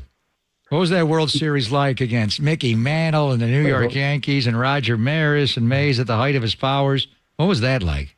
Well, it was just sad, when you lost. Don't forget we had that rain for a week and a half, and all of a sudden we just lost it in the ninth of that last game. And oh my Lord, the guys were down. And nothing we can do. The Yankees beat us. But that was such a great series, wasn't it? The Galaxy of Stars. My God. Oh, yeah. Yeah, McCovey caught the ball. Richardson caught that ball. Oh, my Lord. I didn't think he'd ever catch that ball. You know what I mean? It's one of those things, I guess, in baseball. You got to get Willie Mays to Birmingham next year, Murph. I'm going to try. I'm trying. You got to do it. You got to do it. I'm trying. I will. Don't worry. I'll get him there. Don't worry. If I have to push him by hand, walk all the way over there, I'll carry him there. We'll carry him there. The two of you together. Yeah, I know. He's a good man. Good person. As well you are, my friend. Beautiful day yesterday. Beautiful job. Congratulations. Thank you.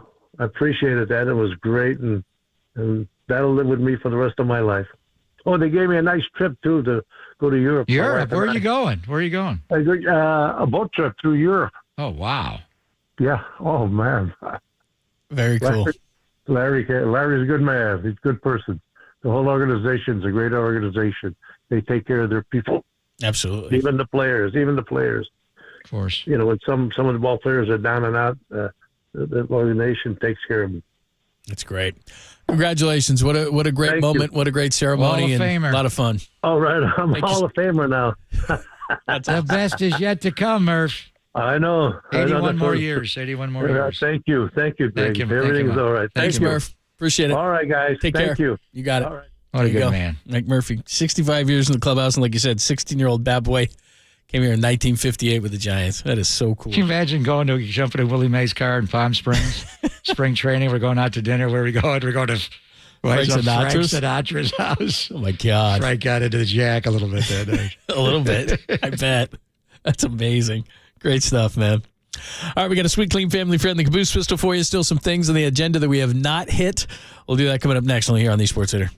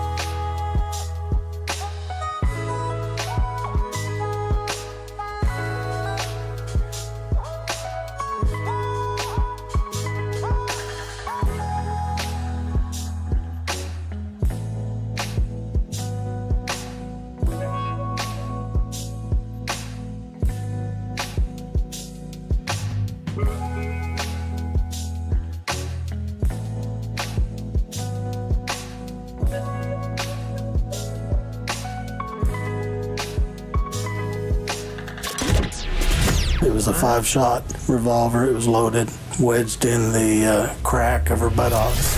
Papa and Lund presents the Caboose Pistol. The old caboose pistol, everybody has one. A few stories that slip through the cracks. Did you say caboose? I know some women who could hide a machine gun in there. Yeah. I'm sorry, we're getting off track. On KNBR 104.5 and 680, the sports leader. Challenged him, and this game is over! Louis Lappy does it again! California, your Little League World Series champs on a walk-off home run! You see that? I did. That was crazy. I want to hear the beginning of the call. El Segundo. Carl Ravitch set it up. Curaçao. Oh, it was great. Is not allowed, and everybody thinks that's a jinx. That's what we do as play-by-play announcers. That was absolutely brilliant that he had that nugget, and it worked out because the very next pitch was a walk-off home run to win the Little League World Series. That's what sportscasters do. That's our job. Brilliant work. Ravitch is a solid play-by-play guy. It was crazy, too, because Curaçao had hit a grand slam to tie the thing up, and the kids from El Segundo were down, and then kid comes up, challenges him with a fastball in the inner half, and he rocks it to left field. I mean, what's the guy's name? Lappy? Yeah. He's like 6'1". Yeah, he's a big kid. How old is that kid? It's probably going to come out like Danny Almonte that he was way too big. I mean, who wouldn't want to do that? I'd like to now throw at a bunch of 12-year-olds. It would be awesome. No, not now. Maybe like 20 Danny years ago. Almonte? Like 15. It's all right. He's gassing 12-year-olds like, yeah. So we got to check passports now. Well, God, the kid had a full beard. Didn't people realize that when he had a Grizzly Adams beard that he might not be 12? But anyway, yeah, that was cool. That was a great call by Ravitch. It was. He is. Not many. He's just so good in the studio, but his play-by-play work is extraordinary. At some point, they'll probably bring Joe Buck over to Sunday Night Baseball as well.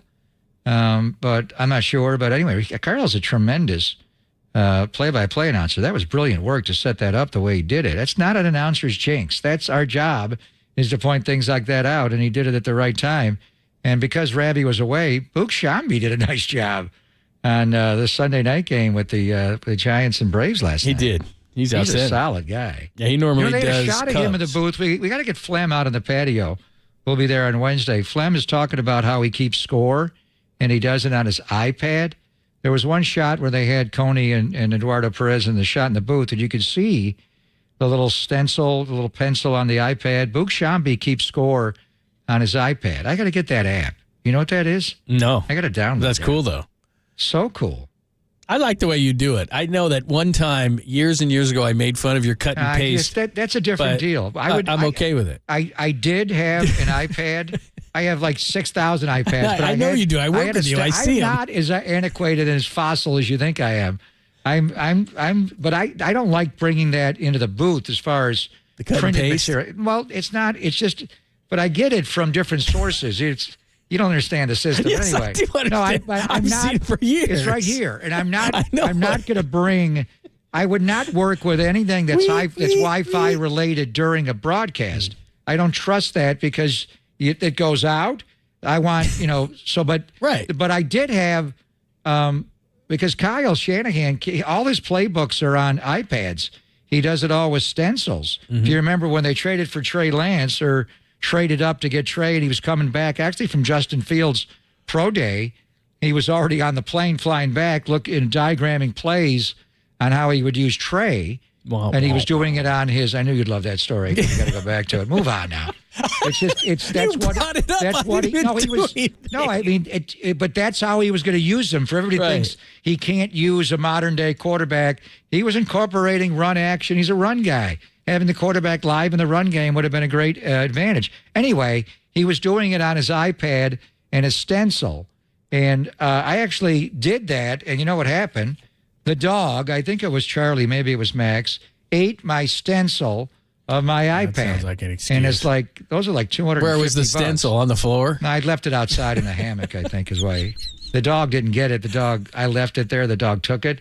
But anyway, I want the app that Dave Fleming uses. I don't have Flem's number, but I saw Shambi was keeping score on the stencil on the iPad. I saw it. I want to see that app. I want to use that. Plus, they went in depth on the fantasy football thing with Dave. Yeah, that was funny. So we talked about that when we were at the patio last week, and we will be at the patio again Wednesday. Get your Jamesons going. But I didn't realize that they were saying that he was in Jocks League. So that whole thing it goes full circle. The Giants team league. Yeah. But it was when it's the Players League. Yeah, it's Brandon Crawford's, right? Right, but basically, I think Jock came up with the concept of you, and usually it was supposed to be done in spring training. He couldn't do it because he's out doing football and stuff. So that's why he had to recently do it. Had to do it a couple of years ago. Yeah, and Jock basically said if you don't get it done, you're not in the league. Right. So that was it. That's why he had to do it. But the reason they finished dead last is the broadcasters were not even at the draft. That was the night. Remember last year they had that Q&A with the four of them where they all got together and drank cocktails and I would have been stories. in my draft. Well, the team requested your presence there, so you couldn't be there. So that's why they didn't even draft their players. That's the worst. That is the worst. In any event, Boog Shambi, he's good. Dave Fleming. I want that stencil scorecard. I want to see how to do that. By the way, the other thing that I was thinking as I was watching the broadcast last night, I had no idea that they still had that K-Rod thing, the Michael K. and Alex Rodriguez thing. That was the greatest thing. But when you run a poll, because we run polls every Friday, when you run a poll, you better have an idea of what the poll is going to say. So they asked people what was their favorite part of the K-Rod broadcast. It wasn't K. And, well, not only was it not K, it wasn't A either. It was 44% overwhelming said the guests, 21% said Alex Rodriguez. Those people must have been high. And 6% said Michael K. So 27% of your audience thought the actual people who host it were the best part of it. And who was on? Was Costas last night, John Miller, and John Olerud was on? Yeah, and Olerud was the other 15%. What was the Olerud connection with the Giants-Braves game? I have no idea. But John Olerud got like twice the votes that Michael K. did. It's like, if you're going to have a poll, you might want to make sure that your two guys don't come in last place for the reason why people watch. I don't even know why they don't that have that poll during going. Peyton and Eli, do they? Well, no, they would win, though. And Eli might beat Peyton. I mean, that's the whole reason to watch. Is the best. I don't know. Did you hear John? I listened to the game, did. and John said, I'm going to go away in the third. So the first time I've listened to the K-Rod. Me too. Right, since I think the very first one. Well, the best part of that was court. Yeah, that's it. Typical John. John does what John does. So it was actually probably the highest rated one they've ever had because neither of them got a chance to talk. Because John won between Costas and John. Olerud won the poll? Yeah, Olerud was in. John Olerud was the other option. I don't think they put Costas or John in there, but that's the whole reason I went and watched is because Boog said, oh, and there's John Miller, and then they started into Dave, and Dave's going solo, so then I went over. It's not like I would remember to go over to hear K-Rod. Oh, my God. I think it's a unmitigated disaster. I got it from the beginning because John did the first two innings, then he said, I'm going to go over and go on the K-Rod for the third, so I heard it all the way. It was great timing, and then John went right up to 5 o'clock, yeah. And then I flipped over and watched Fox football. Jay Kaner had a chance to win that game twice last night. Made rookie reads at the end and threw a couple of picks. But that guy's a gamer. He's tough, he'll be Jay all right. Kaner. You know what was great? What day did we have baseball last week? Wednesday? I forgot to tell you this. Speaking of John Miller, I wouldn't call it a fateful mistake. Danny can tell you how late we were. But I asked John about, did he ever run up the steps in Philadelphia or whatever? And, the museum? Rocky.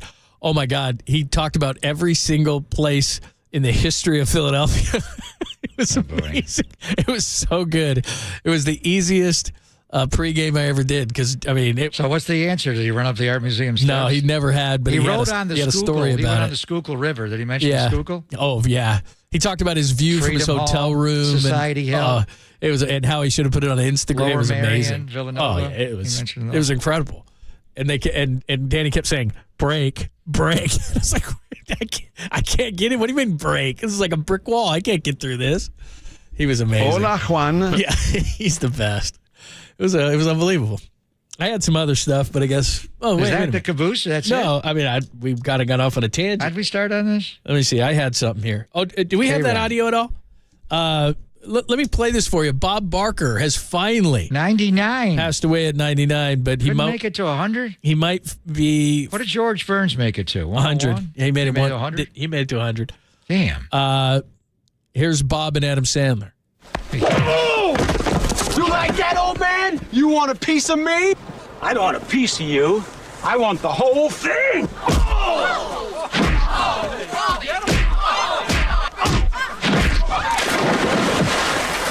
Now you're gonna get it, Bobby.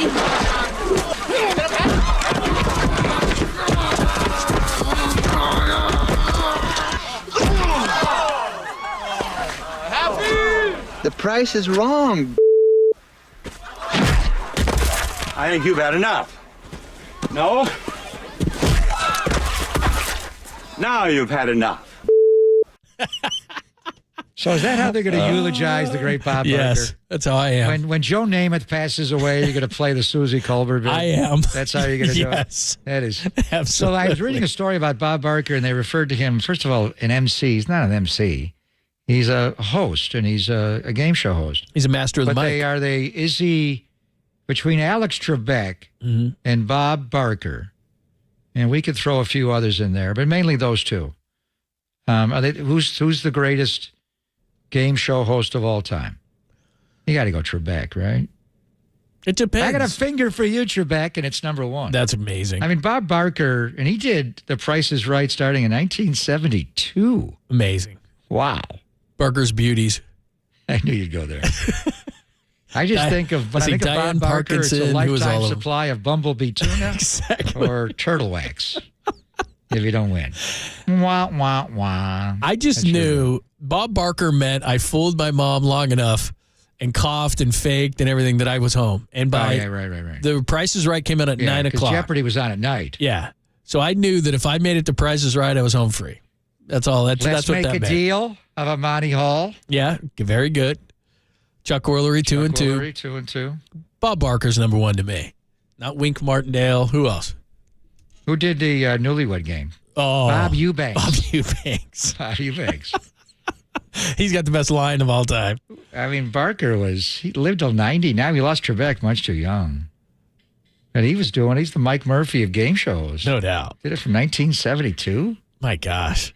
99. How about Gene Rayburn? Oh, he was amazing. That show was funny. Yeah. That show was very funny. Peter Marshall from the Hollywood Squares. You know who his son is? Yeah. Pete Lecoq. Oh, that's such a good name. Like, I should have my name changed to that. Yeah. Be amazing. First baseman for the Cubs and the Royals, Pete Lecoq. What an amazing name. Except you'd be Petite. They would call me Tiny, and it wouldn't be ironic. Bob Barker, he couldn't make it to 100. Yeah. It's amazing. We have to think of Happy Gilmore. What do you think of Bob Barker? They actually, even funnier, and I don't know what show they did this on, but just looking through Bob Barker stuff, they actually did a reenactment of it, and Barker was much older and in a hospital bed, and he still kicked Adam Sandler's ass. How old was he when they did that? When did Happy Gilmore come out? Oh, my gosh. When did Happy Gilmore come out? Like early 80s? 2000? Oh, was it that old? No, I don't know. 96? What year? 96? 96. So 27 years ago? So, yeah, he's still, what? The great Carl Weathers was 60s? in that. Oh, amazing. Apollo Creed. Yeah. Anyway, Bob Barker, 99. There. We had to eulogize for a moment. Anything else? Yeah, 96. Yeah. I can't remember any of the other ones. Diane Parkinson, and then I don't know. There was 3 main ones. Holly, Diane, and I can't remember the other one. Oh, the Barker's Beauties? Yeah. That's not probably a good moment for him. All right. I would beg to differ. That may have been his best work. We'll give you a couple of remnants before we get out of here. Ray is back, and Tolbert. Tolbert and Rano, top of the hour on the Sports Leader.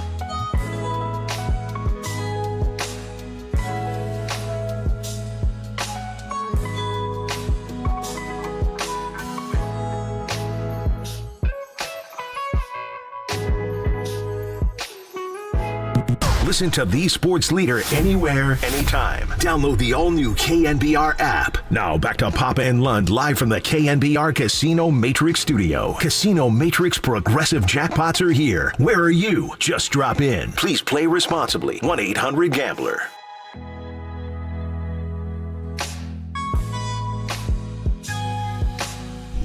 What's happening? Thanks for joining us. Ratto and Tolbert in a moment. A couple of things we may have missed. By the way, somebody says that app is called iScore. iScore? iScore. Oh, that's what I need. A couple of different people have said that. Download it right now. iScore. And it's specific just for keeping score? That's what it says here. Okay. Another person. John and Dave were talking about it on the air, and John was telling a story about how somebody else uses it to draw on it. So I thought it was more, but it's specifically for keeping score? Yeah, that's what it says. I don't know. They say it's in the App Store. Something happened in the game. John got into the story about it, and then it was one of those nights. It may have been in Philly when they started to go sideways. And John was like, never mind. Let's not talk about this anymore because they started playing poorly. Yes. iScore? iScore. It said they say it's in the App Store. There's a couple of people who have said that on the text line. iScore football scorekeeper. Yeah. They have it for football as well? Yeah. Oh, wow. Sounds like iScore baseball and softball. Wow. Look at that. Now, which one? It's iScore is not Diamond Tracks. I'm downloading it now. iScore baseball and softball. Yeah. Get. All right. Okay. See what that does. All right. Somebody on the text line saying that Pete Lecoq and Gabe Kapler went to the same high school. Seriously? Let me check that. In Southern California? Let me check that. William Howard Taft in Woodland Hills. Woodland That's Hills? where Pete Lecoq went. Pete Lecoq's much older than Cap. Yeah. They're just saying. I got it right here. iScore baseball, softball. Is it working? Is it game right? manager, team manager? What do I want to use? Which one do I hit? I don't know. It just says that's what it was. Game manager. This I don't is know. so cool. Now I have to go get a stencil? Yeah, and make sure the dog doesn't eat it or something like that. Oh, boy. Oh, you know what? That person is right. Woodland Hills. Wow. All right. There you go. Text line comes through again. Very nice. Very well done. Let's see what else they Text have here in for what us. I hit on the iScore app now. Is it game manager, team manager, player manager, league manager, options, or tutorials? Which one? I don't know. Well, they'll give it to you by the end of the show. All right. Somebody will know. I just want to keep score. It didn't say that. Options. But it's on options. Go ahead. By the way, a lot of Gene Rayburn love, and we were talking about with Bob Barker passing away at the age of 99. A lot of Gene Rayburn. Gene Rayburn was fantastic. He was outstanding. What else do we got? Okay. iScore cast. I bet that's it. I don't know. Because you know what I'm going to do tonight? I'm going to score the game. Ordinarily, when he pitched in Philadelphia on Tuesday, we did an entire show on Kyle Harrison. Yeah. We haven't even pitches tonight, by the way. In his home debut with all the De La guys coming over. Would you like to talk about that? That's kind of a big story. Yeah, it's kind of a big story. But it was all Trey all the time today. I know. But we don't have the lineup out yet for the Reds, but that's going to be, and this is where the season's got to flip. They got through 100%. the Atlanta, Philadelphia, Atlanta portion of the schedule, and you lost 2 out of 3 in every series 3 times. Move on. Now it's time to go. And you can Cincinnati, San Diego, the Cubs series next week when they go to Wrigley. How great of a trip is that going to be? By the way, they've got the Brewers. That 3-game series is huge. The Brewers have won, 8 straight? I know. Taking on the Cubs. That's going to be a And really then good it's series. Braves-Dodgers go later in the week. Yeah. Are the Braves playing the Diamondbacks right now? I think they are, right? After they left San Francisco, I think they went down to Arizona. So I know they're in a funk. The point of what Tyro was telling his team, and it was a great story that, a guy who's not, his English is not his first language, and he got up and he spoke and interpreter there. I've never really heard of that. I can't recall Miguel Tejada ever doing that. I mean, I haven't heard that where a player's English, is not dominant in English and not his first language. It's an amazing story that he was able to do that. But what he was saying was they're going to come out of it, and I agree. The offense they scored 8 runs last night. They're going to start to turn this around at some point. Now the Braves are going to Colorado. The Diamondbacks are playing the Dodgers, though. Yeah, So this is one where you got to start rooting for L.A. because you're not going to catch them for the National League West, even though you play them 7 times. So it's, Philadelphia, they're just good. Atlanta's great. You wound up losing, 3 series, but it was on top of losing to Tampa and Texas and the Angels and the A's That's what got you in this funk. So they've lost 7 straight series, John. They got to at least take 2 out of 3 from the Reds, if not sweep the Reds. And then, you got Arizona later in the year when you go there. They've only got Arizona 2 more games the rest of the year, though? Mm-hmm. Wow. 7 Dodgers, 32 left. 7 Dodgers, 7 Rockies, 7 Padres, 3 Cubs, 3 Reds, 3 Guardians, 2 Diamondbacks. So... And then, the Reds series is big, and the Reds massive. Do they have more rookies than the Giants have? No, I don't believe you're 20. I'm not buying that. No, it's 19. It's 19. 19 guys that are eligible for that doesn't Rookie mean of the Year. debuts. They don't have 19 guys making their debuts. It just means that are still eligible as rookies. Wow. So that's still an amazing. And how many amount. made their debuts this year? 9 or 10? I have to check, yeah. I think it's even higher than that. So, this is, Abbott, the lefty's going to go. They're going to pitch another lefty. I want to see Ellie De La Cruz up close. We're going to be on the patio on Wednesday, so I'm going to hang around for that game. But this is where you flip the season right now. They need the 7 consecutive series losses has got to end. You can't, and you only got swept by the A's in a 2-gamer. But you lost 2 out of 3 to the Angels, the Rangers, the Rays, the Braves, the Phillies, the Braves. They've got to flip this right now. And Cincinnati is right now, neither one are making it, as far as the wild card, the Reds or Giants. But you need to start to create a little distance with them. And then going back to the Phillies series, the Giants played in Cincinnati in July, and they split 4. So whoever wins this series will win the season series and the first tiebreaker if you wind up head-to-head. So this Red series is big. And it starts tonight with Kyle Harrison. You ready to be amazed? What do you got? Okay, for probable pitchers, it doesn't mean it'll happen, but for probable pitchers, this is the first time in a long time. Get this. What? Kyle Harrison, starter. Alex Cobb, starter. Logan Webb, starter. All 3 guys. When's the last time that happened? Marichal, Carey, McCormick. It's been a long time. It was been a long Kane, time. Lincecum, Bumgarner. My gosh, no opener in this series? Yeah. What is Farhan to do? Although, Kyle's not going to go, he's not going to throw a CG. But maybe he could go 5. Well, he's just going to throw probably 75 pitches. He threw 65 in Philly. So let's get a De La chant going for Kyle Harrison. How many does he punch out tonight? He's going to go 5 innings tonight. 5 and 5. How about that? 7. 5 strikeouts? Yeah, but 7. He may hit double digits. He strikes out 2 an inning, that kid. Pop and Lunch sponsored by Pacific Coast Termite, the trusted company that's rated A+ by the Better Business Bureau. Call Pacific Coast Termite, 1-800-PACIFIC. That's 1-800-PACIFIC. All right. We'll see you tomorrow. Good time had by all. I got to figure out how to use this iScore. Let me know how it chime in? goes. Is it game manager, team manager, player manager, league manager, options, tutorials? Got to be options, right? Yeah. I'll text you Dave. don't care. No, I do care, but I imagine have no it's idea got to how be that works. iScorecast has got to be it, right? All right, Ray is chomping at the bit to get in here, I can tell. He just very much wants to get in here. Tolbert is here, too. Thanks to Danny. Great guest list today. If you missed anything, just go to KNBR.com. Tolbert and Ratto and Tolbert, next, only here on the Sports Leader. Let's try to get through Labor Day first.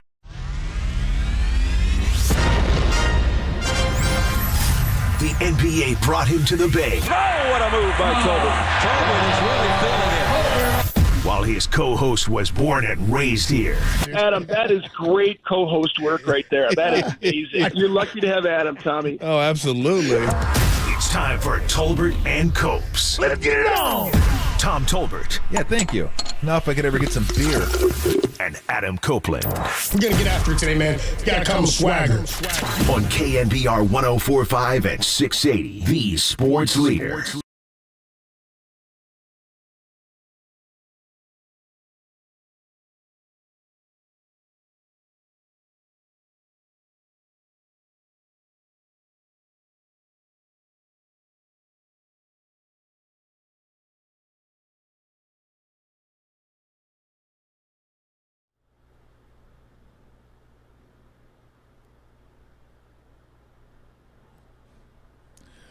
What is shaking?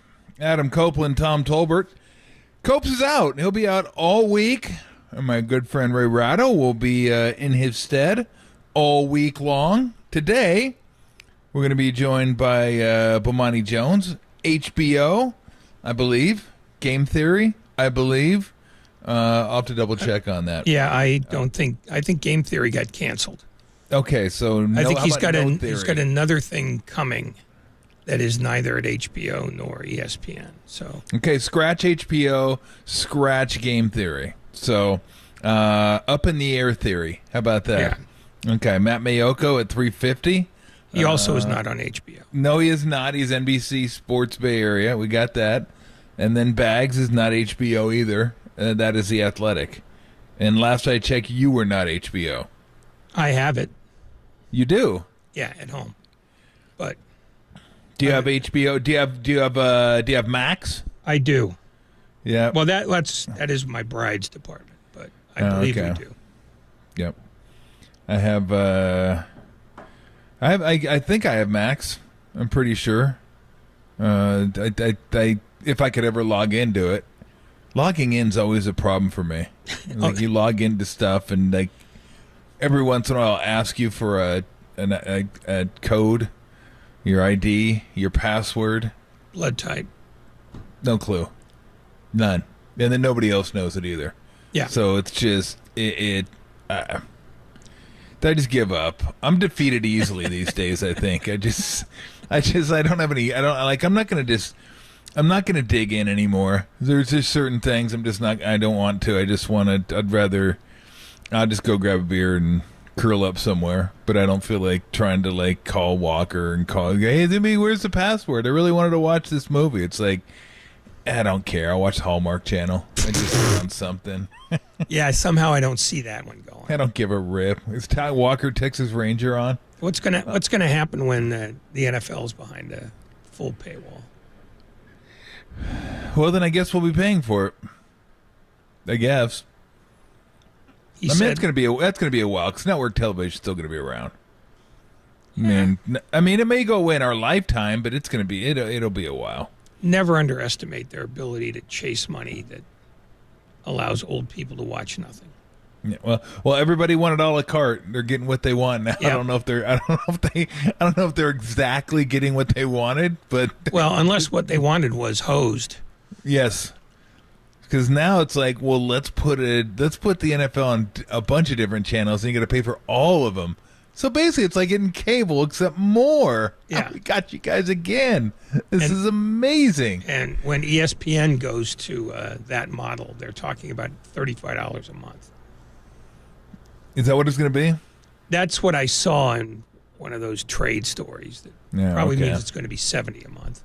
Probably a $35 initial fee. Yeah, and they get you like in 6 months. Anyway, we got 6 minutes. We got some baseball.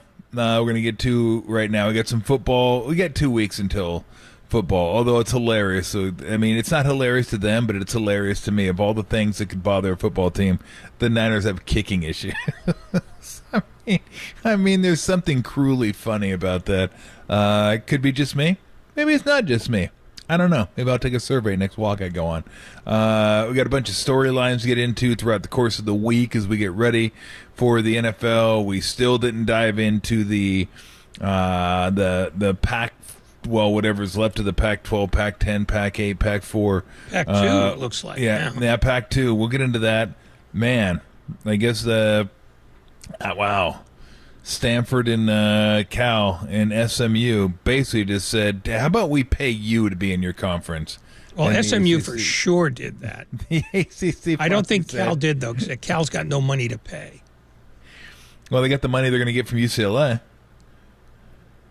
UCLA has to pay him money for going to the Big Ten. It's so stupid. All these schools, like guess who made out? USC. They're the ones that made out, period. UCLA kind of made out, but they have to give up some to UCLA, and then they just anyway. We'll get into that a little bit. If I didn't mention, I think I did. We got to get to the BS high. That's a story, and we talked about it last year. Football academy, put it in quotes. Economy. In Ohio. That let's just put it this way, it wasn't really what it seemed. It was a con. Yes, we'll talk to Bomani Jones about that as well. So, boy, I tell you what, Patrick Bailey, and by the way, can I say, when's the last time, Ray? I know you've seen a lot of things. You've been around. You've been around much, much, much longer than I've been around. Wait a minute. That's a polite way of saying, aren't you dead yet? Oh, God. Although you've lived long enough to see me jump into the mustache races. He must be proud. I ooze with joy just thinking about it. Yeah. Okay. Let's move on. Yeah, good idea. I hoped that would work, and it did. It did. No, it definitely dissuaded me from taking the turn I was going to take. The team that won't be swept, the San Francisco Giants. They will not. You can't sweep this team. You can win the first two, but you ain't going to get that last one. Hell no. Not against this team. This team will battle their ass off to get one game. I mean, it's just amazing. It seems like a puffy way to say, yeah, they're on a pace to win 54. Well, I mean, if they would have had this, if they would have kept this up from the beginning of the season, but they're playing really good teams. I get that. But hello, Lou. But if you're a really good team, you would think you'd win one of the series. I know you like that, don't you? Ray, she's always in the show. She's very active in the show between now and about 2:45 because that's when she eats. And somehow, some way, she knows when it's 2:45, 3 o'clock. Like she knows when it's. She's like the seagulls at Oracle. They know when it's time. I don't know how she knows, but she knows when it's time. And then she gives me a polite, like, kind of staring at me. And then by about 2:45, she just mounts me until I get up and give her some food. It's hilarious. She just got that look like. Oh yeah, she's got that look. I got your 2:45 right here. Oh yeah, Lou says. No, you don't. Oh man. So Patrick Bailey. I was gonna say, by the way, when's the last time you saw the sweet 3412 132? Was it 4132? No, 3142. So it's 4132? No, 3142. 69. Shut up! It was not 69. I got confused. I thought. That's right. First got it, and then second covered. Yeah, that's right. Yeah. It was goofy. And then, oh, by the way, I think it was the first time it happened since 33, I saw something. Really? Yeah. So, no, I wasn't alive for that one. No. You just missed it. Yeah. But how about Alexander catching it with his bare hand? I mean, the whole thing was just bananas, and it would have been incredible if it would have been called out at home. Like he would end up being called out. Like if it had been bang, bang and been a double play, it was still super sweet because he was out anyway. And that was a heck of a tag by Bailey. But wow. Like I was watching that going, what the hell just happened? What did they do? It's almost like a soccer play, like a pass. Bing, bing, boom, bam. Yeah, it was almost like there were two cutoff guys in the infield. With Manny Ramirez there? Yeah. No, I didn't think at first look that Bailey put the tag down. But it makes a better story if he does. And that's what I think they saw in the replay booth. They said, come on, it's a 3-1-4-2. You've got to let that happen. You know what? I'll be honest. I don't know all the angles they have. I thought at the very end, the more I watched it, I thought he might have got his jersey. But that's cutting it pretty thin. And the incontrovertible evidence, I really wish they'd stop saying that. That's one of my biggest pet peeves in sports, conclusive evidence, because it's not. There's so many things that get overturned that aren't conclusive at all. In fact, I always make the argument that by definition, if you have to look at it for more than a minute, it's not conclusive. And I've said this over and over and over and over and over again, that the replay should be for the Denkinger type plays, the ones that are easily overturned. You look at and you say, oh my God, we just made a huge mistake. Let's overturn it. The Jim Joyce with the Galarraga perfect game. That's to me what replay is for. to not let those happen where somebody sees and they go, oh, my God, you blew that one. Well, they want a timer on everything else. They should just put the 30-second clock on that. If you haven't found an angle by then move on. Totally agree. Unless you want to file the Angel Hernandez appeal, in which case you can watch a play as many times as you want. I don't want to file an Angel Hernandez anything at all. No, I gave him a minute. I said a minute shuts off. It's done. You're done. You have a minute to find, and then it's over. Because at least for me, obviously, once they opened Pandora's box, everything had to be. Once everything was reviewable, they wanted to get everything right, and it just. That, to me, that wasn't the point. Not everything's going to be right. It's sports. You can't make everything right. And to try to make everything right is a fool's errand. But I would like to adjudicate something that's egregious. We're watching on TV at home going, are you kidding me? They called that? That's the type of stuff I want to be able to overturn. But once they opened it up, then they decided, well, as long as we open it up, let's get everything right. And I'm to the point now where they could get rid of it and I wouldn't be upset. Yeah, I mean, the thing that they did that wrecked the whole idea was they decided not only to get it right, but that they wanted the game to be played in a hurry, but they don't mind taking their time on standing around. The whole idea behind shortening baseball games was to cut out dead time. There's nothing deader than a replay. And if you can't, like I said, if you can't get it done in a minute, then you just tell the aggrieved manager, why don't you come on out, get thrown out, we'll have fun with it. But we're not changing the call. But they don't know what they want from issue to issue. And so you get, sort of inconsistencies like this, where we got to get every game done in 2:40, but we'll take 5 minutes for a replay. Yeah. All right, coming up, we'll continue on with the Giants. Big series tonight. Kyle Harrison on the mound for the Giants. This is big. This is the team that's right around you, right above you in the wild card standings. So, they're still in it. They've really scuffled against some of the better teams in baseball, but they managed to find themselves still in it. And this series is big. You got to win a series, though. You can't keep along this path. This isn't going to cut it. I mean, you're barely hanging on by a thread. You're like that cat in the poster. Hang in there. So we'll see if they can get this done against the Reds. We'll continue talking about that. Bomani Jones, 2:30 right here on the Sports Leader. Come on, Giants. Hang in there.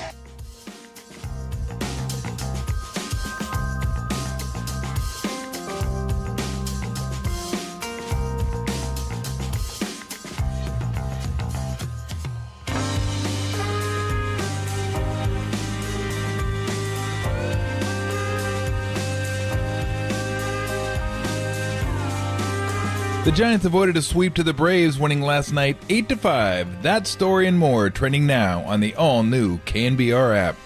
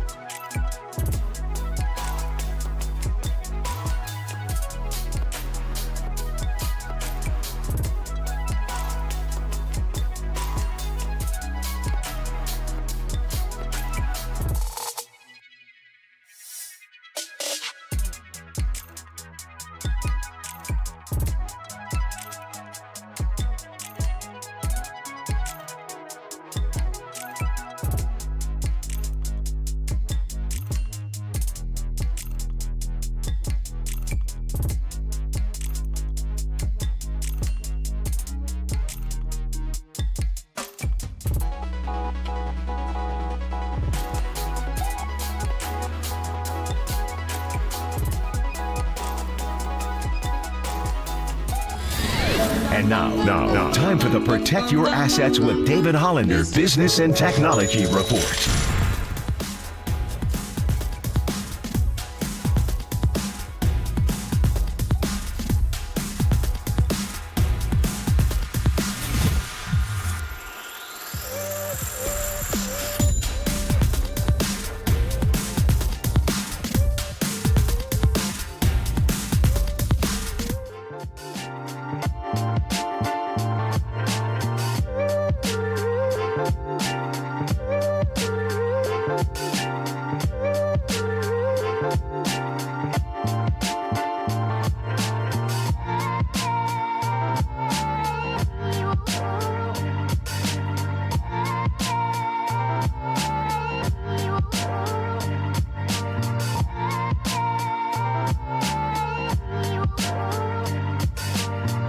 Daly City, shout out to you for supporting KNBR, Daly City's sports leader. Missed an interview or want to hear it again? Catch them all at knbr.com/podcasts. You're tuned in to Tolbert and Copes on KNBR 104.5 and 680, the sports leader. The pitch. Acuna hits a little slow roller toward first. Davis has it. He flips to Alexander, who flips to Estrada for the out. The throw home. Safe! Arcia broke for the plate. The Giants somehow, like a relay team, got the out at first base, but then Arcia broke home Estrada's throw, and now the Giants are going to challenge. And Patrick Bailey thinks this time he did get the glove on Orlando Arcia. The call on the field is overturned. The runner's out. Okay. Swing, a line drive, under the glove of Olsen at first, down the right field line, all the way into the corner. Slater scores. Flores scores. Here comes Davis, and they all score! A two-run double by Patrick Bailey. 6-3 Giants. Tolbert and Copes is sponsored by Redwood Credit Union. Start earning cash back on your everyday spending with a Redwood Credit Union free checking account. There are no monthly fees, no monthly balance, and your debit card earns cash back, travel, and more. Get started at redwoodcu.org/free checking. Federally insured by NCUA. Well, whether you agree or disagree with replay, I think we can all agree on one thing that replay does. It just kills great play-by-play calls. In fact, I don't do play-by-play. I'm a color guy. Tim does play-by-play. But I will vow next year, if like Steph hits a big three and it's called a 2, and then they go look at it and overturn it to a 3, I will try to get super excited and make the call retroactively. The 3 is good. I wanted to see Dave do that. He's out. He's out. You can't. It's over after that. Like, oh, he's safe. Oh, he's out. But after that, you can't make that would have been a Dave Fleming great call had he been called out initially. But he wasn't. So we all get screwed out of it. Nothing you can do about it, but we all miss out, right? We all miss out. I think they should go exactly the other way. They've overturned it, and it's a walk-off grand slam. Giants win. See you tomorrow. I think they ought to just they ought to make it so ridiculous. They ought to make it so ridiculous that baseball react, because that's the only way they react to anything. You know, if you try to remedy a wrong, they'll try to interfere with you. But if you try to make the wrong so painfully obvious that even they can't stand it, you have a better chance. I believe in going the opposite way of the way they want you to go. I don't know which way they want us to go. I don't. They want you to pretend that it's exciting when the replay overturns something. Well, it's not. We all know that. Yeah, we all know that, but that's not what they want us to believe. No, I mean, if you want to hear, go ahead. We get screwed. Yeah. No, I'm just saying we get screwed. That's just all there is to it. We get screwed. Well, I mean, they're not averse to that. I mean, if you want to hear people complain about replay, listen to soccer broadcasters overseas, because there are so few goals that if you get something that's overturned and it turns out to be a goal, they just sound so let down. Like, the moment's gone. You know, it's just like a practice goal. It shouldn't count. You stole from me. How surprised are you at where the Giants are right now? Not based on where they were 2 weeks ago, of course, but I'm talking positively. They've had, 40% of a rotation, basically. It's seemingly the entire year. Every time you turn around, you get a starter. They had the same guy start back-to-back games. I'm not sure I've ever seen that one before. They've had how many rookies come up? I mean, Luciano's been up. Schmidt's been up. Harrison is now up. Bailey's up. Meckler's up. Matos is up. There may be one more that I'm missing, but I mean, they brought them all up this year. I've been asking forever, like, where the hell are these guys? I didn't know they dump truck them onto the team this year and just say, here they are. Enjoy them. They're all coming up at once this year. But when I look at it, and their offense has been brutal, and we don't need to get into that. If it doesn't get better, they're not making the playoffs, period. That's just all there is to it. But are you surprised at all that they find themselves where they are based on all the rookies that have played? And really a pitching staff that's kind of been two-fifths of a pitching staff. I'm not surprised, but it's not because of the point you just made, because under normal circumstances, they wouldn't be in the race. But all the teams around them, except for the Cubs, have been mediocre to awful in the second half, except Arizona, and they were mediocre to awful before the break. So what you've got is 5 profoundly incomplete teams fighting to finish 6th. Because I think now it's safe to say that the Phillies and Cubs are going to survive. And that this is a battle now for 4 teams trying to get one spot. And Cincinnati, you know, brutal pitching, but they have a bunch of young guys who will hit home runs. Miami, they've got one guy who hits home runs, one guy who hits 360, and their best pitcher has been their worst pitcher this year, Sandy Alcantara. You know, it just, you know, San Diego's probably out of it at this point. Arizona is still trying to make up for how bad they were earlier in the year. I think there are 4 teams that are pretty much like the others, which is why I'm not surprised that there's been no team that can punish the Giants with their own play. And that's why I'm not surprised. Under normal circumstances, sure, because they'd be 11th and no one would have to worry about it. But it's just the middle of the National League is really, really ordinary. And the Giants are really, really ordinary. Yeah, it's super vanilla. And at some point this week, we'll talk about the tightening MVP race, because it was Ronald Acuña's to lose forever. In fact, he was going to win it as of maybe a month ago, 5 weeks ago. And then it was Matt Olson. Hey, wait a minute. Matt Olson, hey, this could be a 2-horse race. Still probably Acuña, but what about Olson? I'm going to tell you right now, Betts and Freeman are not just coming, they're there. They're just flat there. To me, it's a 4-man race, and maybe Acuña gets I don't know how much the stolen bases give him an edge. I'm not sure what the defensive metrics say for all these players, but my goodness gracious, it's going to be tight. So we will definitely get into that at some point this week. But up next, we're going to get into the 49ers, maybe a little Trey Lance and Bishop Sycamore. Bomani Jones was on that show and had some real interesting points on that show. So Ray and I both wanted to ask him some questions about that, but we'll ask him about the 49ers' decision to cut bait with Trey Lance, trade him to the Dallas Cowboys. Bomani Jones up next. Ray Ratto, Tom Tolbert here on the Sports Leader.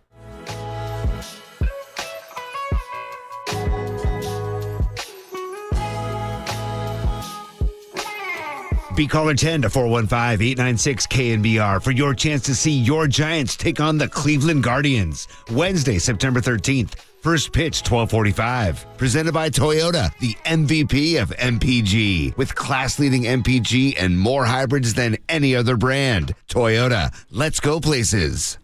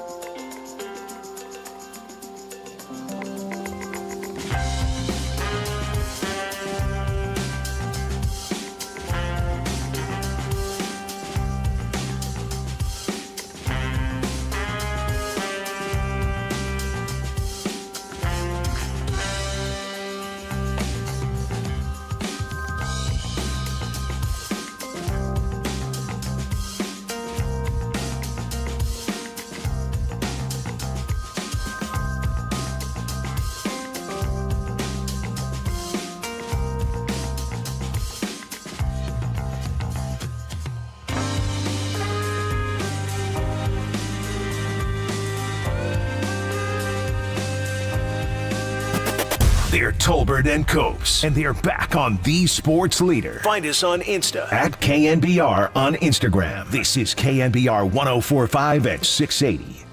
We felt good about him in the evaluation that we had for him in the draft.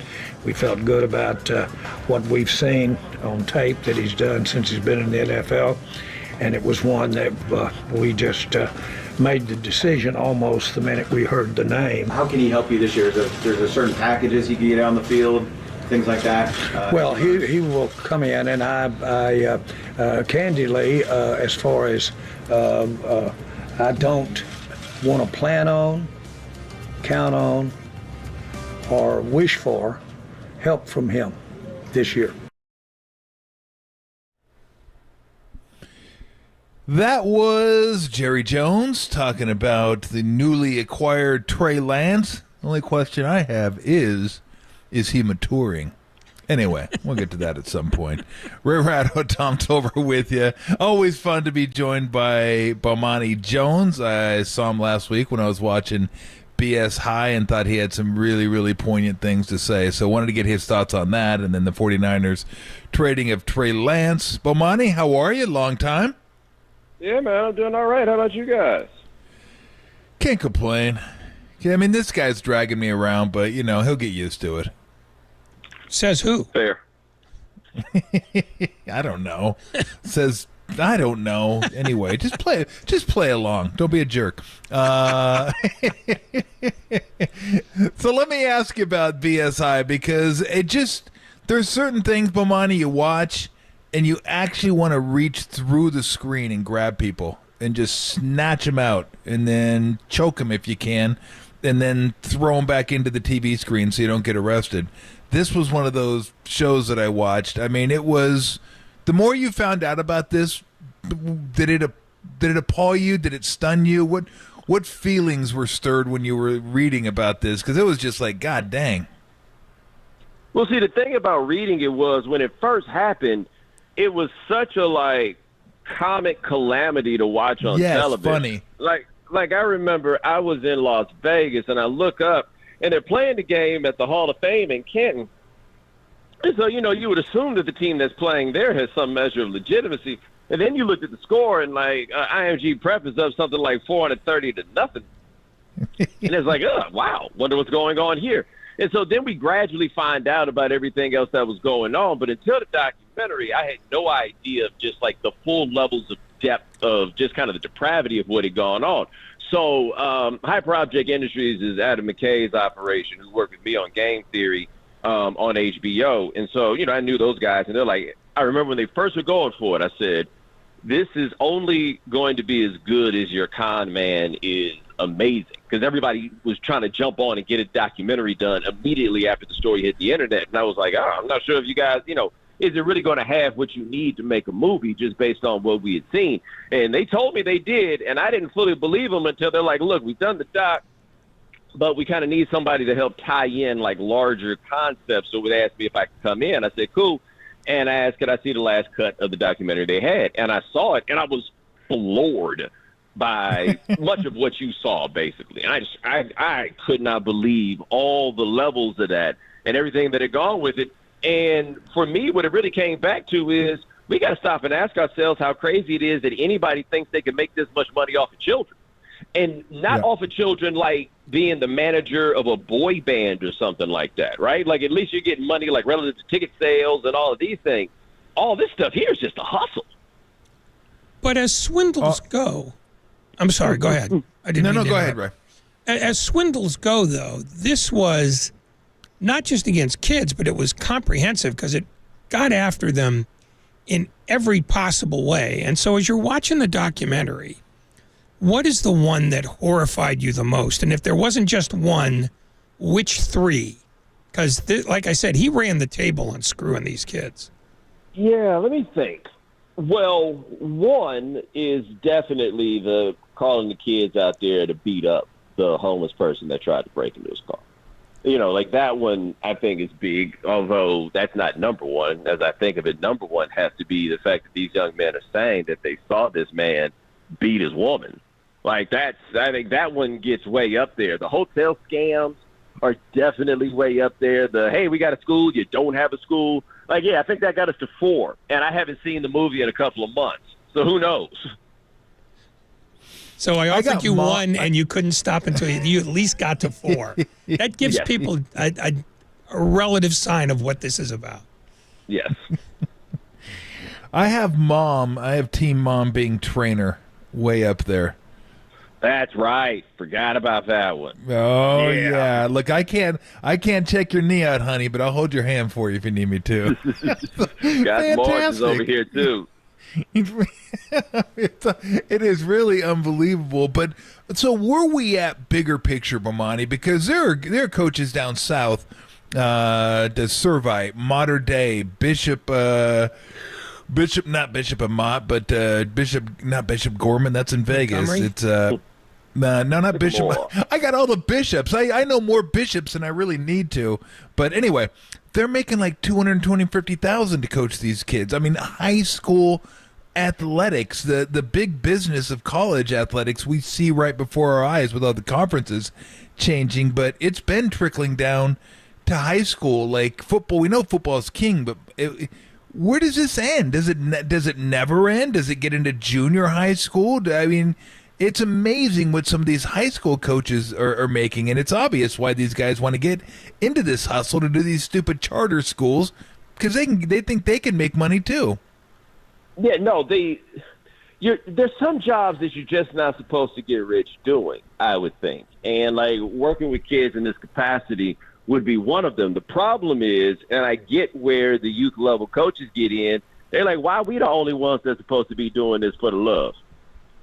Right? Like the college coaches, they get money on the expectation of like finding talent. Talent is the resource. Talent is the goal. It is the people at the youth level that have the access to the talent. So why should they be out here doing this like monks just to turn them over to guys who then make millions of dollars? So what I don't know in that, though, is how far it'll go younger, simply because younger, the predictive power of observation is not the same as when you get to high schools. Looking at a 7th grader and determining he's going to be worth money to somebody else isn't quite the same. And so to me, that feels like the only place where you're really going to get the line drawn. But then you look up, man, and the reality shows that people have about like youth football. I looked up when I was doing Highly Questionable, and we used to do those videos, the end of the show, we'd look at a video of something crazy on television, they showing kids out there getting concussed. Man, I looked up and saw some dude I knew in middle school. Of course. Was he redshirting? Nah, well, that would be it. Nah, just from Texas doing coach cosplay, What percentage, Bomani, do you think of these, and let's even go AAU coaches. Let's throw them in the mix. AAU coaches, these charter high school coaches, how many of them do you think do it for good reasons, in that they don't mind getting paid? They like to get paid, but they want to do it. Like they're actually trying to help the kids. And I don't mind that they're going to make a buck off of it. That's fine. If you're working your ass off, you should get paid. But that shouldn't be reason number one, because then we see what happen. The kids get screwed and left behind because it's only in the pursuit of money that they're doing this. It's not their passion to do it. I think the overwhelming majority are in it to help kids, because I don't think that there's really that much money, like on the AAU level and stuff like that. I don't think there's that much money in it for most of them. Like once you get to certain reaches, like what Roy Johnson's pulling off with Bishop Sycamore is pretty damn ambitious.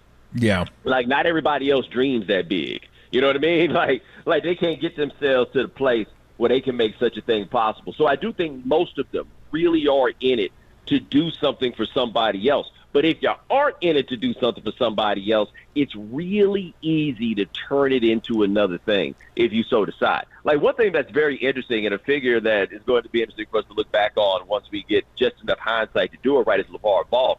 Because part of why, LeVar created his own issues, but part of why there was a level of backlash to him like it existed had to do with the fact that he was one of those doing it for the love tights for the AAU team with no shoe company affiliation, doing it for the neighborhood kids, right?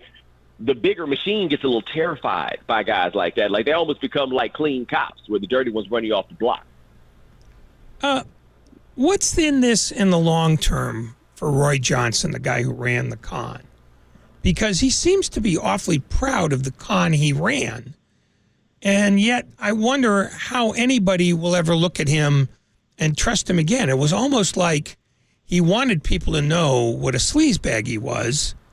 But I don't know what the market is for sleazebags once you've been exposed nationally. Yeah, I used to think that. the world has evolved in such a way where, I mean, I think at every turn, and you can see it in the movie, he's going to do it again. And the reason he's going to do it again is they never changed anything around what he was doing to make it such that he couldn't be done again.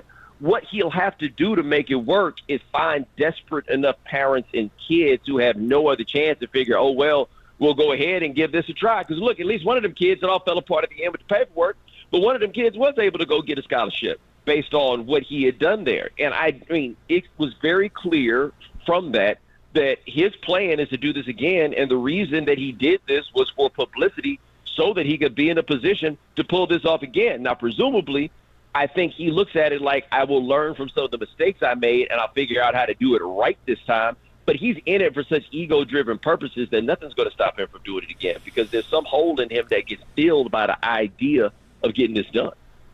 Yeah, maybe he can find all the people that fell for Borat too. He can round those people up and get those people into Bishop Sycamore. But see, it's funny that you mentioned that, because on Game Theory, I work with guys who worked on Borat, and the thing is, for them, that is an evolving mechanism to get people to do this to themselves, right? They don't come back with the same tricks they had last time. That really is amazing. We're talking to Bomani Jones, nice enough to join us for a little bit.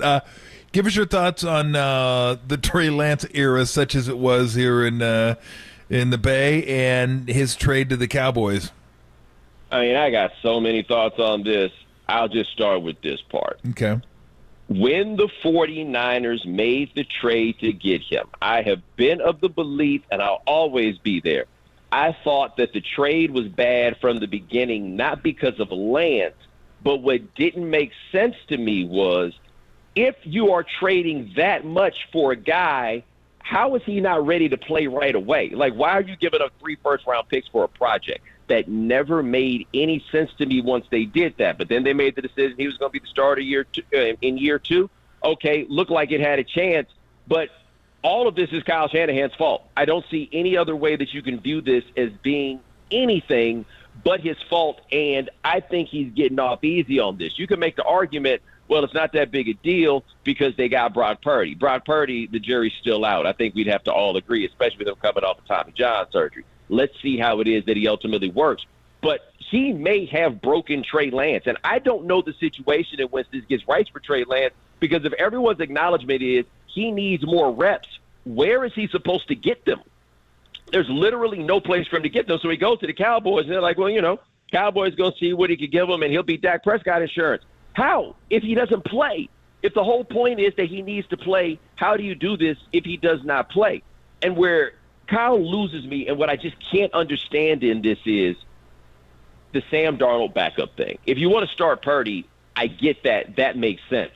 I personally cannot imagine being invested enough in somebody to give up all they did to give Lance up in the first place, and then to bail on him so Sam Darnold can be your backup quarterback, especially if your whole thing is, well, I just want a guy that'll, you know, drop back and rip it. But you wanted Kirk Cousins, the guy who throws short of the sticks on 4th in the season on the line. And Sam, I'm seeing Ghost Darnold. Those are the guys that, like, are the sorts of guys that get you lit up and excited. Like, I just don't understand what's going on here. And for his own sake, I hope everything goes the way it's supposed to. Because if they have another one of those injury-ravaged years that they've been good to have, and then they call it don't make the playoffs, I'd fire Kyle Shanahan before he could get to the locker room for the last game of the year. You would fire Kyle Shanahan?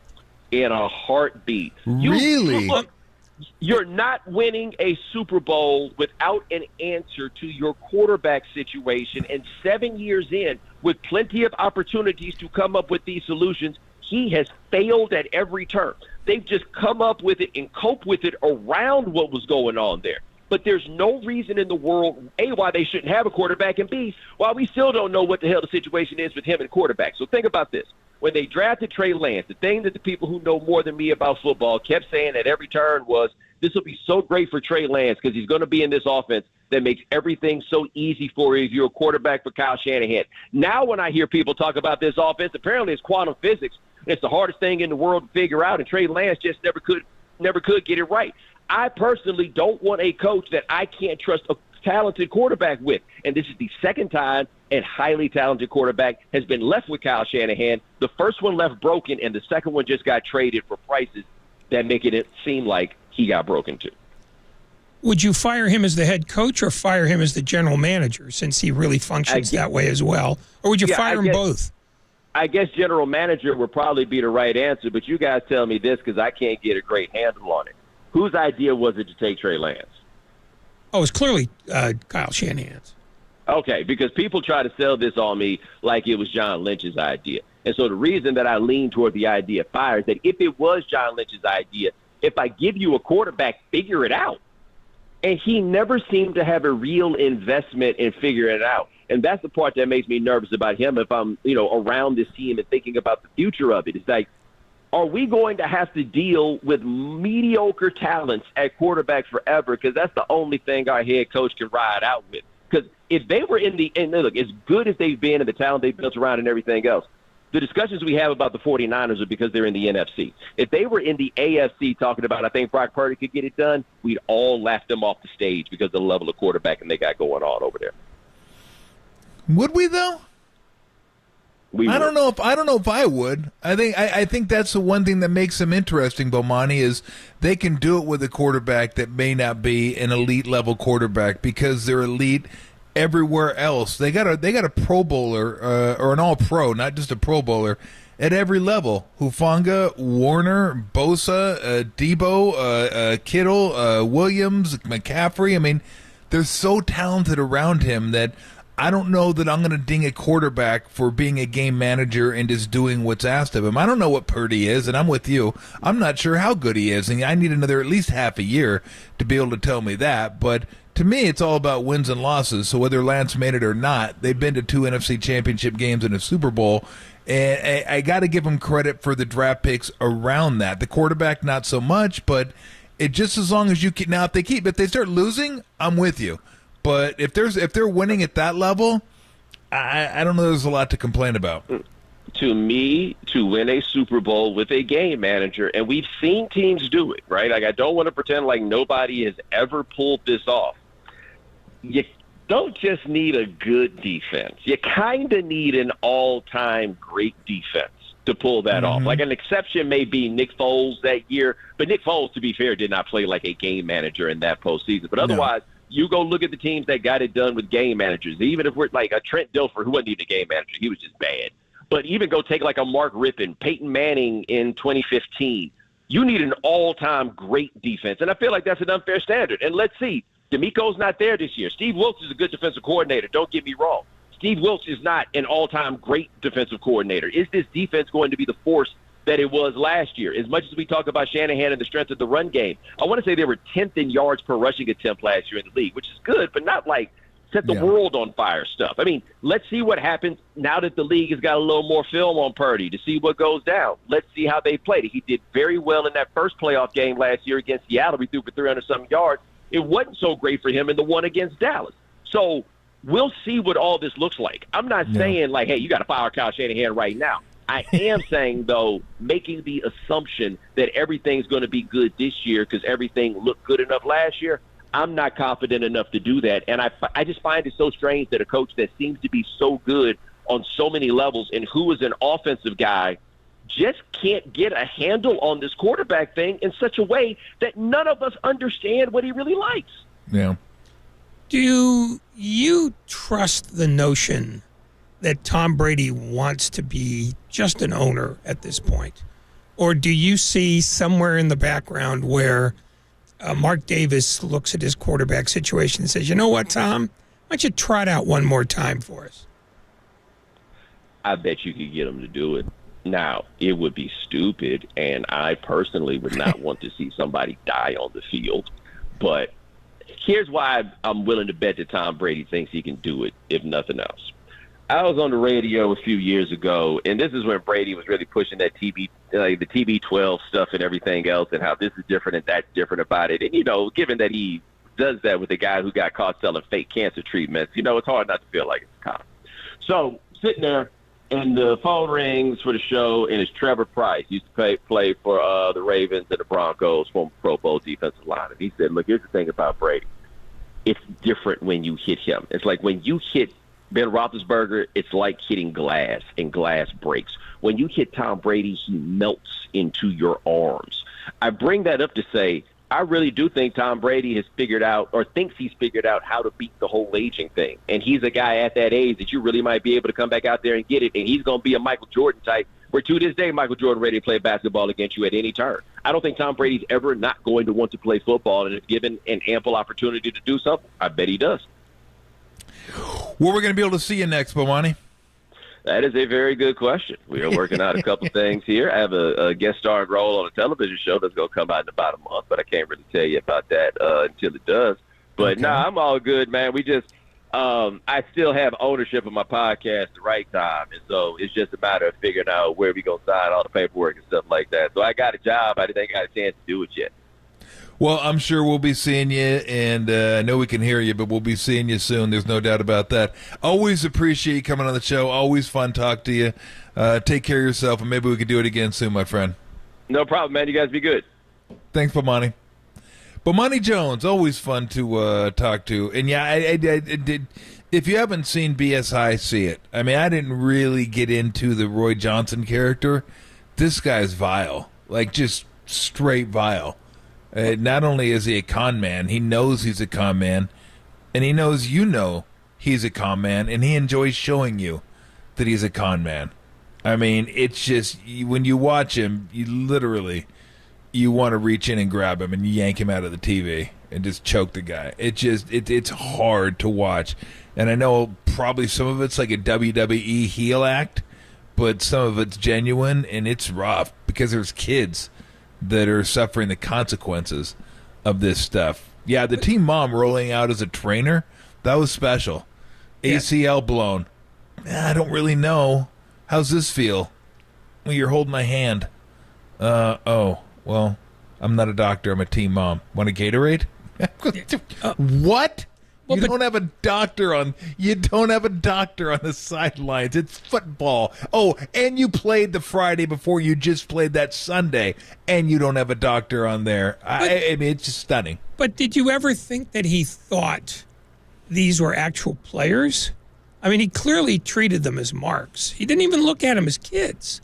And that's the part about the documentary that does make you reach into the screen and want to choke him. It's that his victims were children. Yeah, he played the parents, but he was using his best cons on the players. I mean, having them put their names on the hotel they were staying at and then not paying the bills so that the kids are the ones who get evicted. I mean, that's the thing that makes him vile. It's not that he's a con man. That was special. It's the ones he cons. It's like somebody running an orphanage and deciding to, punish the children for being the children. Because that's really how this broke down. Gets the families to take out PPH loans during COVID. It was, the whole gamut. This guy really does it. I mean, he's a scumbag from tip to tip. No doubt about it. All right, coming up, Matt Mayoko is going to join us. Speaking of con man. Oh, are you kidding me? I wouldn't trust that guy. He should work with a ski mask. No, he's incredible at three-card money. He can't be beat. We'll talk to Matt. We'll talk to Bags. We'll get you ready for the Giants and the Reds. Get into a little Niner talk, a little NFL talk, and want to get into the Pac-12, or what was the Pac-12, the remnants of the Pac-12. It was like an imploding star. They're just like, it's across the universe, pieces scattered everywhere. So we'll get into that as well. Ray Ratto, Tom Tolbert, right up until 5:45, and then we'll get you ready for the Giants and the Reds right here in the Sports Leader.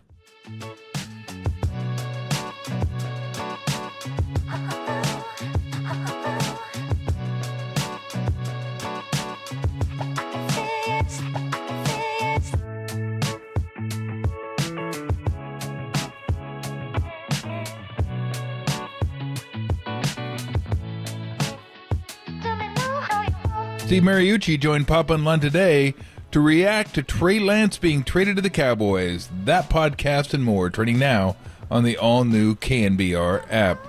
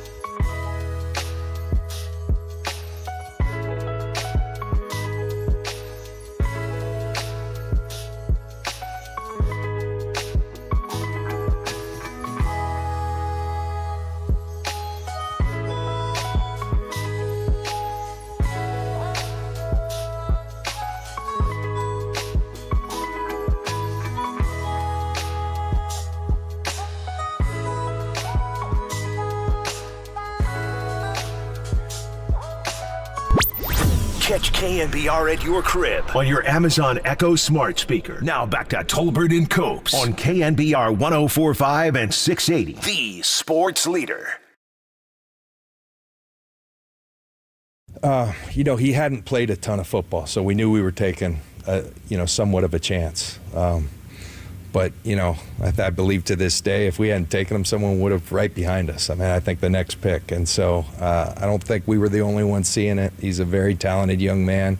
He's got a lot of qualities in his makeup that lead towards. And, believe me, I still think that story's unwritten. I always feel like I let Trey down. I mean, I wanted him to come here. I believe in Trey. I believed in him before we took him, and I'm responsible for that. I didn't want to throw him into the heat of battle right away, but I thought he needed to play. So we tried to figure out every way to do that. I mean, if I can look back in hindsight, he broke that finger on a helmet on that 4th preseason game versus the Raiders. I wish I didn't put him in a play that had him break his finger, because I think that really hurt him in his first year. That was John Lynch, Kyle Shanahan, reacting to Trey Lance. I've said a lot about it.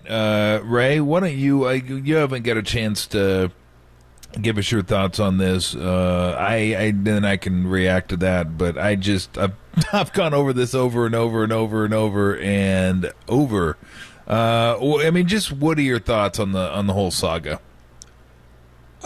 I think ultimately this breaks down as Kyle Shanahan, the general manager, letting down Kyle Shanahan, the coach, because they have no way of knowing how many teams were hot for Trey Lance when it was time to draft.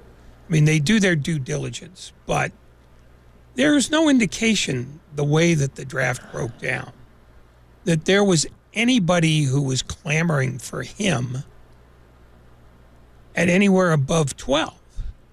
And unless they've got some information that says, yeah, somebody's going to get him at 4 if we don't get him at 3, then I think they missed that part of it.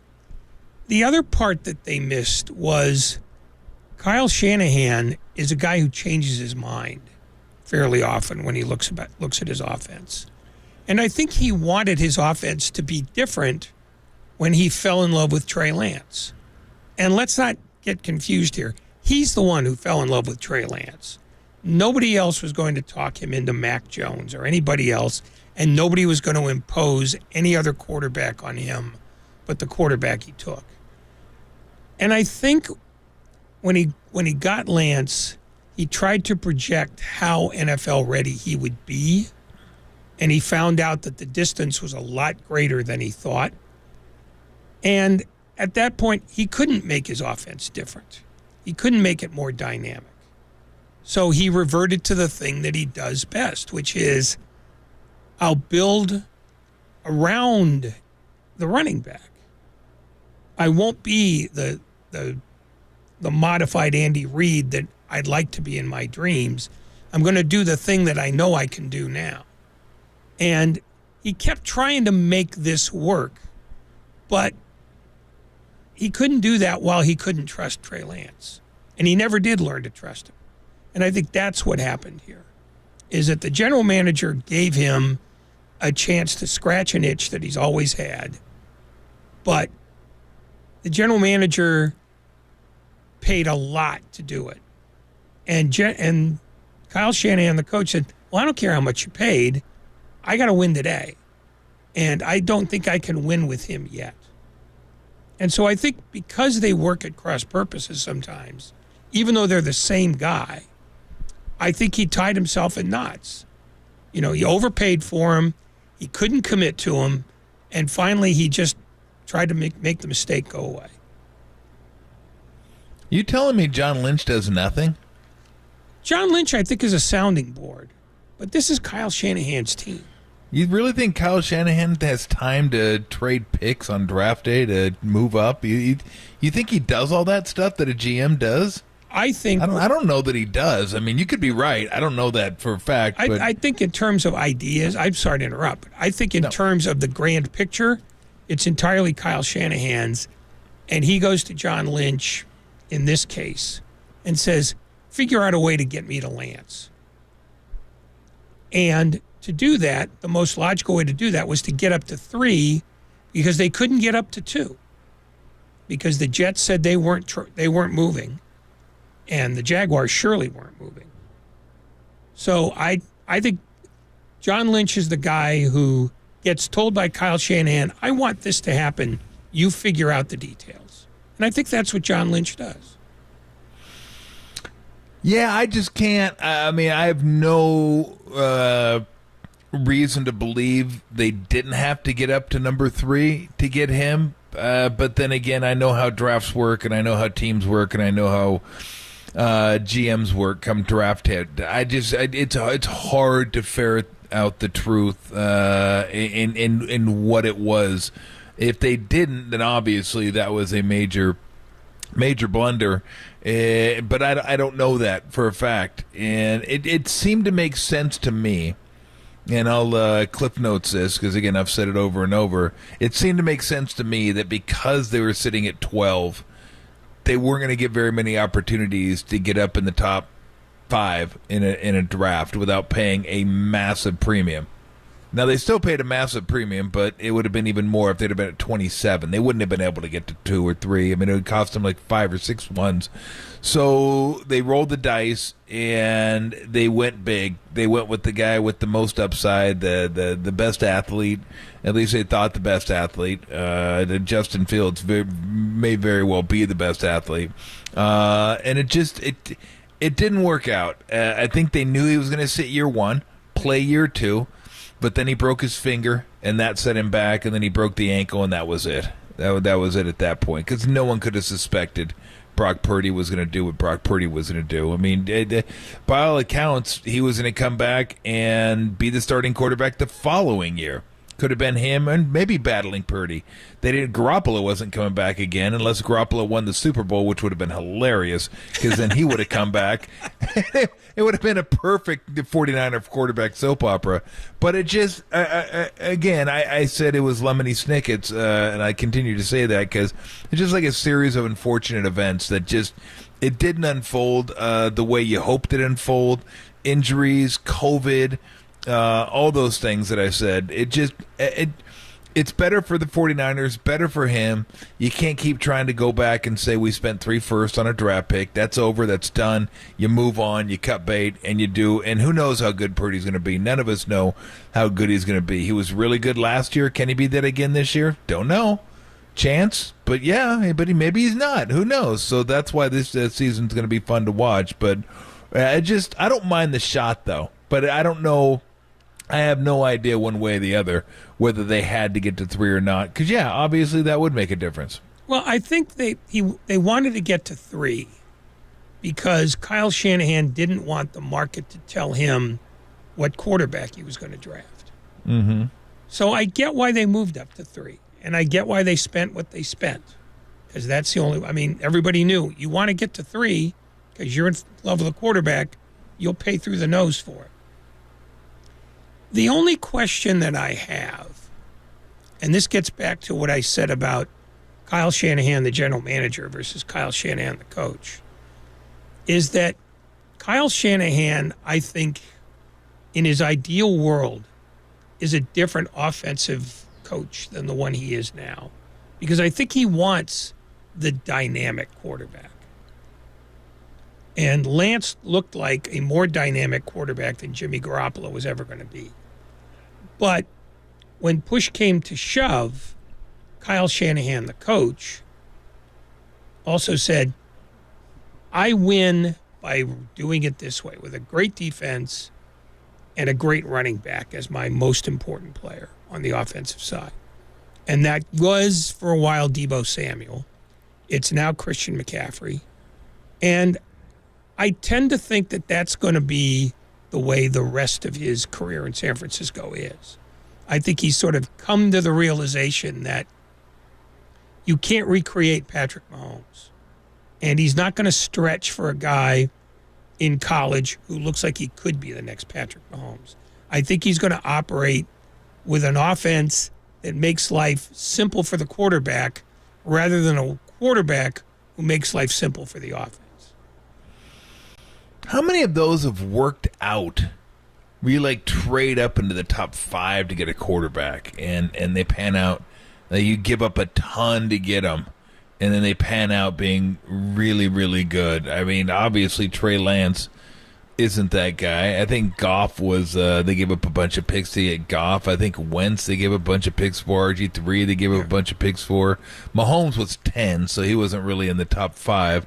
No, Andy Reid saw something that 9 other teams didn't see. Exactly. I'm not sure where'd Allen go? Was Allen like right around 9, 10 somewhere? Somewhere in there. 7, 8, 9, I could 10? look it up, but I'm too late. Yeah, I don't know. Don't do that. Yeah. I don't know they traded way up to get him, though, but it's the allure of the quarterback position is more intoxicating than any other position in professional sports because you feel like we got to have it and we're going to overpay to get it. And we saw a guy that we really like, and that's going to change the fortunes of our team. And the coach will get a contract extension. I'll get a contract extension. We'll be able to live here another 4 or 5 years. We're going to win a Super Bowl. It's going to be great. And then it just goes to hell because that's what it does because they're quarterbacks. We said it last year. Out of the quarterbacks that are drafted, probably 2 of them will make it. 3 of them will be bye-bye. And right now, only one of them's kind of I would say Lawrence is a sure bet. Other than that, the other 4 could be out of the league in 4 or 5 years. Who knows what's going to happen? But teams will continue to do it over and over and over. They just won't learn. If you let a quarterback come to you, draft a quarterback later in the first round, they can't help themselves. Well, that's the thing. If you're going to trade up to get a quarterback, it better be to a spot where you get the first quarterback. Now, logically, that would suggest that, well, yeah, you got to trade up to get one. But what if this had been a draft in which the best player wasn't the quarterback? I mean, that's the thing. The 49ers traded up to get, at best, the 3rd best quarterback. And above and beyond that, they took a guy with a very thin experience resume. And that was the other thing, is that the overpay could be seen as okay if they had a real strong feeling about Zach Wilson. Because you'd seen Zach Wilson for a couple of years. You had a pretty good idea of who he was and what he was. And you were certainly going to overpay to get Trevor Lawrence if you could have gotten him. Trey Lance was, the best thing about him was that he was the great unknown. And so to move up to 3 to get somebody that you're not really sure about, that's the scary thing. It's not the overpay. It's the overpay for basically a box that you've never been able to look inside. And I think that's the takeaway. It's not that you gave up 3 draft choices. It's that you don't know what you were giving up 3 draft choices to get. Monty Hall, baby. Let's make a deal. Yep. What's inside the box? What's in the box? Ooh, a head. That's bad. I want the money. Give me the money, Monty. The head sucks. that was really a downturn there. This took a dark turn, Monty. What the hell's going on? All right, coming up, Matt Mayoko is going to join us. Good segue. In about an hour. What? Maybe next segment. At some point, we're going to get into the Pac-12 and get in. It looks like Stanford, Cal. I don't know if that thing done. They go into the ACC. They keep inching closer and closer to it. And, and the one thing about this is that most of the rumors end up being true because no athletic director can keep his yap shut for 5 minutes. This is true. So at some point we'll get into that and we'll keep it moving. Matt Mayoko, Andrew Bagley, right up until Giants baseball here in the Sports Leader. San Mateo, shout out to you for supporting KNBR, San Mateo's Sports Leader.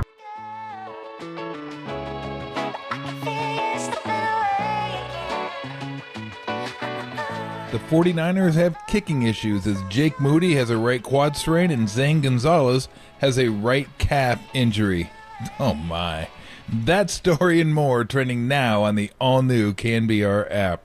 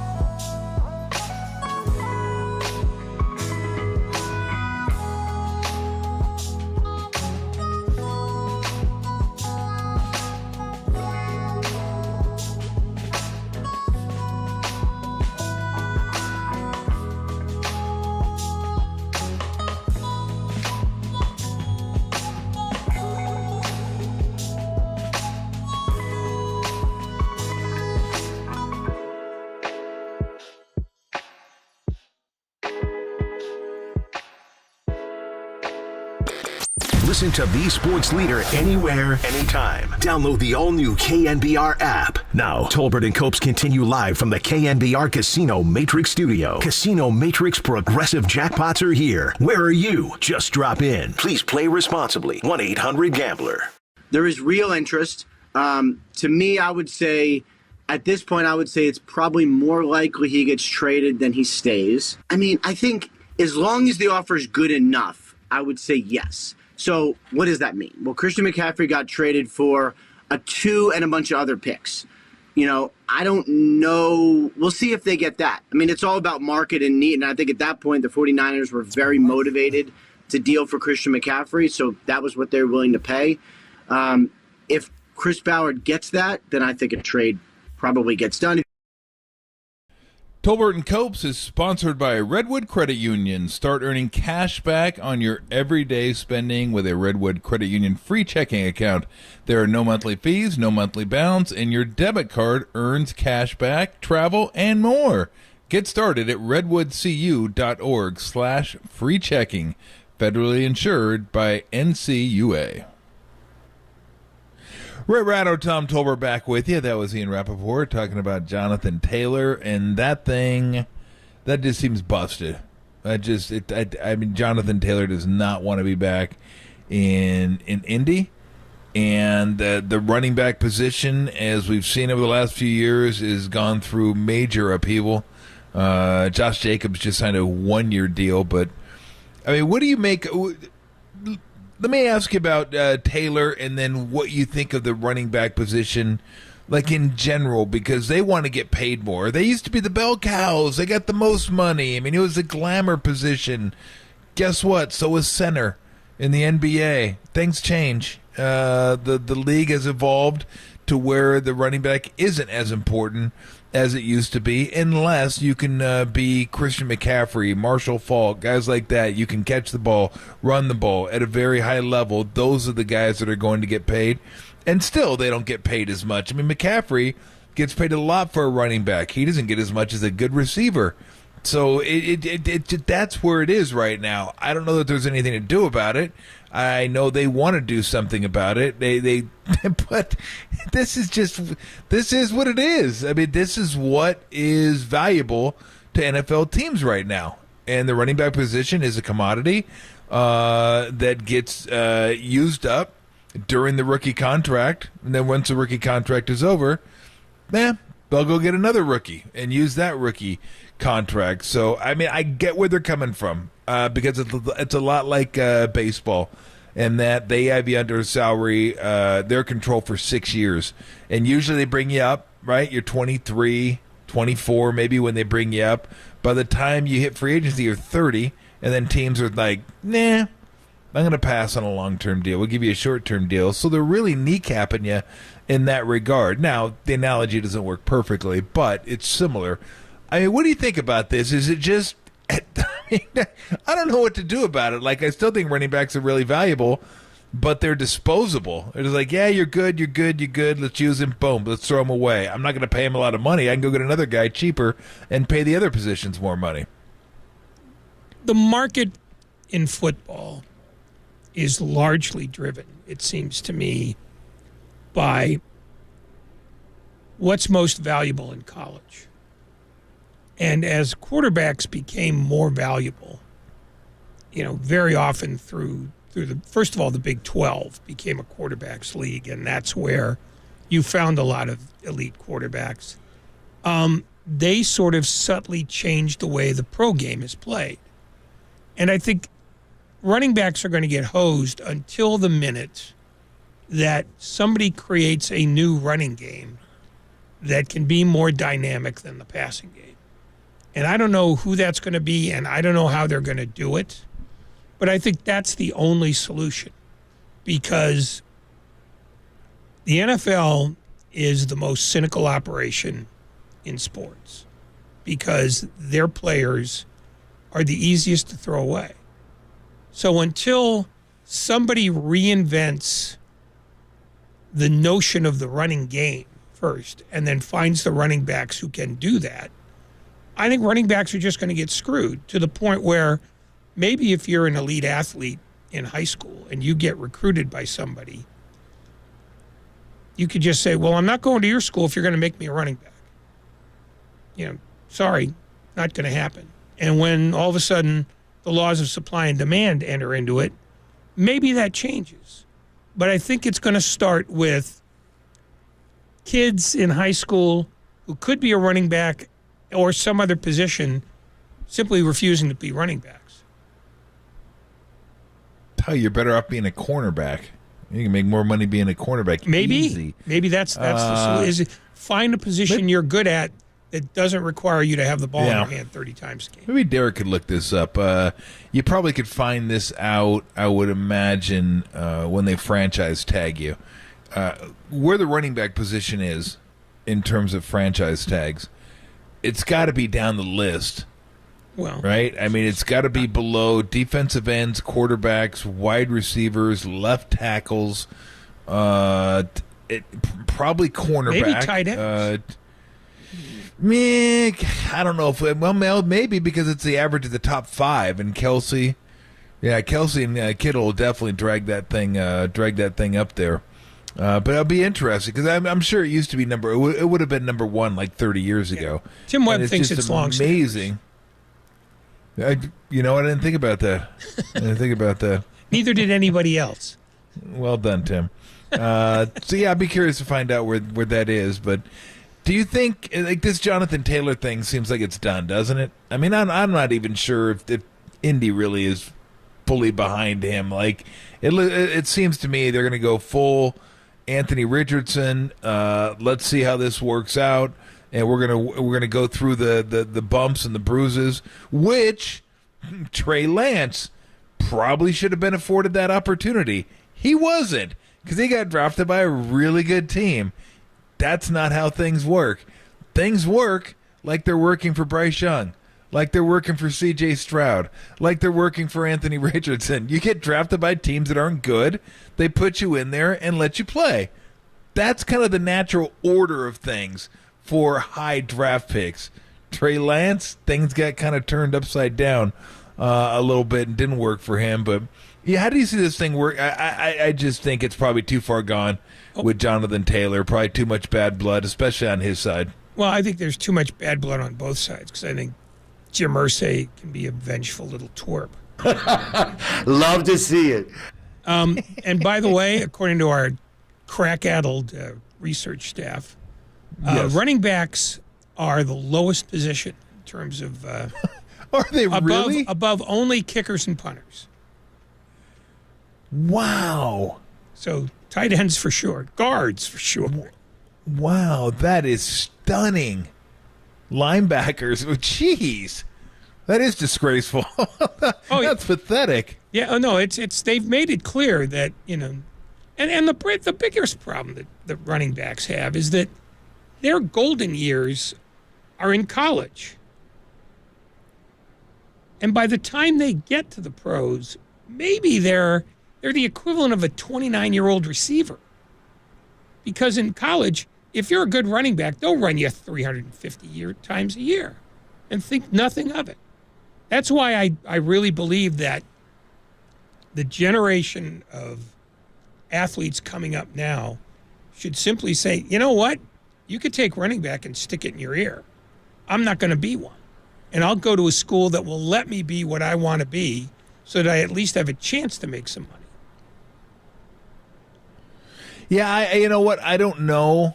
I mean, I think 350 is a little strong. I don't think running backs are running 350 times.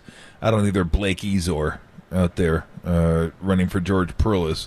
I'd have to see what Jahmyr Gibbs, what the 2 first-rounders ran for last year. I bet you it's below 3, maybe 300, possibly. But I'd say even lower than that. But yeah, I don't know. I think they're really good. But while they're really cheap, that's when they're going to use them. It's almost like getting a pitcher and thinking you're going to have other pitchers behind that pitcher. And the first 6 years, you're going to pitch that pitcher 220 innings every single year because you don't care about him after 6 years. Like, whatever. We got you for 6 years. We're going to try to use you. And after that, we got more coming. Like, I think, again, when you think of a position that's disposable, why pay him? You got more coming. It's assembly line. Just keep bringing them in. Like, even the best running backs aren't that much better than the bottom tier running backs in their mind. They're just not. So they're not going to pay. They're not going to pay for them. And when you look at positional value, well, hell, we just found out that's really, really low. And you got to have money to pay for your defensive ends. You got to have money to pay for you. I mean, look, when we're getting to a position now where, and Kyle Shanahan said it to us last week, and I mean, we've known this to be true for a couple years now, when you're drafting a quarterback just so you can get a quarterback on a rookie salary, I mean, that's kind of where we're at right now. You're like, do you need a quarterback? Yeah, we need a quarterback. What we really want is a quarterback on a rookie salary. Because once the quarterback salary goes up, then it becomes that much tougher to win. Like Cincinnati, it's going to be so much tougher to win in about a year when Burrow gets paid and Chase gets paid. And all of a sudden, they're like, well, damn, now how do we afford everybody else? Well, guess what? You don't afford everybody else. Ask Kansas City. That's why Tyreek Hill is in Miami. But they got a guy that's that good. Like, he makes everyone better. You can't name all Kansas City's receivers, not you, anybody from last year, because nobody could. Because nobody knows. I mean, it's like, who are these guys? Juju Schuster-Smith, Tony, and then they got a bunch of rookies running around. Sky Moore, and they had a guy last year, and Copes and I said it, that played in the playoffs, caught a pass. I had no idea who he was. First game he played, first pass he caught. I was like, what? But do you have a quarterback that's that good? Seattle started it and got Russell Wilson, played him, rookie deal, and they were able to pay everybody else. But that's kind of where we're at now when you're like drafting going, hey, I'd really like a quarterback. We want a good one, obviously, but really what we want is a quarterback on a rookie salary scale. I mean, it's kind of, I don't know, seems kind of kind of messed up. Well, what they could do, and they'll never do this because it's the NFL, is raise the salary cap commensurate with letting running backs get paid. And just say, look, we're raising it this much so that our running backs can be treated fairly. But they're not doing that. So, no, running backs are screwed, which is why if I came back as a talented athlete playing football, the last thing I'd want to do is be a running back. Yeah. I don't want to play hockey. There you go. Be a goalie. Max out at $12 million a year. Oh, hockey. Brother. Thank you, Joe. Appreciate that. All right, coming up, Matt Mayock is going to join us in about 15 minutes. We'll get the latest. And we'll get the latest on the 49ers kicker. Who's making almost as much as its best running back. Field goal kicker. I mean, it has to be, always has to be something. But that's, as far as like funny stuff that's not funny, but it's funny to me, this is pretty high on the list. No, it's funny. Coming up, Matt Mayock in about 15 here on the Sports Leader.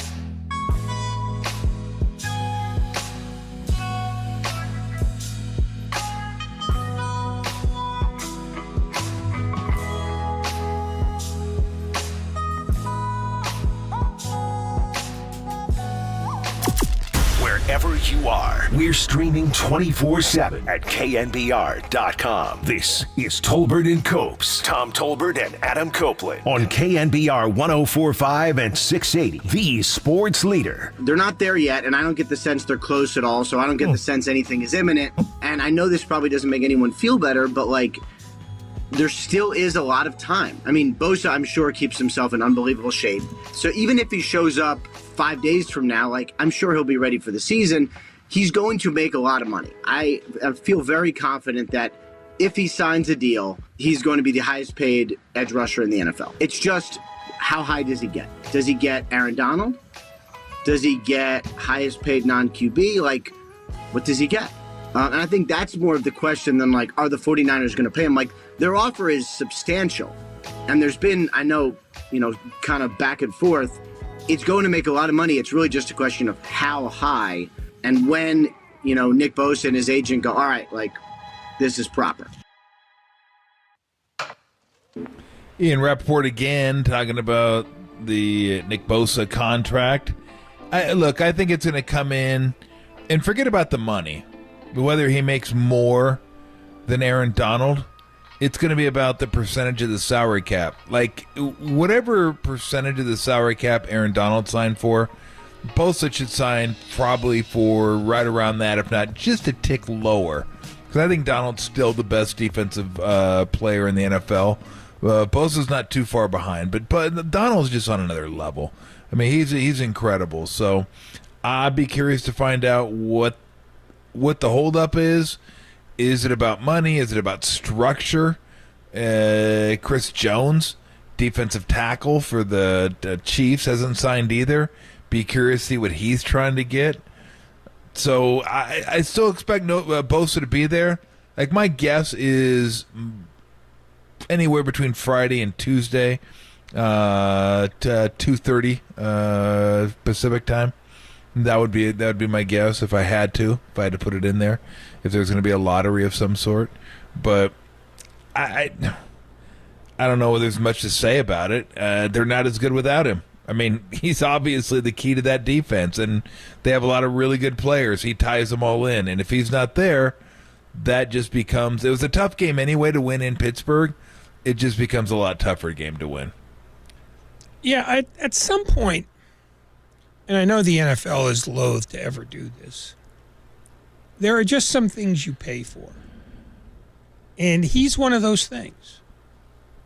I don't know how you get around that, because he not only makes the defense significantly better, but he makes the offense better in a weird way by making it so that Brock Purdy is not responsible for 4 touchdowns a game.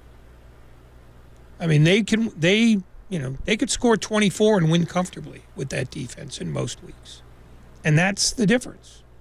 I mean, if the 49ers are ever in a position where they need 31 points a game to win a game, it means their defense stinks. And it's not going to stink as long as he's there. Well, I mean, he's going to get paid. We know that. But, I mean, paid so that he's content. Oh, he'll get there. I mean, they'll get there. It's just a matter of getting there. Like, this isn't going to... The Niners know this. They've been planning for this for a long time. It all comes down to those final... Again, it could be structure, could be guaranteed money, because that's the thing about the NFL that gets all wonky. It's not the NBA where if you sign a contract for $200 million, that's what you're getting. Doesn't matter how good you are, what you play, if they want to cut you, you're getting that money. Period. It's yours. NFL is so much different, so I would suspect he will be back before the game, but who knows? But the kicking issues... The right quad of Moody, the right calf of Gonzalez, leaves them with Gus Oyich. I don't know who nobody else knows that. We're about the only ones that know that. You probably got to be over 40 to maybe over 50 to be safe. If anybody knows that. Gus was amazing. He can make like 80-yard field goals. It was awesome. Kurt Russell, I think Tim Conway was in it. But I don't. Do they have another guy? Like, I mean, they got 2 weeks, so I guess one of them could recover. Yeah, there's like a bus that just travels around the country. And it goes to every training camp. And it drops off 2 guys here, heads on to the next place. Yeah, it's. Oh, sounds like you're getting a phone call. Oh man. No, that's it. I mean, how many teams has Zane Gonzalez been on already? 4? I don't keep track of kickers. We're talking about our idiot kicker. Well, but you're going to have to now. Well, I don't have to keep up with him. Well, if you want to be knowledgeable on all things 49er, it sounds to me like they're going to have more kickers this year than they've had in any season since God knows when. What were your thoughts on drafting Moody in the 3rd round? I didn't mind, but I did understand that it's a risk that you're going to take a guy, not just because maybe he's not as good as you think he is. It's just that's the problem with drafting kickers that high is can they handle it mentally? Because everybody's saying the same thing. Are you kidding me? You drafted a kicker in the 3rd round? And then when they're dealing with that pressure, because there's enough pressure as it is as an NFL kicker, then you got that on top of it to start your career. And if you start it like he started it, then kind of things can go sideways. So I get why people said that. I didn't mind it as like they've screwed up enough 3rd round draft picks anyway, and they really need a kicker. They want to save money on Robbie Gould. Okay, and I wouldn't mind a guy with a bigger leg because Robbie Gould was super accurate but didn't have the biggest leg. But I could have been wrong. Nah, not you. I could have been wrong. No, for a league that is as sort of technologically wonky as the NFL is, they operate place kickers like you just go to a hiring hall and grab the first guy who's sitting on the bench in front of the building. You know, I mean, they're like I said, they're going to go through 4 kickers this year. They just are, and it probably won't affect them that much. And Kyle Shanahan will try to make it sound like, we didn't really need one. But the truth is, margins are thin up at the top end as much as they are at the bottom end. And they're going to have to find somebody they can rely on from 45 and in. Because whatever you want to say about Robbie Gould, he was automatic from that distance and in. Yes. And if you have that much faith in your offense, then the big leg on your kicker shouldn't matter that much because you shouldn't have to be kicking from 52, 60 yards a game. Look at the big leg on Jake. We haven't seen it yet, though. We need to see. One's more swollen than the other, though. Yeah, I don't know what the well, you know what? We're going to ask Matt Mayoko. Are either of these two going to be ready in 2 weeks to kick in Pittsburgh? Check out the big brain on Brad. Thank you. Coming up, Matt Mayoko, NBC Sports Bay Area. Do you want me to cut off his thumbs? Leader. Thank you. Please go.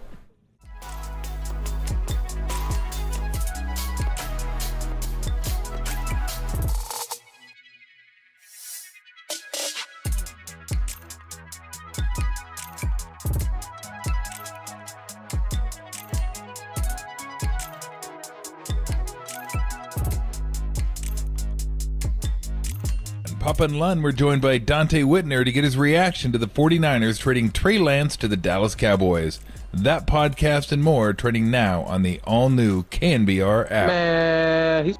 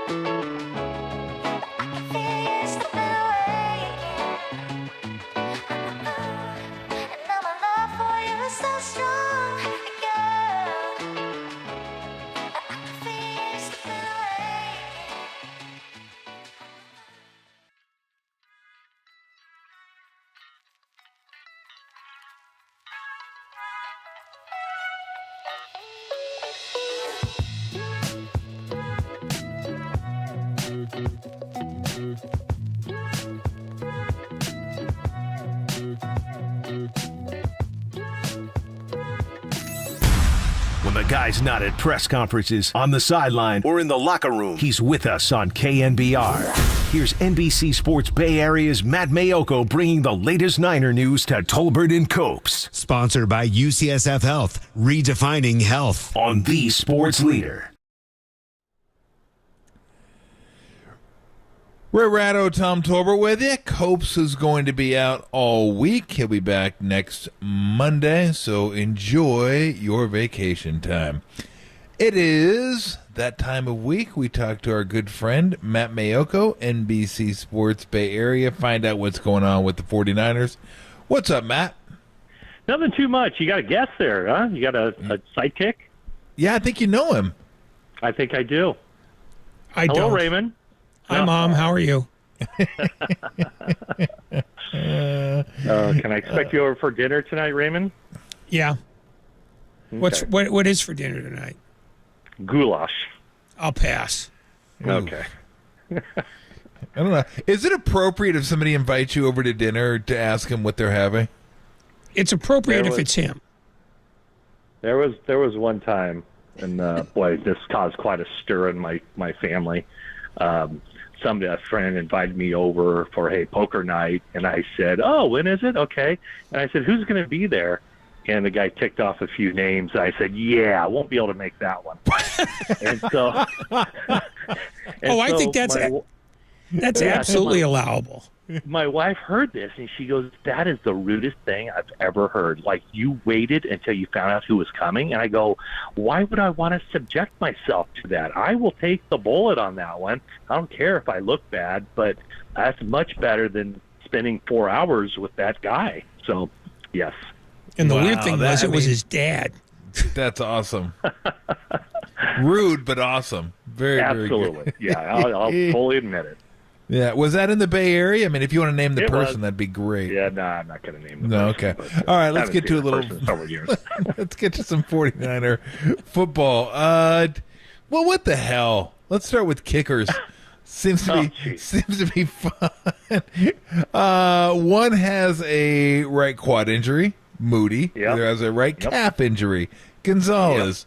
Give us the severity, and is there any hope that either of them will be available in 2 weeks? I think Gonzalez. I think we've seen the last of him. This is very bizarre. He did the same thing last year. He got injured, season-ending injury in warm-ups before a preseason game. So I would recommend that he tones down his warm-ups from now on. So that one seems pretty severe. It's a calf injury. I would imagine he'll go on IR tomorrow. And then Moody, they're gonna try to keep him, available and around for that. I mean, they're not doing anything with his roster spot. Yeah. They brought in a couple of guys today. One guy who is 34 years old and has bounced around to every arena league known to mankind, including, I believe, even like the China Arena League. He last kicked in the XFL. Taylor Russolino, and then Tristan Descano. You might remember him from a one-game stint with the 49ers back in 2020. Actually, if you do remember him from that, I would have some serious follow-up questions for you. But anyway, I do not remember him. Yeah, I'm thinking that they won't make any move on a kicker until they know one way or another with Moody. They're hoping that he'll be available and ready to go for that game, the season opener. But, anyone who was thinking, they'll go out and sign Robbie Gould, I mean, that's definitely not happening at this point. Robbie wants a job where he can, he's not just an afterthought. He wants a place, and I assume he'll get it at some point with a team that should be a pretty decent team and that he'll stick the whole year. The 49ers aren't looking for someone to come in and replace Jake Moody. They're looking for somebody as an insurance policy. So right now, I think they're still hopeful that Moody will be available week 1. You said Tristan Vizcaíno, and I was just looking him up real quickly. He's been on 4 teams in 3 years, including the 49ers. Is that sort of what we're looking at this point? Is just somebody who's been on the carousel and just happens to land in Santa Clara on the right day. Yeah, I mean, they're still. I mean, it would have to take. Moody would have to be just a disaster once the games start. Kicking poorly in 2 exhibition games isn't going to force the 49ers to move on from him. I mean, he will suit up, even if he's not good. He will suit up for more games and play in more games than what the 49ers gave Trey Lance, which was 8 in 4 starts. No, I mean, after investing what they did in him and them having evaluated him as far and away the best kicker in this draft, they will give him every opportunity to win or lose the job. I guess lose the job. He's already won the job, but he's going to have to really be a disaster for them to get rid of him. So they need to just kind of work their way through any rough patches, which he's already had a rough patch in those first 2 preseason games. But he's shown them enough in the practices and enough in the evaluation process for them to believe that he's going to be their kicker for a long time. Any news on the Bosa situation? No, still holding steady. I think it's what we've talked about all along. I think 49ers are playing hardball, and Bosa's side is playing hardball. I don't know for sure, but it sure seems like Bosa's side would like for him to be, of course they would want him to be, the highest paid non-quarterback. And I think the 49ers are pushing back on that. And they're probably saying, we'll make you the highest paid edge rusher, but we're not going to go over what the Rams gave Aaron Donald. I think they kind of consider this an apples and oranges type of thing, where Donald, 3-time defensive MVP, a guy that had just won a Super Bowl with the Rams. It was a shorter deal, shorter term contract as an extension to kind of keep him from retirement. So I think the 49ers are looking more like the TJ Watt number as opposed to the Aaron Donald number. So I think that's kind of where it is. He's going to get handsomely paid regardless, and we'll see. I mean, I still think this thing gets hammered out, but it's basically the first side to blink, or whoever moves closer to the other side's number will be. Whenever that happens, then this deal will get done. Who's the face of the 49ers hardball stance now? Is it Shanahan? Is it Jed York? Is it Al Guido? Is it Bob Sargent? Who is it? The contract negotiations? Yeah. Yeah, it's Prague Marate. Yeah, I mean, Prague works in concert with John Lynch, but Prague is the chief negotiator, has been for a long time. He's the one who kind of sets out the salary cap, the 3-year plan, and that's what this is about. When you look at the 49ers and Brock Purdy's contract, which is basically set for the next 2 years, and then you look at all the other planning that needs to take place with some of the big money contracts, and it's big money contracts at every position group. In on the defensive line, it's Eric Armstead, it's Javon Hargrave, it's going to be Nick Bosa, so they have to make all those pieces fit. And Prague Marate and his right-hand man is Brian Hampton. Those are the guys who are looking at this from a 3-year plan standpoint of what they can and can't do. Talking to Matt Mayoko, NBC Sports Bay Area, nice enough to join us. McCaffrey didn't play at all. I'm assuming that was just maintenance. Just we don't want to put him out there and accrue any punishment. And is he? I'm assuming he's 100% good to go. But is he 100% good to go? Yes, he was. Okay. He might be about the only guy.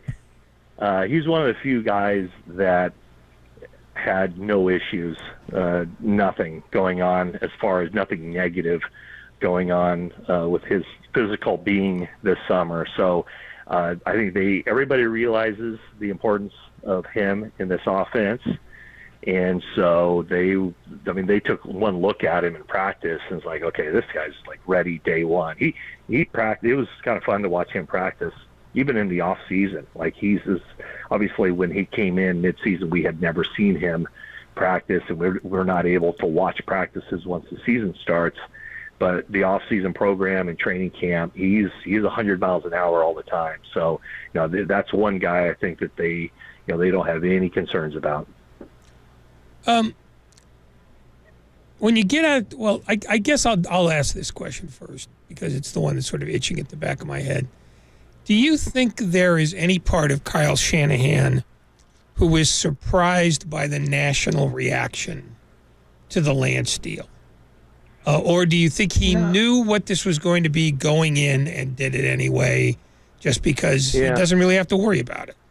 I think the latter. I think that I don't know that he knows necessarily what the national reaction is, but I'm sure he has people, his family members and whatnot who inform him. But you're talking about an organization that moved on from the number 3 overall pick, and not even the number 3 overall pick, the guy that they traded up to get number 3, burning a couple future first-round picks and a third-round pick. They moved on from him after he suited up and played in 8 games with 4 starts. If that doesn't tell you right there that they are comfortable in their own skin and are secure in where they are as a team and job security and all that, then nothing should. Because if these were 2 guys, Lynch and Shanahan, who were all at all concerned about needing to win to keep their job, or oh my gosh, the hot seat or anything like that, that's a deal that you don't make, because you buy yourself more time with that guy. You let it play out a little bit further. You kick the can down the road. But in going back to the question about where the salary cap is and all that, they determined that Sam Darnold is probably more like Brock Purdy in the sense of he's set up to be the backup and maybe a better fit than what Trey Lance would be. And they went into it with, it's not what you've done in the past. It's not how you got here. And watching the practices, I think it was pretty clear that, and talking to people around the team, it's pretty clear that Sam Darnold was the guy that had, Shanahan used the term separated himself. I think it was clear to everybody around the team that that's the way it was trending from a pretty early standpoint. And then, we all saw what happened in that preseason game where, Trey Lance got off to a really slow start in that game. Sam Darnold looked like a guy who had more experience. And let's face it, all of his NFL experience are very, probably less than half of his NFL experience has been good experience, but it has been experience. And so if you're going to go for the backup job, are you going to take a guy who just needs more reps and you still don't really know what you got, or a guy who you think fits your system better? So, that's the way they decided to go. And it had to be a difficult decision because, the storyline was when the 49ers took that big swing, it was, well, if this doesn't work out, John Lynch and Kyle Shanahan are going to be on their butts. They're not going to be long for the 49ers. If this fails, well, look at it. It failed. It was not, it did not work out the way anybody with the 49ers wanted it to. And yet Shanahan and Lynch right now are the coach and the general manager of a team that is considered one of the favorites for the Super Bowl. And nobody's talking about them being on the hot seat, or nobody's talking about them, in the terms of, wow, this, their leash is running out here. So I think that he probably has a pretty good idea of how it's perceived around the NFL, but I don't think he cares. Much like Elton John, they're still standing. Thank you. I'll be here all week. Do you have to be after that one? I really don't. I'd really like not to be perfectly honest with you. If you give me a pass, I can bail right now. Wow. Ray's good. Ray, no, I wouldn't do that. Yeah, Ray can be a one-man show. Yeah. I wouldn't be quoting Elton John. You damn They right. seemed. You should. You really should. There's nothing wrong. The greatness of Elton John being quoted on a sports show at all. Now, don't get me started on Kiki D. Okay, now we're moving on. Are we still on the air? Yeah, I know. It's surprising, isn't it? Well, I got to be honest with you. What is this? I got to be honest with you. I'm not positive that we're still on the air, so I can't confirm that just yet. They seemed really comfortable, like answering the questions. Like I noticed that about Kyle when we were talking to him last week. Like just bummed that it didn't work. It's genuinely kind of bummed for Trey. Wanted it to work for them. Didn't work for them. I don't know how much of Trey's camp wanted to be in Dallas. It sounded like they were going to try to do right by him if they could get a pick. So I don't know how much of that. But did you get that feeling like they were just, answering all the questions and they just, the vibe of the whole thing isn't used, and maybe because they are as good as they are and a position that they're in, as you mentioned, Matt, but just not the vibe you usually see in those type of press conferences. No, I didn't get the sense that he was defensive. I got the sense that he felt like, what do you need to know? I will tell you exactly what the thought process was, and it didn't seem like he was a guy who felt like he needed to hide anything. I think he was completely honest. I think everything he said in that press conference was probably what he said to Trey Lance on Wednesday morning when he brought him in.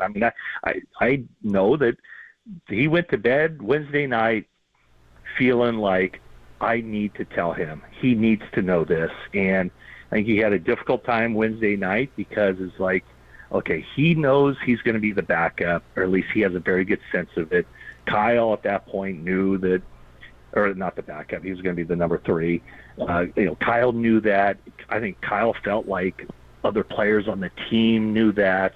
And so rather than just keep an awkward situation going for another game and dragging this out and answering more questions about, who's going to be the backup, he decided to rip the Band-Aid off. And he hadn't even told Sam Darnold yet when he called Trey Lance into his office. And Trey took it poorly. He says that Trey felt like he could sense that Trey knew which way he was going. So maybe it was just the realization that here you are. You're 23 years old. You were going to be the face of the franchise. And for, one game and one quarter, you were. Yeah. And then to have it like, not only are you not the starter anymore, not only did you lose that spot, but now you're not even the backup. And so I think that realization really hit Trey. And I think everybody knows that he's a guy that, he just needs to practice. He needs to play. And he wasn't going to get that with the 49ers. So, I don't know how the 49ers could have handled this any differently. If there are any suggestions on what they should have done, aside from him not getting hurt 2 years in a row, I'd love to hear it. But nobody. I remember leaving that locker room after the season last year, and a very prominent player telling me, if Brock Purdy isn't the starting quarterback, people are going to be pissed. Like, he earned it. And so that part of it could not have been a surprise to Trey Lance. It probably was a surprise that they went out and got Sam Darnold. They competed, and in the mind of Kyle Shanahan, Sam Darnold won. I just don't know how this could have worked out any differently. After obviously they made the decision to draft him, Trey Lance. We could debate that all day, but in the last few months, I don't know what they could have done differently to make this thing work out. So does Ray need a gate code to get to your house? Oh, he's already turned it down, so okay. That ship has sailed. Oh, Ray's famous for that, turning it down and then showing up anyway. Yeah, well, okay, maybe I'll go see Kyle Harrison tonight. You'll be watching it from the privacy of your couch. Who are you kidding? I'm with the lights out and the shades drawn. I like it. That's just the way I like my sports. Creepy. Well, it's to turn away solicitors, and at this point, that's what I consider you, Ray. But what is it? What is it? Trick or treaters all year round over there? You like turn the lights out, turn the porch lights out. If there's any possibility that Ratto's going to show up on my doorstep, yes, it is October 31st, right now. The lights are out. Go away. I mean, the fact that you live in a flaming dumpster doesn't seem to change this narrative for you, though, does it? Oh, brother. Yeah. Matt, as always, thank you very much for your time. We will look forward to talking to you again next week before I might see you in Pittsburgh. You never know. Really? I'm going to be in Pittsburgh. Well, yeah, keep in touch. That would be great. Yeah, I'll keep in touch. Find a brewery. Yeah. Oh, yeah. Well, you know I'm going to find a brewery, or 2 or 3 or 4. Oh, that's a given. That is the plan. So yeah, we'll talk to you next week. Have a good week, and we'll talk to you soon, my friend. Okay, sounds great. Raymond, thanks, always Matt. great to hear your voice too. Liar. That's why I love having Ray on. All the buddies, the old friends get together. It's just fantastic. Camaraderie is what it is. All right, I left that place for a reason. He was part of it. We're going to get into the Pac-12, little college football. Again, not the Pac-12, the remnants of the Pac-12. Cal, Stanford, the latest to apparently be leaving. So we'll get into all this next here on the Sports Leader. Menlo Park, shout out to you for supporting KNBR. Menlo Park's sports leader.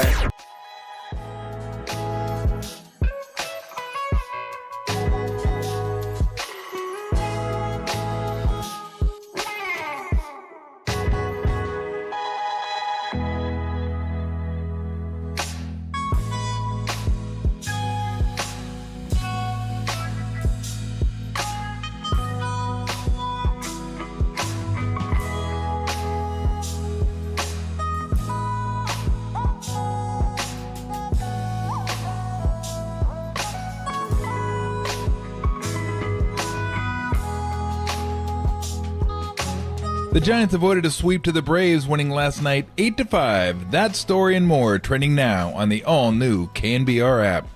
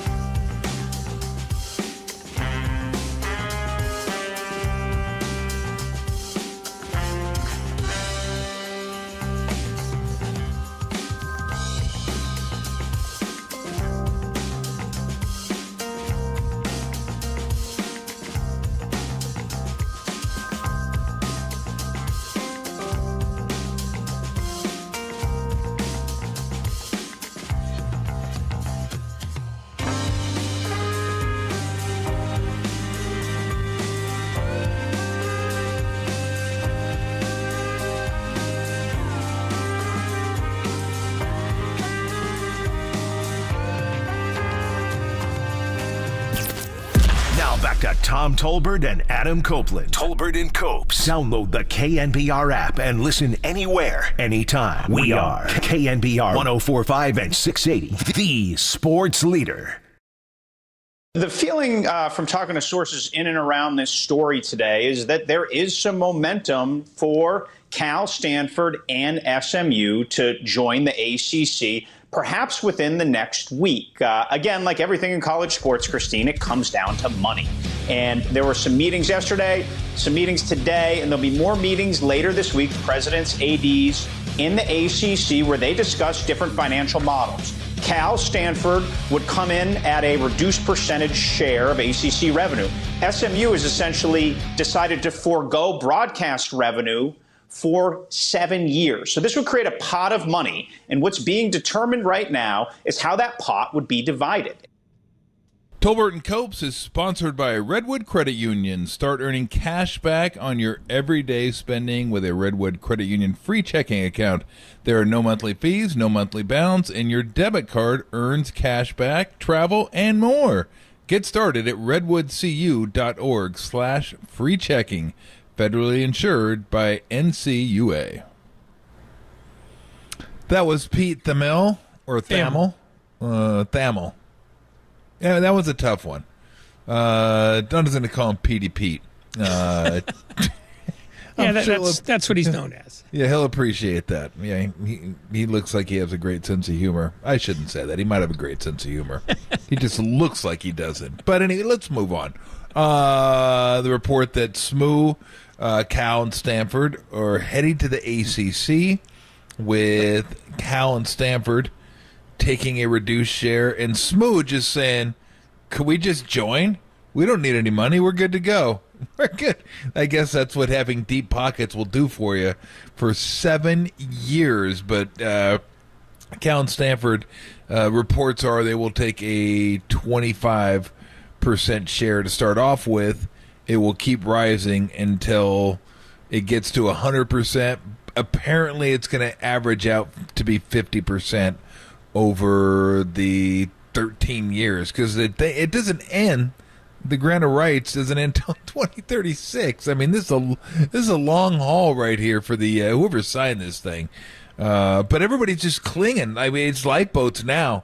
It's like, I need a lifeboat. I don't want to end up being Oregon State and Washington State and getting left out, because what you're end up looking at is you're going to look at eventually the Premier League and the what is it, the English Championship League. That it just that's what it's going to be.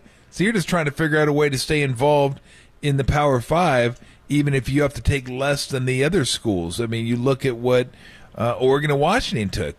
They're taking half shares. I'm not even sure if it's a half share, but they're taking less than full shares to go to the Big, just so they can be in the Big Ten. And everyone basically gets screwed except for football, and nobody cares because, or the universities don't care because football brings in the money. That's the way it is now. Everybody knows that. No sense of arguing about it, bitching and complaining about it. It's about football, period. That's what it is about. So Cal and Stanford haven't been very good at football. I don't care how good you are academically. You want to play in this game, you better be good on the field on Saturdays, and they just haven't been. What are your thoughts? Because we haven't asked you. I've gone over this over and over and over, but what are your thoughts on the entirety of it? Like, I mean, USC and UCLA started this thing about a year ago, and then Colorado, of all teams, of all universities, kind of got this thing really going a couple months ago when they decided to go back to the Big 12. And then they really kind of got going. But what are your thoughts on the whole thing and what's happening to college football? What's happened to the Pac-12 conference, which has been around 100 years and now is gone? It's just gone. The conference is gone. Yeah, well, the update today was that the ACC was going to vote tonight to see what they wanted to do about Cal, Stanford, and SMU. Okay. But that got put off because of a reported school shooting at North Carolina. Oof. So that vote's in abeyance. But this really goes back to when the Pac-12 tried to pull Texas and Oklahoma out of the Big 12. because that was the first sign that this was every man for himself. And the only thing that's happened since then is that all that has accelerated. And when you made that reference to soccer, it struck me that what this really is going to be in 5 years is not 64 teams in 5 conferences. It's going to be about 40 teams in 2 conferences. It's going to be like what they tried to do in Europe with the Super League, which is take the big money makers in football, of which there are probably 20, and then another 20 or so to, make it big enough so that they can pretend to be a national game, and then everybody else is going to be out. So in 5 years, Cal and Stanford could be in the same place they were in a week ago. I think that's where all this is heading. And the only thing that's happened in the last few weeks is that the Power 5 conferences are now the Power 4 conference with one less school than the Power 5 conferences had a year ago. And this is just the start of what's going to be an ultimate culling, where you're going to start seeing, teams in Power 5 conferences like the Big 12 just getting culled. Just, we're trimming you. You don't make enough money. Iowa State, Vanderbilt, Purdue, schools you wouldn't think. You'd think they were, lifers. You're not safe anymore unless you're in the top 35 or 40, because I think that's where this ends. And ultimately, everybody else will be playing for minimal television money, and they're either going to have to figure out how to budget without TV, or they just give up athletics. And yeah, that's a bleak picture, but that's the only way this seems to be pointed. It's going to be really interesting if they ever get to that point, what they do with basketball, because there's a lot of really good basketball programs that aren't necessarily football programs. Duke, Kansas, Kentucky, Arizona. And I don't know if you have a tournament. If football's just separate, like it's its own separate entity. Like that was Chip Kelly's idea, and I like that idea. Like the basketball, baseball, Olympic sports, all still part of the Pac-12. Football, go do your own thing, because football is a separate entity. It really is. It's just it's off by itself. It controls everything. It makes all the money. They just keep the money. Do what you get. Run football, and then the other sports can try to figure out economically how we run our stuff. But at least, you're not going to have UCLA volleyball going back to Penn State or going back to. I'll say Maryland, because everybody always says Rutgers. I said Rutgers like a year ago. I'm going to stop saying Rutgers because that's what everybody always says. I don't want to ding Rutgers too hard, give them a complex. They're in New Jersey. How hard a complex do you think you could give them? But do you think that, because to me that makes sense. Football breaks off, does their own thing. And it's already done now. That doesn't matter what we're saying now, because the leagues are already part of different conferences. I guess they could go back, but wouldn't that make sense? Football does their own thing, and then everybody else just kind of realigns back where they were.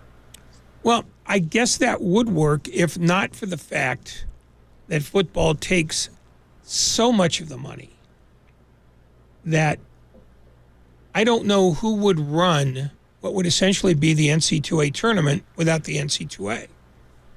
Because you would still, if you're going to do basketball right, and if you're going to do these other sports right, there are going to be schools that aren't revenue generators in anything. And so you'd have to be able to pencil all that out, because I don't know that under the present structure, schools would basically try to run athletic departments without the money that football brings in, because it would be such a loss leader at a time when schools are having trouble generating money as it is, that could work. But I'm not the economist here. I think it makes more sense than the system they're going to have. And I wouldn't be surprised if you saw Stanford basically not be in the ACC for a lot of the Olympic sports, just because, why would you? Yeah. You know, why not get into like a West Coast or Western States conference for volleyball, track and field, swimming, stuff like that? But then what's the ACC getting out of it? They're getting 3 mediocre football programs that do not generate much money. And they're cutting them in for a piece of a pie that they already think is inadequate. And the only thing I can think is that they are trying to cut their losses that they anticipate having when Florida State and Miami and Clemson bolt. Because I think that's going to be the next shoe to drop. I mean, Florida State's already making noises about leaving. And I think if they go, Miami's going to want to go and Clemson will want to go too. SEC, 20-team league, and eventually Big Ten gets to 20-team league, and that's what you're talking about right there. There's your 40 teams. Bang. Yeah. Enjoy it, everybody. I mean, schools like Stanford and Cal, but I would say Stanford more than Cal. But you got to decide what you want to do, like especially Stanford. Like, I know you want to be a prestigious academic institution. That's who you are. Get that. Get, like, Ivy League type stuff, basically. But then that's like Yale saying, hey, we want to compete, too, for, like, national championships, and we want to compete to get to Final Fours and stuff like that. And you're like, yeah, okay. How'd you plan to do that? I don't know, but we'd like to.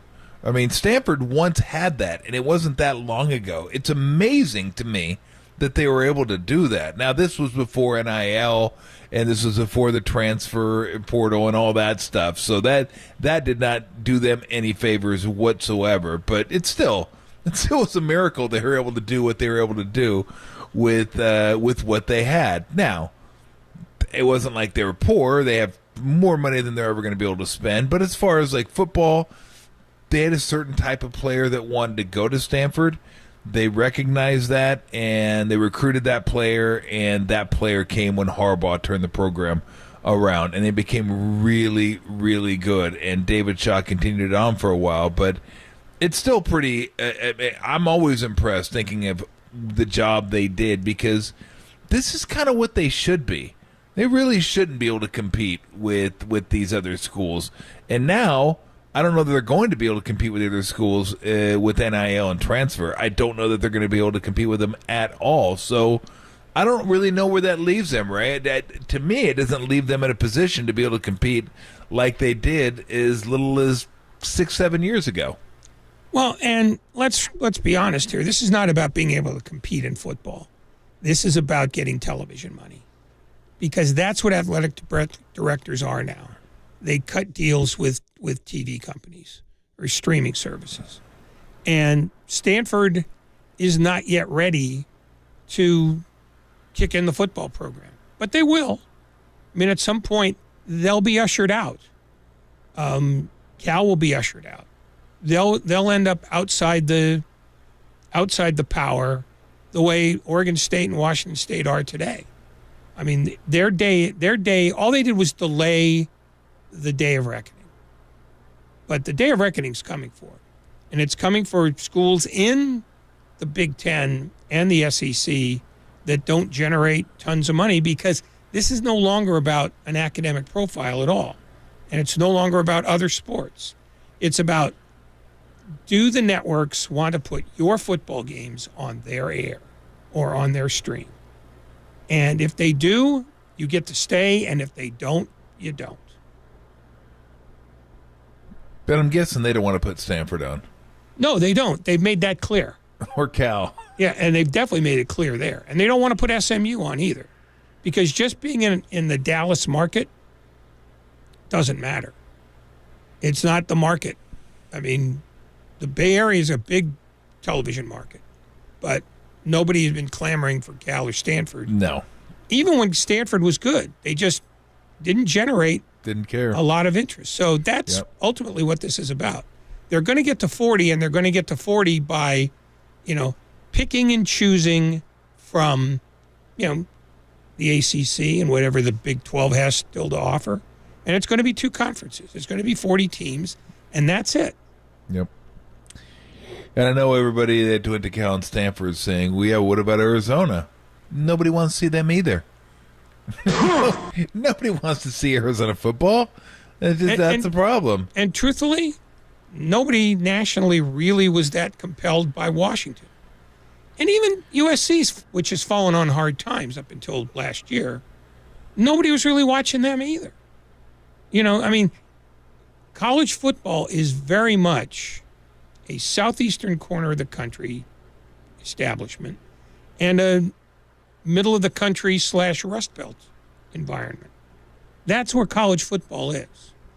USC's an island. They're going to be the new Hawaii because that's going to be as far away from the power centers as Hawaii is from the Mountain West. No doubt. All right, coming up, we're going to continue on. Andrew Bagley is going to join us in about 15 minutes. We will talk a little Giants baseball, and we are going to get you ready for the Reds and the Giants. We'll talk to Bags, and then we'll continue on getting you ready for the Giants as they make the push for the playoff. This is a big one. This is bigger than the Braves and the Rays and the Rangers because this is their direct competitor. This is somebody they're going to be battling with to get into the playoffs. So these are huge. And you were tied 2-2 with them when you played them in Cincy, so you want that tiebreaker. That's an extra game to work with. So they start a big series tonight in San Francisco.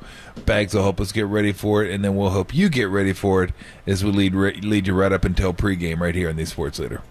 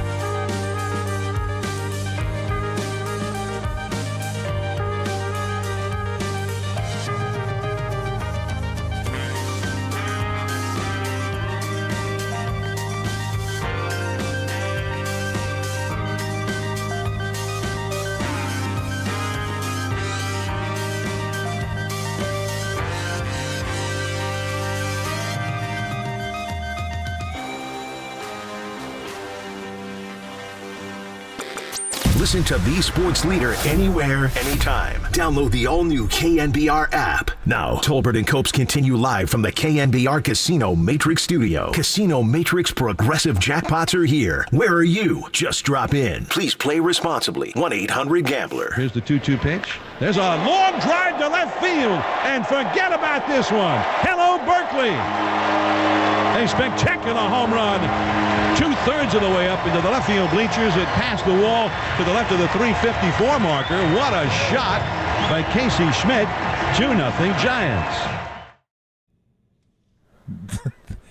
That thing was nuked. He doesn't hit a lot of them. When he hits them hard. Thank you. Where are you at with the Giants right now in the playoffs, Ray? Just as like I look at them, like I said, they're a playoff team a couple months ago. I'll stick with that. Of course, I don't feel as confident as I did when they were 10 games over 500, but you know, you look at what's around them. There's not that much around them. I'm not as sold on the Cubs as you are, being in the playoffs. Phillies, yes, but where you with the Giants? They can't continue to hit the way they're hitting and survive. True. They've been getting by with 2 starting pitchers and a bullpen, and even now you're starting to see a little fraying on Camilo Doval. But I think they'll hang in as long as Arizona and the Cubs don't run away from them. I don't think Miami's got enough left to hang in there. I don't think they're good enough, but I also don't think that the Giants, as they're currently playing, are good enough either. Yeah, I definitely buy that. I mean, but the hitting has just been atrocious. I mean, they can't hit with guys in scoring position. They can't hit guys without scoring position. They can't get guys in scoring position. They've got plenty of guys at third. They just stand there. I'm like, these guys need maps to get home. They have no idea. They're often the coach. They have no idea where they're going. It's like, hey, where do we go after this? The plate? Head that way. Keep turning left. Yeah, there's somebody down there to give you directions. He's sitting on a log. He'll tell you where to go. Their offense has been terrible. Yeah. And there's nobody in that lineup where you go, that guy's about to break out. I just don't have that sense that they have somebody who's going to say, you know what, I'm going to hit 350 for about 2 weeks. You know, I'm going to pop 7 home runs. You know, they don't have that Kyle Schwarber type who could just go on a heater that makes no sense. They are who they are after 130 games. And this, I suspect, is who they are. So either something's got to change that way, or they have to pitch better in the 3 days when it's not Logan Webb and Cobb. Well, for the first time in, I can't remember when, they actually have 3 legitimate starters starting a series. If all goes according to Hoyle, they got Harrison tonight, Cobb the next day, and I think Webb the following day. I literally cannot tell you the last series I saw where there was 3 starters. Can't do it. I don't know. And it worked great early. It's not working quite as great late. And I don't know if the fatigue is an issue. I don't know. But we thought they had 7 starting pitchers to start the year. They have like 2. It's like, well, what happened to all the starters? They just keep stacking them. 3 innings. Three innings at a time. It's like, you're a starter? No, you're featured. Well, what? And you know, you're sort of burning with optimism's flame with Harrison too, because you haven't really seen enough to see he if is he a could starter. I do know that. Well, no, he has the position, but there's somebody starts every game. That's the nature of the game. But in terms of guys, you could say, you know what, we got a fighting chance to get 6 innings out of this guy. I don't know that you can predict that yet with Harrison. And that is part of the problem here, is the Giants have tried to look for that young guy who will suddenly burst upon the scene and stay there. And they've had guys who, you know, broke out quick and then sort of receded into the background. And that's where they are now. They don't really have any more guys to burst on the scene. You've seen all their best players. And now who's going to play outside their body for 3 weeks? And I don't know that they've got anybody like that. Thank you for telling me there's a starter every game. I do appreciate that. I'm here to lower the tone of the show. Yeah. Yeah, I felt like Billy Ray Valentine in your Mortimer. It's what you'll find in a bacon, lettuce, and tomato sandwich. Look, you wanted insight. You're going to have to pay more. I will state the obvious with complete confidence. I won't do it. I refuse to do it. So we're going to have Bags join us. We'll get his thoughts on Harrison, who was I thought really good the first time out, and he just missed. We'll see if he can miss as many bats. That seemed a little freaky, actually, how many right-handed bats he missed in that game. The lefties got him, which was weird. But we'll see tonight when he faces when McLean's a righty, De La Cruz a righty, isn't he? No, he's a lefty, or is he switch? I don't know. No, he's a lefty. And he's had a brutal second half. Yeah, I'm trying to think who else is a righty on that team. Steer's a righty. I think Friedel's a lefty. Anyway, whatever. I don't feel like going over the whole Reds lineup in my head right now.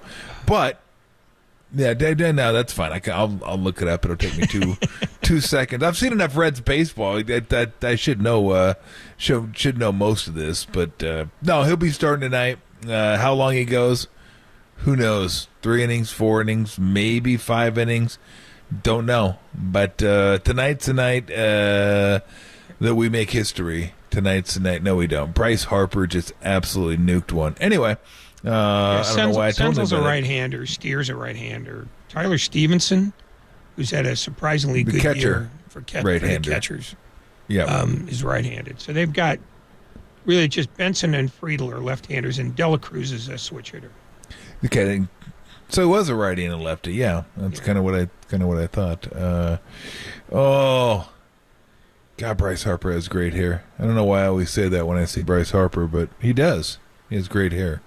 You're watching the Angels. Don't kid me. I am. Yeah. They're playing the Phillies. Yeah, but you're not watching Bryce Harper's hair. You're trying to figure out how the Angels will lose tonight. No. Why would I do that? It's in your blood. No, I don't need to figure that out. That time has come and gone, Ray.